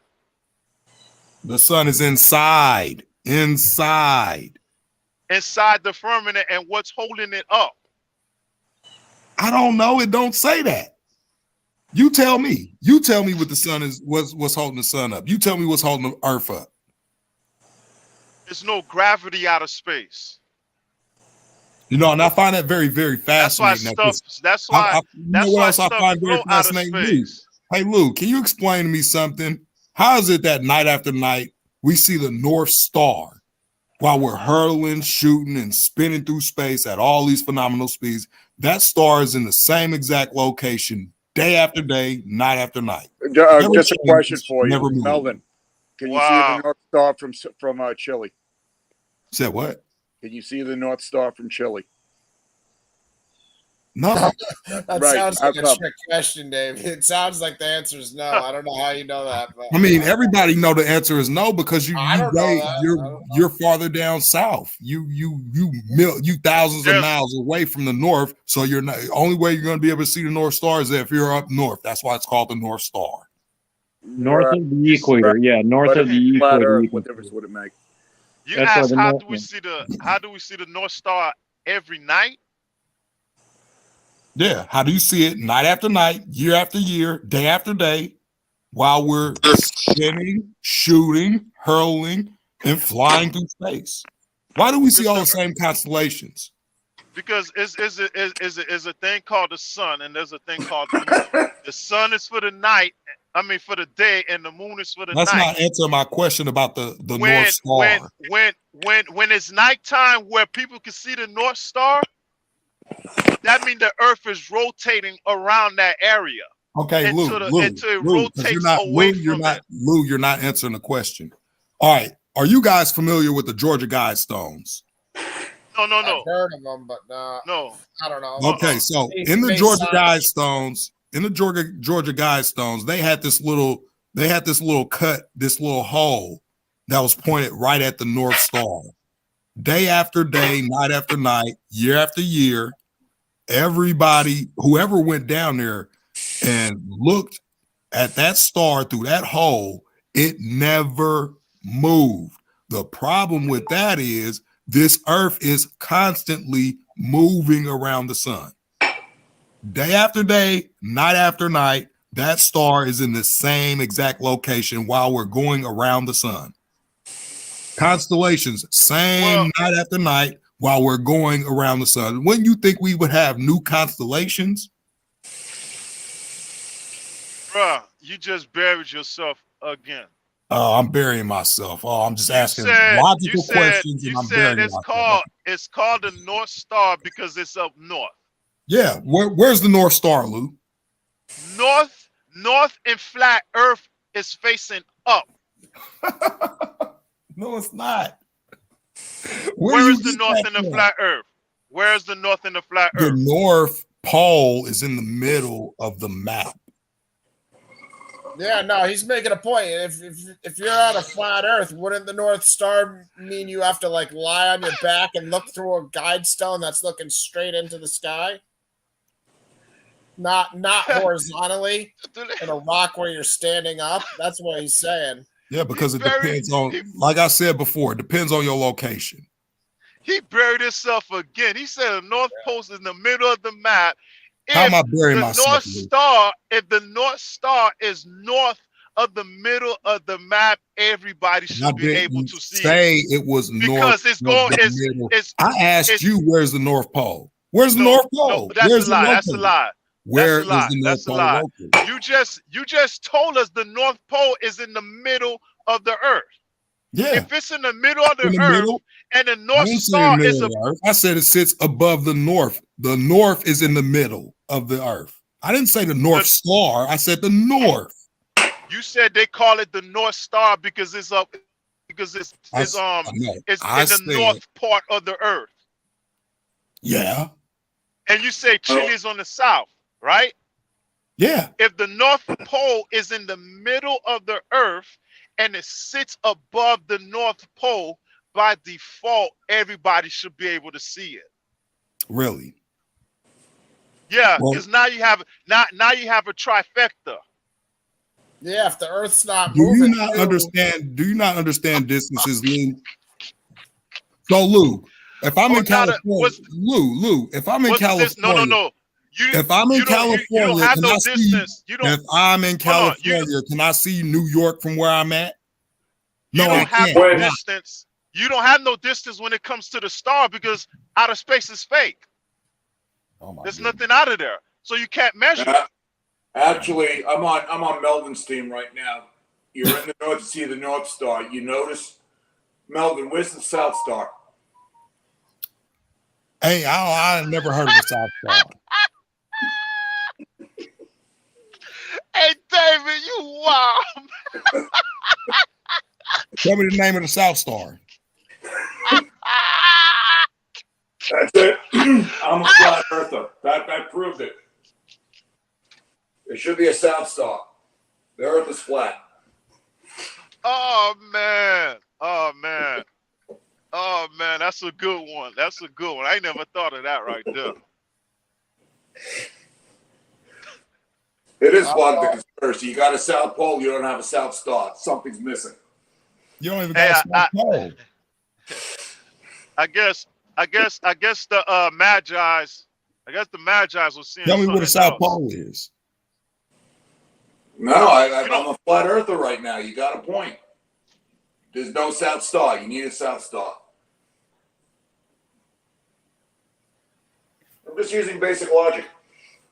Well, basic logic will tell you that if there's edges or end to the earth with the firmament sitting right there at the end, where's the South Star at? Where would it be located? You got a point. You have a North Star. Why do you have a South Star? Yeah, just like you got a Middle East and you don't really have a Middle West over there. And just like you have a North Pole in the middle of a circle.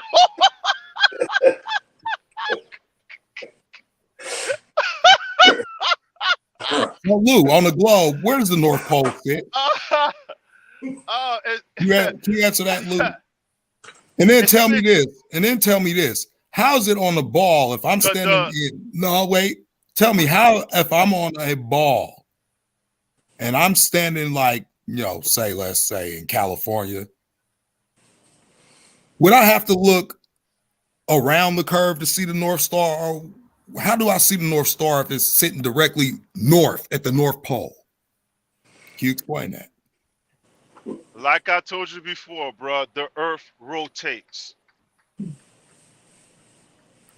But that star don't move. But that star don't move and it rotates. Actually, I never heard anything about stars moving. I heard shooting stars. I never hear about stars moving. I don't know. That's something new to me. I never hear stars be moving. Well, believe it or not, they do move. They do move? Yep. Oh, I ain't never heard that. How? Well, you don't believe out of space, so you don't know how often they move. They rotate. You don't believe in outer space, Melvin? You think space is fake, really? 100%, yeah. Wow. Then why do they say space the final frontier? Come on. Why do they say space, the final frontier? I've heard that. Captain Kirk always said space the final frontier. Okay, let's use this. Why do they say going to a place where no man has gone before? Because it's the final frontier. No, because no man has gone there before. That's why they say it. The space, the final front. I'm a flat earther. That's it. I'm done. I'm on Team Melvin. I mean, in Star Trek, they say, they're going to a place where no man has gone before. But they don't say anything about women. Women were there first. No, they wasn't. Hey, this flat Earth situation is burying you today, man. It is strictly burying. It ain't burying me. You gotta give it up. I mean, man. you taking my words out of context, that ain't burying me. There's too many things you got to accept to be a flat earther. If you got to accept flat as Earth, Earth is flat. There's no gravity. I mean, there's just too many things that you got to accept to believe in it. Well, until they go to Mars, let's just wait till when is that? 2024? We're supposed to be going to Mars. No, I find that very fascinating because didn't Bill Clinton talking about going to Mars when he was president? That's not exactly an easy thing to accomplish. Didn't Bush say that we were going to Mars soon when he was president? Didn't Obama say we were going to Mars when he was president? You see the problem here? With Mars? And the crazy, supposedly deep space travel. Nah, it's not deep space travel. Yeah, it is. How far away is Mars from the Earth? A long distance. Oh, deep space. No, deep space would actually be past Pluto. Nah. I'm telling you. What I lie to you, Melvin? Deep space is anything away from the Earth. No, actually, deep space would be. I find it very fascinating too how the astronauts say that they can't leave low Earth orbit. That's the farthest that they can do. It has to do with the gravitational pull of the sun. Oh, really? It don't have anything to do with the Van Allen belts? The Van Allen belts? Yeah, the Van Allen belts. That they do tell us we're surrounded by a bunch of radiation, but we're not affected by that radiation, though, right? It's a nice long distance away. That's a good thing. It's a long distance away. The Van Allen belts is a long distance away. Hey, I'm just going what goes past Pluto. You got all the stuff that's out there. I mean, we sent up I didn't Voyager. know. I thought the Van Allen belts was like that protective barrier to keep asteroids from entering Earth and something that the astronauts couldn't pass through to even make it to the moon because the moon is 238,000 miles away. But they've been to the moon in tinfoil and they made it past the Van Allen belts. I don't get it. What shape do you think the sun is, Melvin? Do you think the sun and the moon and all of them are flat too, or what? To be honest, I don't know. Nobody knows what the sun is, and I was just asking legitimately. Wouldn't they all have to be flat too, or is Earth the exception? That's like saying my floor is flat in my house, but my light is round. If I look at my lights, then my floor must be round too. Nah, that's a different subject. No, same thing. Because the stars, the planets, and all that, they're lights. Yeah, I mean, I agree with the moon landing hoax with Dirty Varmint. I don't know if I believe we landed on the moon or not. I don't know. That's skeptical, but I don't know about the shape of the Earth being flat and the sun being round. I mean, I would think one or the other there. You have to all be flat or we're both round. I don't know. Well, just go and type up states that are flatter than a pancake. Flat Earth Fridays. Hey, right. Sometimes I see the sun and the moon like damn near close by each other. I just want to know something. What are the calculations that we're supposed to get for the curvature of the Earth? Is that something we're supposed to be working on right now? I think it's 8 inches every mile. No. Somebody told me that ain't right. I think it is. Oh, so it's right. Okay. So eight inches per square mile.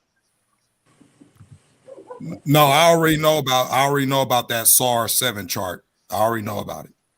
or whatever that's called, the SAR, whatever. It got all the calculations, 8 inches per square mile. So can we do a little bit of math here? Let's see here. Let's see. Who's the mathematician?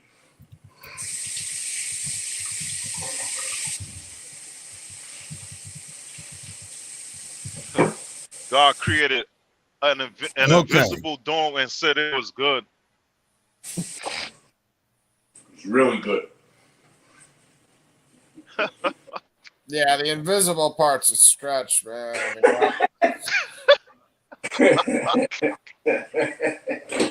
That's a stretch.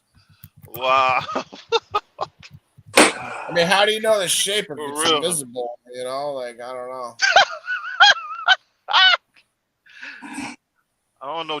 God gave Job and the writer of Isaiah a vision. Hey, Of look, an invisible you see, this is the shape. dome. If it's invisible, No. how can you give them the shape of it? You know, I don't know. Nah, I mean, you've done a lot of You research. do on know it, that. Melvin. You do know that stuff. It comes from pagan practice, right? They believe in What comes from pagan they believe in the dome. The dome. It comes from pagan practice. They believe there's the dome, then there's earth, and there's the underworld. The part that if we dig, we're gonna fall through. We're gonna fall through the earth. That's what the pagans believe. To be honest with you, And to be honest with you, they Luke, don't all say the the dome ancient cultures, invisible. including the Hebrews, believe that. So you would say that they're pagan. The Hebrews, they were pagan too. The Hebrews didn't believe that. Yes, they I ain't did. gonna say that. I ain't gonna let me take In the that back. Bible. The God-fearing ones didn't believe that. The God-fearing ones didn't believe that because I mean we got to keep it real. Some of them were pagans and some of them wasn't. Okay, so according to this here,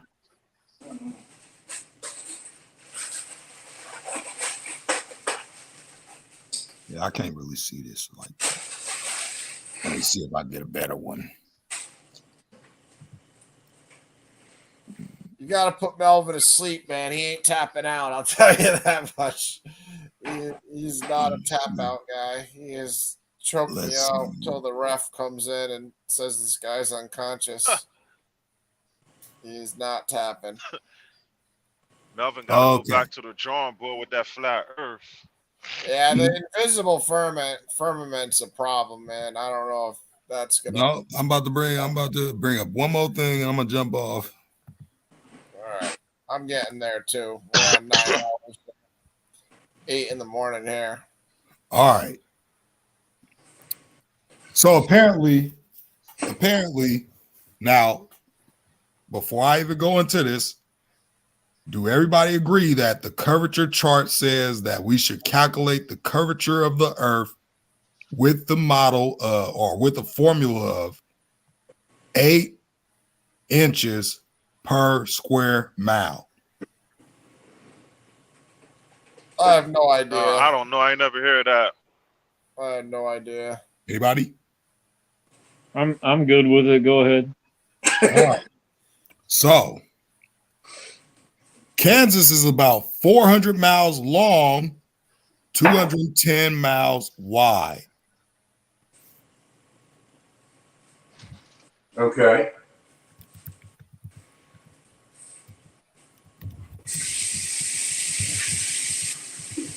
And This says, unfortunately for Kansas,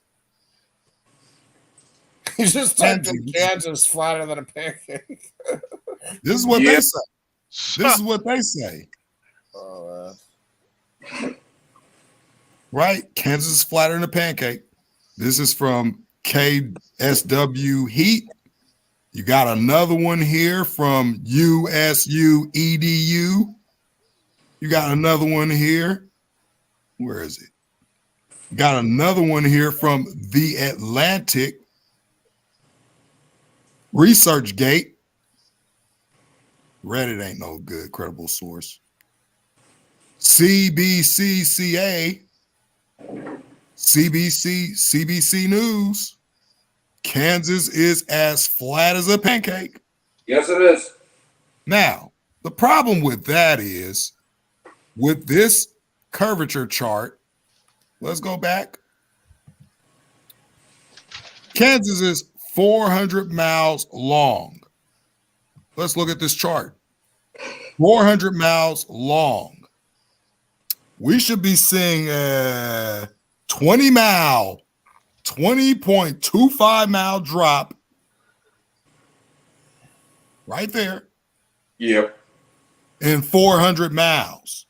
You know what the problem is with Kansas? No, you know what the problem is with this math? It doesn't add up. 210 miles wide. Let's look at the chart again. 5.05 mile drop. You see this? Look at that. There's not one straight line on this ball, right? Distance in miles. It gives you these mile distances. You see at 3,000 miles, there is a 1,375.65 drop in the earth. So how come Kansas is flatter than the pancake? No curvature. Nope. It spans at 400 miles long, 210 miles wide. And this curvature chart says 400 miles should be 20 miles drop in curvature. Sounds like a great place to start growing crops and stuff, you know? 200 miles should be. What? Why are you comparing land with air? Nobody's comparing land with air. This is the spherical trigonometry of a sphere with 3,959 mile radius. Pythagorean theorem for curvature for a ball with a radius of 3,959 miles. So do you think the ball is made out of land? What is this ball made up out of? This is your model that you believe. This is your model. Yeah, but what is it made out of? Is the ball made out of earth, out of land? Yeah, you'd have to use the ocean or something. You can't pick up. I mean, land can have hills on it and mountains on it. Like, I guess I learned Kansas is flat as the pancake, but it's like I don't understand. Luke, you're amazing, bro. You're amazing. I understand your argument, Melvin, there, and you honestly were sort of convincing, but it also is also like, I don't know, like we need the land. You're measuring air.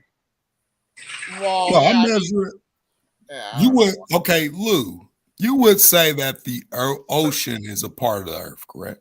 Yeah, I'd go with the ocean. You're mistaken Earth to be a big round rock object. You keep saying ball as if it's a round rock object. What is the earth? Because if it's not, isn't this a round rock object? The earth is not a round rock object. Oh, it's not round. That's why we call it. Why you shooting yourself in the foot, bro. You all over the place. How? You just said the earth is not a round object. I said it's not a round rock, ROCK object. It's not. Oh. It's not all land, bro. Even if you go to the deepest part of the ocean, it still won't be round. Oh. So why are you using? Well, let me get this straight. The part that makes the earth round is not a solid object. That's why we could go. That's why we could leave and come back. What? So how are you comparing Kansas to nothing but air? What about this here? It would have to be more than Kansas. It would have to be every state in that right to left, east to west, 400 miles. You know what I mean? You couldn't just use Kansas. You'd have to use every state going up and down the whole country. And if they differ at all, state to state, then that doesn't prove anything, right, Melvin? I mean, logically. You could have picked a better state. Nobody likes to go to Kansas. Yeah, I mean, the point is, you know what I'm saying? You know, the And point is the whole United States, the whole world would have to be the same flatness as Kansas. Otherwise, that's just proving that Kansas is flat. Kansas is not flat. Kansas It got a lot of inclines. Let's look. I'm a truck driver. I know. Let's look through this stuff real I'm quick. going to ask a favor of you. If you see pickled ginger, do you mind? Here we go. Just one It is easy to laugh at our ancestors for thinking the world was flat. But looking at these places, you can see why. The horizon goes on and on, endlessly. The vast empty spaces have been known to make otherwise stable human beings go mad, even believe they're not moving at all. Others have used them to drive, well, flat out. Doesn't take breath, I'll give you that. We straightened some of the flattest regions of our planet and listed them below. Here we go. The mud flats in Germany. The mud flats in northern Germany, whatever, I don't know how to pronounce that, National Park, are the largest continuous mud flats on the planet and therefore pretty darn flat. As long as it's in date, I don't mind.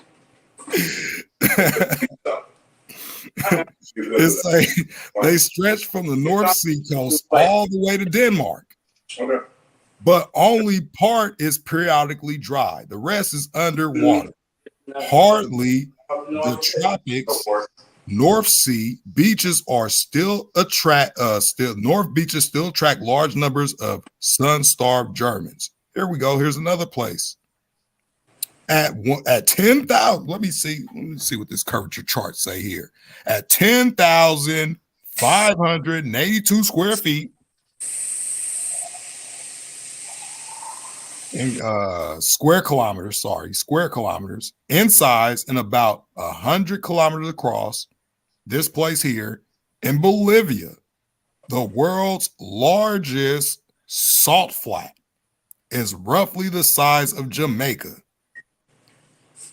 The salt crusts range from 3 to 10 meters thick, amounting to about 10 billion tons of salt, more than enough to cover the world's French fries. Of course. In fact, there is so much salt there. There's so much salt there, are even hotels built of it. But what lies beneath is worth the big money. The magic mineral of which mobile phones and laptops and blah, blah, blah. So this is a, you know, it's still like when you go to this curvature chart, it just don't add up. Go to this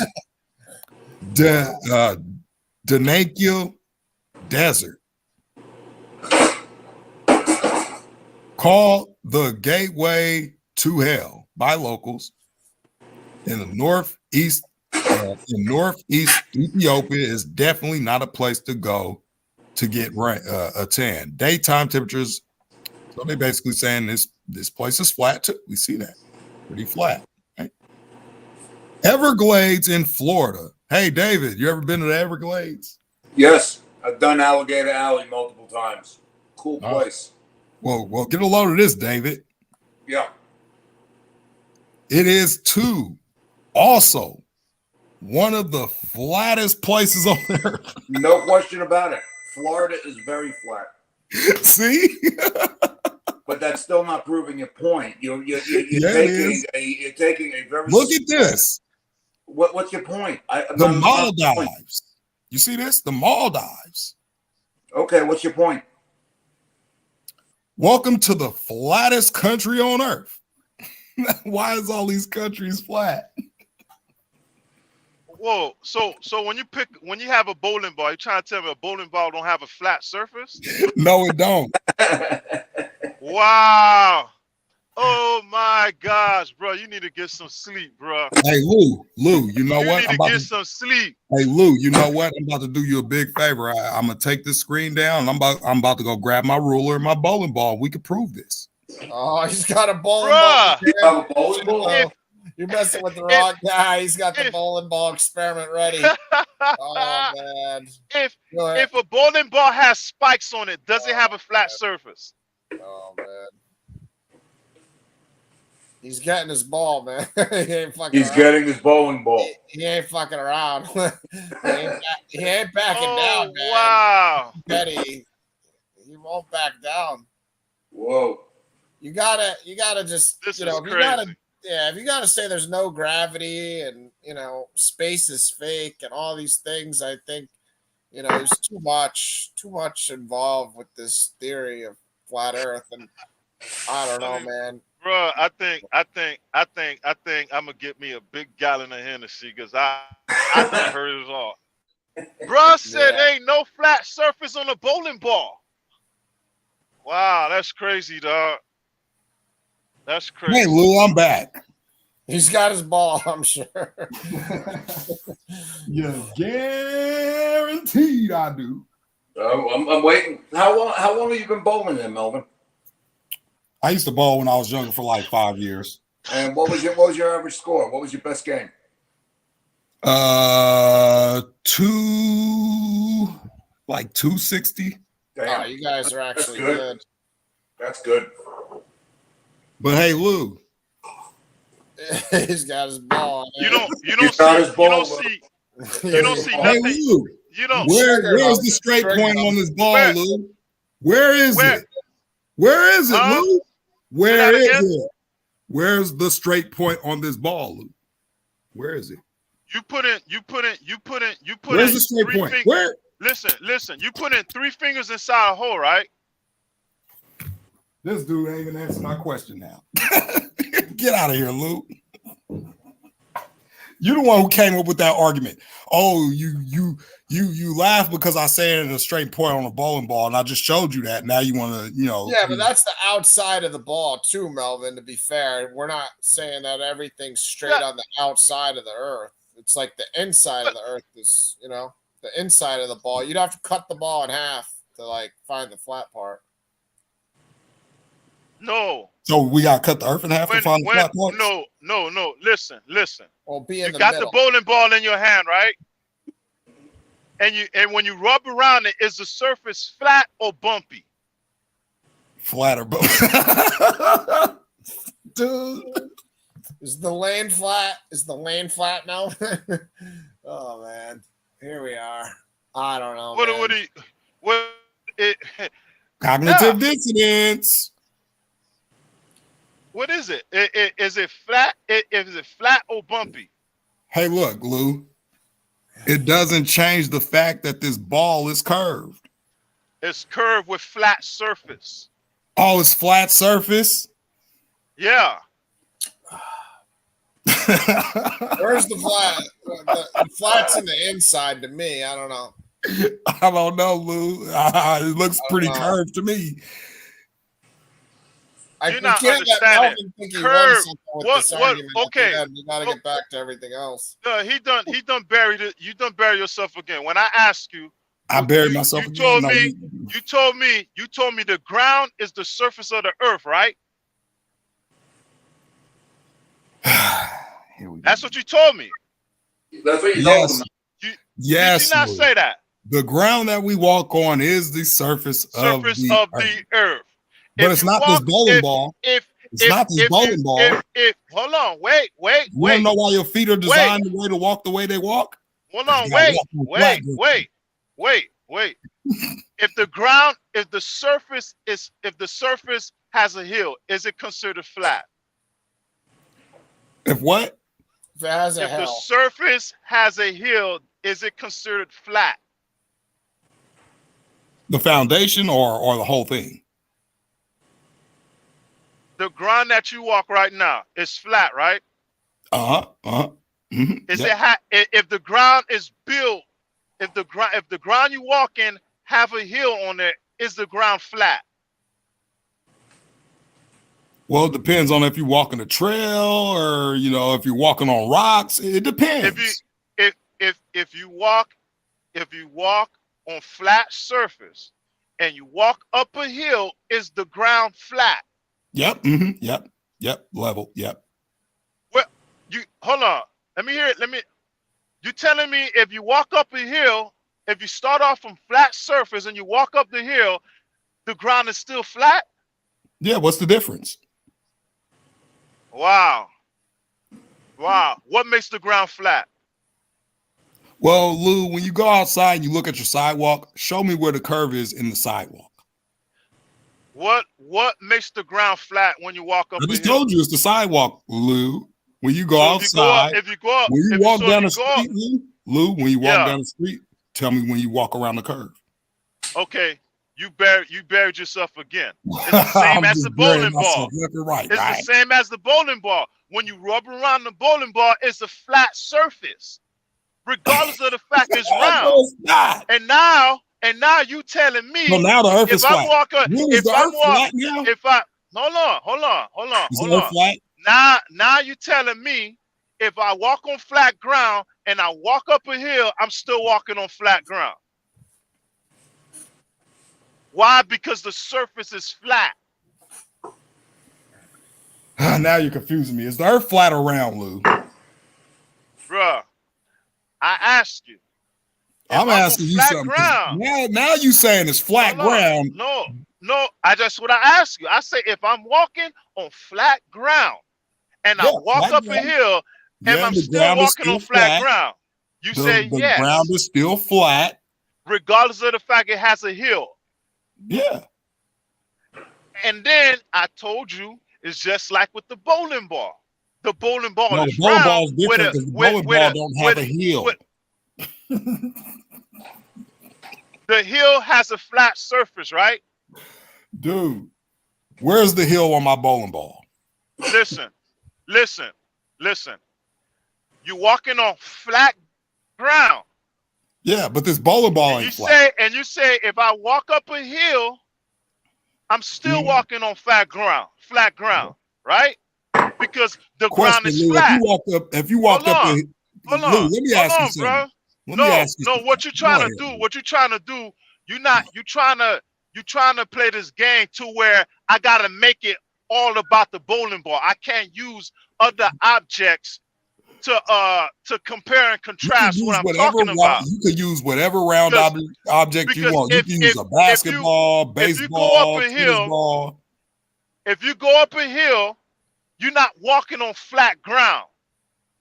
How so? Because you're going up a hill. You walking up a hill. Just because I'm walking up a hill, that means that doesn't mean that don't make the ground flat. So the concrete ain't flat no more because it's on a hill, right? The concrete is flat, and I'm going up a hill, and the concrete is still flat, right? Yeah. That's what you're saying? Yep. Okay. Yep. Okay. With the bowling ball that you got in your hand, right? Mm-hmm. If I put a bump in the bowling ball, right?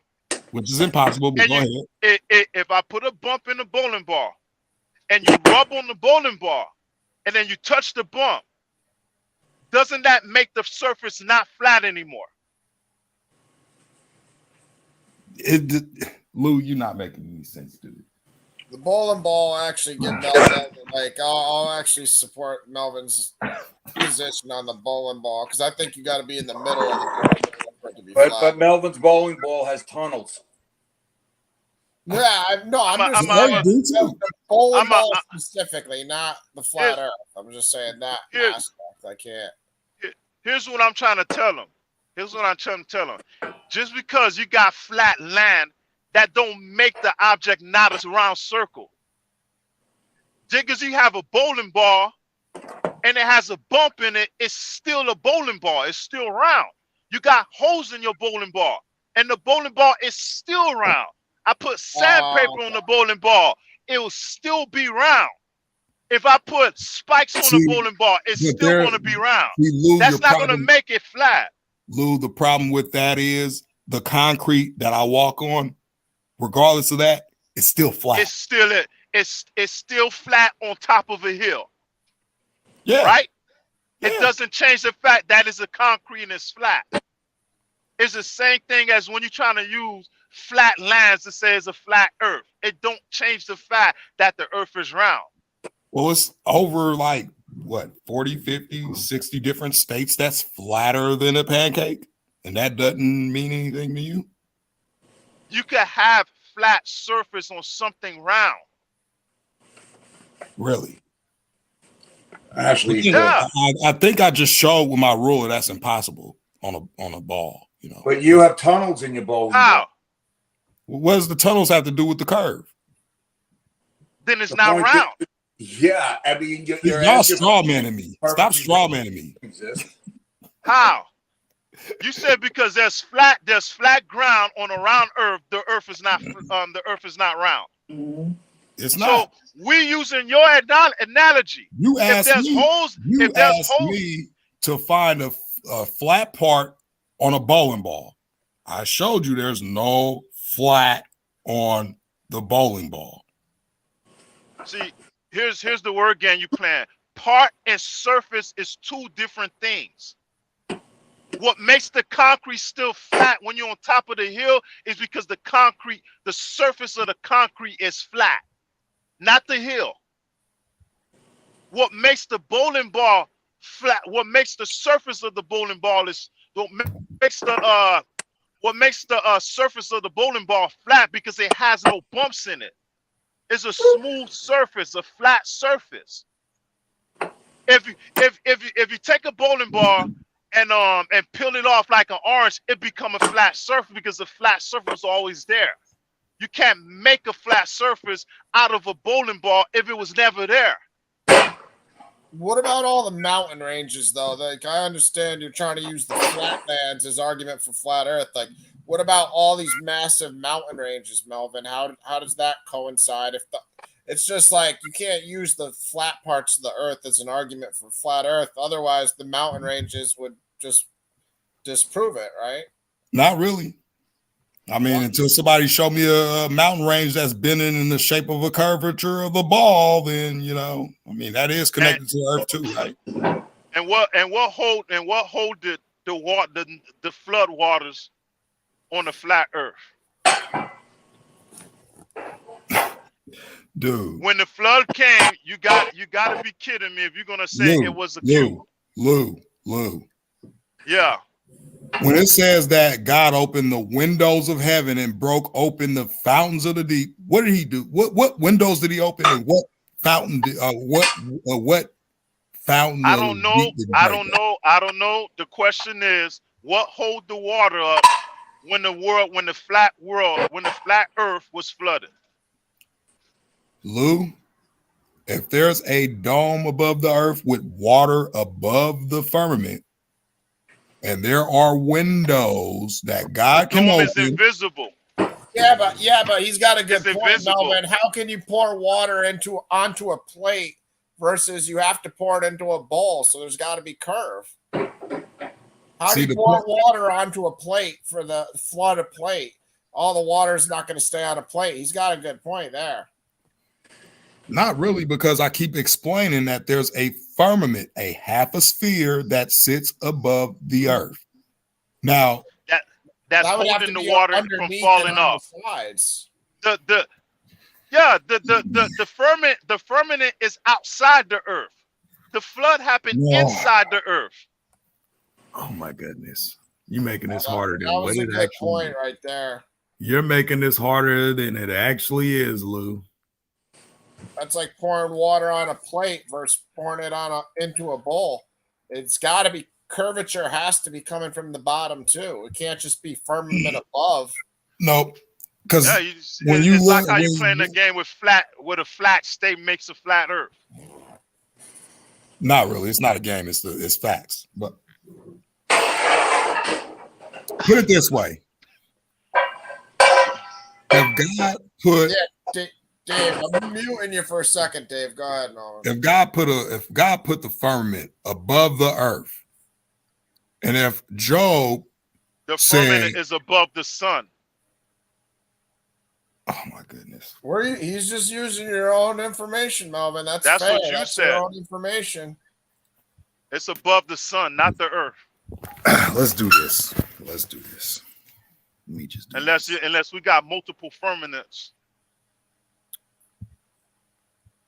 I think he's about to tap, Lou. I think I can sense it. He's thinking about it. He's like, wait a minute. Nope. I'm about to bring something up. The keeping the waters on the earth is a good point, Lou. That's a real good point. There's got to be curvature, otherwise the water it'd be like a plate.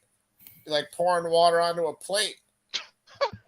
When God flooded the earth, how does he raise the water level?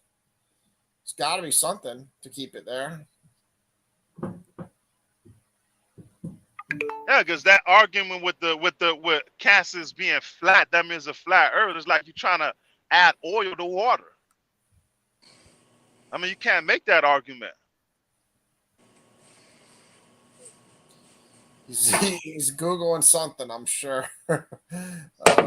He's not done yet. I know he's got something else in the chamber. Yeah, all he's gonna find is he's gonna have to admit to gravity. Yeah. But ain't no way. Ain't no way the whole earth gonna be covered in water. And the firmament, what the firmament has some type of special power or something, like where the water, where it keeps the water from falling? I mean, it's invisible. Yeah, the whole firmament above the sun and above in outer space being the lid, like that doesn't help with the flood. Firmament has nothing to do with the flood staying on Earth. It's got to be the shape of the Earth doing that. That's coming from underneath. Yep. Because he admitted the firmament is above the sun. Yeah. Last little thing. Because of the birth. So Lou said that, you know, the flood. Lou, you would say that when God flooded the earth out, he flooded the whole earth, right?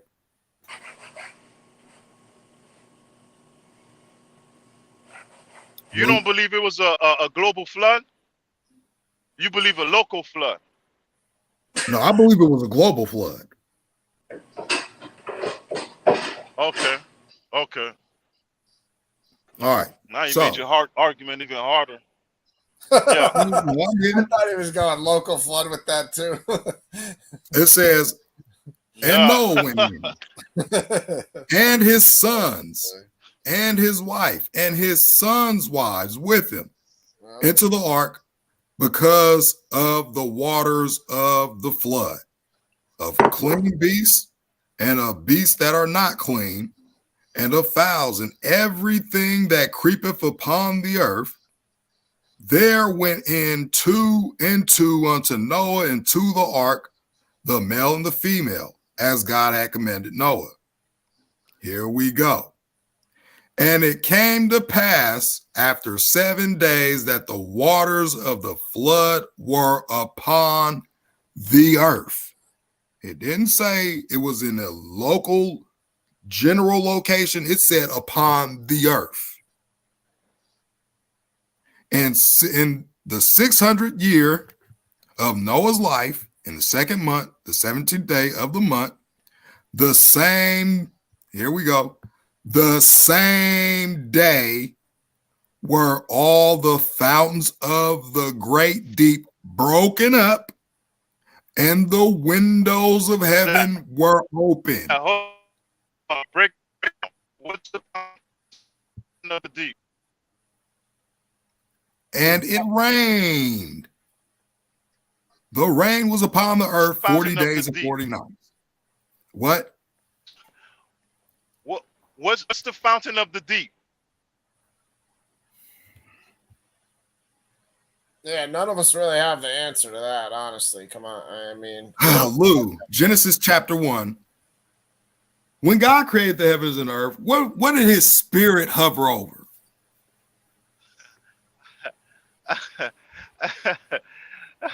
You know why I asked that?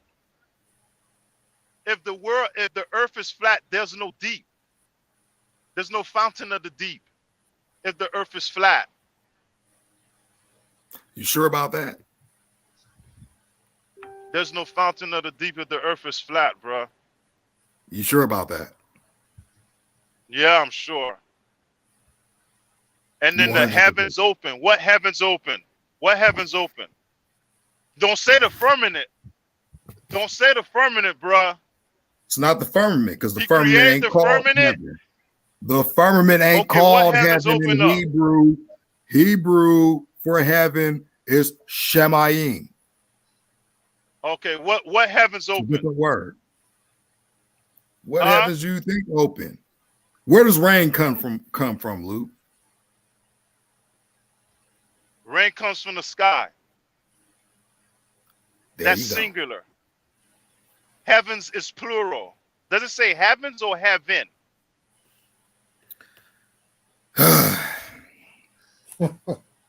Oh my goodness, Lou. Lou, can you read this part right here? Because I don't know where you What it got say? heaven from. I don't know where you got heavens from in this verse when it says windows of heaven. Windows. Windows of heaven. Okay. Okay. Well, rain came from the sky and rain came from the ocean. Oh, water came from out the What ocean. windows did God open? How does this prove flat Earth or round Earth? I'm confused though. Where's the proof of any? No, either hold one? on. No, The no, whole because thing is, no, put it this way. I'm gonna show Put him it on this that way. verse. Keep On the reading. globe, Keep reading. on the Keep reading. globe, if God flooded out the whole earth on the globe, where did all that water go? What do you mean? Where'd it go? Where'd it go? Where'd all the water go? It just raised the sea level up until the whole Earth was flooded all the way up to the mountains. When Noah got off that ark, where did he end up? He sent out the birds, and then he ended up on some land somewhere on, I think, on a mountain. I don't know. Yeah, okay. So if Noah was on low ground, he wasn't even on a mountain. Flood waters, because it says down here. Let me see. Yeah, I mean, I don't know. We landed on some land. No, somewhere, tell us where all the water went out. So it said, and the flood was 40 days upon the earth, and the waters increased, and they bear up the ark. And it was lifted, and it was, I don't know why they put it was lift. And it was lift above the earth.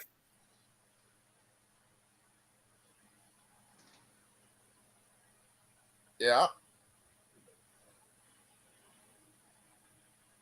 So according to this, the waters from the flood lifted this ark above the earth. Okay, we So that we would looking say for it the was a firmament. global flood. Now, what's your argument? How can the water drain? No, he trying to. No, my argument is No. how on this ball that we're supposed to be spinning on, how did this We got to earth answer for that. get flooded? We got to answer for that. We got to answer for that, but we want you to answer the firmament, right? How did the firmament hold 15 the water cubits upward, from spilling? did the waters prevail, and the mountains were covered. I mean, Lou's got an answer. I don't have my answer is No, just Lou. made it disappear. I don't have the answer, so I'll let Lou answer. I don't have the answer. What? No, because he's not answering the question. That's how we end up over here. Yeah, but it's Show messing with us my whole where ball the firmament. Yeah. So He's trying what's to your think question, of Lou? something, but he can't. What's your question, Lou? We ask you, what I ask you is what was holding the water up from falling? I told you already.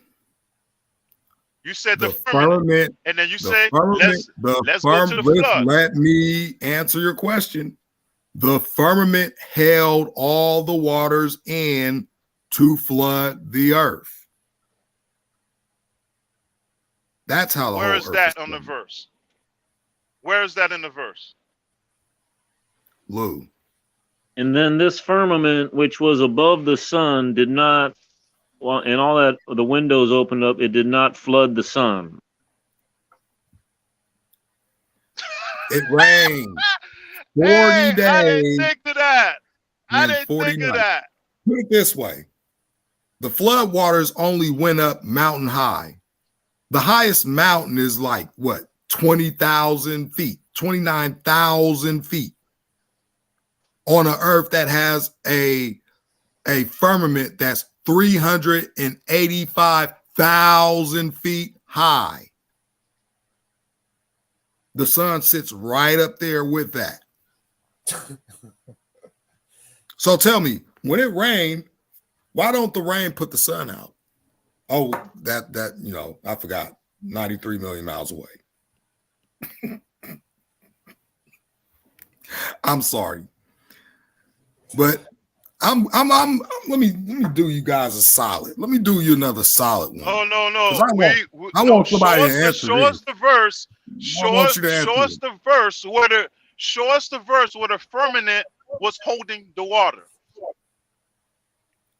Lou, the fountain of the deep, broken open, windows open.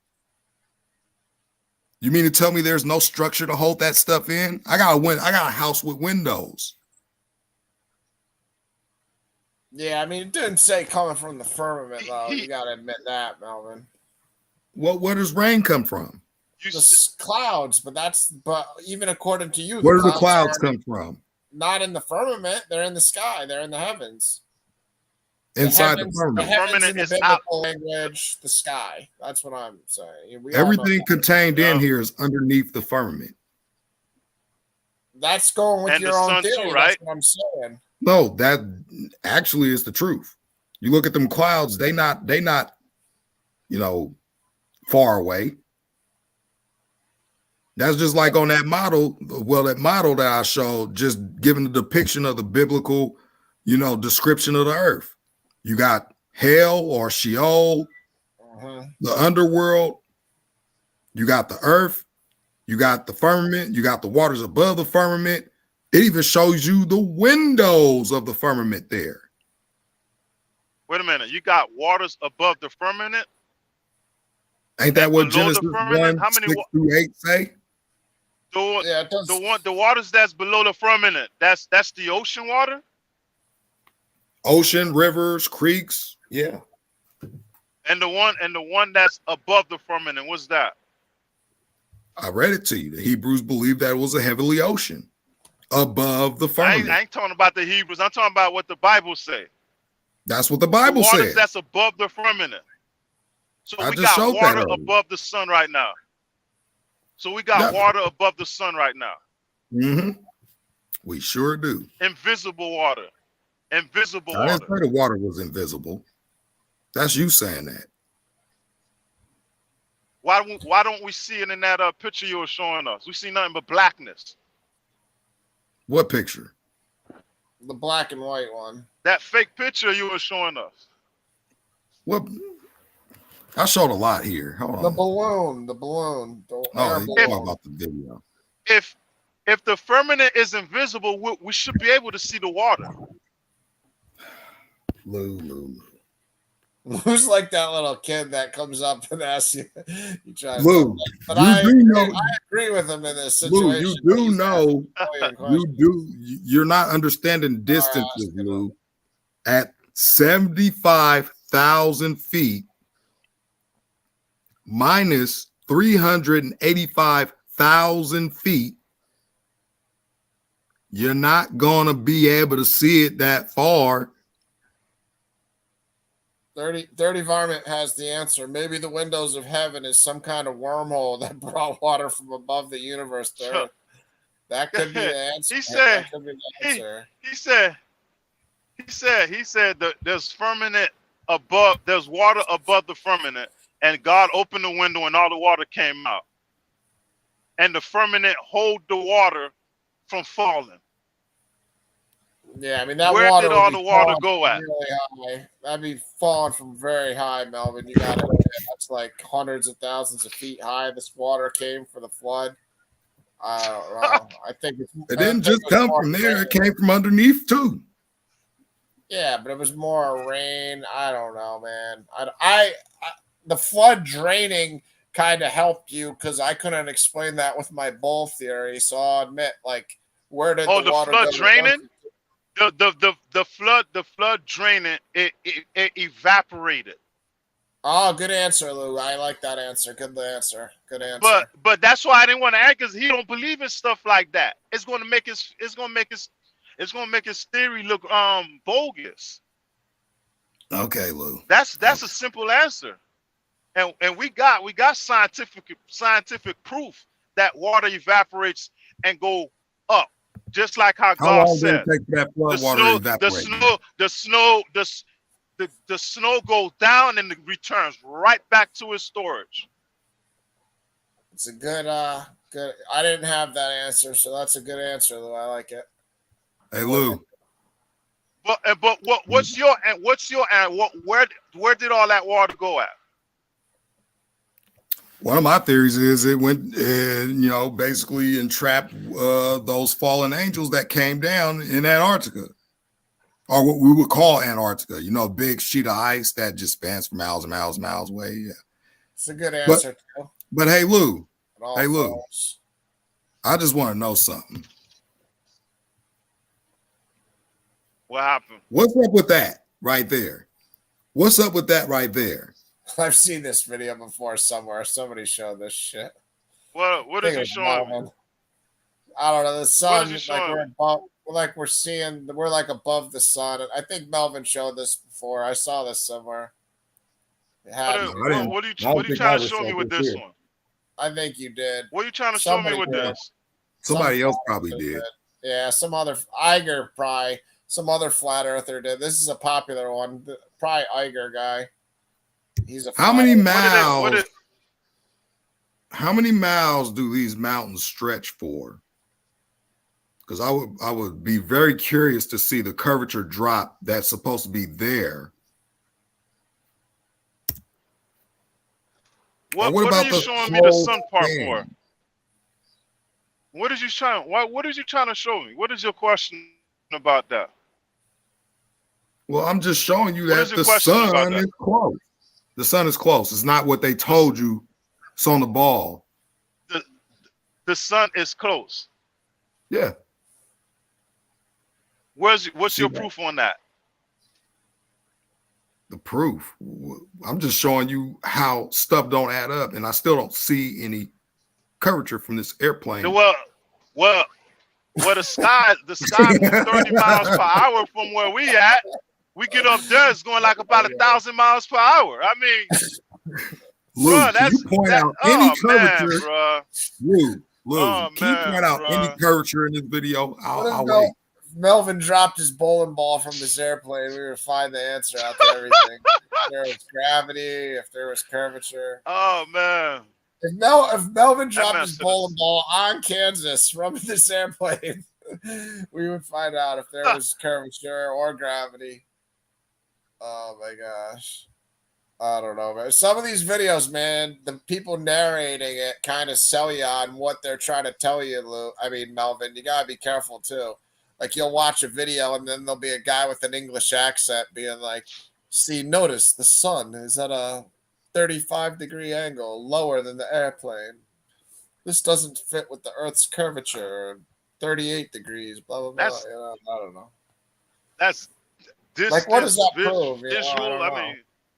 Yeah, what does that prove? You're flying. And if the sun if the sun is that close, how did all that water from the firmament miss it? Look, the English accent guy is doing the subtitles right now of the exact shit I was just saying. You're flying at 1,000 miles at a 600 mile per hour slope. I don't know. What's up with this stuff right here? Tell us what the point of it is, because we didn't watch these guys. How's it prove flat Earth? What's that? What's that? I'm asking you. Iger's shown this too. That's just, you got the Iger play. Are you on my friend Iger's channel? No, I had this for years. I told you I ran into all this stuff on my research. I didn't even know he had this on his channel either. Yeah, this is actually my flat Earth proof playlist. Yeah, he shows like water becoming a star and shit. He does all this shit. I don't know. like a water if the becoming a star in a jar. No, this if is the this sun is is that this is close, actual stars. No, I know. And let me if see. the sun is I that got some. close, why does it be why if the sun is that close, why in Alaska it be 6 months of darkness and not right by Alaska. Alaska? Yeah. 6 Why months it of be 6 darkness months of darkness in Alaska? Yeah. If in the sun is that Alaska. close. In Yeah. Alaska, It'd be you sure it's 6 actually months 6 of months in darkness. Alaska, or is it Yeah, is it 6 supposed to be months. Antarctica? Alaska, 6 months of darkness. It gets I no don't know, sun. Blue. You probably getting Alaska. Google it. Unfortunately, Lou, all they're going to bring me to is a bunch of nonsense when I Google anything about No, it's space or not. anything about that. No, that's Yeah, not well, space. look, let me That's prove. facts. Look, I'm about to Google You got something. no. I don't know how you said No, space is fake, Google. Melvin. That was kind of crazy. I don't know. Space is It's fake not. too. It's not even space. If you want to, Google Alaskans talking about 6 months of darkness. Lou, am I supposed to believe this because it's in outer space?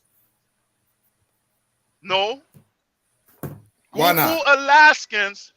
Google Alaskan on how they live 6 Does months this look without real? light.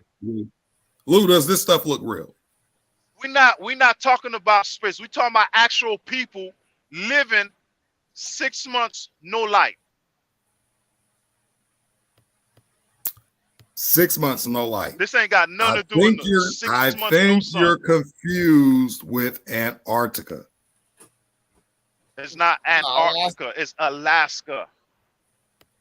Alaska has 6 months light, 6 months dark.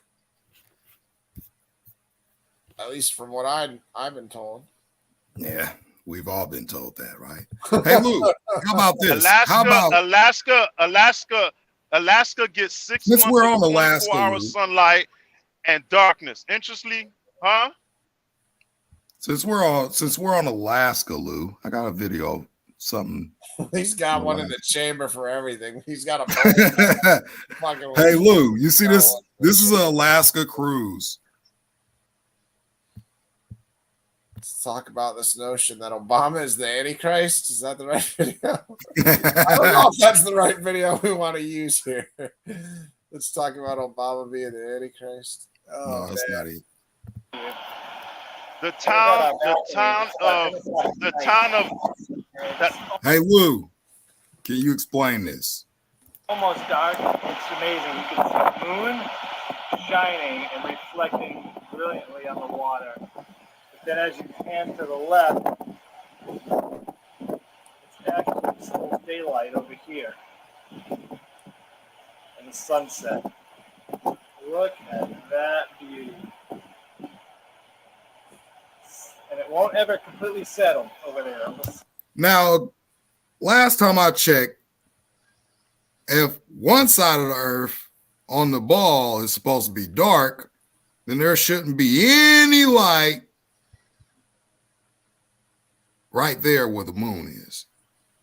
Separation from light and darkness. And he said this area right here will never completely get dark. It always looks like that. This is up near Alaska, Lou.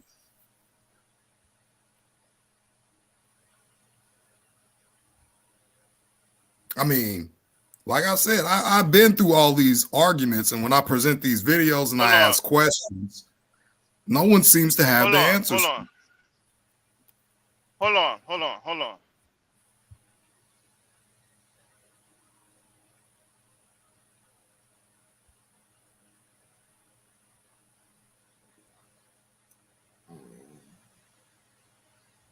That was an interesting video, Melvin. I don't know. You gotta tell us what the point of it is as far as for flat Earth or whatever, because I don't know. I have no answer to that one. The point of that is when you read in the Bible where it say, you know, God divided the light from the darkness and all like that, he made a separation. Mm-hmm. That's where that separation is. The guy said, and I believe he lives somewhere up there in Alaska. He said it never ever gets dark in that area of Alaska. It always remains that same light until it comes back around. And you see how one side was completely dark, pitch black at night, and the other side was lit up. And he said it never changes.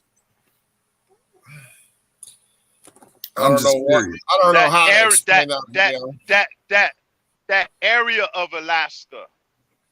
Yeah, that area of Alaska never gets dark. Yeah. So that's why I was saying, how is it dark 6 months in Alaska if that doesn't never set completely? What area is that?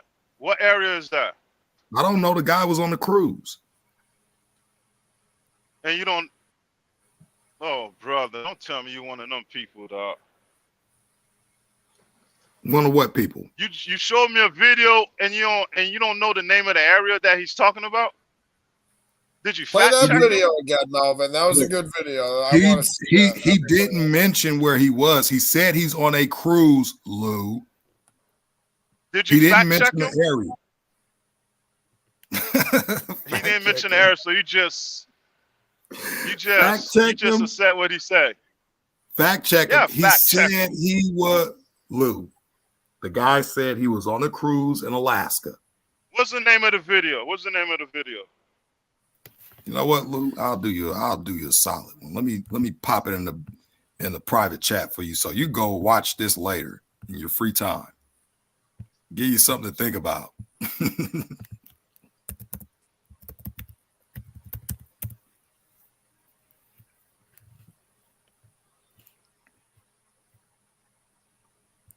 Let me see here. Go back to this video.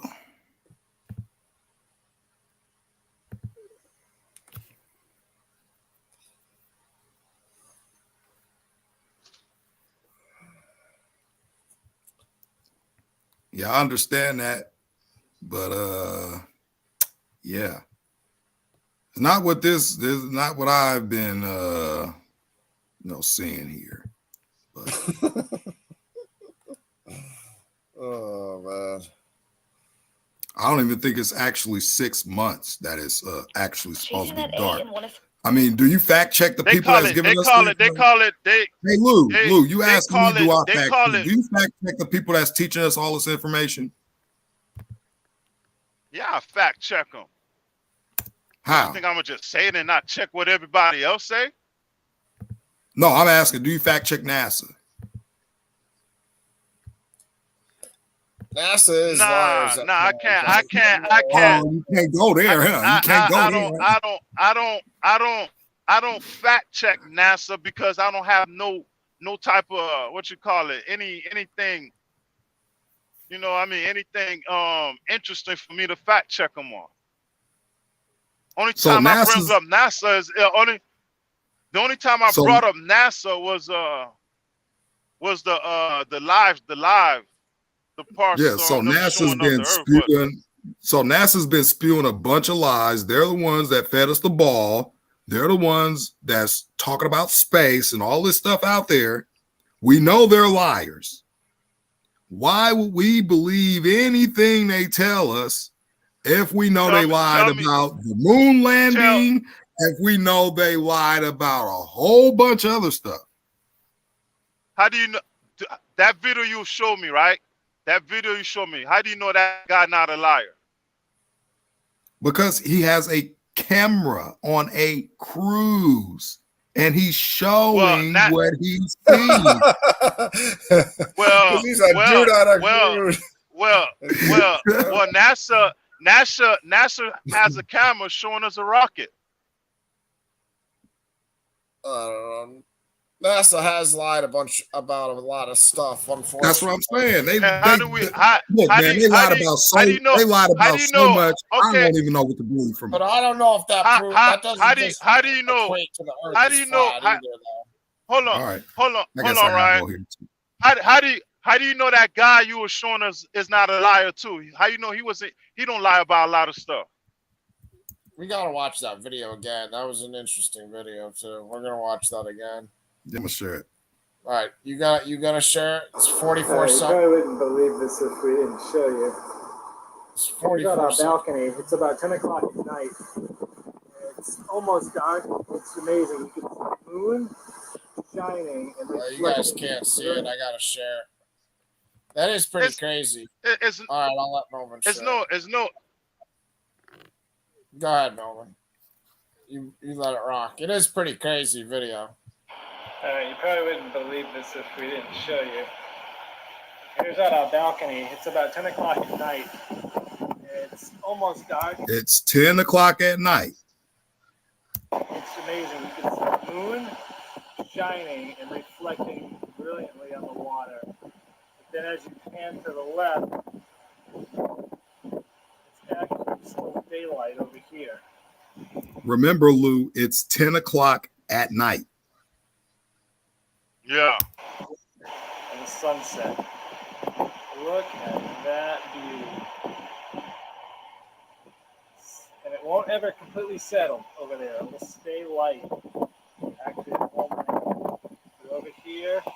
He said it'll actually stay lit all night. I mean, I just don't see how that's. I don't get it. I don't get it.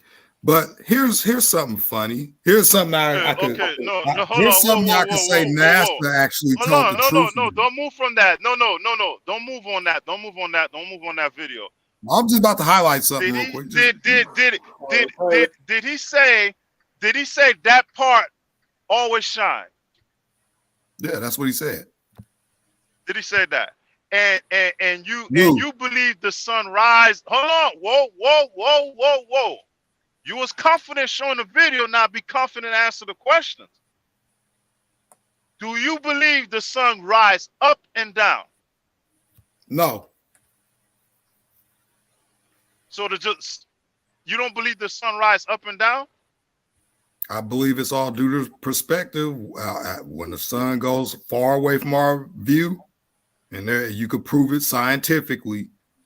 It deals with perspective. The sun, the farther away, let me finish answering. The farther away the sun goes, it leaves your range of view. Now, what the sun is doing is it's circling above the earth, the flat earth, rises in the east and it sets in the west. And I don't even believe it sets in the west because I stay more up north in California now, and I see the sun going up north when it's supposed to be setting somewhere down near San Francisco. The sun is rotating and moving back.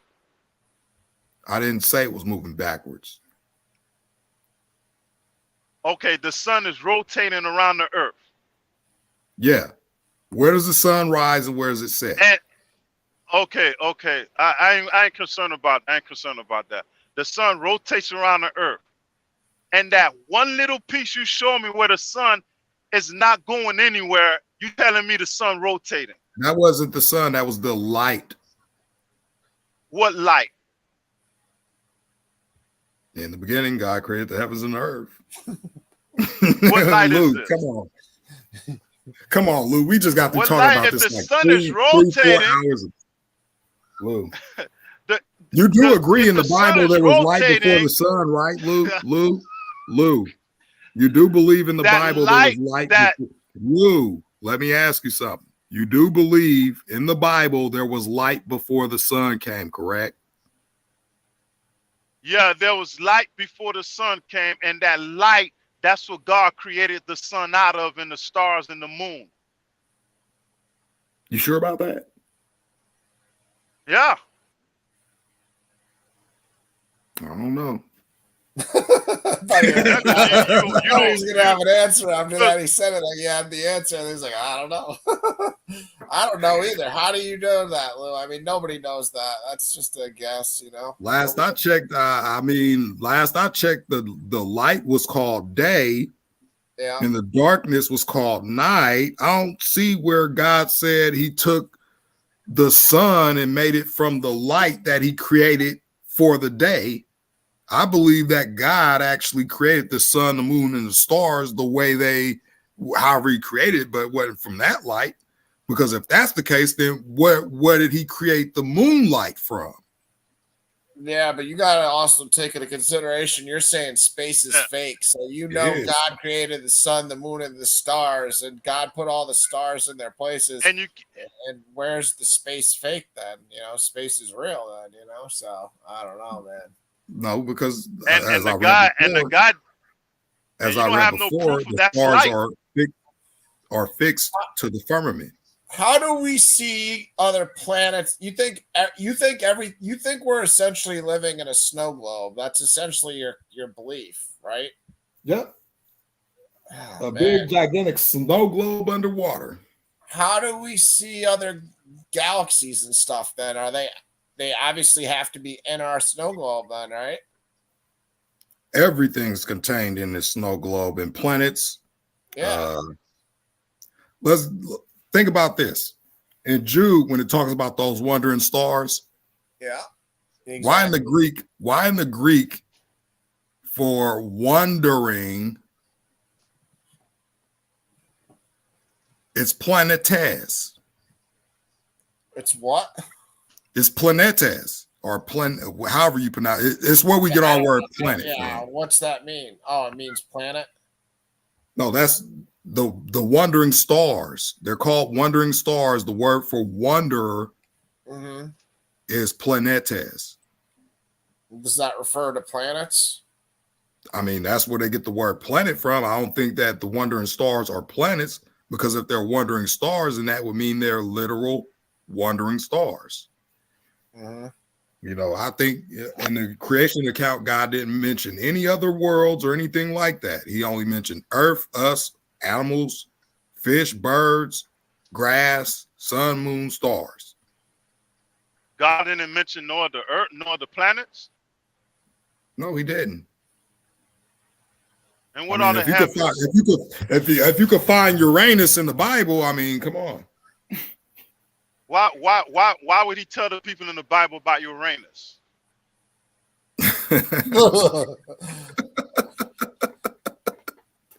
Hey, that's a funny planet name, ain't it? Oh, man. Lou is relentless questioning you. He don't let you go. But, hey, Luke, can you read this paragraph in the summary before I go? I can't see it. All right. This is from NASA reference publication 1988. Derivation and definition of a linear aircraft model. You do know that linear means, well, I'll leave that alone. Let's just take a look at this summary. This report documents the derivation and definition of a linear aircraft model for a rigged aircraft of consistent mass flying over a flat, non-rotating Earth. I guess we might as well believe what NASA say. Where's your documents that NASA? How do you know that's a real document? Some flat earther could have just made that. No, it's on NASA's website. Look, I'm gonna show you. Where's the documents that NASA lied about outer space? What documents? You think they gonna put a document out and say I lied to you about? Come on, dude. They do every other ones. See, look, here it is. They got. I mean, you could be right, Ryan. These NASA guys could be flat earthers. I mean, how do you know that website's legit? Is the question. It's NASA.gov. That was NASA.gov. Yep, you see right here, a rigged aircraft of consistent mass flying over a flat, non-rotating Earth. So you think in 1988 they knew the Earth was flat? What is the motive? You think the motive is just to discredit the Bible? I think so. Why are they lying about the Earth being flat around? Because they're a bunch of Freemason dirt bags that worship Lucifer, and Yeah, but I just don't see the Bible screaming the earth is flat either. That's why I don't see why they would go out of their way to make an intentional effort. I mean, I can see them using space as a way to steal a bunch of money.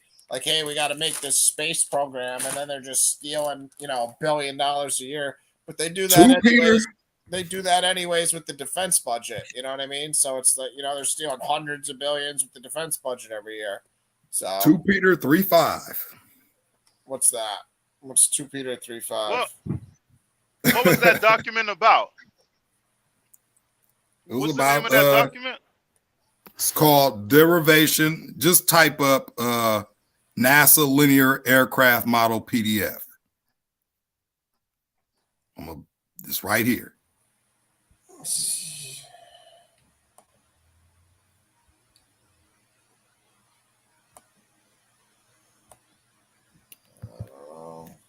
I don't know. They also got a missile one that say the same exact thing.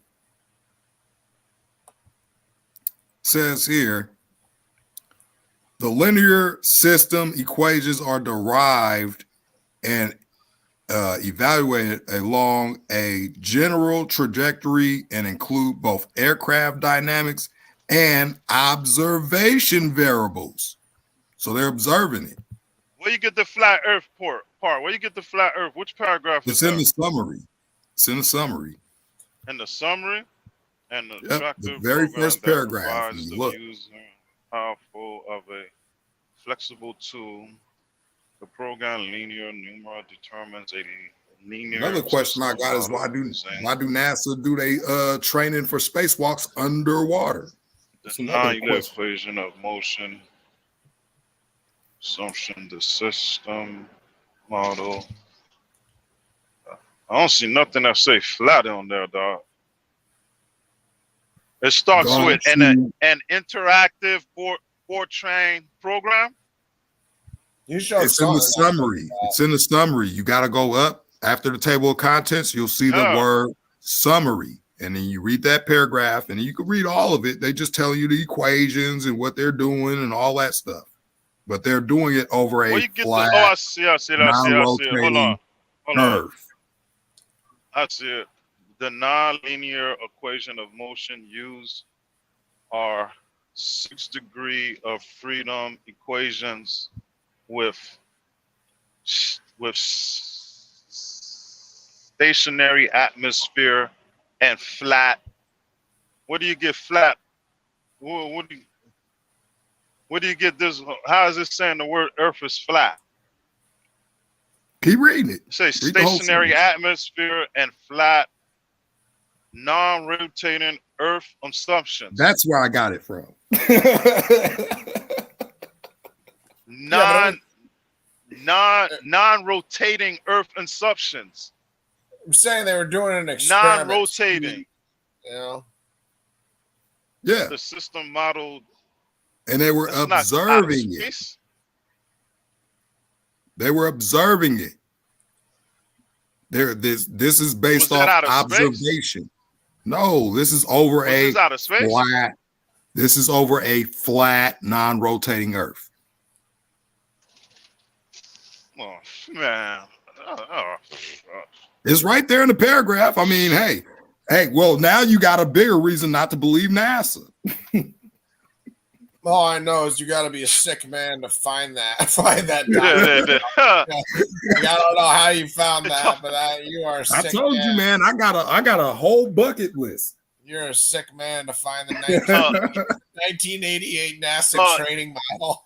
Like, what is going on here? Where did he get this stuff? But, a non-rotating Earth object, and they use it to make it flat. They said the Earth is flat. So therefore, the Earth is flat and not rotating. They said over a flat, non-rotating Earth. I didn't write that. And then say Earth, and then say nothing about the Earth being flat. Flat, non-rotating Earth. That doesn't say the Earth is flat. That's the experience they doing on an object, not Earth.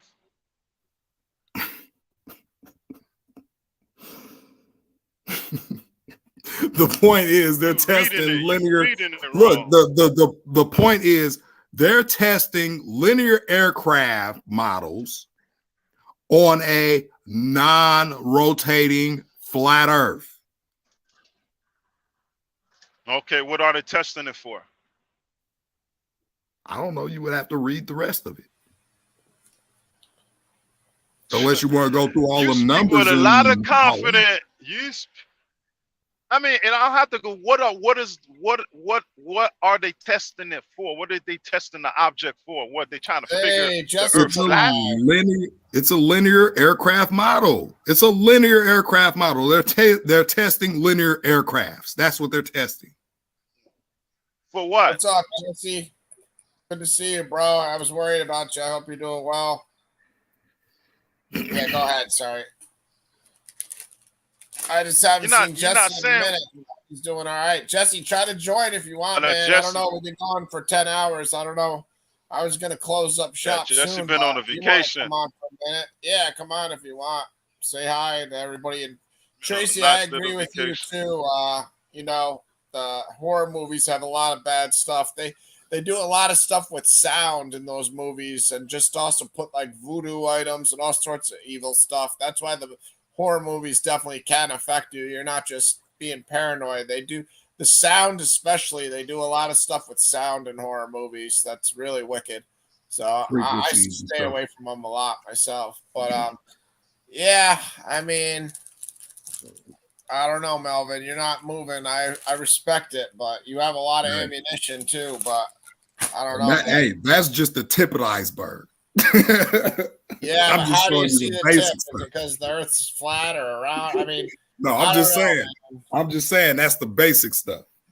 Well, some of this stuff I can see some value in, and then other stuff I don't think's evidence. Like Kansas being flat. Like I don't think that proves anything because that's like saying, well, then I show a mountain range, the Appalachian Mountains on the East Coast. Does that prove something different? Like you'd have to prove the whole country east to west would be flat in that whole you know what I mean? Like you can't now let me explain what I mean when I say the earth is flat. Okay. The ocean is connected to the earth. I don't see the ocean curving. I don't see it in the shape of a ball. That's why I brought up that 2 Peter 3:5. It says let me just bring it up. I'll show it. I was looking at it. I mean, well, that's what I mean. We all read the Bible, and I don't see any explicit verses saying the earth is flat because there aren't any that say it's flat. Well, This says, for they deliberately overlooked this fact that the heavens existed long ago, and the earth was formed out of water and through water by the word of God. And that means of these,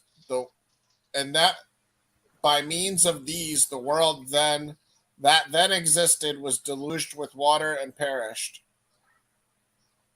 So, yeah, I mean, that's just saying God formed it by his word through the waters. Yeah. It doesn't say it's flat. No, I ain't saying that it says it's flat, but that's just another thing that we got to deal with because it's either that or we got to deal with the Big Bang. I mean, one of them is right, one of them is wrong.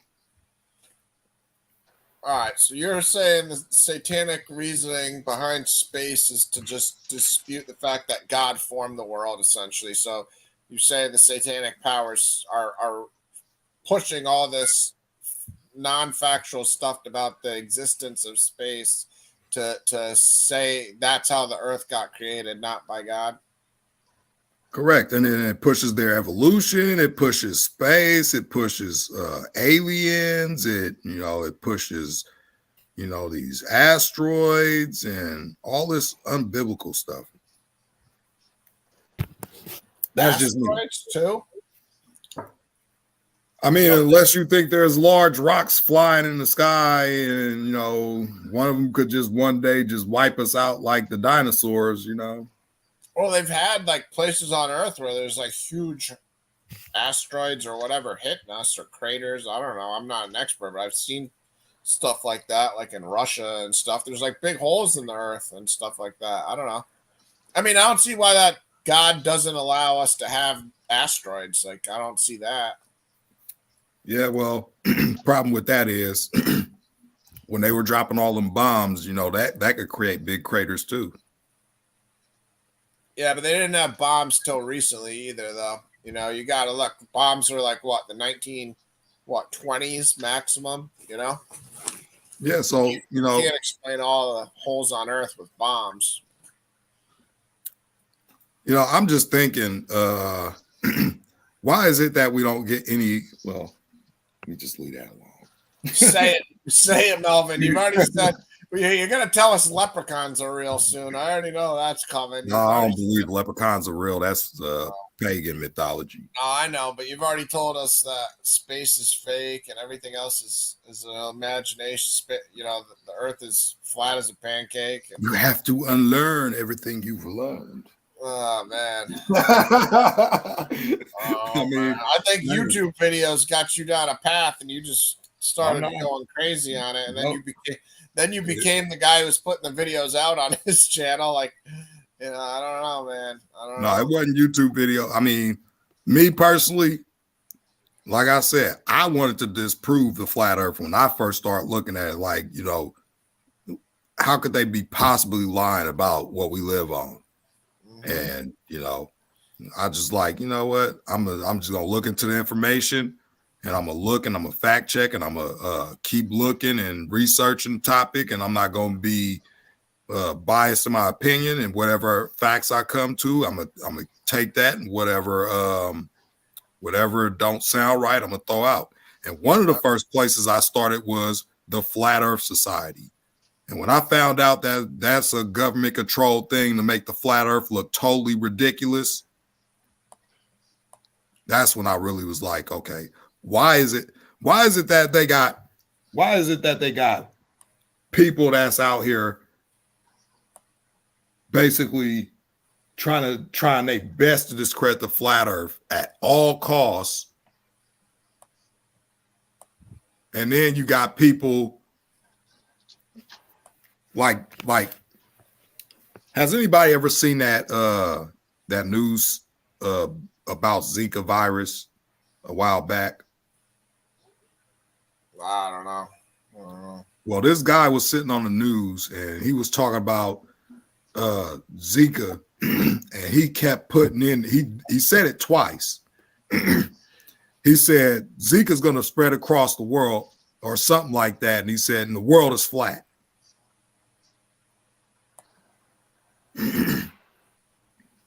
So what happened? What's the point of the story? I don't know. I'm missing. What's the point of that?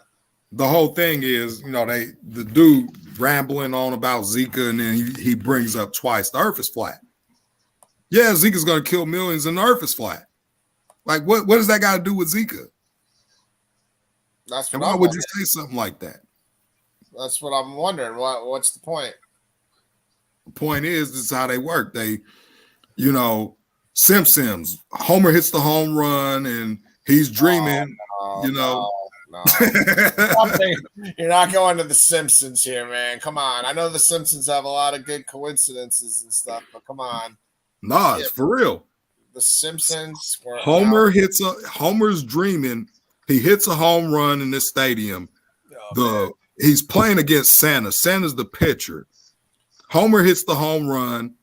The ball goes all the way up, cracks the sky, and the water comes down into the stadium. And the hot dog says, boy, Simpson just broke this dream's reality wide open.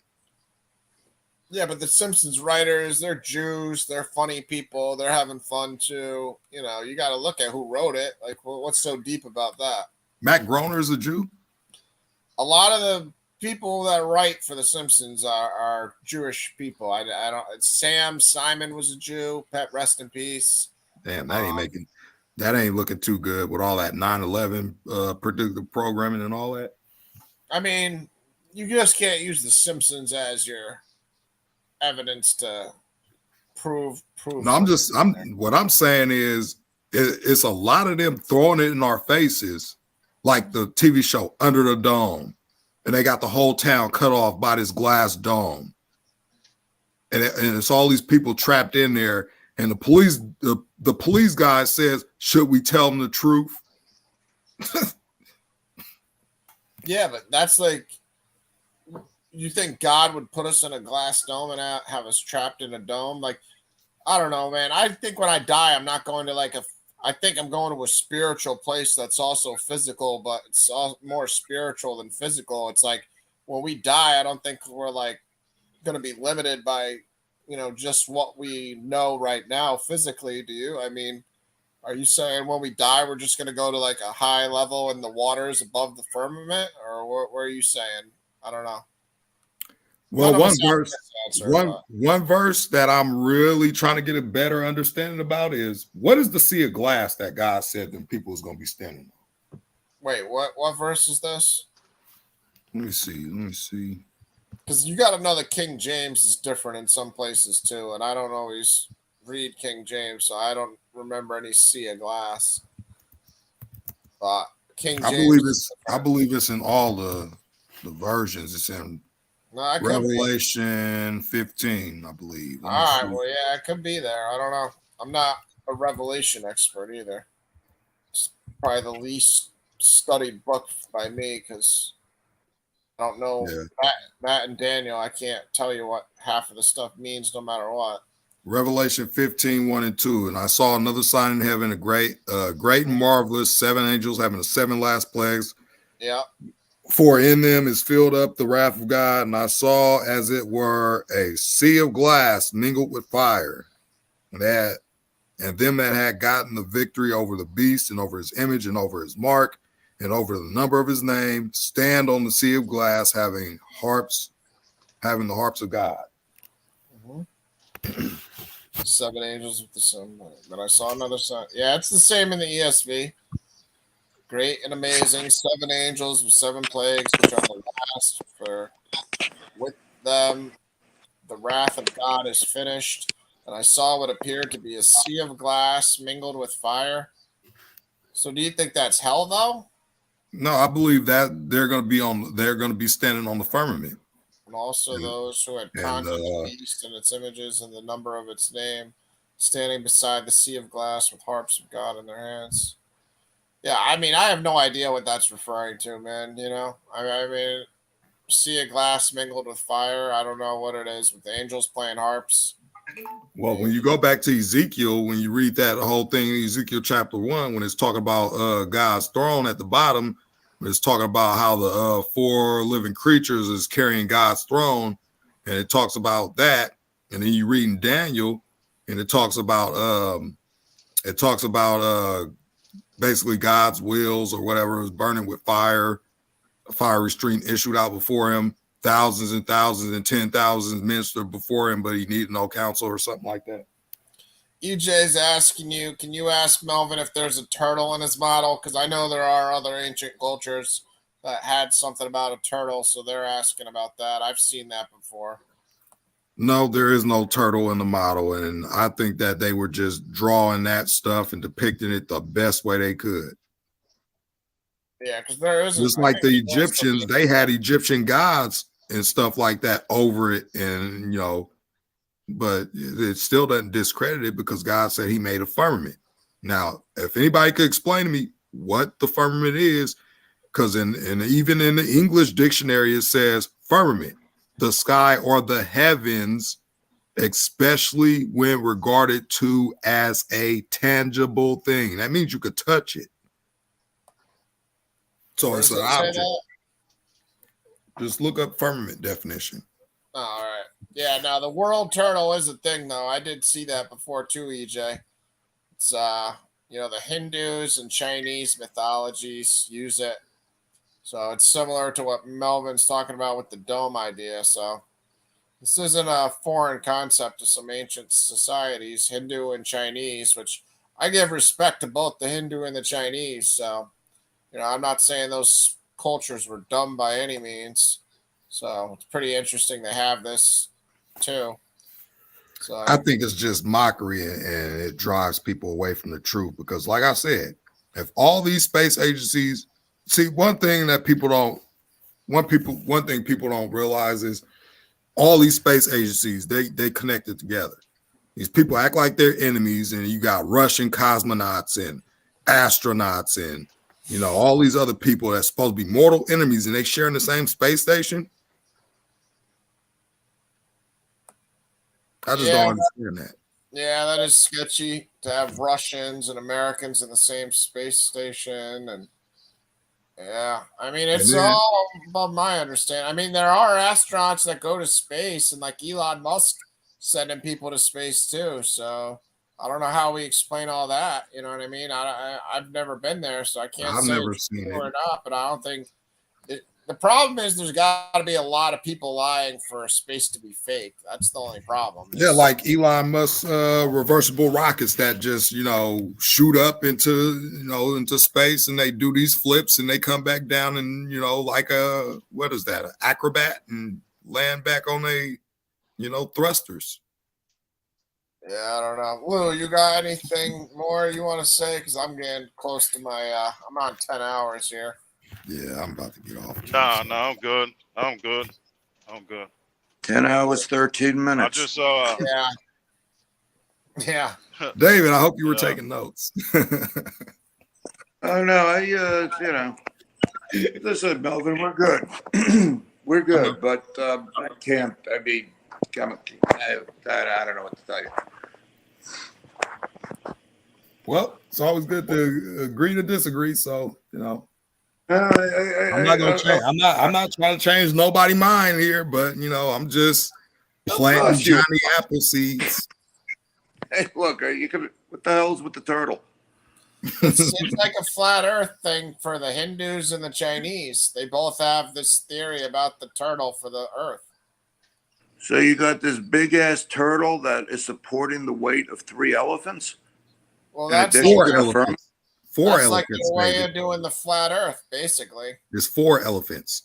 Yeah, it's basically like them doing the flat Earth through their own ancient, right here.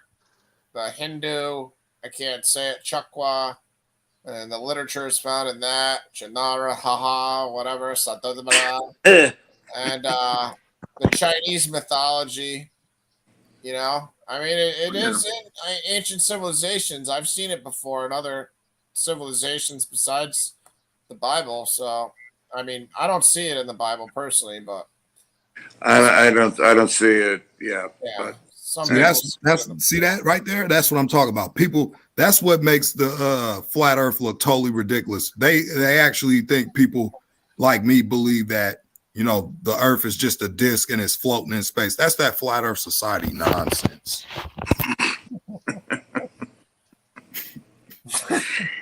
Yeah, I hear you. I'll talk to you guys later, man. I gotta go right now. Yeah, man. Thanks safe, for coming man. on, everybody. It was fun. We did a lot here. We got nowhere, and we talked for 10 hours, so it was productive. But no, it was fun. Just one suggestion for the future. You might want to do a Perry show. That's always a fun thing to get on. Hey, I tried. You saw the title. I tried. I titled it. I saw your show, Dave, on the algorithm. Yeah. I saw your hatred for Perry, and then I saw him make a mockery video of you back with a Jew. And I mean, look. First of all, I consider the source, but the one thing that I wanted that I wouldn't want to need to do is like he says ridiculous things, and when you got kids that don't have the knowledge base. Yeah, it is dangerous, man. He's a cult leader. That's all he is. He's a cult leader. We can do a show on Perry today, Dave. You want? That's okay. Was video. Find some of his famous. I wanted to show you that, Dave, because I saw how you were doing it. Like, you're on the stream right now, and you can see. All you got to do what Melvin was doing all day. Is all you do is open up another tab at the top of your screen, go to YouTube. And then when you're on StreamYard, you click on the video, and that's how Melvin's been doing it. That's how. So, like, if I wanted to go to a Perry video right now, I just go to Perry the Preacher. I was watching him last night. Perry the Platypus. Yeah, he's not the first guy that pops up, but Yeah, no, I know. I mean, I usually use an iPad, so but I'll break the computer out. Well, yeah, if you want to use StreamYard, that's all I'm saying is we got his damn fucking John 834. But Well, yeah, if you want, this is the whole thing. As a Christian, that has to bother you. How this stuff is getting misused, and that's what gets me about it. I mean, it's misusing. And what is he going to say? Oh yeah, all I'm doing is I'm reading the Bible. I mean, come on. yeah, fair use too. This is just fair use because I don't want him reporting my videos or nothing. But fair Oh no, I use. wouldn't say anything that would be. And just to let you know, Well, Melvin has kicked his ass multiple times, so well, he's I'm sure. yeah. I'm sure anybody. Well, that's what I'm saying, Dave. If you want to do it, you see where the share button is right here. When you go on the Okay. StreamYard, all you do is hit share, and then you open up another tab. Go to the tab, and then you're boom. You're here. You're in business. And then you click on it. You're watching it. You know, you guys You're can on. see it right now. You know, you're in business. So if you want to do your reaction video, you just hit play and watch the video, and you're in business. So that's all you do. If you get on StreamYard, just hit share right there because I mean you got 20 hours a month free, so that's why I was trying to tell you. I know you're still just doing it just for fun and part-time, but you might as well just use the technology that you got available to you too, you know, just Google Yeah. StreamYard, the duck. No, I'll definitely be taking it. Yeah, because actually a couple of things would want to take. I know someone that's looking to open a channel. They're doing. Actually, she's done a hell of a job. She's lost 75 pounds. She wants to do a weight loss, thing, whatever. But yeah, definitely would. And as I said, I'll just break out the laptop. Yeah, because it's just it takes a little bit to get used to, but once you get used to it, it's easy. You just hit this share button right here, and all you do is open up another tab at the top of your screen. Boom, and you're in business. That's all we do to share everything. It's All real right. simple. But yeah, anytime if you want, we can work on it too. So everybody, thanks for watching. I don't want to say names because we'll forget. Thanks, Dave, Melvin, Mike, Lou, everybody that came on. And Ryan, get some sleep. yeah. God bless everybody. Take it easy. You All too. right. Bye bye now. All right. Take care, Mel.